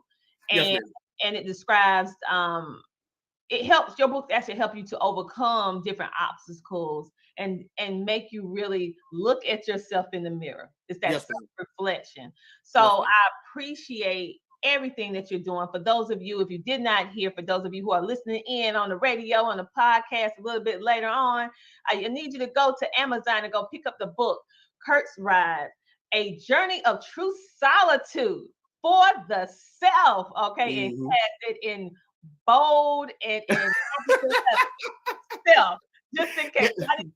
You need to get it. All right. I'm actually going to get that for myself on my journey, so that I can, because I'm doing a whole lot of self-help myself. All right now. Dr. Ramsey, the S of the self stands for the shark. The E for the self stands for the eagle. The L for the self stands for the lion. The F stands for that little man in the middle right there. So you get all three of these elements of animals all absorbed into you. And that's who you really are. So you can see things as far as the eagle. You can become hungry and courageous and brave like the lion on top of the surface. And then you can become mentally ready and sharp through a tunnel vision like a shark. So you have all three of these elements by itself.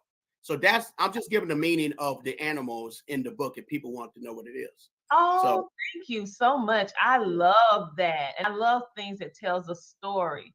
Yes, ma'am. So everybody go over there to Amazon, but also you can go follow Curtis on social media. He's everywhere on social media, LinkedIn, TikTok, Instagram. I don't dance on TikTok, by the way. Wikipedia. He on YouTube. He is. I'm gonna let y'all young people handle that. Yeah, he's literally everywhere. So make sure to go follow, not just go, look. I want you to take it a step further and hit that subscribe or follow button because it's free at the end of the day. And we all need ways to constantly receive that positive reinforcement in a world that's filled with so much negativity.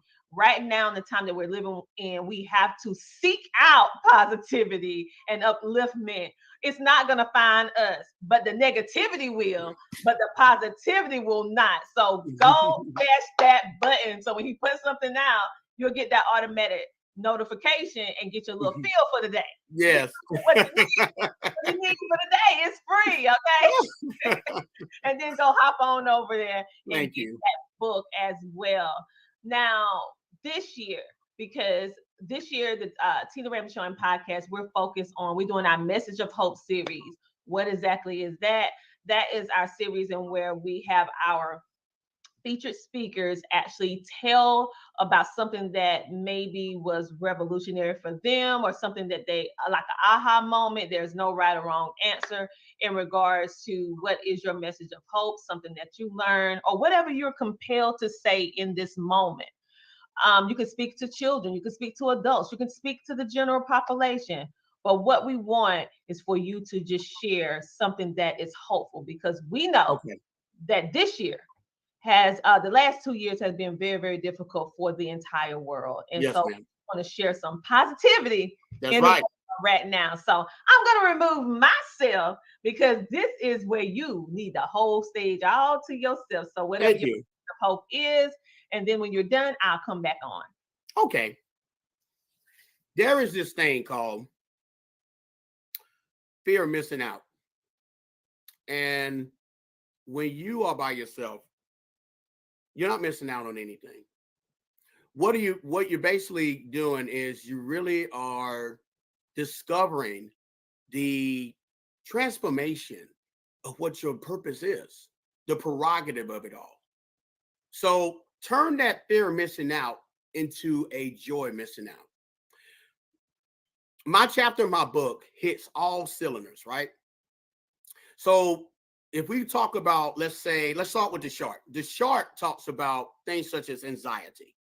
Okay, everybody goes through anxiety. Everybody goes through depression. Everybody goes through suicide. Everybody goes through some sort of a mismanagement of the mentality, the anger, the frustrations. You're by yourself. That's the best time to handle your problems and turn those problems into something great. Now, the eagle is the perspectiveness of the socialization of what you see throughout the world in the perspective. Now we're talking about teenage loneliness. We're talking about things such as bullying, which is very, very topical. Okay, everybody's going through that bullying, which is also a mental state of mind as well. Okay, and you're talking about like the black sheep. Everybody's got a black sheep in their family. They go through something. I talk about those things. Okay, and then the lion. We're talking about courage, strength, failure. We're talking about failure, success, mentoring, coaching. I'm trying to remember all my chapters, and anything that's involving sleep, even sexual urges. Everybody's going to have a sexual urge in their life, who you are. Okay, that's especially when you're by yourself. And then the fourth chapter, which is a internalness. Okay, it's about forgiveness. Forgiveness is a powerful tool. Now you're talking about yoga. You're talking about being transfixated. I'm even putting faith in there as well. Okay. Now, the book doesn't really cover a religious aspect because I didn't want to make it a religious book. And it definitely doesn't talk about political interfaces as well. Didn't want to make it a propaganda book. This book is basically like a survival guide to you the audience knowing that you are special, you are important, you are beautiful, you are everything. Look, let me tell you guys something. Everybody always says, and I hear this trend a lot, let it go. Let it go. Oh, don't worry about it. Let it go. Just let it be. Why are you letting it go? It's gonna come back. I mean, if you catch a flu, it's gonna come back. If you catch a cold, it's gonna come back. I mean, you think letting it go is gonna be the end all be all. It's not, people. The reason you think let go would be the problem, I mean, the solution of a problem is because you don't have to deal with it at that time.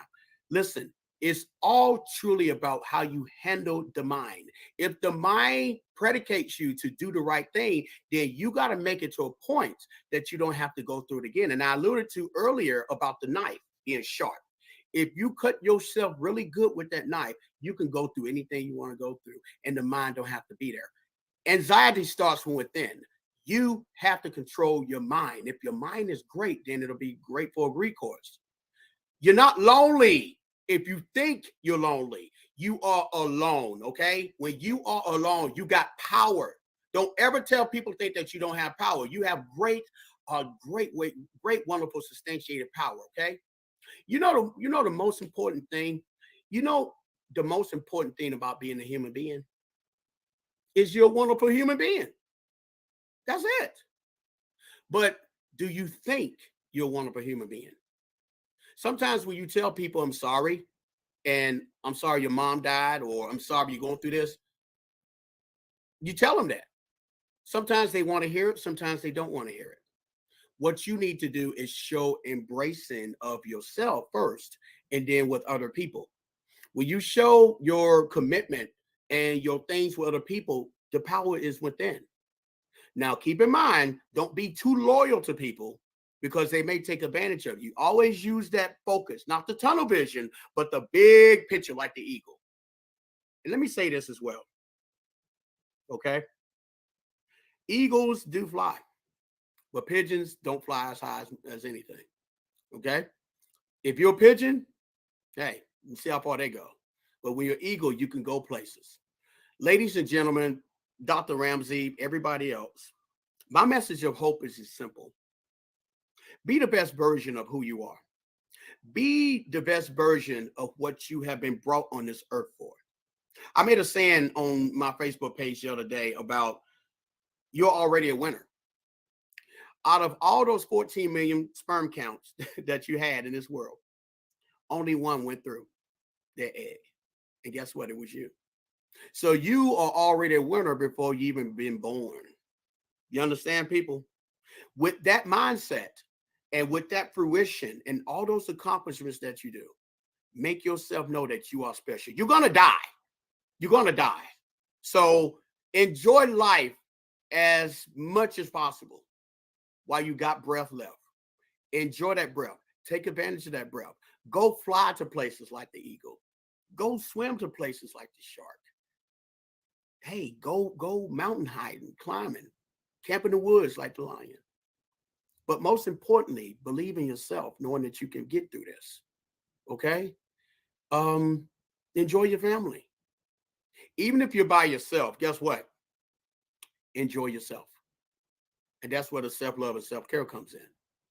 If it comes down to those things, people, then that's where the power comes in.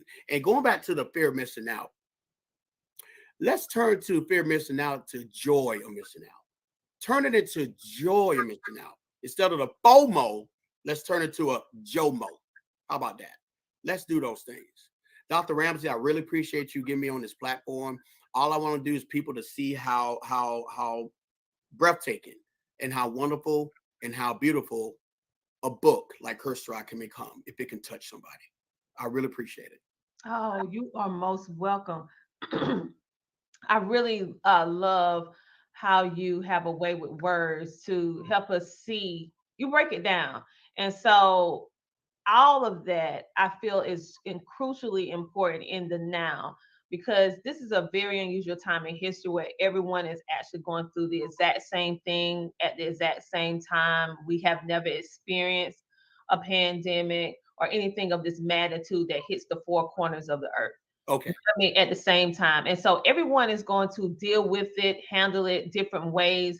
But the goal of this is just to make sure that they have resources and outlets that if you seeking or need help, that we are providing the resources for you. So if you're not quite ready to go to a therapist or a counselor just yet, but you just want something to kind of work on self, go and get his book. We also had an amazing psychotherapist that actually came on last week, all the way from the UK. And she was actually speaking about the importance of having a counselor as well. And so all of these things are done for you to give you hope. And if you're a business owner and you're struggling, or you have a dream and you're afraid of starting, just go ahead and get started, because every person, even myself, it's not easy, but the passion, the drive, the vision that I have, and for most entrepreneurs, it pushes you past your fear. There you go. Past your fear fear. is everything. Yep, fear is everything. We all have it. It's just that some of us have the will to go ahead and take action, whereas the fear just makes some people go on a standstill. Be the person that don't go on the standstill. Just keep moving, even if you keep moving. All right, so Curtis, thank you so much for being a featured guest on the show. And yes, you did that. I'm trying. And one last thing I want to say. I forgot. Tell them about any social media. Okay. You want them to go follow you. Oh, I appreciate it. Kurt Stride Abrams is my fan page. Curtis Abrams is my Facebook page. Hey, I made a t-shirt. Yay, Kurt Stride. Yay. If you want to go there, I can get you a t-shirt on top of that as well. Instagram. I'm actually on LinkedIn. LinkedIn is good. Twitter is good. The Google is pretty good. The Facebook is good. Yeah, TikTok on there, but I'm only just doing speeches. I'm doing a lot of motivational talk, and I might get into. I'm thinking about going to a coaching class, so I'm going to do some coaching classes as well. And I'm training on becoming a life coach. So anybody wants to get in contact with me, I'm here to help. I know there are thousands of people who are probably going through the same saturation, but try Curtis Abrams and see where it goes from there.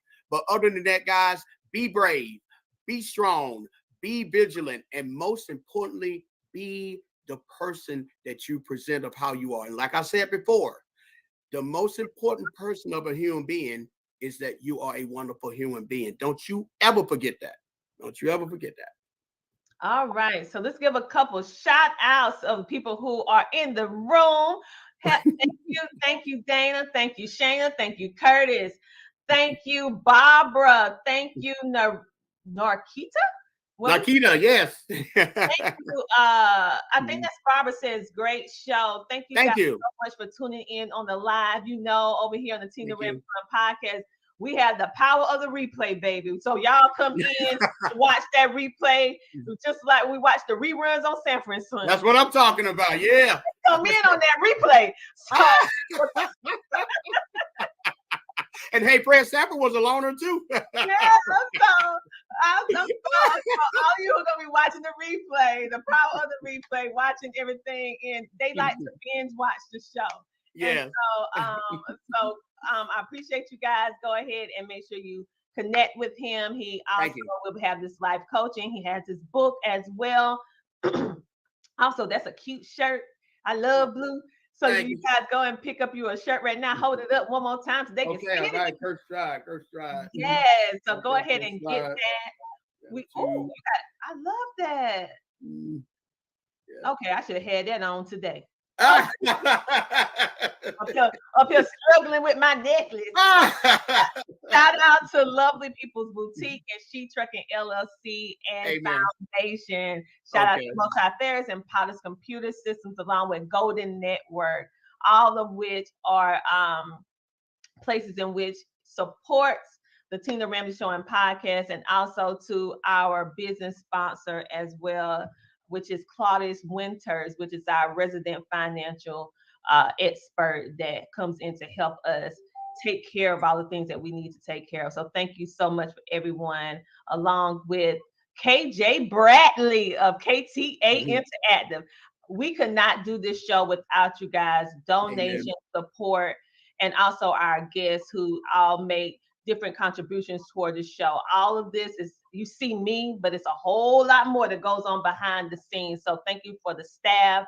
thank you for everyone who helped us share, shine, and grow on the Tina Ramsey Show and podcast. I have one last thing that I would like to say to all of our amazing supporters and fans of the show. As always, I want you to stay motivated. I want you to know, and I want you to stay positive and know that the Tina Ramsey Show and podcast, we got your back. And we want you to know, until next time, when we have our next amazing featured guest, we want you to do what? We want you to keep smiling. He's smiling. He's smiling, baby. Thank you so much. Oh, we have somebody else. Kurt, it's a Kurt's Ride. Congratulations and mental health. Thank you, EK. I know who you is, girl. Thank you so much. Congratulations. Hey, thanks for joining in. Hey, it's great. Welcome. You guys make sure to hit that subscribe button.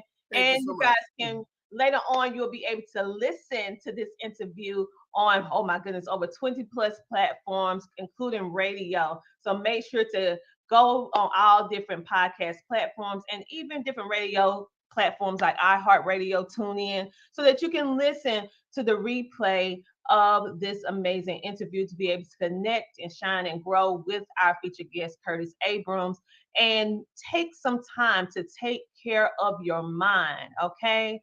Everyone put emphasis on the neck and below, okay, in regards to we need to start putting some emphasis on the neck above the neck. Preach. Right? Because if you do above the neck with this head first, the rest of the body is going to be okay. That's right. It's going to be okay. So we need to shift our mind a little bit. Take care of that mind first, and then the rest of the mind, y'all. All right. You guys are going to be okay. So thank you, Curtis, for coming on today. We enjoyed you so much, and congratulations on all your success. And you guys go over there to Amazon right now and pick up his book on today. We'll see you next week. Oh, yes. Show it. Curse strike. I love it. I got to get my book. I'm going to go to Amazon and get my book too. All right. Thank you, guys. I'll see you later. Bye. God bless you guys. Bye-bye. Thank you for watching. Make sure to like, follow, and subscribe on YouTube. And if you would like to join our podcast network, which is for everyday people doing extraordinary things, go to CTRMediaNetwork.com to join our network today, and also listen to all the amazing podcasters that we currently have on our network. See you there.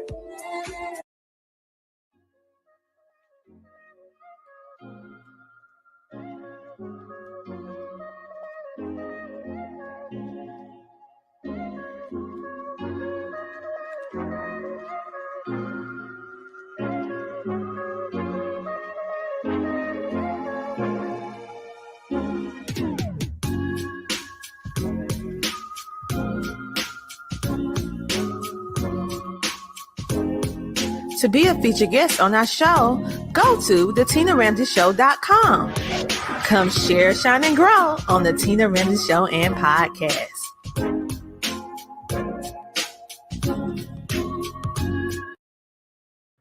Hello, my name is Alethea Tucker, and I am the CEO of Jolie's Enterprises.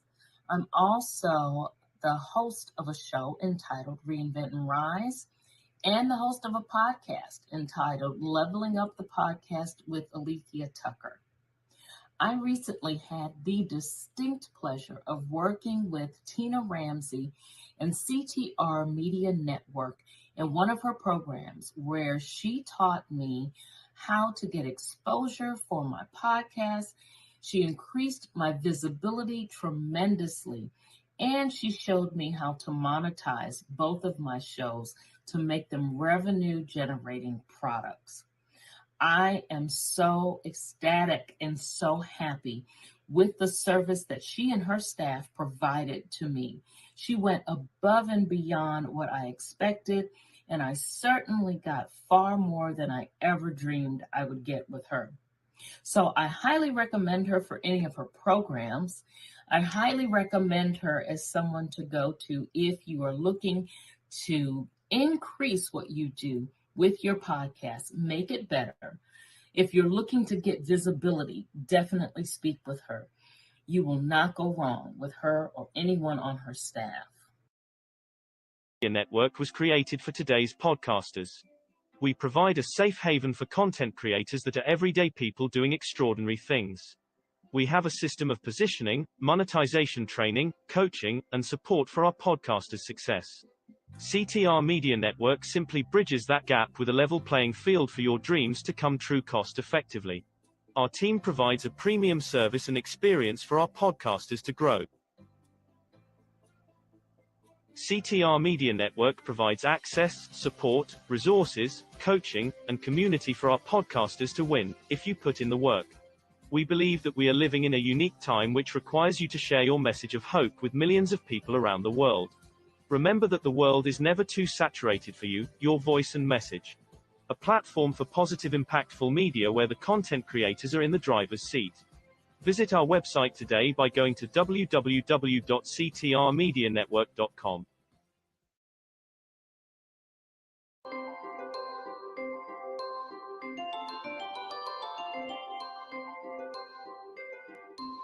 With the 5G issue, we know how important local activism is. This next story is coming from Oregon.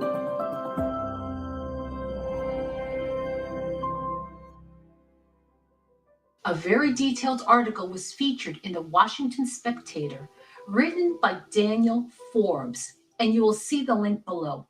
The title, Oregon Health Authority Condemned by Scientists for Scrubbing Report on Wireless Hazards in Schools. Some background. SB 283 is a bill that stated that the Oregon Health Authority determined that exposing students to radioactive frequency was harmful. The state would have to tell Oregon schools to find ways to reduce students' radiation exposure. The bill's first draft provided numerous assertions of radioactive frequency radiation's association with adverse health effects, and were crossed out from the first draft, according to the article's author. The author quoted Deborah Davis, PhD, founder of the Environmental Health Trust, who said the report, as written, would have never passed peer review or been published by the National Academy of Sciences, where she held a senior post. She added, "It's a highly selective, skewed analysis of a limited number of literature that includes biased studies funded by industry." Friends, this is the dilemma we face with public health decisions being made without unbiased, careful attention to sound science. In this case, the author adds, independent review seems called for since the OHA effort suffered from being produced behind closed doors without the benefit of outside experts with experience in RFR research. Nor was there an opportunity for public comment, typical of the output of agencies such as the Oregon Department of Environmental Quality, the U.S. Environmental Protection Agency, and many others. It is so complex. The bottom line is when new technology is rolled out, the public places its trust in the system to advocate for sound science and public safety. There will hopefully be a review of this bill, and we will keep you posted on updates.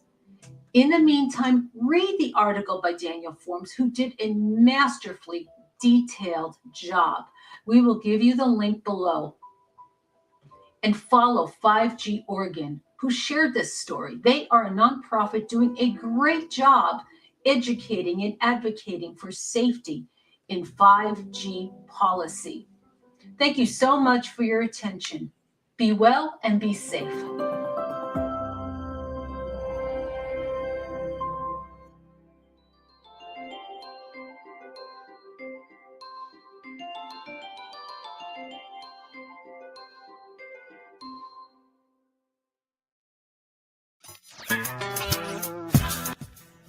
What's up, everybody? This is Ryan Toby. You know me from Sister Act 2, Mr. Oh Happy Day, and the hit R&B group City High. I'm welcoming everybody to join and tune into the Michael Finkley Show on YouTube and also on the Greater Works Network on Roku TV. Don't forget to subscribe.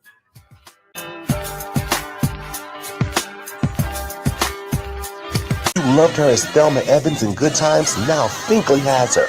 Bernadette Stannis is with us. All coming up next. All my life just to make it. If I can make it through the night, just to see a brighter side. 'Cause I've been working all my life just to make it. Just to make it. Hello, everybody. Welcome to the Michael Finkley Show. Thank you so much for joining us today. I still get very, very excited when persons reach out to me and they say, hey, I love what you're doing. And, you know, you have some awesome content and it looks great. It looks clean cut, all this kind of good stuff. I like to be on. I still get a rush from that.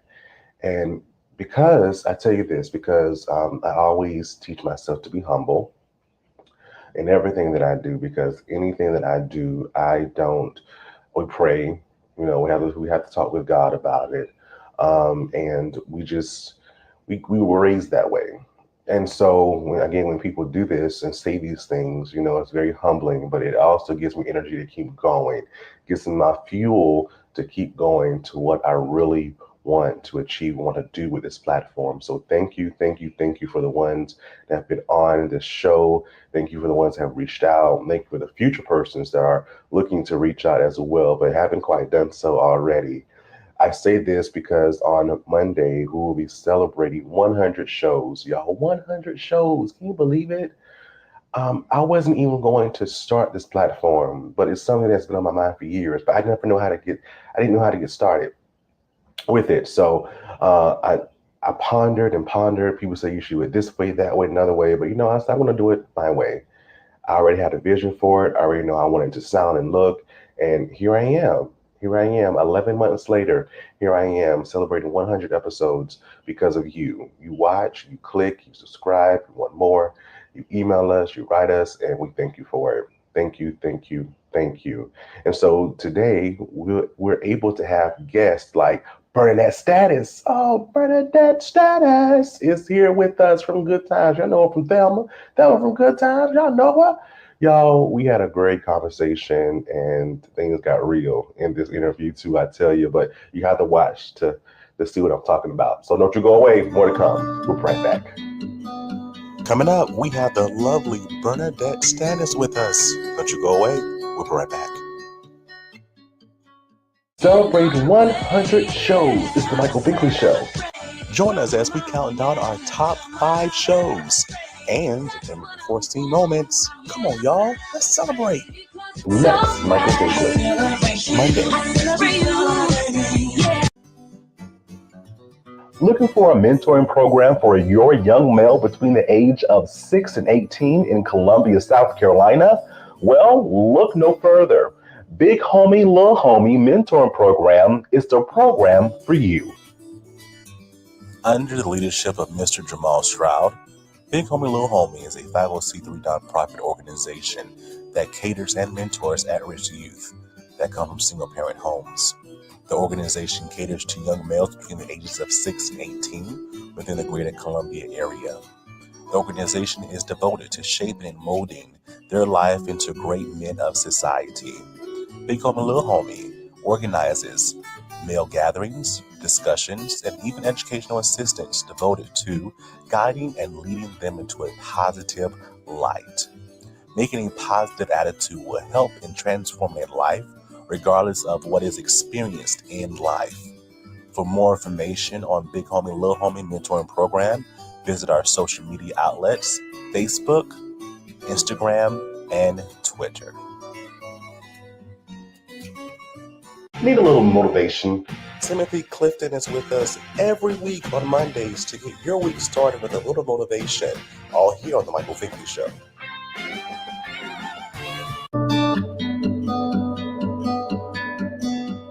Hello, everybody. Welcome back to the Michael Finkley Show. Now, y'all see my guest beside me. This is History Among Us. Y'all, she is Thelma Evans of Good Times. Y'all, introducing Bernadette Stannis. How are you? Hi, Michael. How are you? I am super well. Thank you so much for being with us. Oh my word. So I must do this first. I must do this first because my mom actually grew up watching you. So she told me to say, hello, she loves you. She loves you, still Thank loves you. you. Hi, Mom. What's Mom's name? Her name is Carol Finkley Nixon. Wow, Carol. Hi, Carol. Yes, I did it for you, Mama. Okay, don't beat me. I did it for you, Mama. You All have a right. beautiful smile, Michael. Thank you so much. Oh, she's gonna love that part. Now I must say, why don't you age? I do. Why don't you? You don't look it. Thank you. I pray every night, God, please don't let me look my age. Oh my word, it's still beautiful, that awesome smile, Thank and you. still out here making a difference in the world today. And we thank you for it. So as you know, everyone is dealing with COVID-19, right? We're trying to push through it, all that kind of good things about that. So in this time, what have you learned about Bernadette that you did not know before? That I like I told my daughters, this is a time where we have to deal with ourselves and we have to deal with simple things. I learned that living simply is just fine. You can still make it whatever. You don't have, just be simple. Do simple things. Understand that this is not going to last forever. God loves us. Be obedient. Wear your masks. You know what I'm saying? Yes, ma'am. Don't go into the crowds that you used to hang out in and all that time. And just do the simple things and just pray a little bit more for your tranquility, because this can make you very anxious. And so that's what I've learned to just, I always prayed, but I do pray even more now, because I just want to stay calm and I just want to know that if we do what we're supposed to do, we'll be okay. Right, right. We have to be okay because if we speak it, it has to come to pass. That's What right. I've always been taught. It Oh, has yes. to. And also through experience. Yes, ma'am. And so let's go back. Let's go back. So you're at a beauty pageant many moons ago, and someone actually discovered you there. Talk about that. Talk about that moment. Yes, that was interesting because what was it? Oh my goodness, I forget his name. But anyway, there was a beauty pageant and it was only for adults, like they had like 18 and over. And so my mom said that there should be a pageant for, teenagers, because we want to be in pageants too. So Hal Jackson, that's who she spoke with.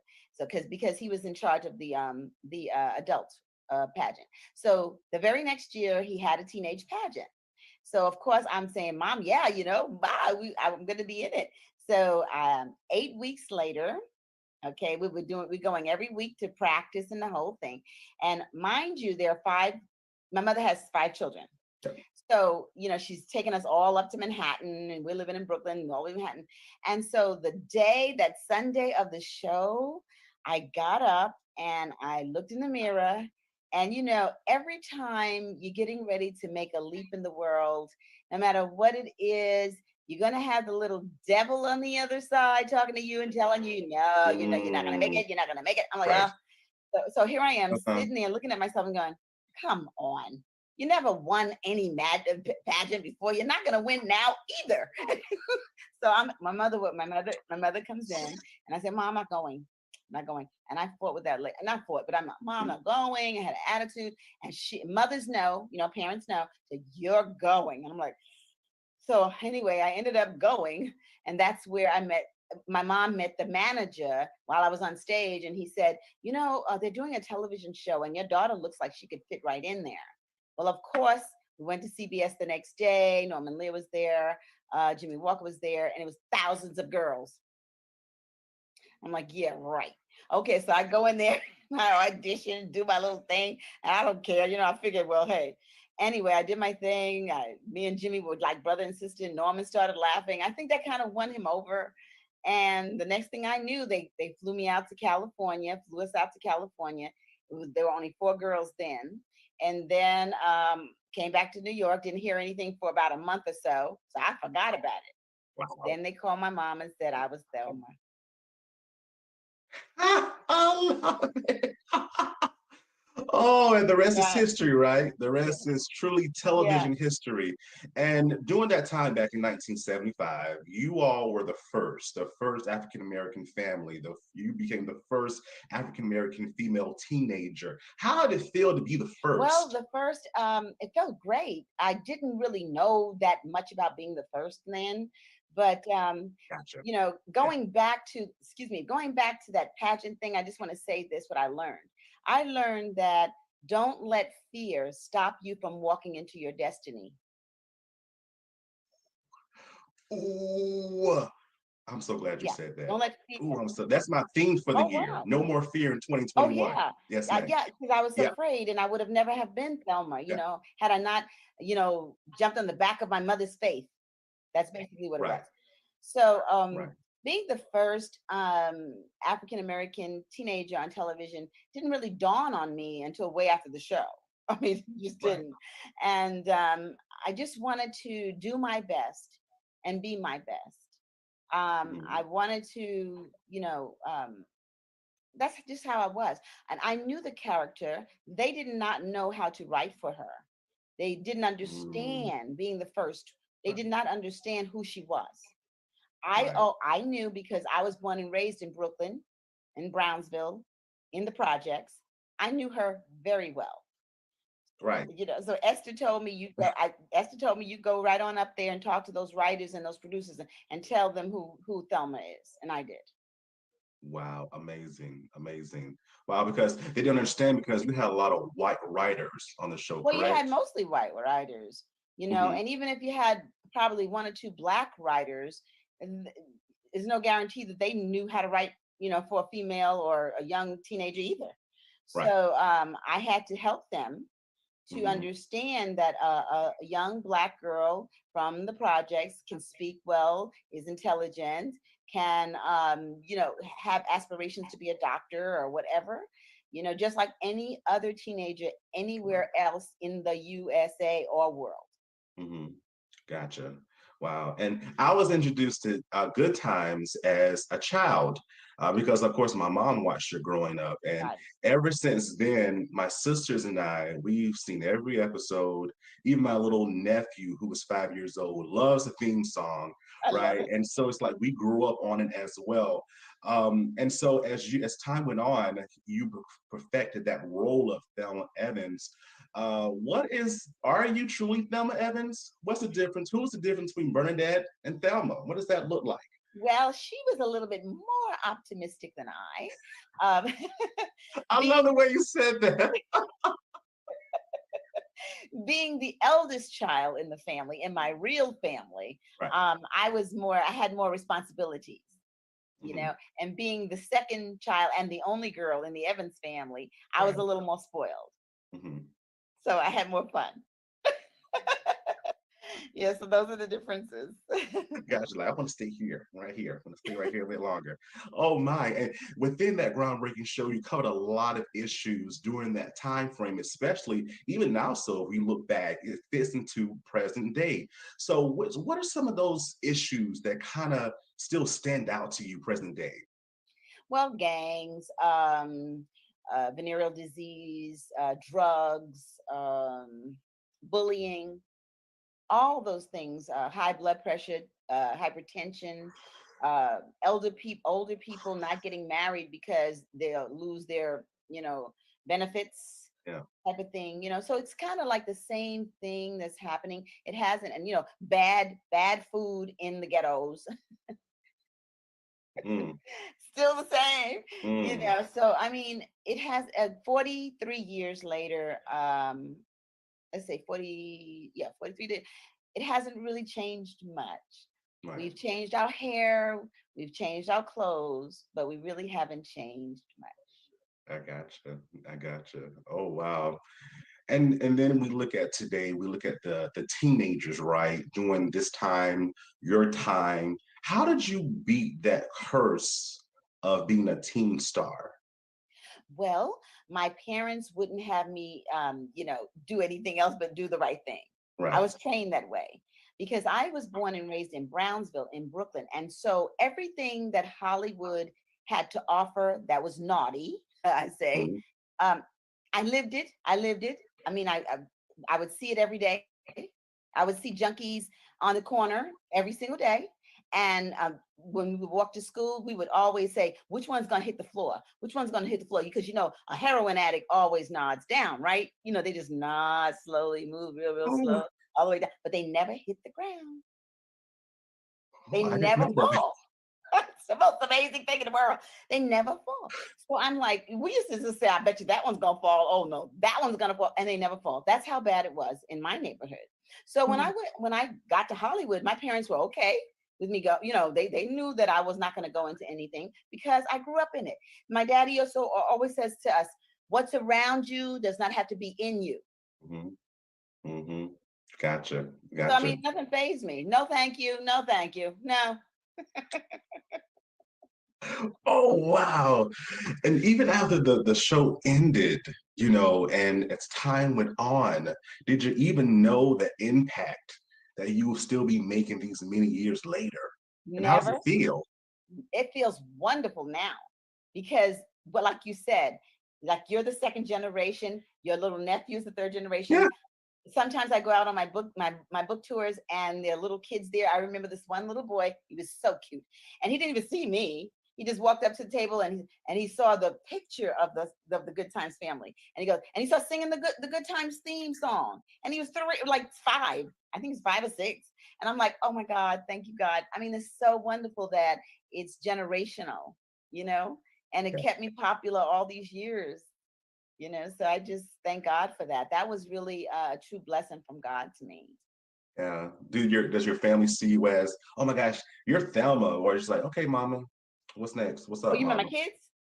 Don't you do it? No, they don't. I don't even think they recognize it. You know, I was on TV. Come on. It's like, wait a minute.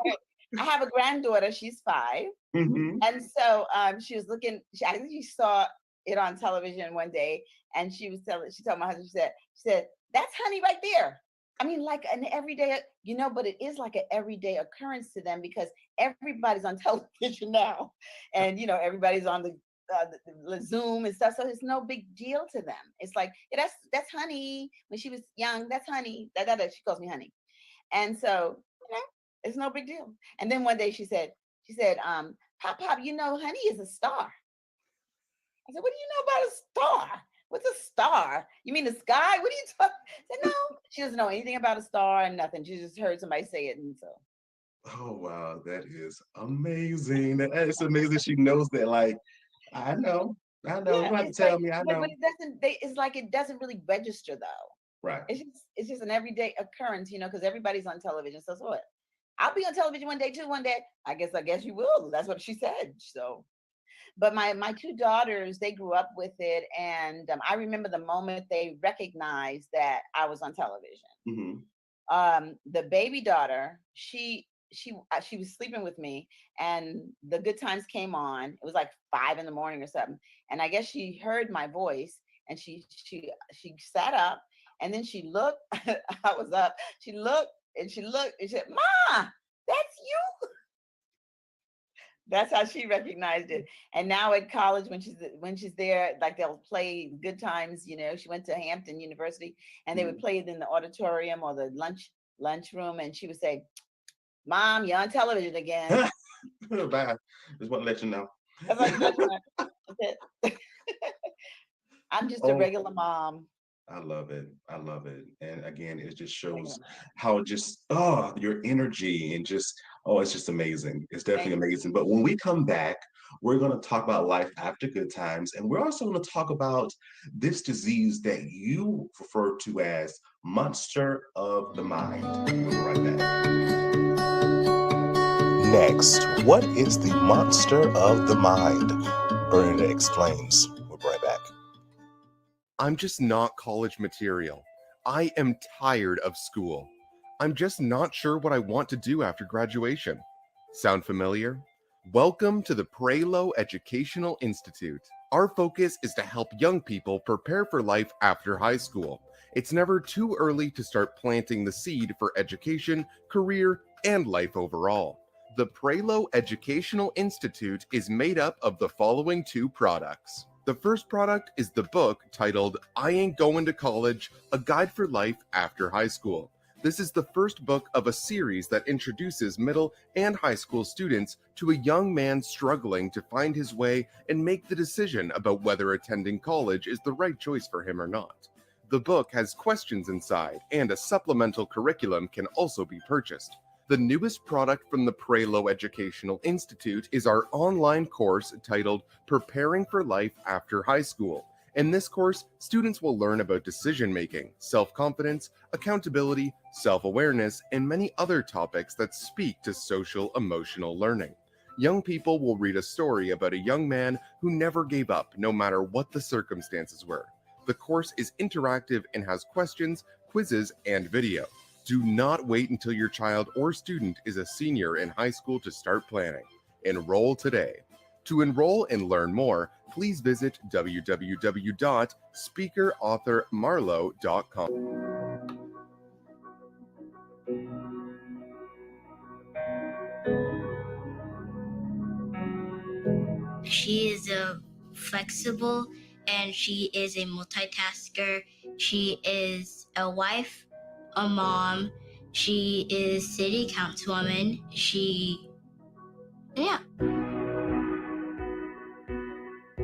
When I was growing up, Mom worked outside the house, and so my dad was an entrepreneur. I saw him leaving early in the morning or late at nights to go meet with clients, and he was always one who told me, if you show up on time, you're late. I just admire how she's able to not only juggle the demands of her jobs, but keep her family really first. The outstanding thing about the Isaac family is their noble contributions to improving the quality of life for our Colombians and people all over this state. I Tamika Isaac, do solemnly swear. discharge the duties thereof, so help me God. So help me God. Congratulations and best wishes. I first ran because I saw a need. I saw a void that needed to be filled, a voice that wasn't there. And over the last several years, I feel like I've been able to be that voice. So often as women in whatever spaces that we're in, we are often discounted because we're a mom or we're a wife or we have this career, and she's an everyday woman who shows women what excellence looks like. She has walked the walk of being a small business person, of being a parent, of sending her kids to school. Columbia is a great place, and we have done a lot in the last few years as far as law enforcement. But law enforcement can't do everything, nor should it do everything. We have to really expand upon the tools, technology, and community policing, investing in our communities so that law enforcement is a partner with our communities. Being a Columbia native, I've seen the way this city has grown. It's grown to the point that sometimes not everybody's been a part of that growth. I want to make sure that communities, specifically communities of color, make sure that they are part of Columbia's present and its future. I want to have a climate plan for this city that not only helps us be sustainable, but also helps provide opportunities for folks in the workforce. There are so many opportunities to take advantage of technology, green energy. I want to be the advocate for growing our city and being on the forefront, not just looking at what other cities are doing and following them, but being the leader. If you don't have the right leadership, you're going to miss a lot of opportunities. I think having a woman as mayor of the city of Columbia is long overdue.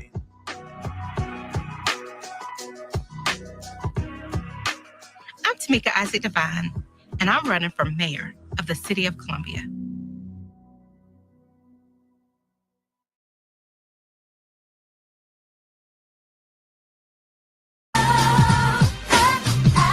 What's up, y'all? I'm Leon Frierson, former cast member from Nickelodeon's All That and co-host of the Prime Nostalgia podcast. And I'm here to ask you to join me in watching the Michael Finkley Show weekly on YouTube. Now, I've been on the show, so I definitely know it's a platform where you'll be educated, informed, and inspired. Now, don't forget to subscribe, and I'll see you on YouTube.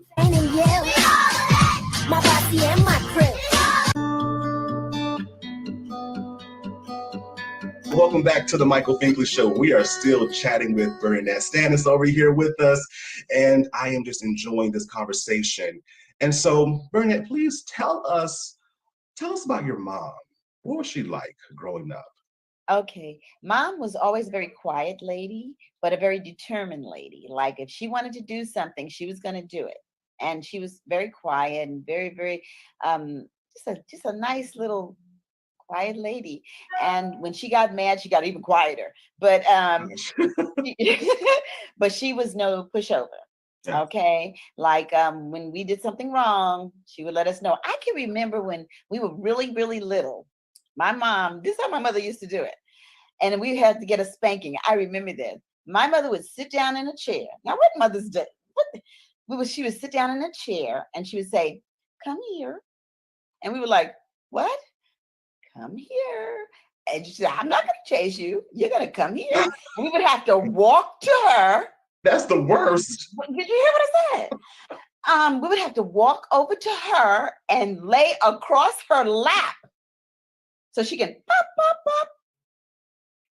I never in my life, my kids ran. They would, I couldn't do Right. it. Come here. And we would have to come there. I mean, I saw my brothers walk to her. I walked to her. That's the kind of power this lady had. Wow. And she was so sweet and so cool. I just said, I never understood that. But anyway, that's how she spanked us. Mm-hmm. So, but she was just she sacrificed a lot for us, for all of us, and an incident happened to my father. She was 59 years old. He was 66. And my father got murdered. Someone murdered my daddy. So I think that was the shock that turned her. She just never was the same. And then after that, we all were grown. So we all, left, and she moved into a smaller place. It was just her, and she was lonely, I think. And she never complained to us, never let us worry about anything. And then by the time she was 63 years old, we noticed that she was shaking. She started with the Parkinson's. And we didn't know what that was. So I told Mama to go to the doctor and find out what it is. Now, only after she passed away, and I was looking through all her writings, because she used to write just like I write. And she dates everything. She dated it. And that was the time I told her to go to the doctor. She said in her book, she said, "I went to the doctor, but I don't think I'm going to tell the children because I don't want them to worry." So that had to be Parkinson's. Okay. But see, I didn't know Parkinson's and Alzheimer's are on the same chromosome. Oh. So usually they go together. They can go together. So by the time she was 70, she had a full-blown Alzheimer's. Yeah. And that's not that old anymore. It was old then, but 66 was old then, but it's not anymore. Mm-hmm. Not like that. And so, when did you start seeing a change in your mom, in her behavior, her actions? I lived in LA. She lived in New York. And we had a play in Washington, D.C. Called, I was at the Lincoln Theater, and it was Whatever Happened to Black Love. And so the whole family came down. And I saw my mother, and she was not put together right, not for coming to a play. And I'm like, did you guys not see what mommy has on? She had on something, it just didn't fit. And it just did not fit. Her hair wasn't done right. And I'm like, oh my God, I knew something was wrong. And so like about a month later, my brother said, "Yeah, mommy needs you to come and get her." And I went home and I saw it wasn't right. And I took mommy back home with me. I took her to the doctor, and they said it was Alzheimer's. Yeah. And when you heard that news, did you actually know what it was at that time? Or did you have to do some more research and ask questions? I didn't even know how to say the word. It was Alzheimer's. What is that? And so when the doctor said to me, "Give your mother some kind of medicine," that he gave me, he said, "She has something called Alzheimer's." And I said, "What is that?" I said, "Mom, we're going to fix this. We're going to fix this. I don't know what this is, but you're going to get more vitamins. We're going to fix. Don't worry about this." And so she's like, whatever. And then the doctor looked at me, and he put his head down. And I'm like, that's rude. Why doesn't he try to console me or talk to me or tell me? Because he already knew what it was. I did not know. I did not know what it was. There is no cure for Alzheimer's right now. So this seems to bother me. I had to tell you, this is so funny. I looked at my mom and I said, Mom, how did you get that disease? I said, I only heard that disease on Caucasian people, not Black people. We don't get that. Well, I always saw commercials with Caucasians, so I didn't know anything about that. You just imagine. I said, Caucasian people, how did you get that? I said, oh, I know how you got that. I said, you're Creole, so you have a little white blood in you. For the day. For all my white supporters and lovers, and I love you guys, please don't hold me to this. That's ignorance. I was totally ignorant. So I'm like, I learned, and so, and he looked at me, poor doctor, he looked at me. So anyway, now that then I went home and I researched it and everything like that. And I'm like, oh, I feel so stupid. But African Americans get this disease twice as much as anybody gets it, and females even more. So, I felt dumb saying that in front of that doctor. But it was a horrible, horrendous reality for me. Yeah. It really was, because I couldn't understand it. I couldn't understand why it happened to her. We were supposed to travel. We were supposed to write our book together. We were supposed to do all these things together. And I said, God, why? Why did this happen? And so one morning I got up and she was just as happy as she wants to be. And I'm like, golly, but mommy's not well. And so when I gave her the medicine, she said, I'm back. I'm back. So she knew something was going on, but she didn't know what, right? So I said, well, I'm glad, mommy. So, we went along with that for a while. And then, of course, the medicine didn't work after a while.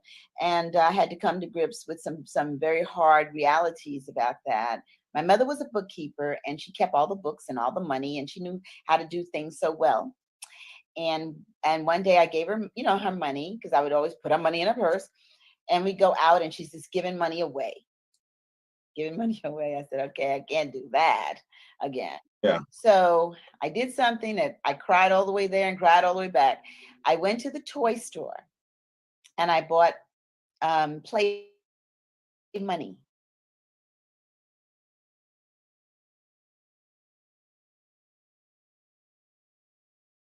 Looked and she saw me out and counted and put her money down and everything there, and did not recognize it was play money. Wow. Yeah. So, I went in the back room and I just cried. And then I realized that at the end, when, after mommy passed away, something hit me. And it hit me like this, like God was talking to me. And he said that it had to be that way for your mother, because your mother was a worrier and she would have been in a pain knowing that she was dying. So with the Alzheimer's, she was happy every single day. She had no thought of being that she was dying. She didn't know she had Alzheimer's. She didn't know anything. She didn't know any of that. She just knew that she was happy. So I say, well, God knows best. That's it. That's it. And we know we have to trust him because he does know best for us. Yeah. And as every one of us, not maybe for me, for her, but for her. Yeah, exactly. And as we talked about before, your story does hit home because this disease struck my family as well. I was a little bit younger, as I don't think I was a teenager yet, but we had to grow up very quickly. My mom, who was a single parent, and with 3 children, so we moved from our place to our grandparents' place. My grandmother started having the same symptoms as you talked about with your mother, and just seeing a very strong-willed, determined individual, spiritual, in the church. We never saw her drink, smoke, or anything like that, just decline. And at one point, she only remembered who I was. And so, and then my grandfather doing the same thing as time went on. So while my mom worked, taking care of the household and still working, trying to just meet all the demands. Yeah. Right. My sisters and I stepped up. And so we we will watch my grandma, my older sister will watch my grandmother because she got her days and nights confused. And, Yes. we will bathe her. We would walk with her, talk with her. I took care more of my grandfather, bathing him, talking with him, a man of God, a bishop in the church, and just declining. So it allowed us to grow up faster. Yes. Not having that childhood as we saw our friends do. Yes. But at the end of the day, I would do it all over again. Yes, of course. Of course. Because look at Do it all over again. don't cry. Yeah, I'm not. I promise, Bernadette. I promise. Yeah. But you know what? It's for Yeah. everything happens for a reason, and sometimes those things are given to us so that we can go forward and help other people. Like look at what you're doing now. Like how many people you're gonna help just having a show that you have. I speak to people about it. You know what I mean? If it can happen to me and my family, I mean, it can happen to anybody. They don't feel so like, why did it happen to me? It happens. And so we have to manage the world. This is what was given. So we manage through it, and that's what we have to do because, it's life and nobody's going to escape life. I mean, there's only one way out. Yeah. Exactly. Well, so please talk about your foundation, Remembering the Good Times. What is that all about? Okay, that sounds so cliche, doesn't it? Okay, but I love it. This is the truth. My mother and I were watching Good Times one day when she was in Alzheimer's, and she was looking at the television, and then Thelma, JJ, we were doing that thing, and so all of a sudden I was sitting next to her, and she looked at me, she said, "That's a cute little old girl." Yeah. So she no longer knew it was me. Mm-hmm. And I said, "Yeah, Ma, she is," and it was like a stab in my heart. And it's like, God, this wicked thing, this monster of the mind, it took away the very thing that changed our lives that my mother was so proud of, and really she was the reason why I'm Thelma. And she pushed me to do it. And, so when it was over, I said, I'm going to name a foundation called Remembering the Good Times, an Alzheimer's foundation in my mother's memory. Right. I love that. And the book also, The Last Night.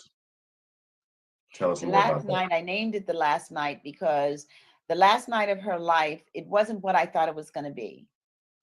That was interesting. When they called, my mother by this time had, she was, she had to go to a facility for like a few weeks. Mm-hmm. And because she had a feeding tube, and I didn't know how to take care of that. And they said that just to get her stronger, well, in the nursing home, instead of them washing the people with soap, they just wring the same towel around the place, I found out. And my mother caught the C. difficile disease. She caught the C. difficile, that's what it's called. Oh and it's a germ from not being clean, from not cleaning well. And in 6 months she was dead. So the facility hired some women who really probably didn't like anything, and they just didn't care. And I just never went back to sue them or anything like that because I was still dealing with all that I had to deal with my mom and stuff. But it was horrible. So you have to be careful with if they have to be in a facility just for a little while with the feeding tube, they're open. So you just got to be very careful because if they're not careful, they can die from that. Yeah. So that's what happened to Mom. I lost my thought. What was I saying? The last night. Okay. So when I got the call that her vitals were failing, and I went to the hospital, she was in the hospital by this time, and she had a feeding tube and all that, and then she couldn't talk. I was like, oh my God, my mom is dying. And what goes through your mind is that I've lived all these years with my mother. What am I going to do without my mom? And I didn't know what to do. I didn't know what to do. And so when I went to the hospital, it was as if I was so scared and scared of what I would see. And so when I went to the hospital, just before I walked into the room where she was, it's like God just came to me and said, this is going to happen and make it good for her. And I just got like a strength, like he gave me grace.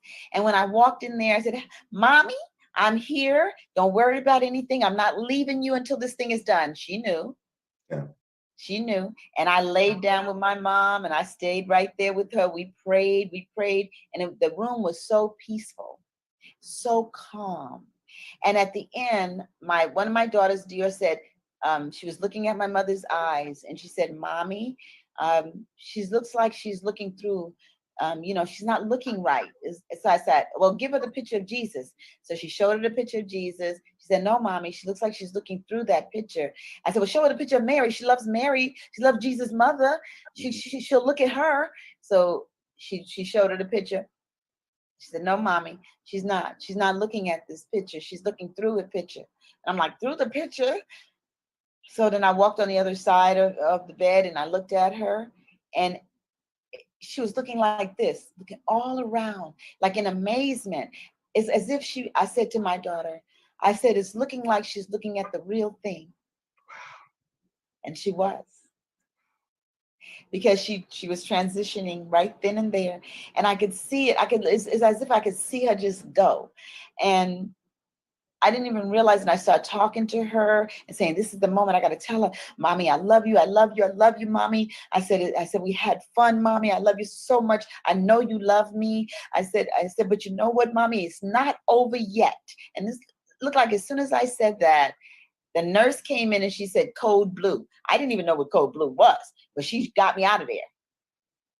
And they worked on her. Yeah. But it was death. I didn't know. Yeah. So I'm saying, it's just, so that night was a magical night, a sad night, but it was a night that taught me something. It taught me that God is real and that he'll be there for you when your moment comes. Yeah. And he'll take your hand and pull you over. And I felt that my mother didn't die. She just transitioned. Yeah. Yeah. It didn't feel like death. Whoa. Wow. Wow. He always gives us a lesson, even in the good and the bad. That man right there, he knows what he's doing. He knows what he's doing. And so you have done so much in your life. What is something that you still want to accomplish? I want to write a series of shows for the African American woman who's over 50. But you don't have too many wonderful parts for us. Right. Where somebody's aunt, grandmother, or a Looney Tune, something. It's just not right. It's just not right.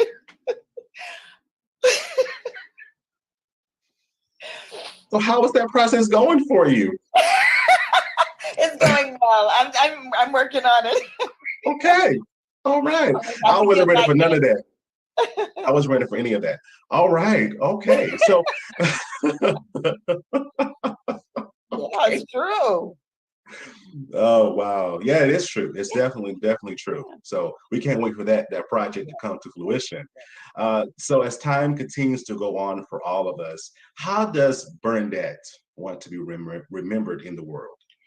Well, I think that they're going to remember me as Thelma. I think that's going to be it. They're going to, no matter what I do, no matter how many plays, no matter how many books I write, they're going to say, put that Thelma down there. Put Thelma down there. And I love it. I love it. Because, it feels like, you remember how I Love Lucy when you were little? Did you watch I Love Lucy? When my day, I Love Lucy. And so I watched all of them. Yeah. I feel like I became a I Love Lucy type of thing. Like, good times, Thelma. So I'm good with it. I'm good with it. Awesome. Well, keep doing what you're doing. You're beautiful. Thank you. You're youthful. You're young. All right. Still ideas in that awesome, brilliant mind of yours. Please continue to entertain us and inspire us through your words. Ladies and gentlemen, it is Bernadette Stanis. Thank you for being with us today. But I want to add something. Please. I want to add something. I want everybody to follow me on Instagram, right? And then I want you to go to, now look, I'm thinking about this because it's hard for me. I'm getting there. And I want you to go to my bio. Wait a minute. Go to the bio. Then go down and press that last one down there and goes to my YouTube. I'm getting a YouTube. I got a little YouTube. So I want you to go and I want you to like, share, and subscribe. There you go. Y'all heard it. Y'all heard it. She is on Instagram and she's on YouTube. I need you to go do it. And follow me. Follow her, subscribe, like all the stuff, because I do. I need you to do it too. She's Bernadette Stannis. Thank you so much for being with us.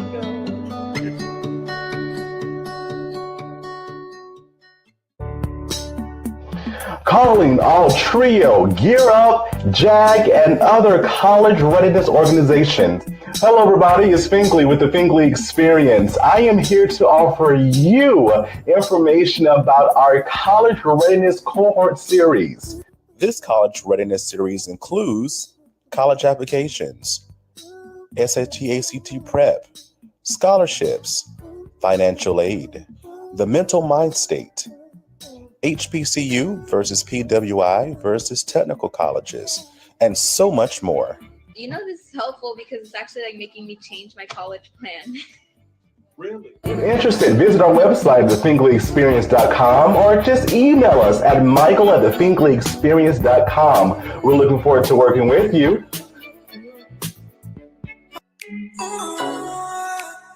Hi, I'm Thomas Anthony Jones. You might know me from Good Trouble or This Is Us. I encourage you to watch The Michael Finkley Show on Roku TV and on YouTube. Don't forget to subscribe.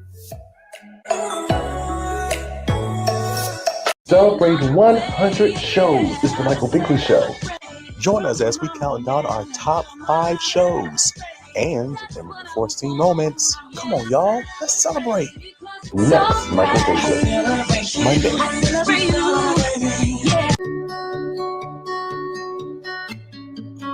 Welcome back. I hope you enjoy the show. Y'all, it was a pleasure taping this one. Miss Bernadette Stannis, thank you so much for being with us and telling your story and just being who you are, the gracious, awesome woman that you are. Thank you so much. We're going to keep in touch. Thank you so much. On Monday's Finkley, again, we're celebrating 100 shows. So we're going to look back at some of these awesome shows that we've done, some blooper moments, all these different type of things. And we're just excited to be in that caliber of 100 shows. We work so hard, and you get to see all of the awesomeness on Monday. If you haven't already, please subscribe to our YouTube channel, Michael Finkley Show. Ring the bell for notification. We'll send you emails saying, hey, new content's uploaded. Please listen to us on Spotify and Apple Podcasts. And also, too, for up-to-date information about what we do here at the Michael Finkley Show, please visit our website at michaelfinkleyshow.com. Thank you so much for watching. Y'all have a good weekend. Go rest your bones in your life. We'll be back on Monday. Have a good one.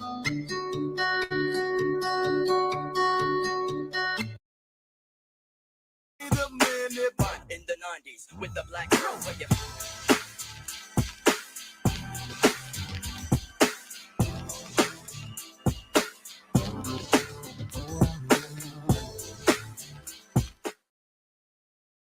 don't make no sense. I can't believe that everybody outside playing, having a good time, drinking their juice and stuff, and I'm stuck in here. No. I want to go to Sesame Street. I want to talk to Big Bird, Snuffleupagus, Elmo. That's my dude. I'm just saying, I'm gonna get me a ride to get up out of here. Man, I'm trying to tell you, man, this don't make no sense. They trying to keep me locked up. I ain't doing that thing, man. I'm gonna grab the keys and go down to Sesame Street and hang out with Elmo and the crew. Word to you, man. I'm just gonna have me some fun, and I'm just gonna everywhere. I'm gonna be balling up in here. Watch this.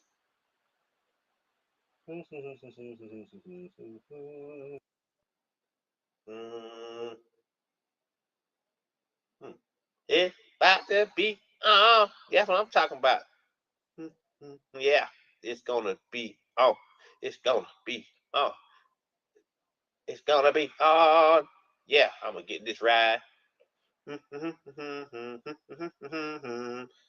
Wow. Look at this steering wheel. Man, I'm trying to tell you, this thing is hot. Man, got the goodies over there. Wow. Oh my goodness. I'm about to burn Sesame Street up. Wow. Where? Hey, where you at? Where you at? This what I'm talking about. That's what I'm talking about. Sunny days going to set what Bruh. Look, is Are that what you you think? No. serious? I was looking for your Weight Watchers Bruh. cream. I was looking for your Weight Watchers cream. No. Please, you gotta believe me. I'm just playing, man. I'm just playing. Yo. Bruh, what are you doing in my vehicle? I know you ain't in my vehicle. Who told you to do that? You know what? Get out right now. This ain't gonna happen. No. Listen. I was just in here trying to find your Weight Watcher cream. I know you done gained some weight, and you was just trying to, and I was just trying to. On me. Let go. Let go. Let go, man. I'm a. Boss Lady Star. I think we live. I was trying to make sure I got everything going up at the same time. All right, so that was Instagram. That was TikTok. And TikTok is acting up. But I ain't worried about it. Hey, y'all. So I'm sorry y'all have to see me upside down. I thought I had the camera the right way over here on Facebook, but I don't. So y'all gonna have to forgive me. But yeah, and then TikTok acting up. So that's that. We're just gonna do the Instagram. I got the Facebook up, but the Facebook is upside down. Y'all gonna have to forgive me. I'll fix it next week.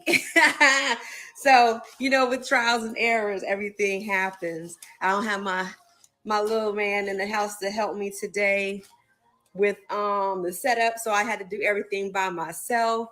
And honey, it's been one heck of a day. I just say it like that. Let me get my drink so I can pour up, and then we're gonna invite Miss Marquita on the line. So give me 1 second. Let me grab my drink.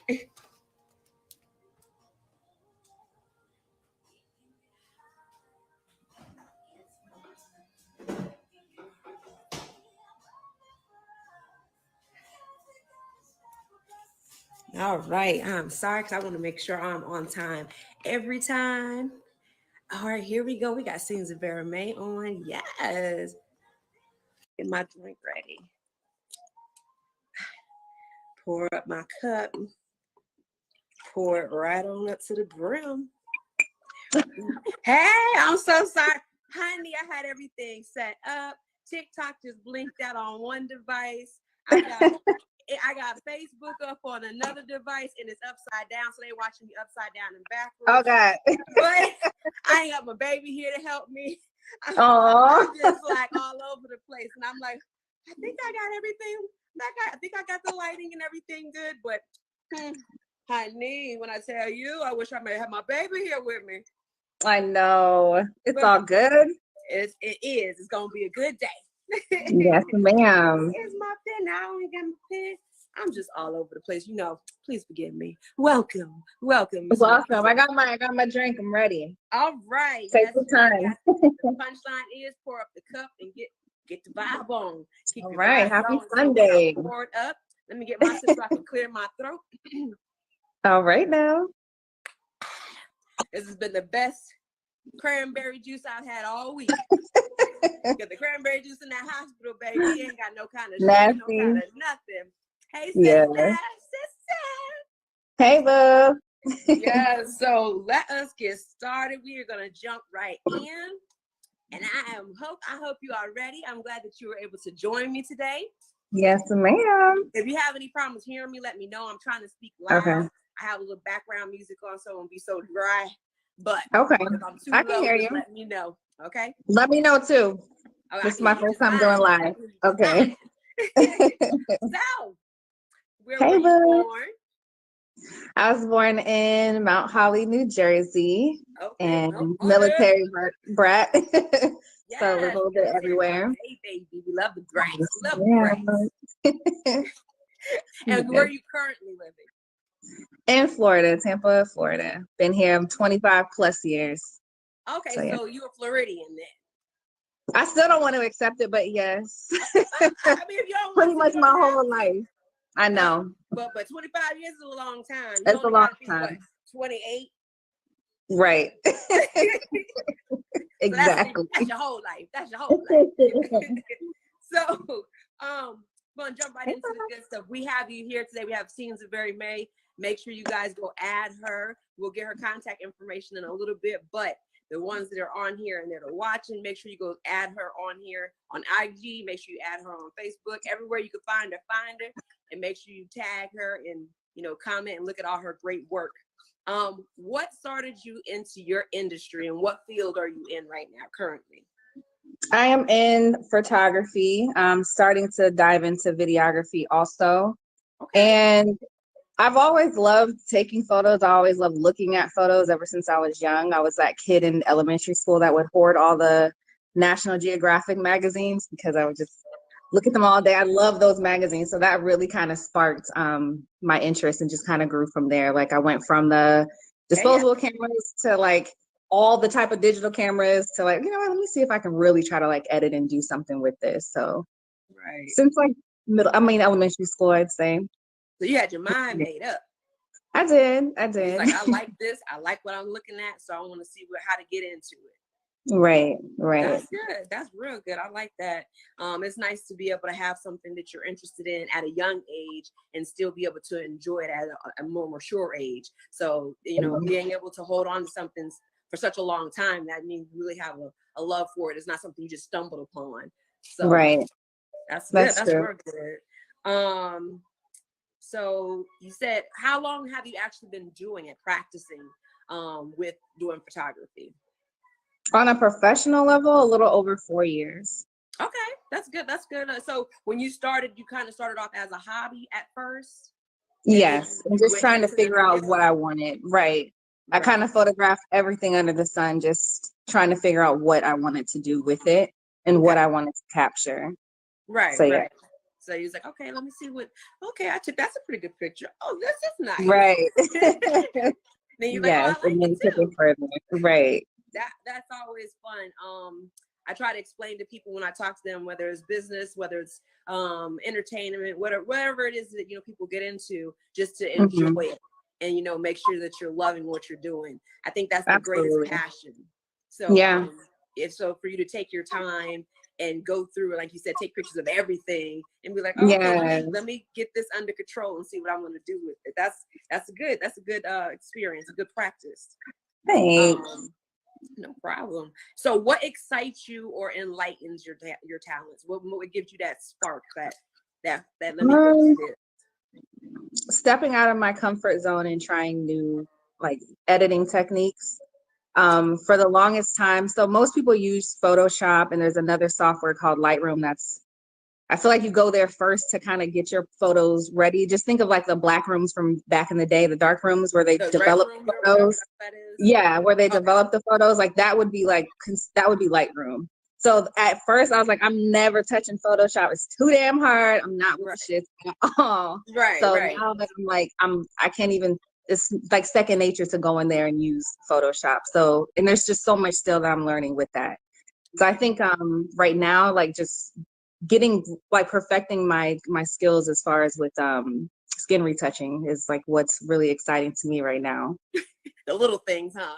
Yes, it matters, man. Really, I'm like, pimple or no pimple, what we doing? Yes, right. I'm like, that would be something exciting. You're like, yeah, that's like the type of my life right there. Let me just go ahead and find all this. That's like I'll take a picture and whatever blemish I have, I'm like, it's there. And I'm not trying to perfect nothing, but that's not my craft. But I know who to call if I need that, though. I got you, girl. Marquita, I need your help. Absolutely. So that's perfect. Let's see. Do you have let me jump around too much. What other projects have you worked on? I know you said you started off about 4 years ago professionally, doing photos. What other projects have you worked on? Have you done anything like with weddings, birthdays, families? Do you do individual pictures? Is there a favorite that you like to work with more over the other? So yes, I've shot quite a few events way pre-pandemic. I used to do a lot of events at this assisted living facility. And then I also did a few events for this startup tech company also. So it's still of interest to me. So it's not like I've left it, but just haven't really been diving into that too much. Okay. Weddings, no, I feel like that would make me not love my craft. I feel like I'd be too stressed. I would definitely do engagement photos because I love couple photos. Okay. Anything with couples, love, something more intimate, I would definitely do. So I've definitely done that. Birthdays, of course, babies. I've shot a dog before, which I didn't think I was gonna be able to do, but she loved the photo and it's like hanging up in her house and everything. So that's awesome. yeah, definitely done that. And I'm working with a content creator now. So my recent work is with her, and we have like, anytime we link up, it's just ideas just flowing for days. And I always say, like, if we write it down, we got to do it. So I'm doing a lot of things with her right now. And there are 2 projects I did, just like passion projects. Want to say it was like maybe 3 years ago, I started the one called What Love Looks Like. And that was just capturing couples in love, no matter what the dynamic of their relationship was, and kind of interviewing them and hearing their stories. And that was really beautiful to see, like, how they started.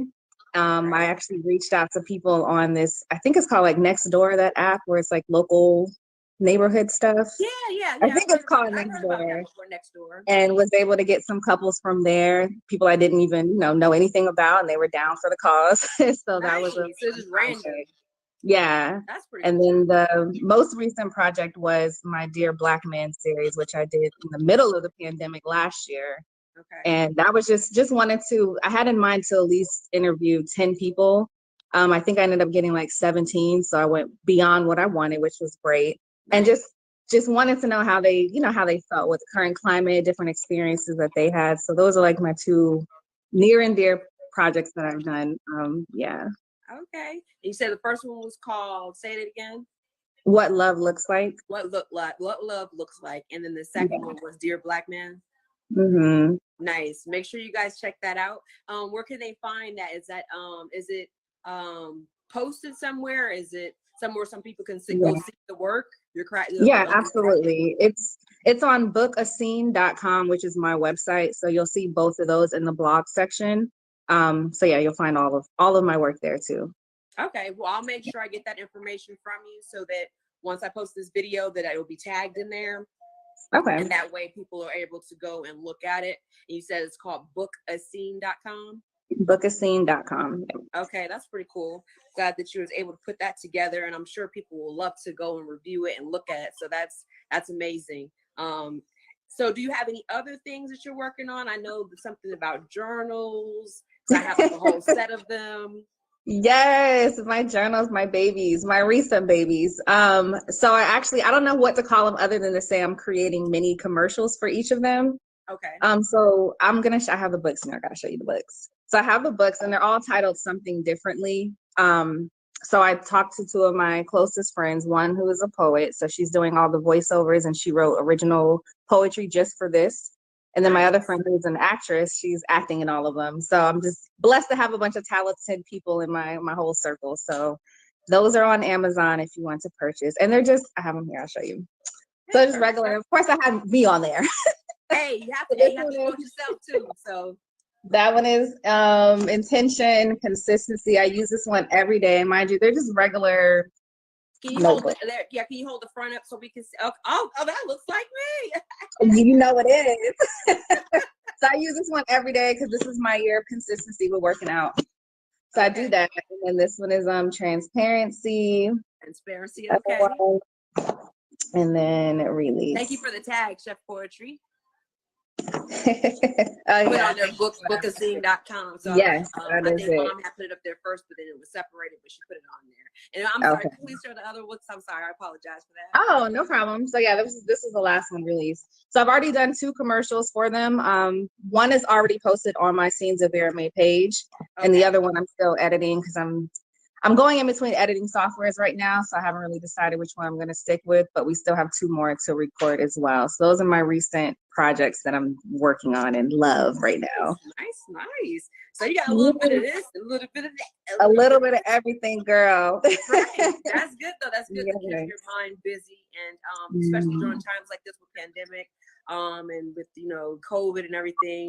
It's good to constantly keep your mind going and keeping it active and not with nonsense. So then the fact that you're doing it on a business level and then something that you enjoy doing, and if you're able to constantly have your mind, your juices flowing. Yeah. And cheers to that. Thank you. Cheers. Yes, absolutely. But so that's perfect. You have your journals. You have an amazing group of women that are supportive with you, that are helping you through this, during this process. So that's always a plus. Do you have any upcoming projects besides the journals and besides like any pictures? Do you have any, well, with the pictures, but with your photography, do you have any projects coming up soon? Like any weddings? If not weddings, you said you don't like any weddings, but engagements. Do you have any individual pictures that are coming up? Any big projects like that you're going to be working on? I do have a couple of family photo shoots scheduled in the upcoming weeks, so I'll be working on that after my birthday, because I got to turn up on my birthday in 2 weeks. Yes, your birthday is right around the corner. Yes, ma'am. So yeah, those are recent. Turn up season. It's Gemini time. Gemini, you already know. It's all over the place. It's Gemini season. So that's a good thing. That's cool. So you have that coming up. What are your favorite types of photography? I know that people say like outdoor light. I'm not a photographer, so forgive me if I mess up something, but no worries. Like outside pictures, inside pictures, daylight, night light, out light, I don't know. But what are your favorite types of pictures to take? Favorite portraiture for sure. And usually natural light. Oh, I see you, Jim. Hey. Usually natural light photography, but I am challenging myself. I've done some like studio type of work. It's not really my fave. And I think it's only not my fave because I haven't done it enough. So yeah, that's my challenge right now, is to get more into artificial lighting. But my favorite is natural light is your favorite. Okay, hold on. I don't want to spill my cup. Hold on one second. And pour me some more cranberry. Oh yeah, get your juice going. Yes, honey. I was like, let me get this beautiful goodness going in my system, because I'm telling you, that watered down stuff was not for me. Healthy though. I'm sure it was healthy for you though. Oh yeah, it was. I put some water in here and make this healthy too. Right. I guess water with everything is healthy. But, you're right. Okay, so you said outside lighting is your favorite. That's a good thing. All right, so let me ask you this. Name your favorite type of either cameras that you like or programs, or you could name both, your favorite type of camera and programs. Canon everything. Canon is my fave. I do want to get my hands on the new Sony and the new mirrorless Canon. They're like $3,000-$4,000. But if I can find one, if I could find one to rent to play with, because I heard it's just next level. But Canon is everything. And then Photoshop and Lightroom for all of my photo editing. Photoshop and Lightroom. And you said Canon. Okay. Because, we do have people that work with business owners, and they do, donations and contributions. So it's always good to put out there and let people know that you have an interest in stuff that you like, because you never know what's going to come your way. So it's nice to know and put that information out there. And when, just in a word of advice, when you do interviews with other people in the future, because I see more interviews coming your way, when you do some other interviews, make sure you put that out there, because you never know what's going to be, donated or, provided to you. So make sure you always let somebody know that. Absolutely.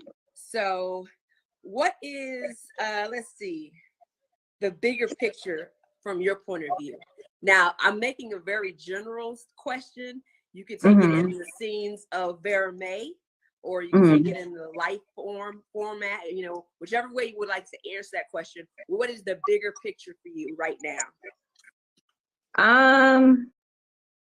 I would say just combining all of my talents and gifts and interests and creating my own lane. Okay. I never want to be boxed into just one thing because I get bored. Gemini, we got to switch the shit up. So if I'm able to do all of that in one and, you know, figure out how to incorporate that, then that's what I would want to do and what I'm working on now. That'd be ideal for you. Mm-hmm. That's good. So okay, that's a good bigger picture. I'm just gonna tiptoe across this really quick relationship status. Uh-oh. Single as hell, girl, and loving every minute of it. Yes. Yes. Ain't Yes. nothing wrong with it. Ain't nothing wrong with it. I be telling people all the time, hey, you have to embrace that and enjoy it at the same time. You know, you see all my little TikToks I'll be making, but when I be watching some of these relationship TikToks, I'll be like, that's great. You watch one video 1 week, and then the next week they'll be like, I'm single, and then they be like, I'm back looking, and then they're in a relationship like 3 months later with somebody else making a TikTok. I'll be like, this is what I'm talking about. I just keep it simple. I was like, yeah, no, we're friends. Right. Unless we married, you ain't seeing my nigga anyway. But right now, I'm single. Yeah. Okay. Perfect. Ain't nothing wrong with that. Let's see. How do the people contact you? Do you have an email address that they can contact you? Do you have a phone number you want to provide? Besides Scenes of Vera May on Instagram, is there other platforms that you use that you would like to put that information out there? So Scenes of Vera May at Instagram, and then Scenes of Vera May at Gmail, and then also bookascene.com if you did want to book a scene. Okay. You can sell those three. Yeah. And you have a price list of stuff available, so if somebody's interested, you can provide that information to them. Absolutely. It's on bookascene.com. There's my event pricing, which is separate, and then the other types of photos that I do, I have a sheet for that. Okay. And do you have a Cash App for your business? Marquita. So it's just O and then Marquita with 3 A's. Just the letter O or OH?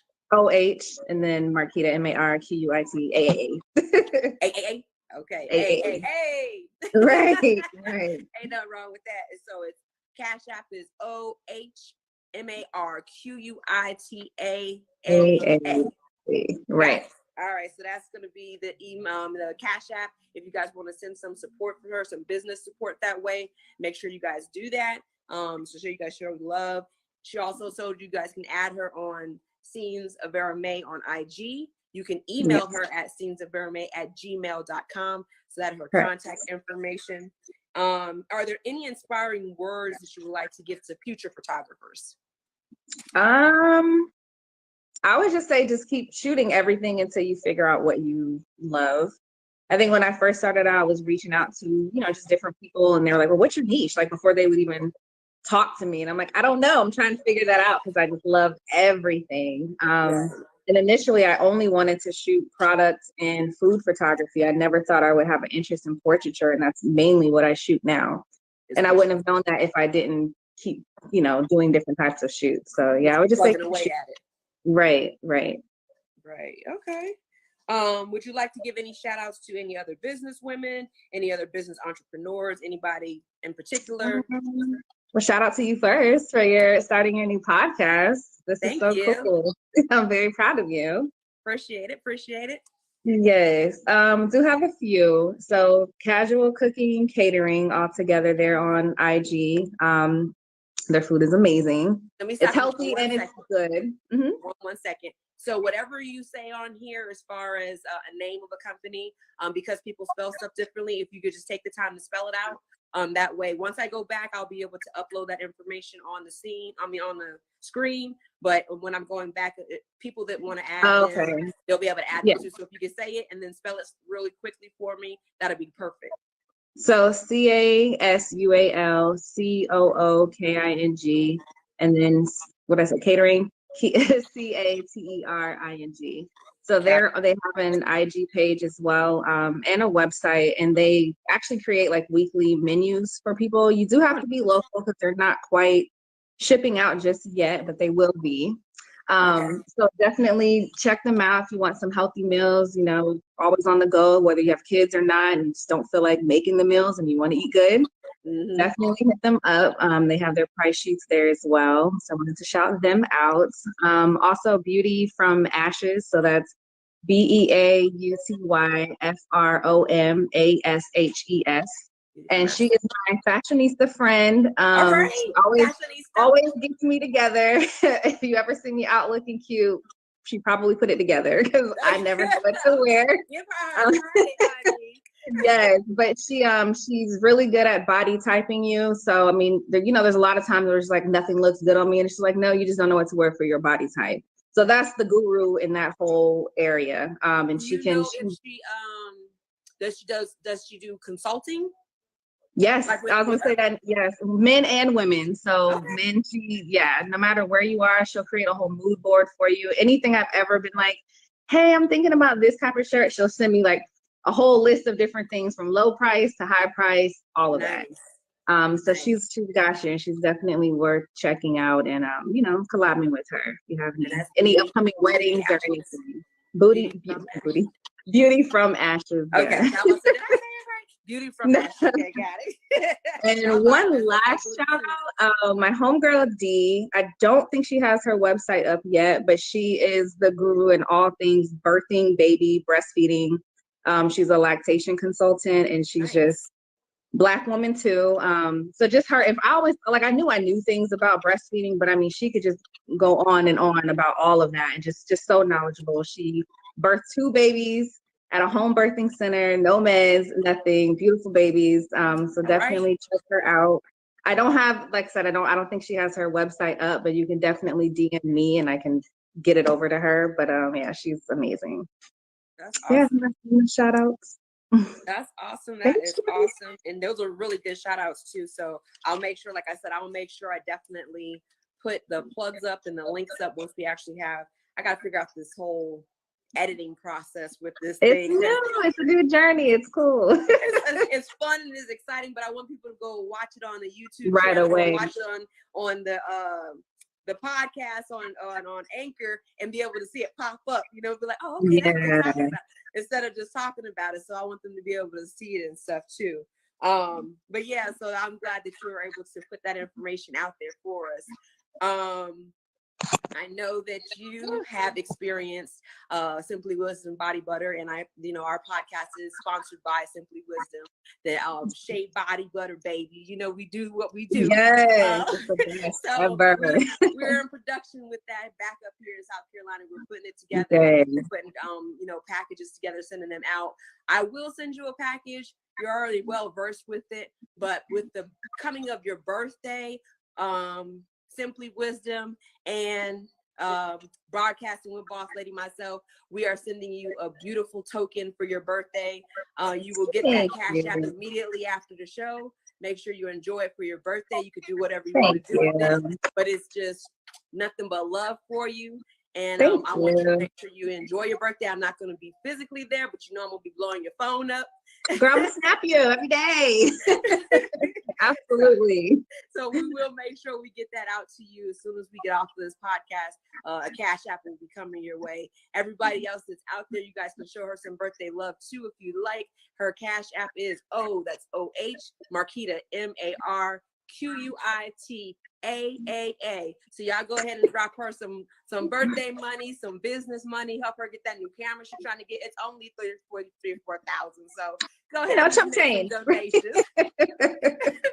in case of my show, since we do the pour up your cup and vibe on, I have shout outs, $5 shout outs that you guys can do. And I also have bottle contributions. So bottle contributions is another way of saying donations. So right now we have those. So yes.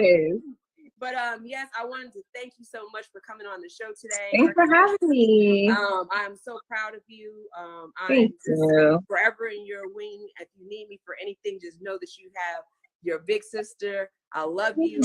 Love you too. You have a great rest of your Sunday. Enjoy. I'm about to go through and look at this video, see if I can try to do this editing thing without my baby here. I miss you. I miss you, CJ. Hey, CJ. But let me just get my little shout outs real quick. We do have a text in line. If you guys want to text in shout outs to 803-900-5809. Anybody that knows me, I'm a little bit freaky, just a little bit. So I had to get a 900 number. You got that. 900-5809. You can go ahead and text in. The way that works is you send a $5 contribution, the bottle contribution, to that number, or my Cash App, which is Boss Lady Star. It's BOSSLADISTAR. You send the $5 Cash App, and you can say, hey, I'm shouting out somebody. This is a business I like to shout out. Or you can sit there and say, hey, this is for the bottle contribution. Either which way, we'll take it and we'll appreciate it. Right. Make sure you hit me up on IG, TikTok, and Snapchat. I look forward to putting some more videos out today, and you guys will see me acting a fool, just having a good time.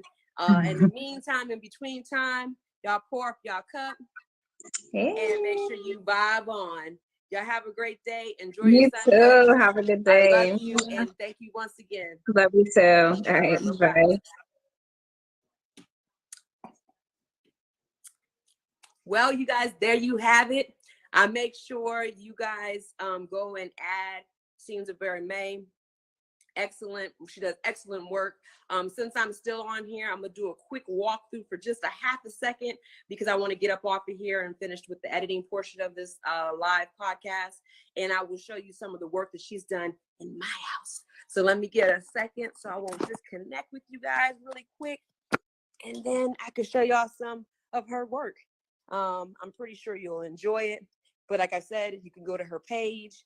And when you go to her page, you will see for yourself how great her artwork is.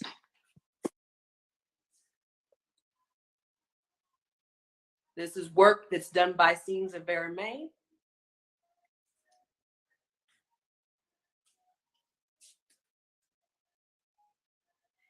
Now, my camera doesn't give it no love, but she has so much skills. Yes, that is you, my son. Let's see that. That's some of the ones down here. I'm gonna make this really quick because I need to end this live so I can get to working on it. This is one of my favorites. Oh, I got the glare in there. Hold on. Let's see. Here we go. Oh, still got the glare. Oh man, because of the. Let's see. Well, it has the glare in there from the camera, from the window, but you guys get the picture. So, my bad. I was trying to show you one. This is another favorite too. So this one shouldn't have the glare. So she takes her time. She makes it personal. She makes you feel very comfortable behind the camera. Her love for her craft definitely shines through when it comes to her artwork. And that got me. Let me get these stairs real quick. Hold on. Goodness. And then I'm about to shut it down. This is a, let's see. Here's one. I think it's going to be the light situation again.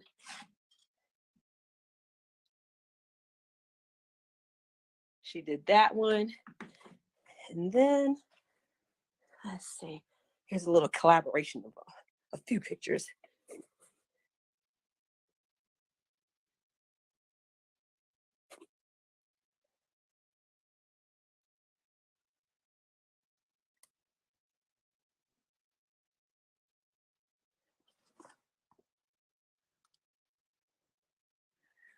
Okay, so there you have it.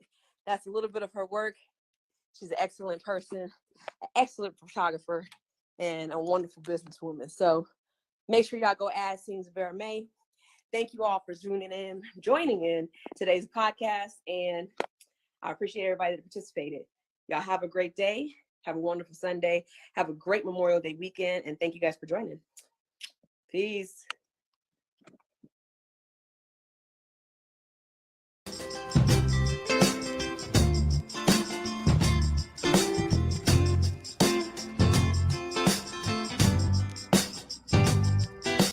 Hi, ladies and gentlemen, and welcome to this Boss Up interview.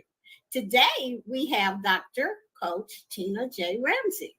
She is a seasonal international speaker, the founder of CEO of CTR MEDIA NETWORK.com, and the Homeschooling Magazine Interactive Editor-in-Chief.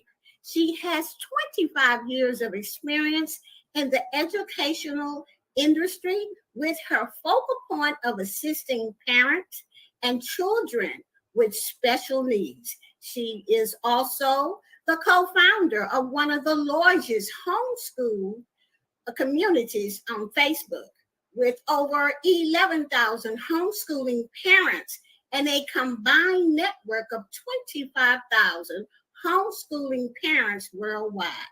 With that said, ladies and gentlemen, here is Dr. Tina J. Ramsey. Take it away, Tina. Thank you so much for having me, Gio. I mean, every time I go on stage or somebody else show and they start reading some of my bio, and I'm like, I did that. Okay, yeah. Yeah, I did that. Who that? Right. So but thank you. I do have an extensive resume in regards to what I do, but I only stay within my, how I say it, in my area of expertise. So it sounds like a lot, but it's really not that much. So who exactly is Dr. Tina J. Ramsey? Like she said, I'm a speaker, as you can tell, but you may not notice, or you may do, the Southern twang in my voice. I am Southern born and raised. So sometimes my words go all the way around the corner and come back again, but that's okay, because that's what makes me, that just makes the essence of who I am. And I love to make people smile at the end of the day. And it took me quite a while to love the skin that I'm in and the voice that I have. Now that is a whole nother interview that needs to be had. But for right now, I want you to, she mentioned CTR Media Network. And so that is a podcasting network that actually reached 350 million homes worldwide. We have a collective of about 20 plus podcasters right now by choice, that we are purposely working with in order to elevate and position them and their content all over the world. Currently, right now, we're in 26 countries and counting. And we are just so excited about that. But why did I decide to start CTR Media Network? I decided to start CTR Media Network because I wasn't happy with what I was seeing. I was that girl for years working behind the scenes that you never knew was there, that was working behind the scenes on streaming TV shows, podcast shows, executive producing other people's shows that you see and love to watch. I was behind the scenes building systems, and so many times I saw so many great everyday people like you and I get turned away because of money or because they didn't fit in to what the media wanted to portray, right? And so years went by and it just kept nudging on me to start a network. But I'm being honest with you, I didn't want to start no network because I knew the amount of time and energy that it took, and then I had to employ a team and all this other stuff. And I was like, no, I really don't want to do it.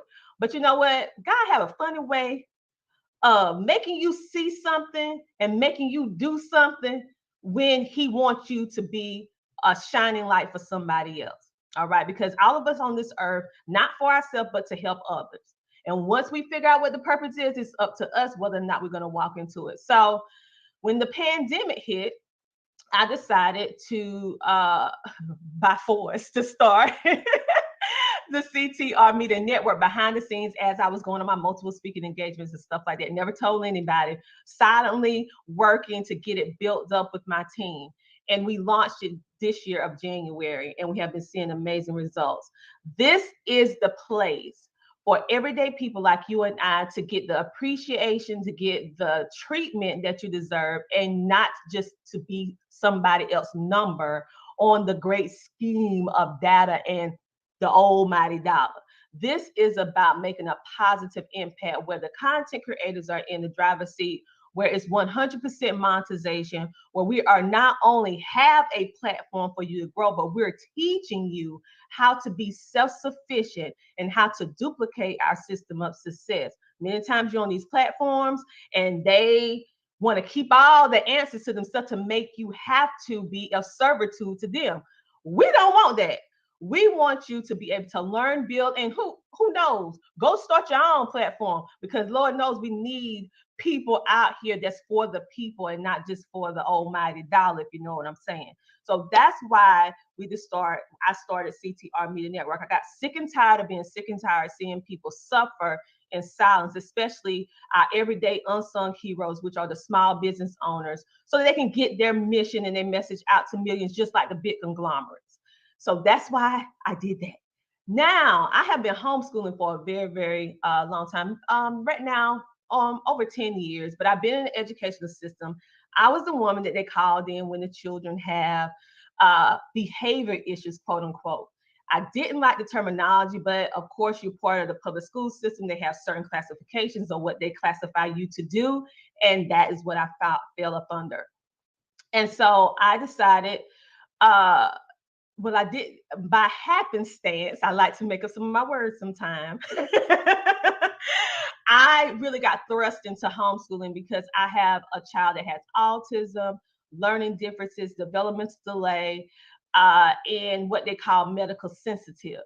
And I just got thrust into it. My child kept getting sick. It was in the doctor. I was 24/7. And it was like, hey, you might need to consider homeschooling. Now, being a teacher myself, working in underprivileged neighborhoods, tutoring and doing all this stuff for the University of South Carolina and all this stuff like that. And I was like, I don't want to homeschool. Ooh, homeschool, what do you mean? But I got the love of my child. I started homeschooling, and that was the best decision that I ever made.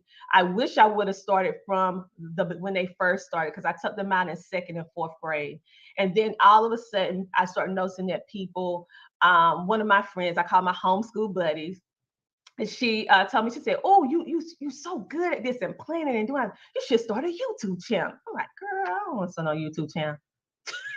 Girl, people got me looking at me and I got a target, girl, and I'm country, girl. You know, people can be mean. What about them trolls that might come along? Girl. But my love for people was more stronger than my fear. And so I started doing that because I noticed that a lot of people was complaining and felt no confidence in regards to homeschooling. A lot of people had children that fell into special needs category.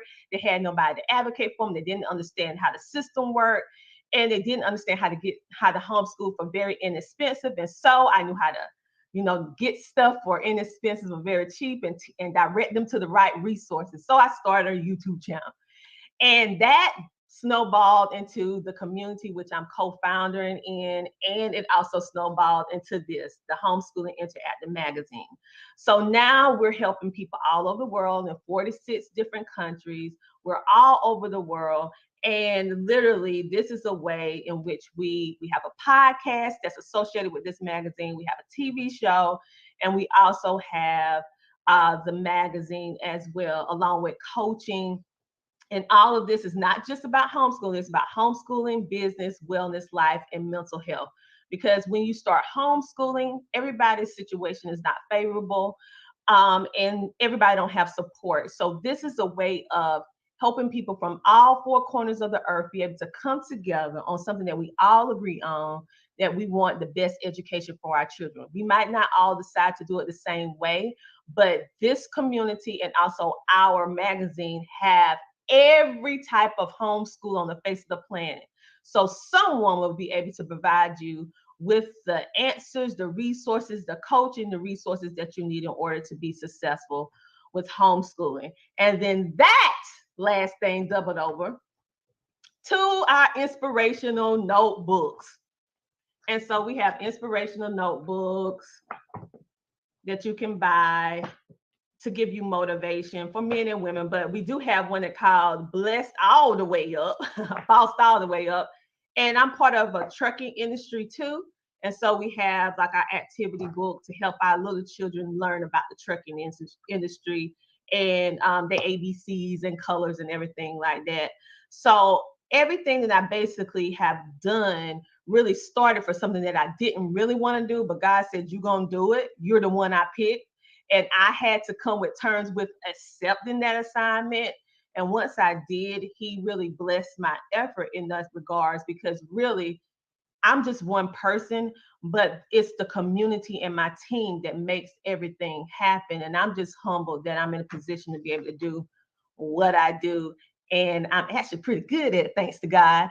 And I actually enjoy it. So that's pretty much me in a nutshell. Of course, it's a whole lot more about me, but honey, that's too much of a story. So that is it.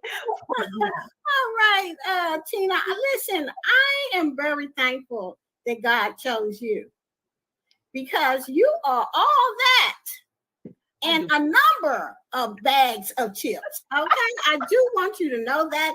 And yes, I am a Southern girl too. So I know where you're coming from, but I just want to thank you for just being who you are. And thank you for starting this entrepreneurship website and having all these people together and doing duplication because that is what I preach. Okay. I also want to thank you for the homeschooling because I have two nieces that have autism. And we are learning more and more and more how to deal with it and everything like that. So I'm going to help my niece to your homeschooling and all of this stuff like that. So she'll have the information. Yes. So guys, Tina, is there anything else you want to say? Yes, one more thing. You're probably saying that she just spilled out all this information, but she didn't tell me where to go. Okay. I apologize.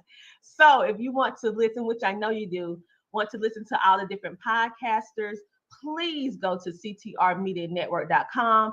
I have my own TV show, podcast now, that's called the Tina Ramsey Show. We actually turned down, or I should say shut down all our websites for the Tina Ramsey Show for one reason. Because we have a lot of audience that goes over to our show, and we wanted to redirect them to CTRMediaNetwork.com so they can see all the other amazing podcasters. They tell about business, wellness, life, mental health, their overcome stories. They have exciting guests, celebrities, influencers, thought leaders, authors, coaches, pretty much the whole gamut, and events be going on their relative shows. So please go check them out. You can listen to their shows right now for absolutely free. So that is a great resource for all of you, including 2 different homeschooling podcasts that's over there. We also, if you need some coaching, you can go to CTR Enterprises Network, or for most of you, you'll go to CoachTinaRamsey.com and you'll be able to see our podcasting class, our homeschooling, and everything that we have to offer. But pretty much that is it. You can follow me on any social media platform, Dr. Tina J. Ramsey. That's S-A-Y, like Gordon Ramsay, the chef, okay? E-A-Y, A-Y. So you go. But we country, so we don't say Ramsay, we say Ramsey, even though it's like.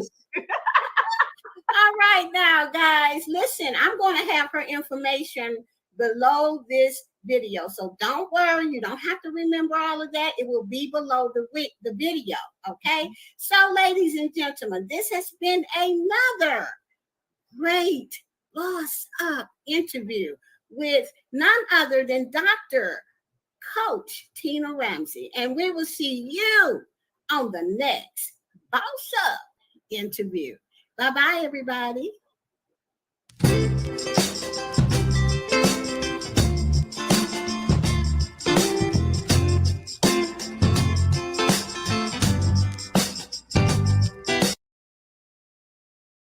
name is Sherdon Reynolds. As he said, I am the self-proclaimed CEO of She Prints It LLC. We are a fiercely female promotional products company that focuses on helping women-owned, led, and operated businesses stay top of mind with phenomenal branding.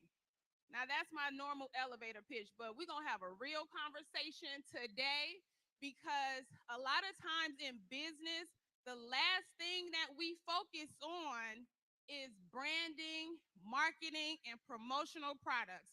We don't see the value in it, or we think we should start a t-shirt line for everything. How many people done started a t-shirt line up in here?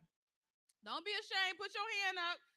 I know y'all out here trying to start t-shirt lines. I ain't judging. I just want to help you do it the right way and understand how to implement promotional products in your business. So one of the most common mistakes that people make, or missed opportunities, I should say, when it comes down to promotional products and branding, is that they're trying to create multiple businesses with the promotional products and t-shirts. So what does that mean? During the pandemic, especially, a lot of us had some tough times financially. And so everybody wanted to open up a Shopify store and do a print on demand, printful fulfillment, trying to get some extra money in their pocket. But if you have a service that you provide, say, for example, you coach truck drivers, right? Or you teach logistics, you charge $500 for that class. It's not beneficial to you to then turn around and sell a $25 t-shirt. That's your impulse buy item, right? The focus is selling that $500 course or coaching program. So what if you, instead of trying to sell that $25 t-shirt, sold your coaching program for $550, and it came with a free t-shirt, a free download, a free checklist? Now you really made $50 on that t-shirt instead of $25. You added value to what you offer because your program had free gifts associated with it, and people are more likely to do business with people that they receive free products from. The truth of the matter, statistically proven, people do business with companies that they've gotten promotional products from by 83%. You increase the likelihood of business by 83% if you give away promotional products. So if you spent $2 on mugs and you came here today, everybody, I think a great example is that company right at the front, Prime Line. They're giving away free bags. They got tote bags. They got goodies inside those tote bags. I bet you all went and got y'all a bag. I see the bag sitting on top of these tables. Y'all will never forget that company. I assure you that what they're gifting you versus what they're trying to lure you to buy is probably 300% more in value. But you're going to remember them because they gave you those pretty pink and white bags, and they had that pretty pink truck over there, and it had some little goodies inside, and you guys were excited because they gave you something for free, and you didn't feel like you had to pay for it. But you will pay for it when you do business with them. If they come across 1,000 people and 10% of those people buy something, do you think they made their money back on those promotional products? Y'all a quiet crowd. You know, I'm a turn up queen, but it's okay. Y'all conservative. That's okay. Needless to say, the goal here is to focus on the investment of your business. As you guys came in, you see she trucking everywhere. She's selling the products. It's featured on other people's banners. She has tents, tablecloths, t-shirts, hats. All of that is going to keep her brand top of mind. You need to figure out how do you duplicate that behavior, but still maintain the core focus of your brand. You have to understand who your target audience is. What is it that your target audience desires from you?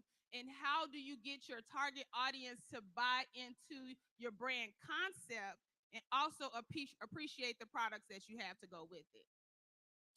So because I want to get some engagement going, I will ask if anybody has any questions about promotional products, branding. If you have a scenario, I'm happy to role play with you on a situation as it relates to your brand, how you can introduce promotional products to your company.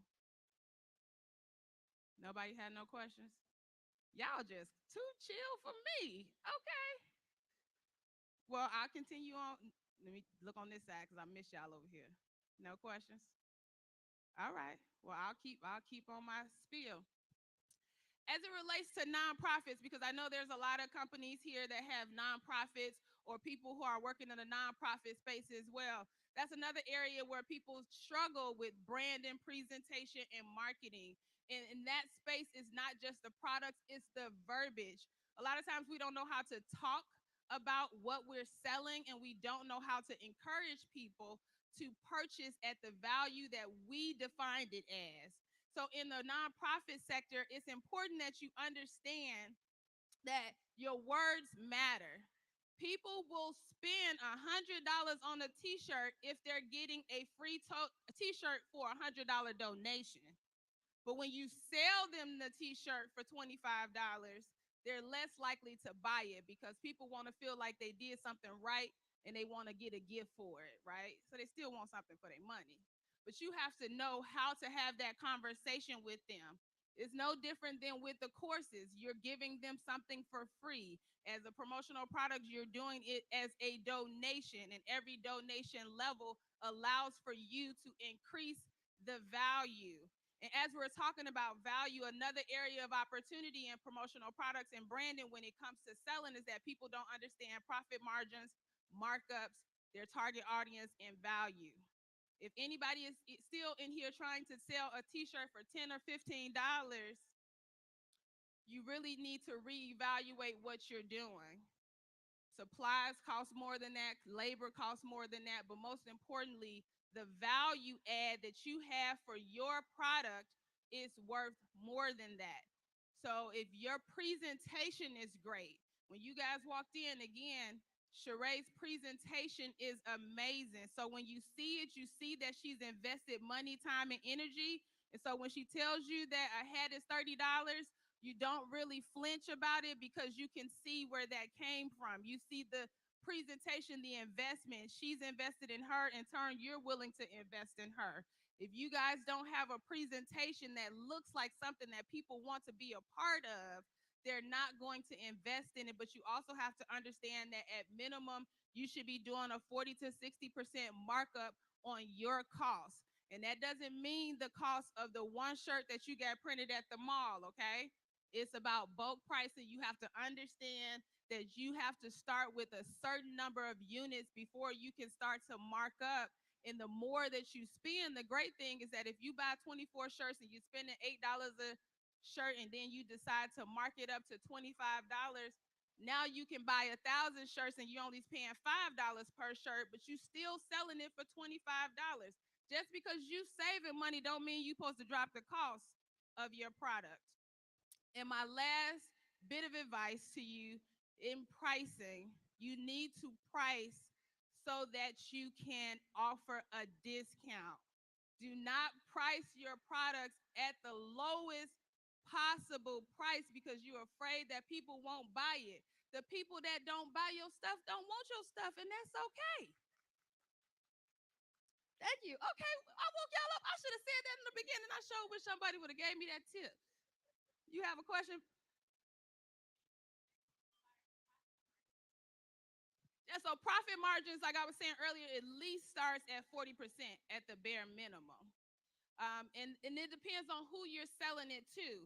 But when you go deeper into products and placement, if you decide, and to my point when I was talking about making sure that you price it accordingly so that you can discount it, say at some point you decide that you want to sell your products to a major retail store, right?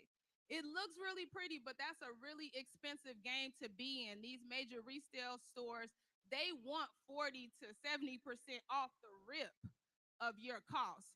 So that's why it's important that your prices are high enough that you can reduce it down. It's a lot like when we go into the mall and they got the 70% off of MSRP rack, and it's always 70% off of that MSRP, and you get excited, but that they never plan to sell it to you at that $115 mark. But that is the suggested market value for that item, so they can list it as that. But they never have any intentions to sell it at that point. But everybody wants a discount, so you want to mark it up. Don't be ashamed to take it up, because another piece of pricing your product, you have to include all of your overhead and expenses. So if you're only charging for the cost of goods solely based on what you pay for the products, you're pricing it wrong. You have to price your products to include the cost of your employees, the cost of the building that you're operating out of, the cost of lights, utilities, whatever overhead that your business has. You have to incorporate all of those things And then you take that and determine what the profit margin is. You have to consider, what are you spending on ads and other marketing material, right? Because if you pay $5 for the shirt and now you selling it for 10, but you want to run Facebook ads and you want to run Instagram ads and you want to hire a marketing person, that extra $5 ain't gonna make it. So, and that the goal is at the end of the year that you should have seen at least a 20% stay in your pocket profit, right? Which means after you've covered all of your expenses, that the business should be able to retain about 30% is really good. But that's including everything. So don't just focus on the cost of the good. And if you don't have overhead right now, you still have to prepare for the future. So eventually you will have overheads you need to forecast accordingly. I don't have a team now, but when I do hire a team, I want to be able to pay them $10 an hour. They can work this many hours a week, part-time or whatever. Factor that into your costs, because if you're charging just based on what you do as a solopreneur, and then when it's time to hire a team, you cannot afford them, and then you change your price from $15 to $35 because you're trying to pay for the team, you're gonna lose your audience. Any other questions?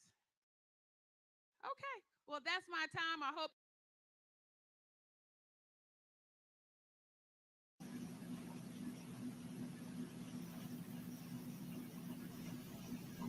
Good morning, everyone, and happy Monday. Happy new week. Happy new start.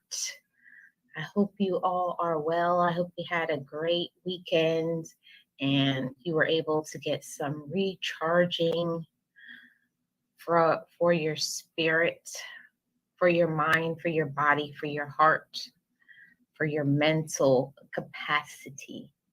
So today I just wanted to come in with this topic, and this topic is how to handle negativity.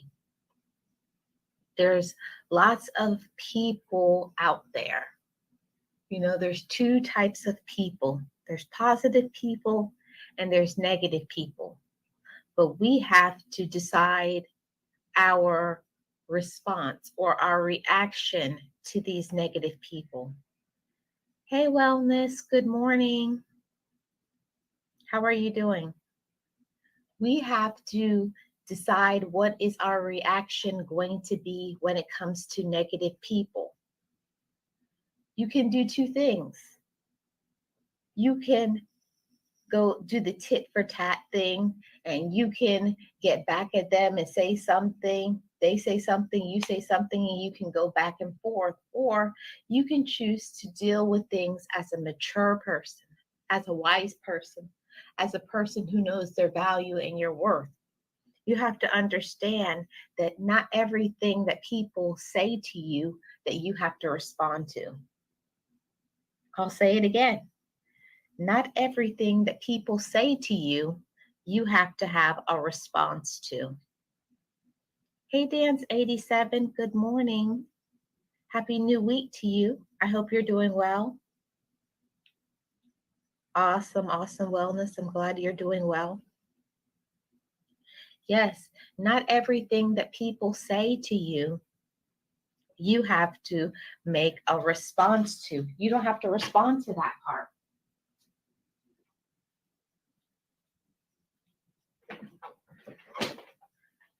You can choose to not respond. See, I learned the older that I got that you have to decide if you want to respond to something or you don't.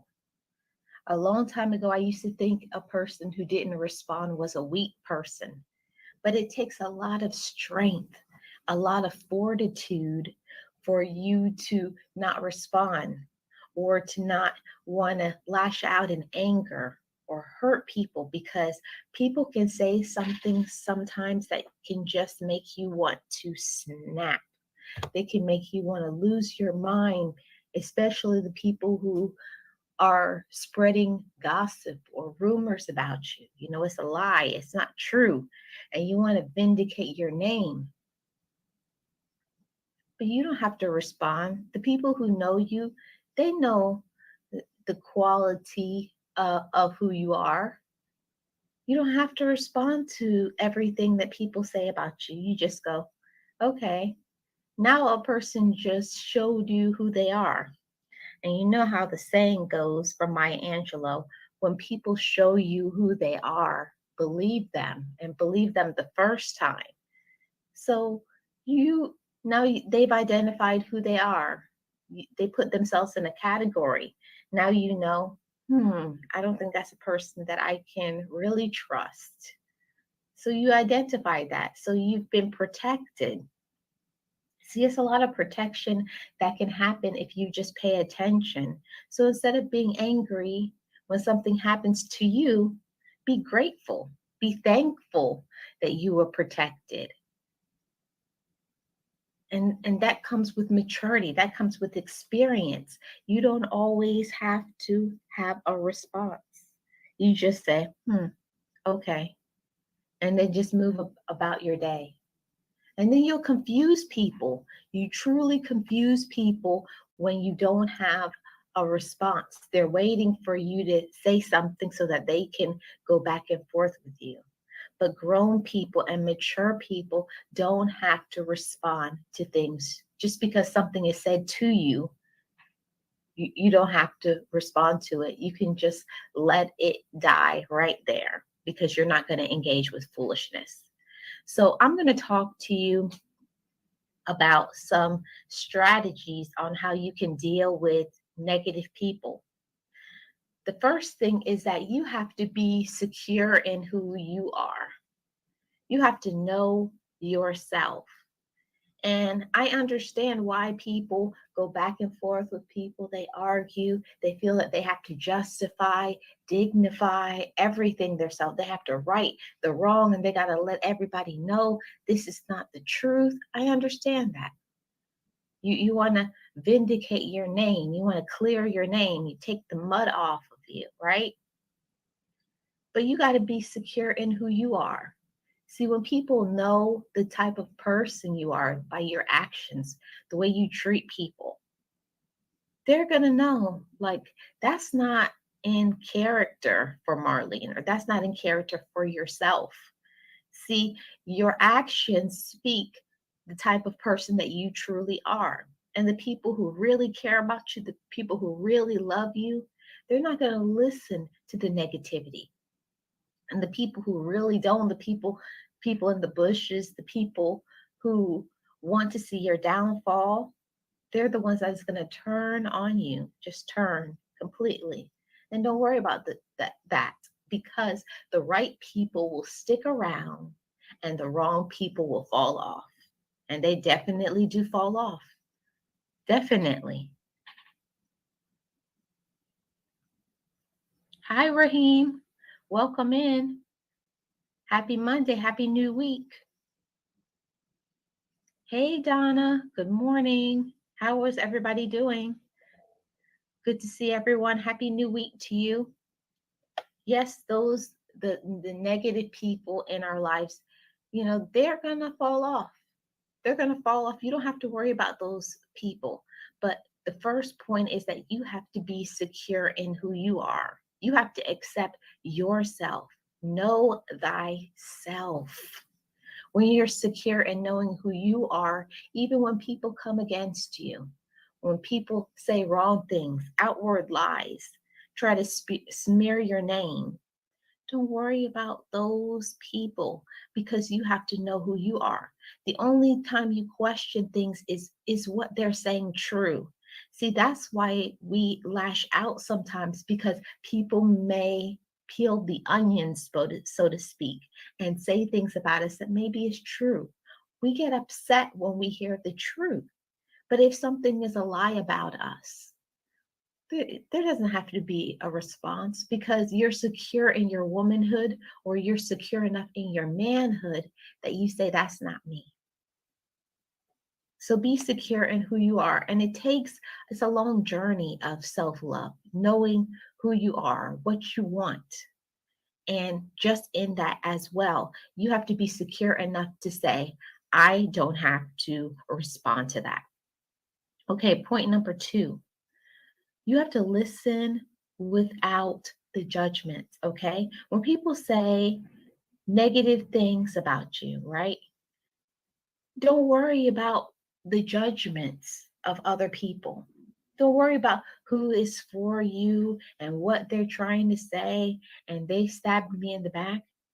Listen to what they have to say. Is it something true or is it a lie? Is it something you dismiss or something you say, I really need to work on this? See, a real man and a real woman, they are secure enough in themselves to say, I really do need to work on that. See, that's somebody who's mature. They're not going to be upset. They're not going to be angry if it's something that's true and say, yeah, I really do need to work on that. Or when it's not true, say, that's not true. And then you move on. Just pass through those things, because it doesn't matter what other people say when other people try to condemn you. Because there's a lot of people out there that feel that they are perfect, that they do nothing wrong, right? Oh, it's really funny to me what they say. You have one finger pointing at me, but you have 4 pointing back at yourself. So don't worry about the people who are judging you. You just work on yourself, okay? So let's go on to point number 3. Point number 3 is you have to take your control back, take your power back, okay? Take your control and your power back. When you lash out and say things and you're trying to do things, don't make yourself look foolish. Don't make yourself look stupid. Take your control back. People try to take your power away. And the one thing that they surely can take your power away is to see you lash out in anger and to do the tit for tat thing. Oh, you did this and now I'm going to do that. So you got to take your control back, take your power back.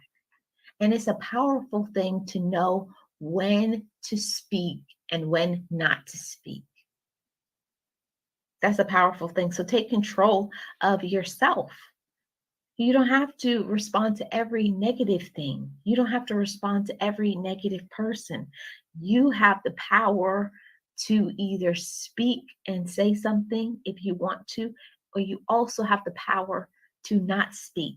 That takes a lot of strength inwardly to not voice things, because some things is just not worth your time. Point number 4.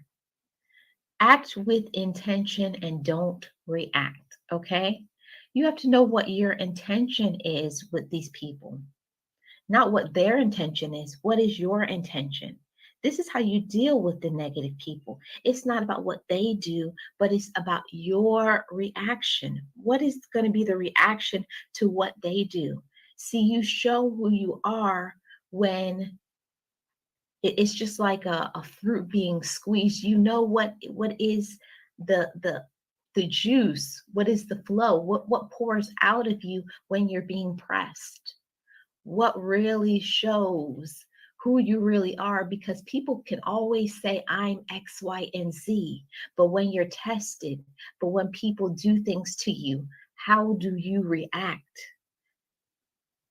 See, you have to act with intention. What are your intentions? Who really are you at the end of the day? Are you going to show you really are who they say you are? Or are you who you have proved yourself to be? It's all about the actions. What's behind the scenes, not just what you say and verbalize, is how you treat people. And that, once again, takes maturity. So don't overreact. Don't overreact. Who cares what other people say? A lot of times people worry too much about what other people think. What is their feelings about what do they feel about me? Oh, they don't like me. Oh, they don't like what I'm doing. Who cares what other people say about you? What other people think about you is none of your business. So who cares about what they say? Only thing that matters is what is your reaction to what they say. Okay. Number 5, we have to set some boundaries. Set boundaries with people. Only allow people to go so far. And then we have to learn to block people, not respond. Don't surround yourself with these people. Stop talking to them. There's a lot of things that you can do to set boundaries with people. And when people go too far, as soon as it happens, don't wait until 2, 3, 4 times that somebody has done something to you. No, the first time somebody does something, say, no, don't talk to me that way. I'm not going to allow it. See, we train people how we want to be treated.